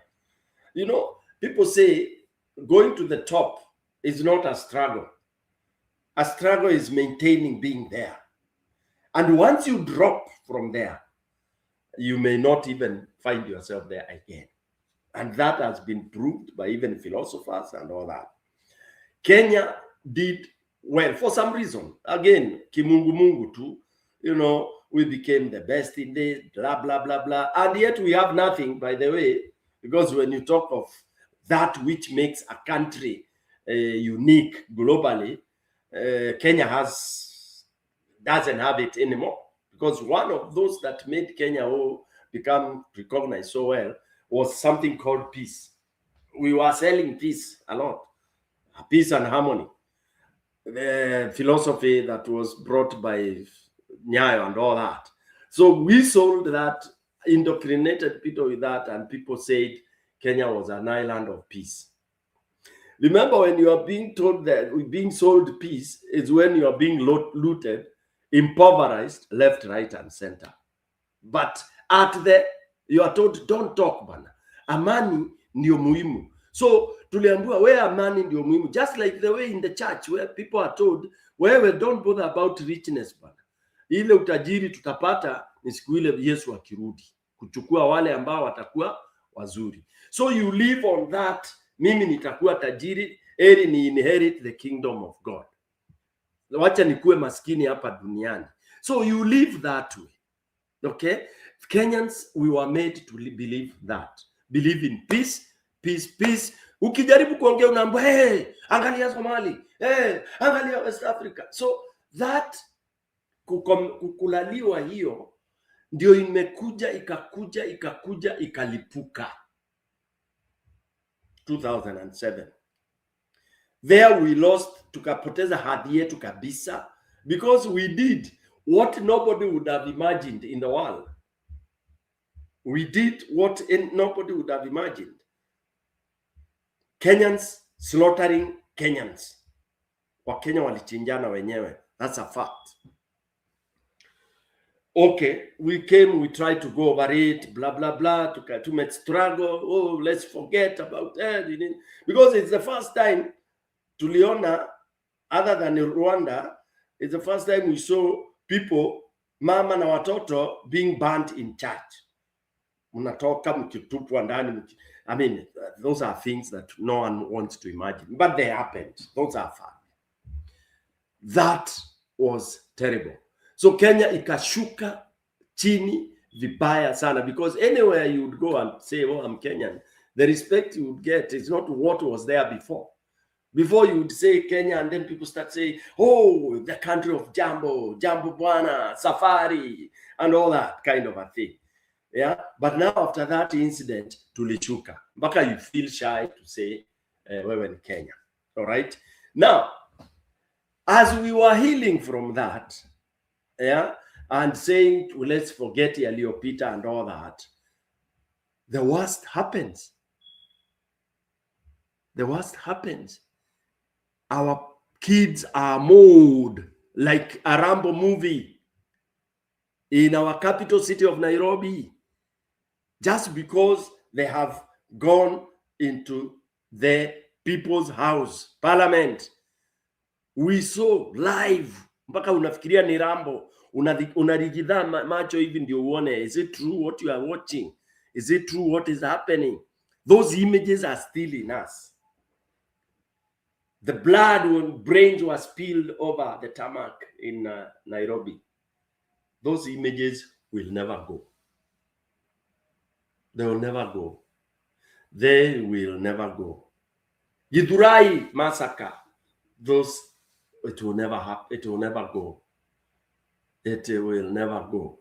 Now, that trauma has suppressed the youth. That's why you saw that silence for all this time. Even after Raila issued blah, blah, blah. Okay, we saw a few, you know, what they did. Part of the reason why they were doing that, it was venting. It was, one, of course, about Baba, and then two, an opportunity to vent. And most people didn't see that combination. But because they were venting to mourn somebody, they did not want to cause, you know, too much havoc. So they did it in a manner trying to be seen like it's mourning. But for me, I could see a lot of the fires.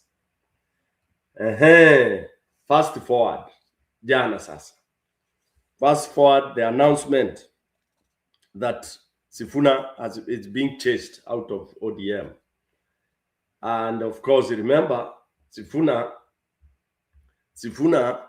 has been mtetezi wa watu, truth be spoken. Remember, Sifuna is a senator, and then he happens also to be in one of the committee that is so powerful, the one that has been grilling the governors on how badly they have been spending money. Remember, the youth are watching how governors are in difficult to answer and account for money they have stolen, which is even more reason why the youth now are suffering the way they are suffering from whatever countries they come from. Hasira ingine hiyo sasa. Then unakuja unasema ati huyu mtu ni mbaya afukuzwe kutoka kwa chama. Alafu sasa wanakuja wanasema aha, anafukuzwa na mzae, hata si mzae, Guka. Huyu Guka ana mock youth, anajiita yeye ndio muyouth, hasira juu ya hasira. Alafu inakuwa kuna siku ya kukutana Kitengela. I was not surprised by the numbers I saw. But what I did not see that I had expected, I did not expect that multitude to go back home. I expected, and I'm talking candidly, I expected this multitude to start mourning. Remember, even what was the name of one of theirs? This one who was killed, the Mwalimu was killed in the cell. I expected them, all those things to spark up the suppression and all that. And I was thinking of them having, kind of resistance to go home, or, kind of seeing the whole night or something like that. But again, it's good maybe they didn't do that, because they would have been massacred again. Because at night is when this ruthless government would do anything under the darkness. Because if you see what they did in Githurai, then of course that was it. So it is good they went home. But I was expecting something very huge. And this is not good sign for whoever is in government and continuing to pretend to support youth by giving what is being called the Nyota Fund and all that. That's a scam. Okay?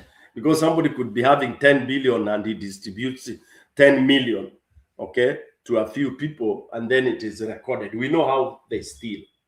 All right? It is a dot of water or in the Indian Ocean. Now, after that, and I want to stop here so that anybody else can come. The creation of a wave has been implemented. So the wave is there. Now we need to build the euphoria. The wave from that which is Kitengela, the wave from the Kachagwa wing, and the wave from Mother Karua and Kalonzo wing. These two should take it as a force. I would not agree with anybody coming arguing about young and old, because you go young and old, you fall into Ruto slaughterhouse and you'll be massacred 6 o'clock in the morning. You'll never see that presidency. You will never see anything. If we fall into that trick, that now it is the young that are supposed to, the young cannot take this government. It's impossible. It is not possible. And there's nowhere where that has ever happened. All right. It is this force to move and remove this government and lay the bridge, transitional bridge now for that generation. The first step will be intergeneration, just like the way Botswana did. Okay, intergeneration, and it is intergeneration with those the older that are resonating with the young, not the older generation of Gen Z, Oburu, Ruto, and those others. It is the generation of Orengos that are like the grannies of the young ones, and laying their back so that the young ones can step and jump the fence. Because Orengo can't jump the fence, but he's able to stand there. The young one anakuja haraka haraka, ameclimb kwa hiyo mgongo, amekanyanga mabega na kichwa na ameruka, ameenda. That is how it's supposed to be, and that will work because it has worked in Botswana, and it has worked in Senegal, it has worked in Mali, it is working in almost everywhere. That is the basis that we are supposed to hold. There should be no division, that you have 3 groups. Somebody was talking of third force. I would hate to have that kind of a thing. Back to anybody who wants to talk. I don't want to lecture people so much. Razvik, Julia. Dr. Kiptum alikuwa tayari. Kiptum alikuwa anataka kusema nini sasa? Tuambie. Yeah, nilikuwa nasema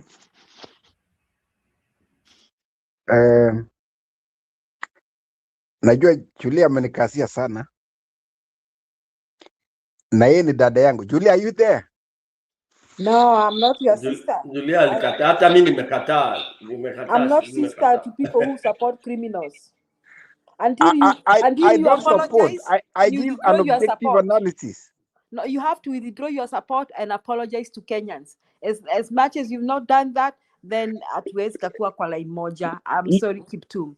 Actually, it was not even support. I analyzed Support. the way things are. You know,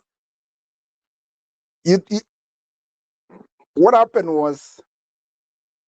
Hebu ngoja Kiptum, wacha ni moderate hii kitu. You are analyzing the way things are. Hebu sema, what does that mean? Can you tell us and those who are in the comment section? You are analyzing the way things are. Explain that. In 2022, actually we were here 2021 with Julia and Nawewe.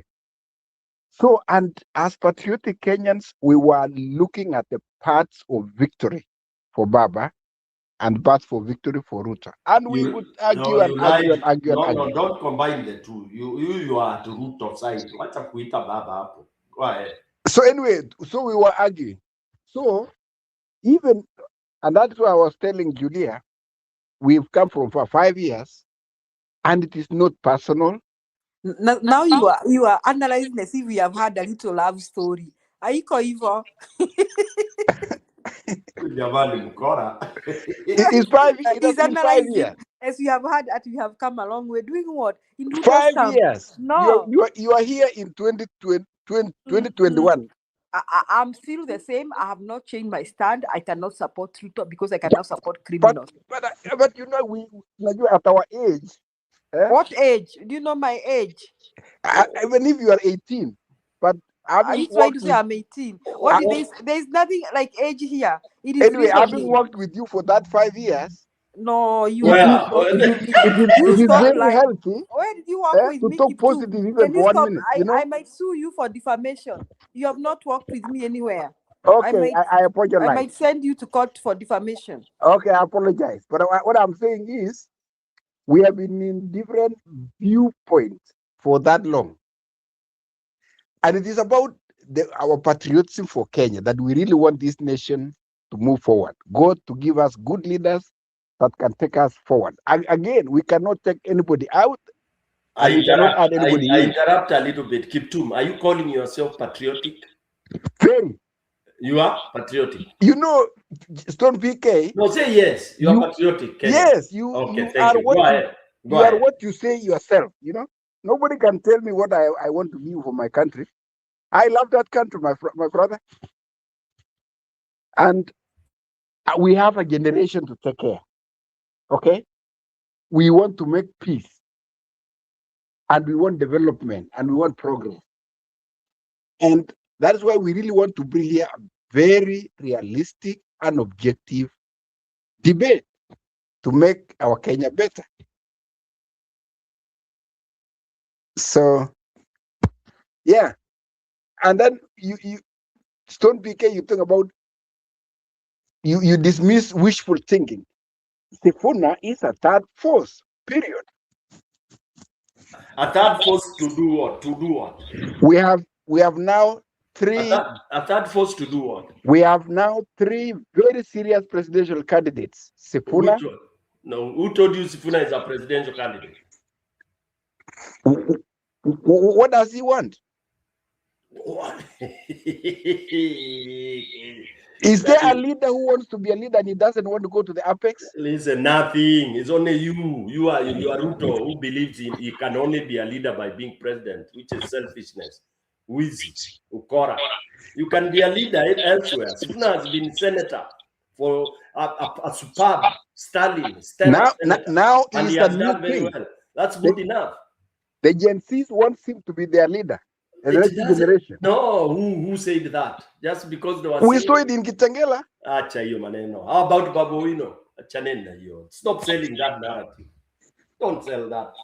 Ruto narrative here. It is my observation. Tumekubaliana ni vile No, unaona. umesikiza akina Manyora, nimekuambia achana na akina Manyora. What you saw in Kitengela, if you were to look at Kitengela, it was a movement of the people who are disgruntled with Ruto. And this time round, and the wing of Oburu. This time round, it was not a leaderless movement. You are not listening. It was a leaderful movement. Who was the leader? Sifuna. Who told you Sifuna was the leader for that movement? Si alisimama na kusema mimi ni nani? No, mimi ni Sifuna. Listen, mwache kudistort. There are more than 10, 15 of them who said, those who have been chased from wherever, they said we will go and meet the people. In where? Meet the people in Kitengela. Kukutana, because ODM ni chama cha watu. All right? So they went where the people are, and the people agreed to meet there. Okay? So don't start creating, you know, I don't want you to start driving people to corner that group, muiweke kwa kikapu ndio muende muitupe Indian Ocean. No. That is movement of the people, man. And Sifuna is part of those people. Sifuna is a leader. He's a state. He's a senator. Babu is an MP already. All right? So they went to meet the people already. Okay? People, residents, Wakenya, and Wakenya waliitika. Hiyo kwanza iwaogopeshe sana, but when you start mkianza kuiweka ni Sifuna ndio mnataka ku fragment that thing. Sifuna was there, Babu was there, Osochu was there, and those all others were there. Why do you want to fragment it to one person ndio mwanze kuipiga? Okay? Anyway, another one, Kiptum, don't say oh, hiyo ya patriotism umeniambia. There is another one you are saying, nimesahau. Nakumbuka. Nikwambie that is not how patriotic people reason and behave. Patriotic people do not support even a dot of a blood from a citizen of the country. They are so patriotic. And I don't. Man, you do. 3 days ago, you said you support Please, Ruto. don't put words on me. Okay. No, you told us you support Ruto. Okay, I revise it. I don't condone. Bas, then umeambiwa na Julia ndio ukue sister brother yake, you apologize to Kenyans and say you Don't worry, I'll take flowers. And you withdraw. And you withdraw your support for Ruto. Julia, nitakuletea maua. Usiwe na wasiwasi. Hapana, no. Withdraw here publicly that I don't support Ruto and the things he does. Yes. Sema hivyo, Kiptum. Well, na utuambie ama bado unakuama kwa ngozani listen. Ruto is the most reformist president Kenya has ever had. I do not support anything negative that afflicts the people. Murdering is part of reform. Oh my food. No. Hiyo ni yako sasa. Hiyo ni apike hiyo. Said is the most reformist Kenya has ever had. Kabisa. And I can tell you, I can list 1 million. And it's the first time we had youth, young people being murdered in front of Parliament. No, wachana na hiyo ni baya sana. I don't support that. Sikia, wachana. Ile mkiachache nilisema wachana. We forget and forgive. And come on. No, sijasema hiyo. What I said is that is very sad, very unfortunate, and I don't condone that at all. What should we do about that such a person? He said he's the best. So wait a minute. Keep to mtu mwenye anaua watu deserves to be where? Okay. Nilisema, I've said this before. Before Julia came, I said I can list 100 good things that President Ruto has done. Cancelled by one, murder of youth in front of Parliament. It cancels 1 million things he may have done. And I also say there is 1 or 2 things that I don't like. Okay? So we have to be balanced here. There is no balancing murder and whatever. We don't balance murderers and. You know, the word murder is your favorite, and I don't know why you love it so much. People are murdered in front of Far parliament. from me and from everybody. It's a bad thing, and it's bad, period. It happened. Then why are you supporting it? It happened. I do not support Can you share a anything to do link? with murder. There are people who need Get that link. right, please. No, show me your friends, Kiptum, and I tell you who you are. Show me the people you support, and I tell you who you are. Nilikwambia mimi sikufichi. Kama wewe una agree na Ruto, I support una agree policies. na the Very things he great does. policies ya Kenya Kwanza. They really work good. Murdering the youth is the greatest policy you It's have. not a policy. That is It's a an policy. accident. What accident? Oh Wait a my minute. shit, man. Kiptum, Ruto ordered the police to shoot Kenyans. Did he? Oh my God. Did he or did he not? Oh my God. Tukuchezea hiyo clip. Murkomen ordered the police to shoot Kenya. Did he or did he not? Oh my God, man. Let me not speak for them. Let's wait for. No. Did he, tell me, let's wait did for the Ruto government open his spokesman to mouth talk about and that. pick a microphone and akasema publicly, shoot Kenyans in the legs? Did he or did he not? Look at him. Abangalia umeenda under your table. Na wewe ni mzee, wewe ni mzee na mwalimu mzee. Julia nataka kuniweka kwa kona, and I've already stated clearly that I do not support anything that hurts Kenyans. But you said it's the best reformist. And I don't want to say a million times. That's my position. And you say the best reformist. And part of reformist is to murder. No, hiyo sasa unaharibu. Ndio iko. I think I'm clear. No, you are not.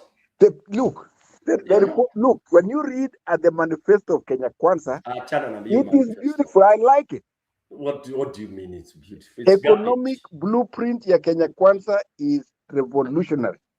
Yeah, murdering youth, revolutionary. Murder the youth. And unfortunate, and I don't murder the youth, export the youth to Middle East to go and become slaves. Now, okay. Yes. Stone PK, let me tell you this. That is not exporting. So it is an individual choice. And Kenya is not the first. What is Kenya? I work with people from Philippines. Philippines, economy of Philippines inategemea diaspora. You had their president on top of vehicle akisema napeleka watu job. Now look, number 2, the governor of Pennsylvania, who is a Jew from Israel, is going to run for president here. And I will vote for him. Going to diaspora is good for any country. They improve the economy. America na mambo yako, achana na Kenya tafadhali. Achana na Kenya. Achana na Kenya bana. Kabisa. Achana na Kenya kama una support murderers.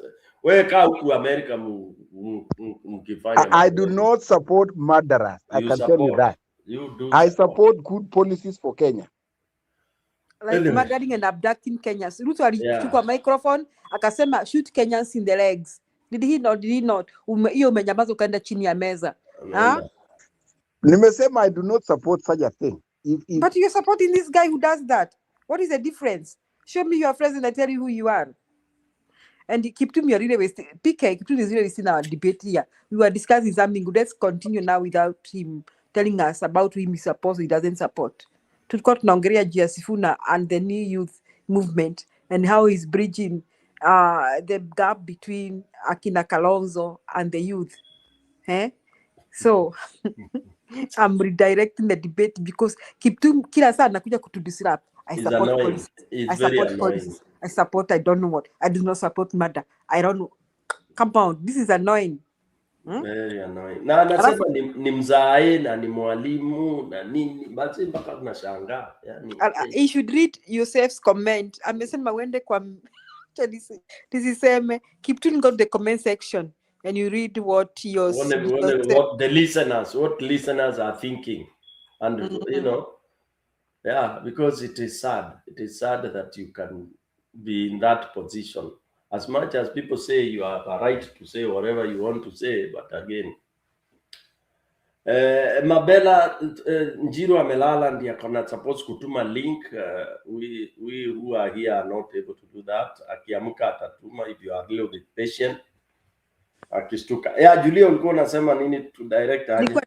Nilikuwa nasema so my question is now if you see the Sifuna came out.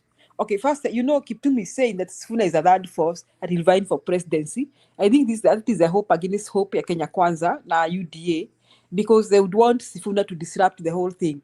Sifuna is a very smart man, he's very intelligent. I don't think he's going for that. But I see him like a bridge between the older generation and the young generation, because he's able to really assimilate himself into their thinking. And I think they are able to buy him. In Kikuyu, we have a word in Kikuyu, PK, you can help me translate. Koyokiamodo. How would you say that? Koyokiamodo is to pick. Is it to pick? To accept, there you can like accept his way. I mean, adopt him, something kind of. I think they can easily adopt him to their level. Yeah. They are not experiencing challenges in working with him. So I think Sifuna will be a very good bridge with the youth and their thinking, because he may be able to understand their thinking more than the older generation. So where I don't see him as a third force, but I see him and War and Ruto if Sifuna decides to join fully the opposition. Actually, the thing is, Julia, you're right, but here is the jig of it, in my own view, and I hope it works that way. The key here is, you see, that what we saw yesterday, we saw another very strong assortment of leaders.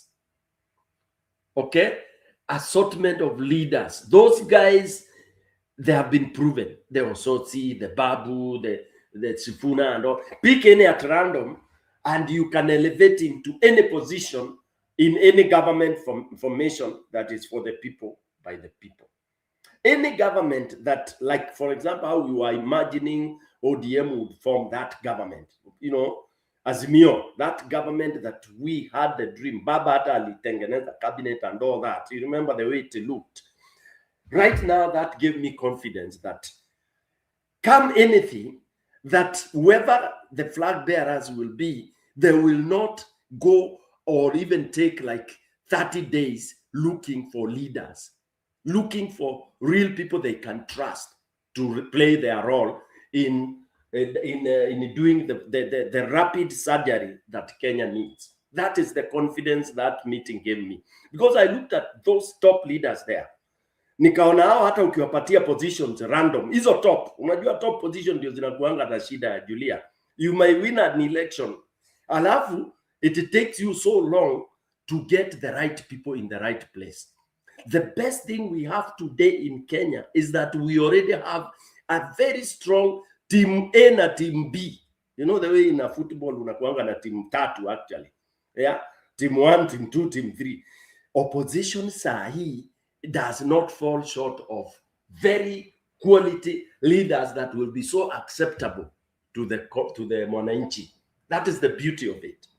All right. So for me, that now I would want that strengthened. I want them to amalgamate, and I agree with you, like that the acceptance now is almost easy, that those guys can go move you en masse and engulf each other. And for me, I'm hoping that in a day or 2 or 3, these all guys could have a massive rally that will bring Nairobi to a standstill somewhere. I don't know where they can choose.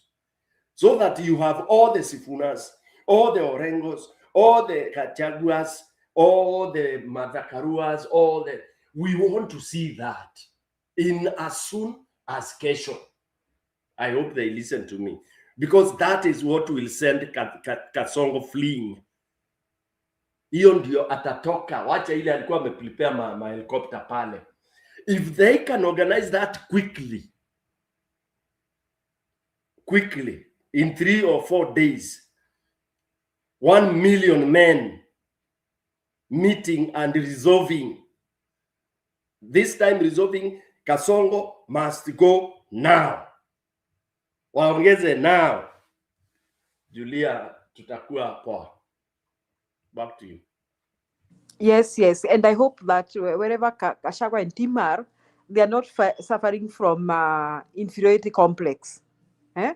I hope they are seeing what me and UPK are saying, that they seize the moment. You know? Ukienda watoto wako wamerevuka, you seize the moment and propel them. I hope they are seeing that. They are seeing what we are seeing, that they should seize this moment and propel these people further. You know, we even had Orengo. Orengo reminds us of the revolution in the 90s. He reminds us that it can be done. You see, when you speak to people like Kiptum, I think they don't remember 1990s. In the late 80s, Moi was this unmovable person. Like, you couldn't even say anything against him in parliament or even in the cabinet. And guess what? People like Matiba did it. They resigned. They did it. They resigned from that same government that was so feared. And that led to the revolution in the 90s, in 1990.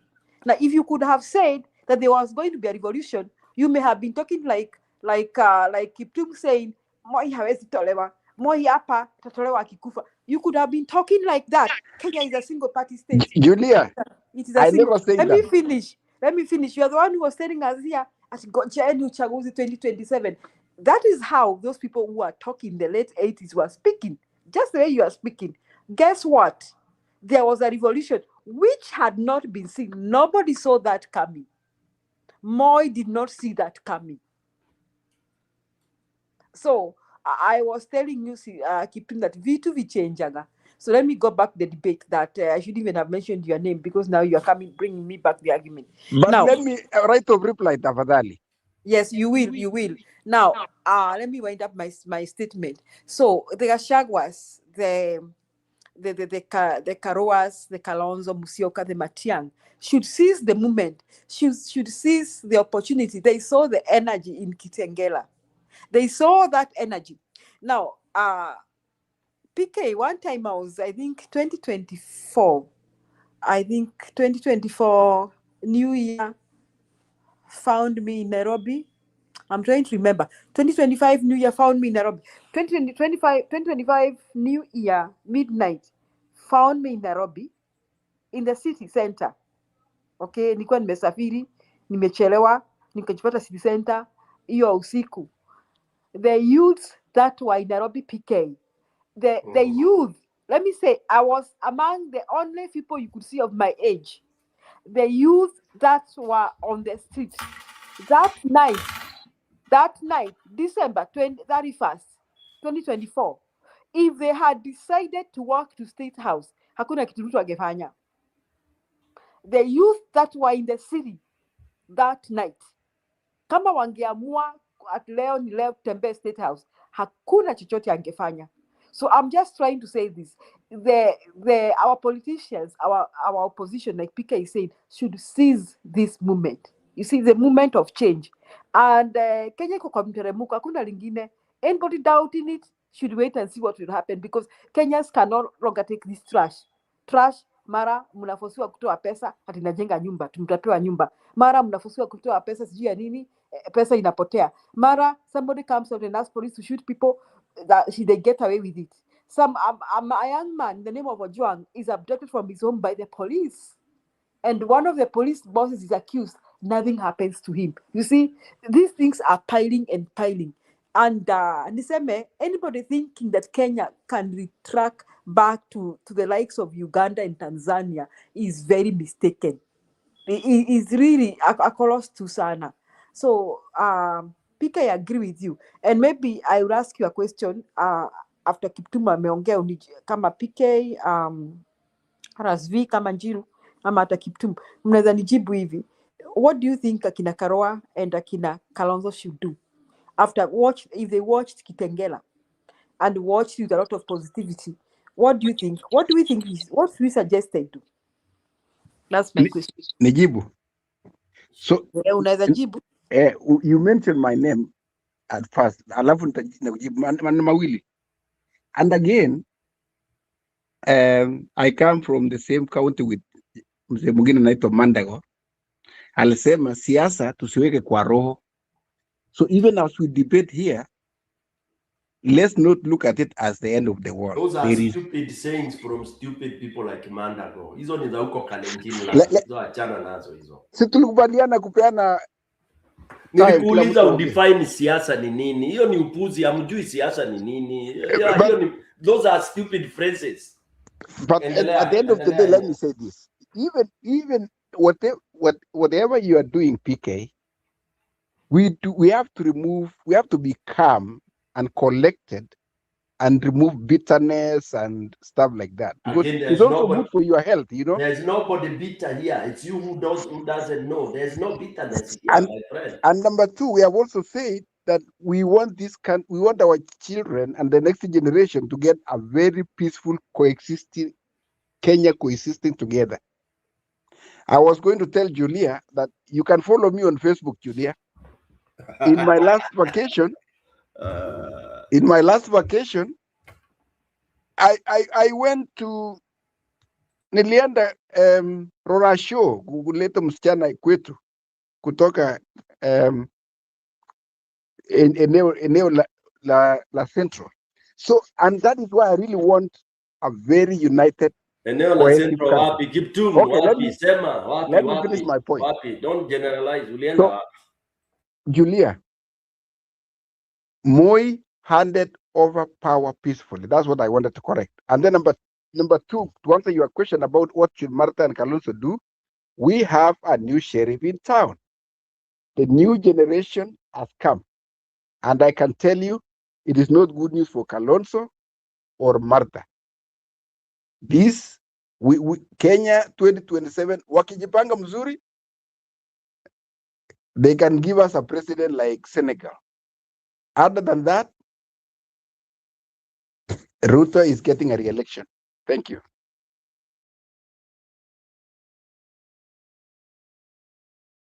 Anybody else with a different comment? Yeah, my different comment that he did, I said that in the late 80s, Moi alikuwa ameng'ang'ana Kenya ni ya chama moja. Aliona kivumbi, hakuwa amekiona. By the time he signed, he removed that section 2A, si kupenda kwake. So I was comparing Moi na Kasongo kwamba vitu vichenjaga. Kasongo aweza kaona kivumbi chenye hakuwa anatarajia. And I don't know where So, Julia, the best time to have the best time for Ruto is now. Like Kenya is in the best place right now having President Ruto, because the challenges he's facing, he can overcome it like nothing. He has been here for a long time and he knows the Kenyan game. You called Moi professor of politics. Ruto is the consultant of politics.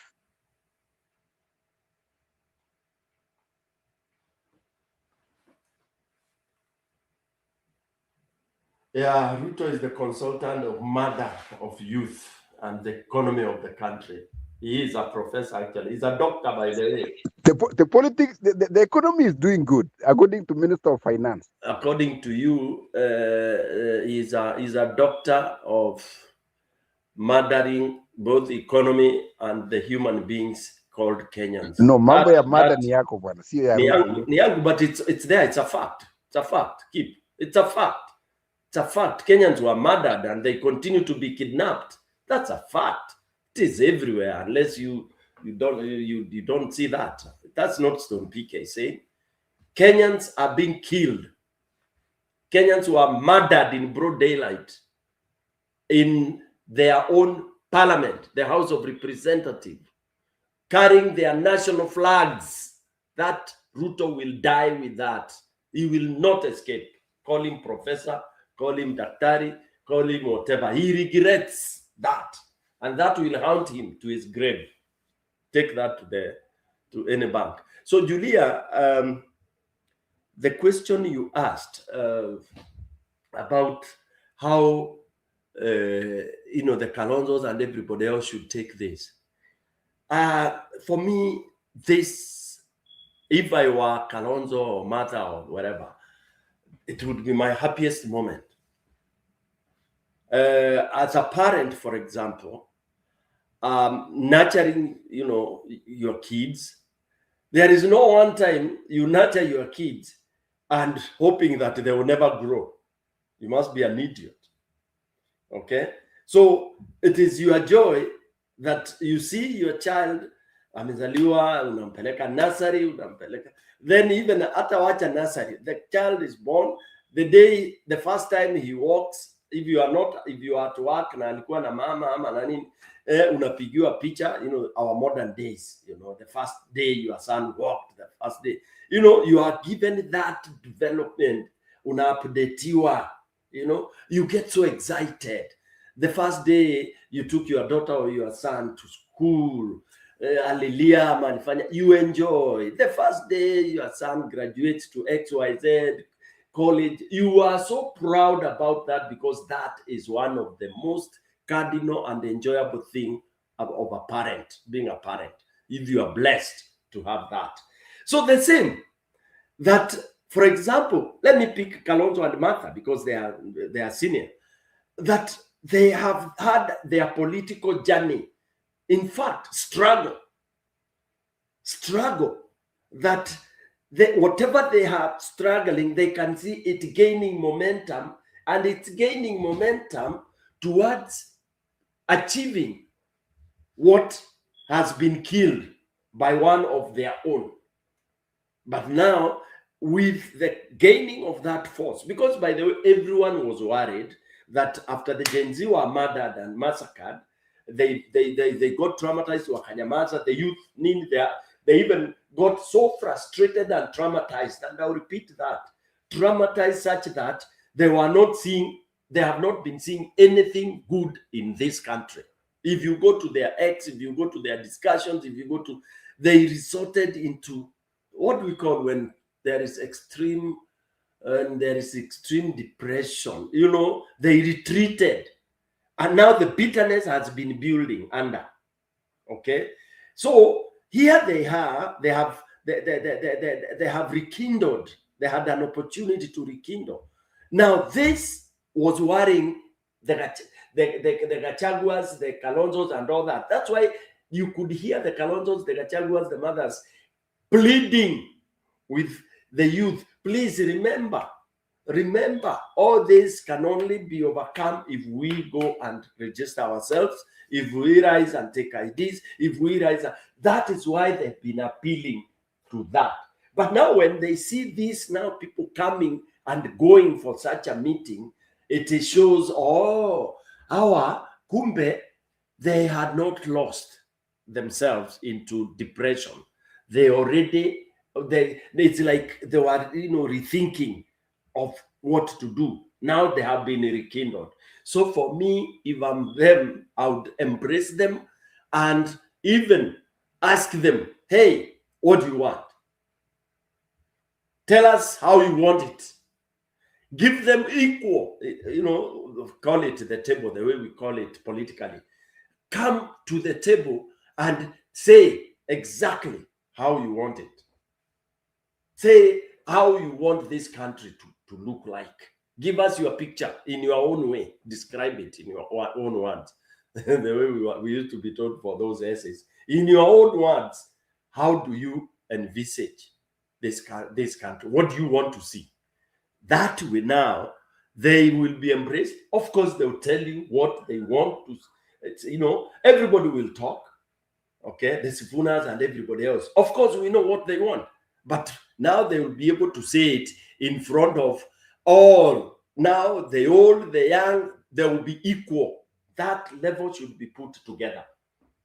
Ndio wasione, unajua wasione ati sasa wale senior wanatufanya, hapana, wote wawekwe ni pamoja. You are all equal. And then we see how it goes. Okay? And definitely for me, that is how I would take it. I would be so excited and look forward to when we can have that very huge conversation in front of people in broad daylight.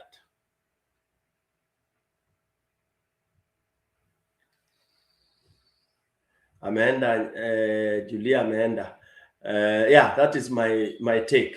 Njiru, I think looks like watu sasa wamechoka. Tunaweza mimi nitaanza kuwaaga, then hata kesho ni siku. Naona wengine wale walikuja kitambo. Yeah, let me thank all of you. And Njiru, if you are there, or anybody who wants to say Ugwaheri, Kiptum, you can say Ugwaheri. Now, if you are Catholic, I would have told you to make sure that by Saturday, when the confession in your nearest parish, but I don't know whether you are Catholic. Labda wewe ni AIC. Ningekwambia uende uconfess ndio uone ufalme wa Mungu. Oi, Njeri wetu uko nje sasa, nani atakurudisha? Njiru, rudisha Julia. Jodida, karibu. Jodida, karibu. Hey, Njiru.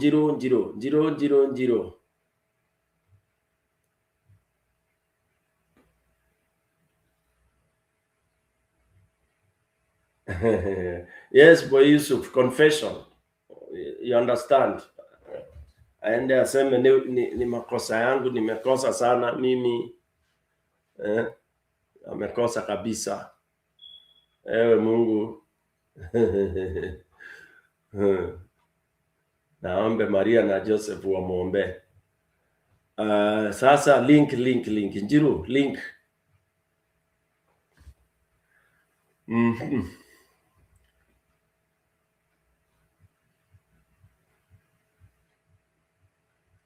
Haya. I don't know.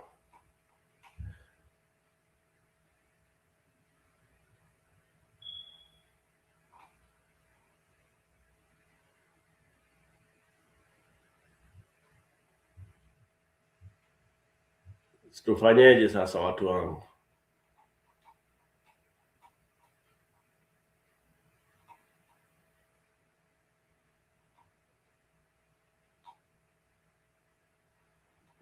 Watu wako wapi? Watu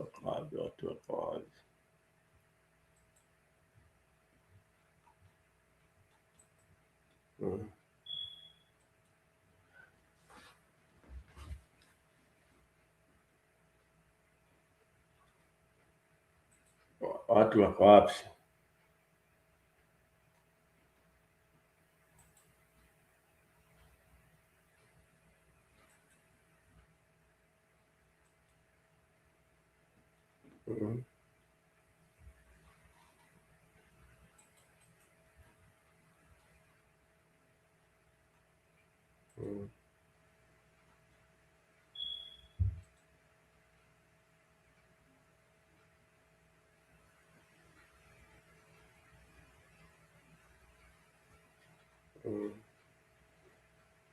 Wow.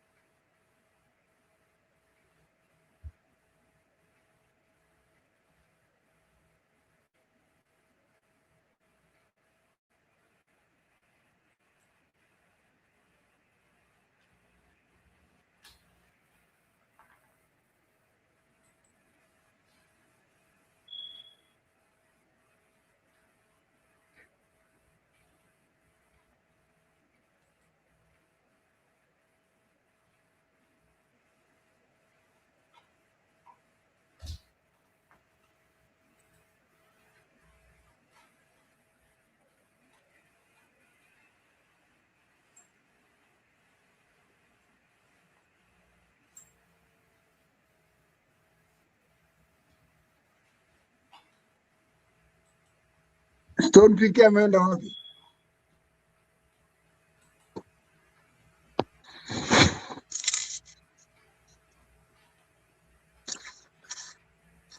Stone PK umelala?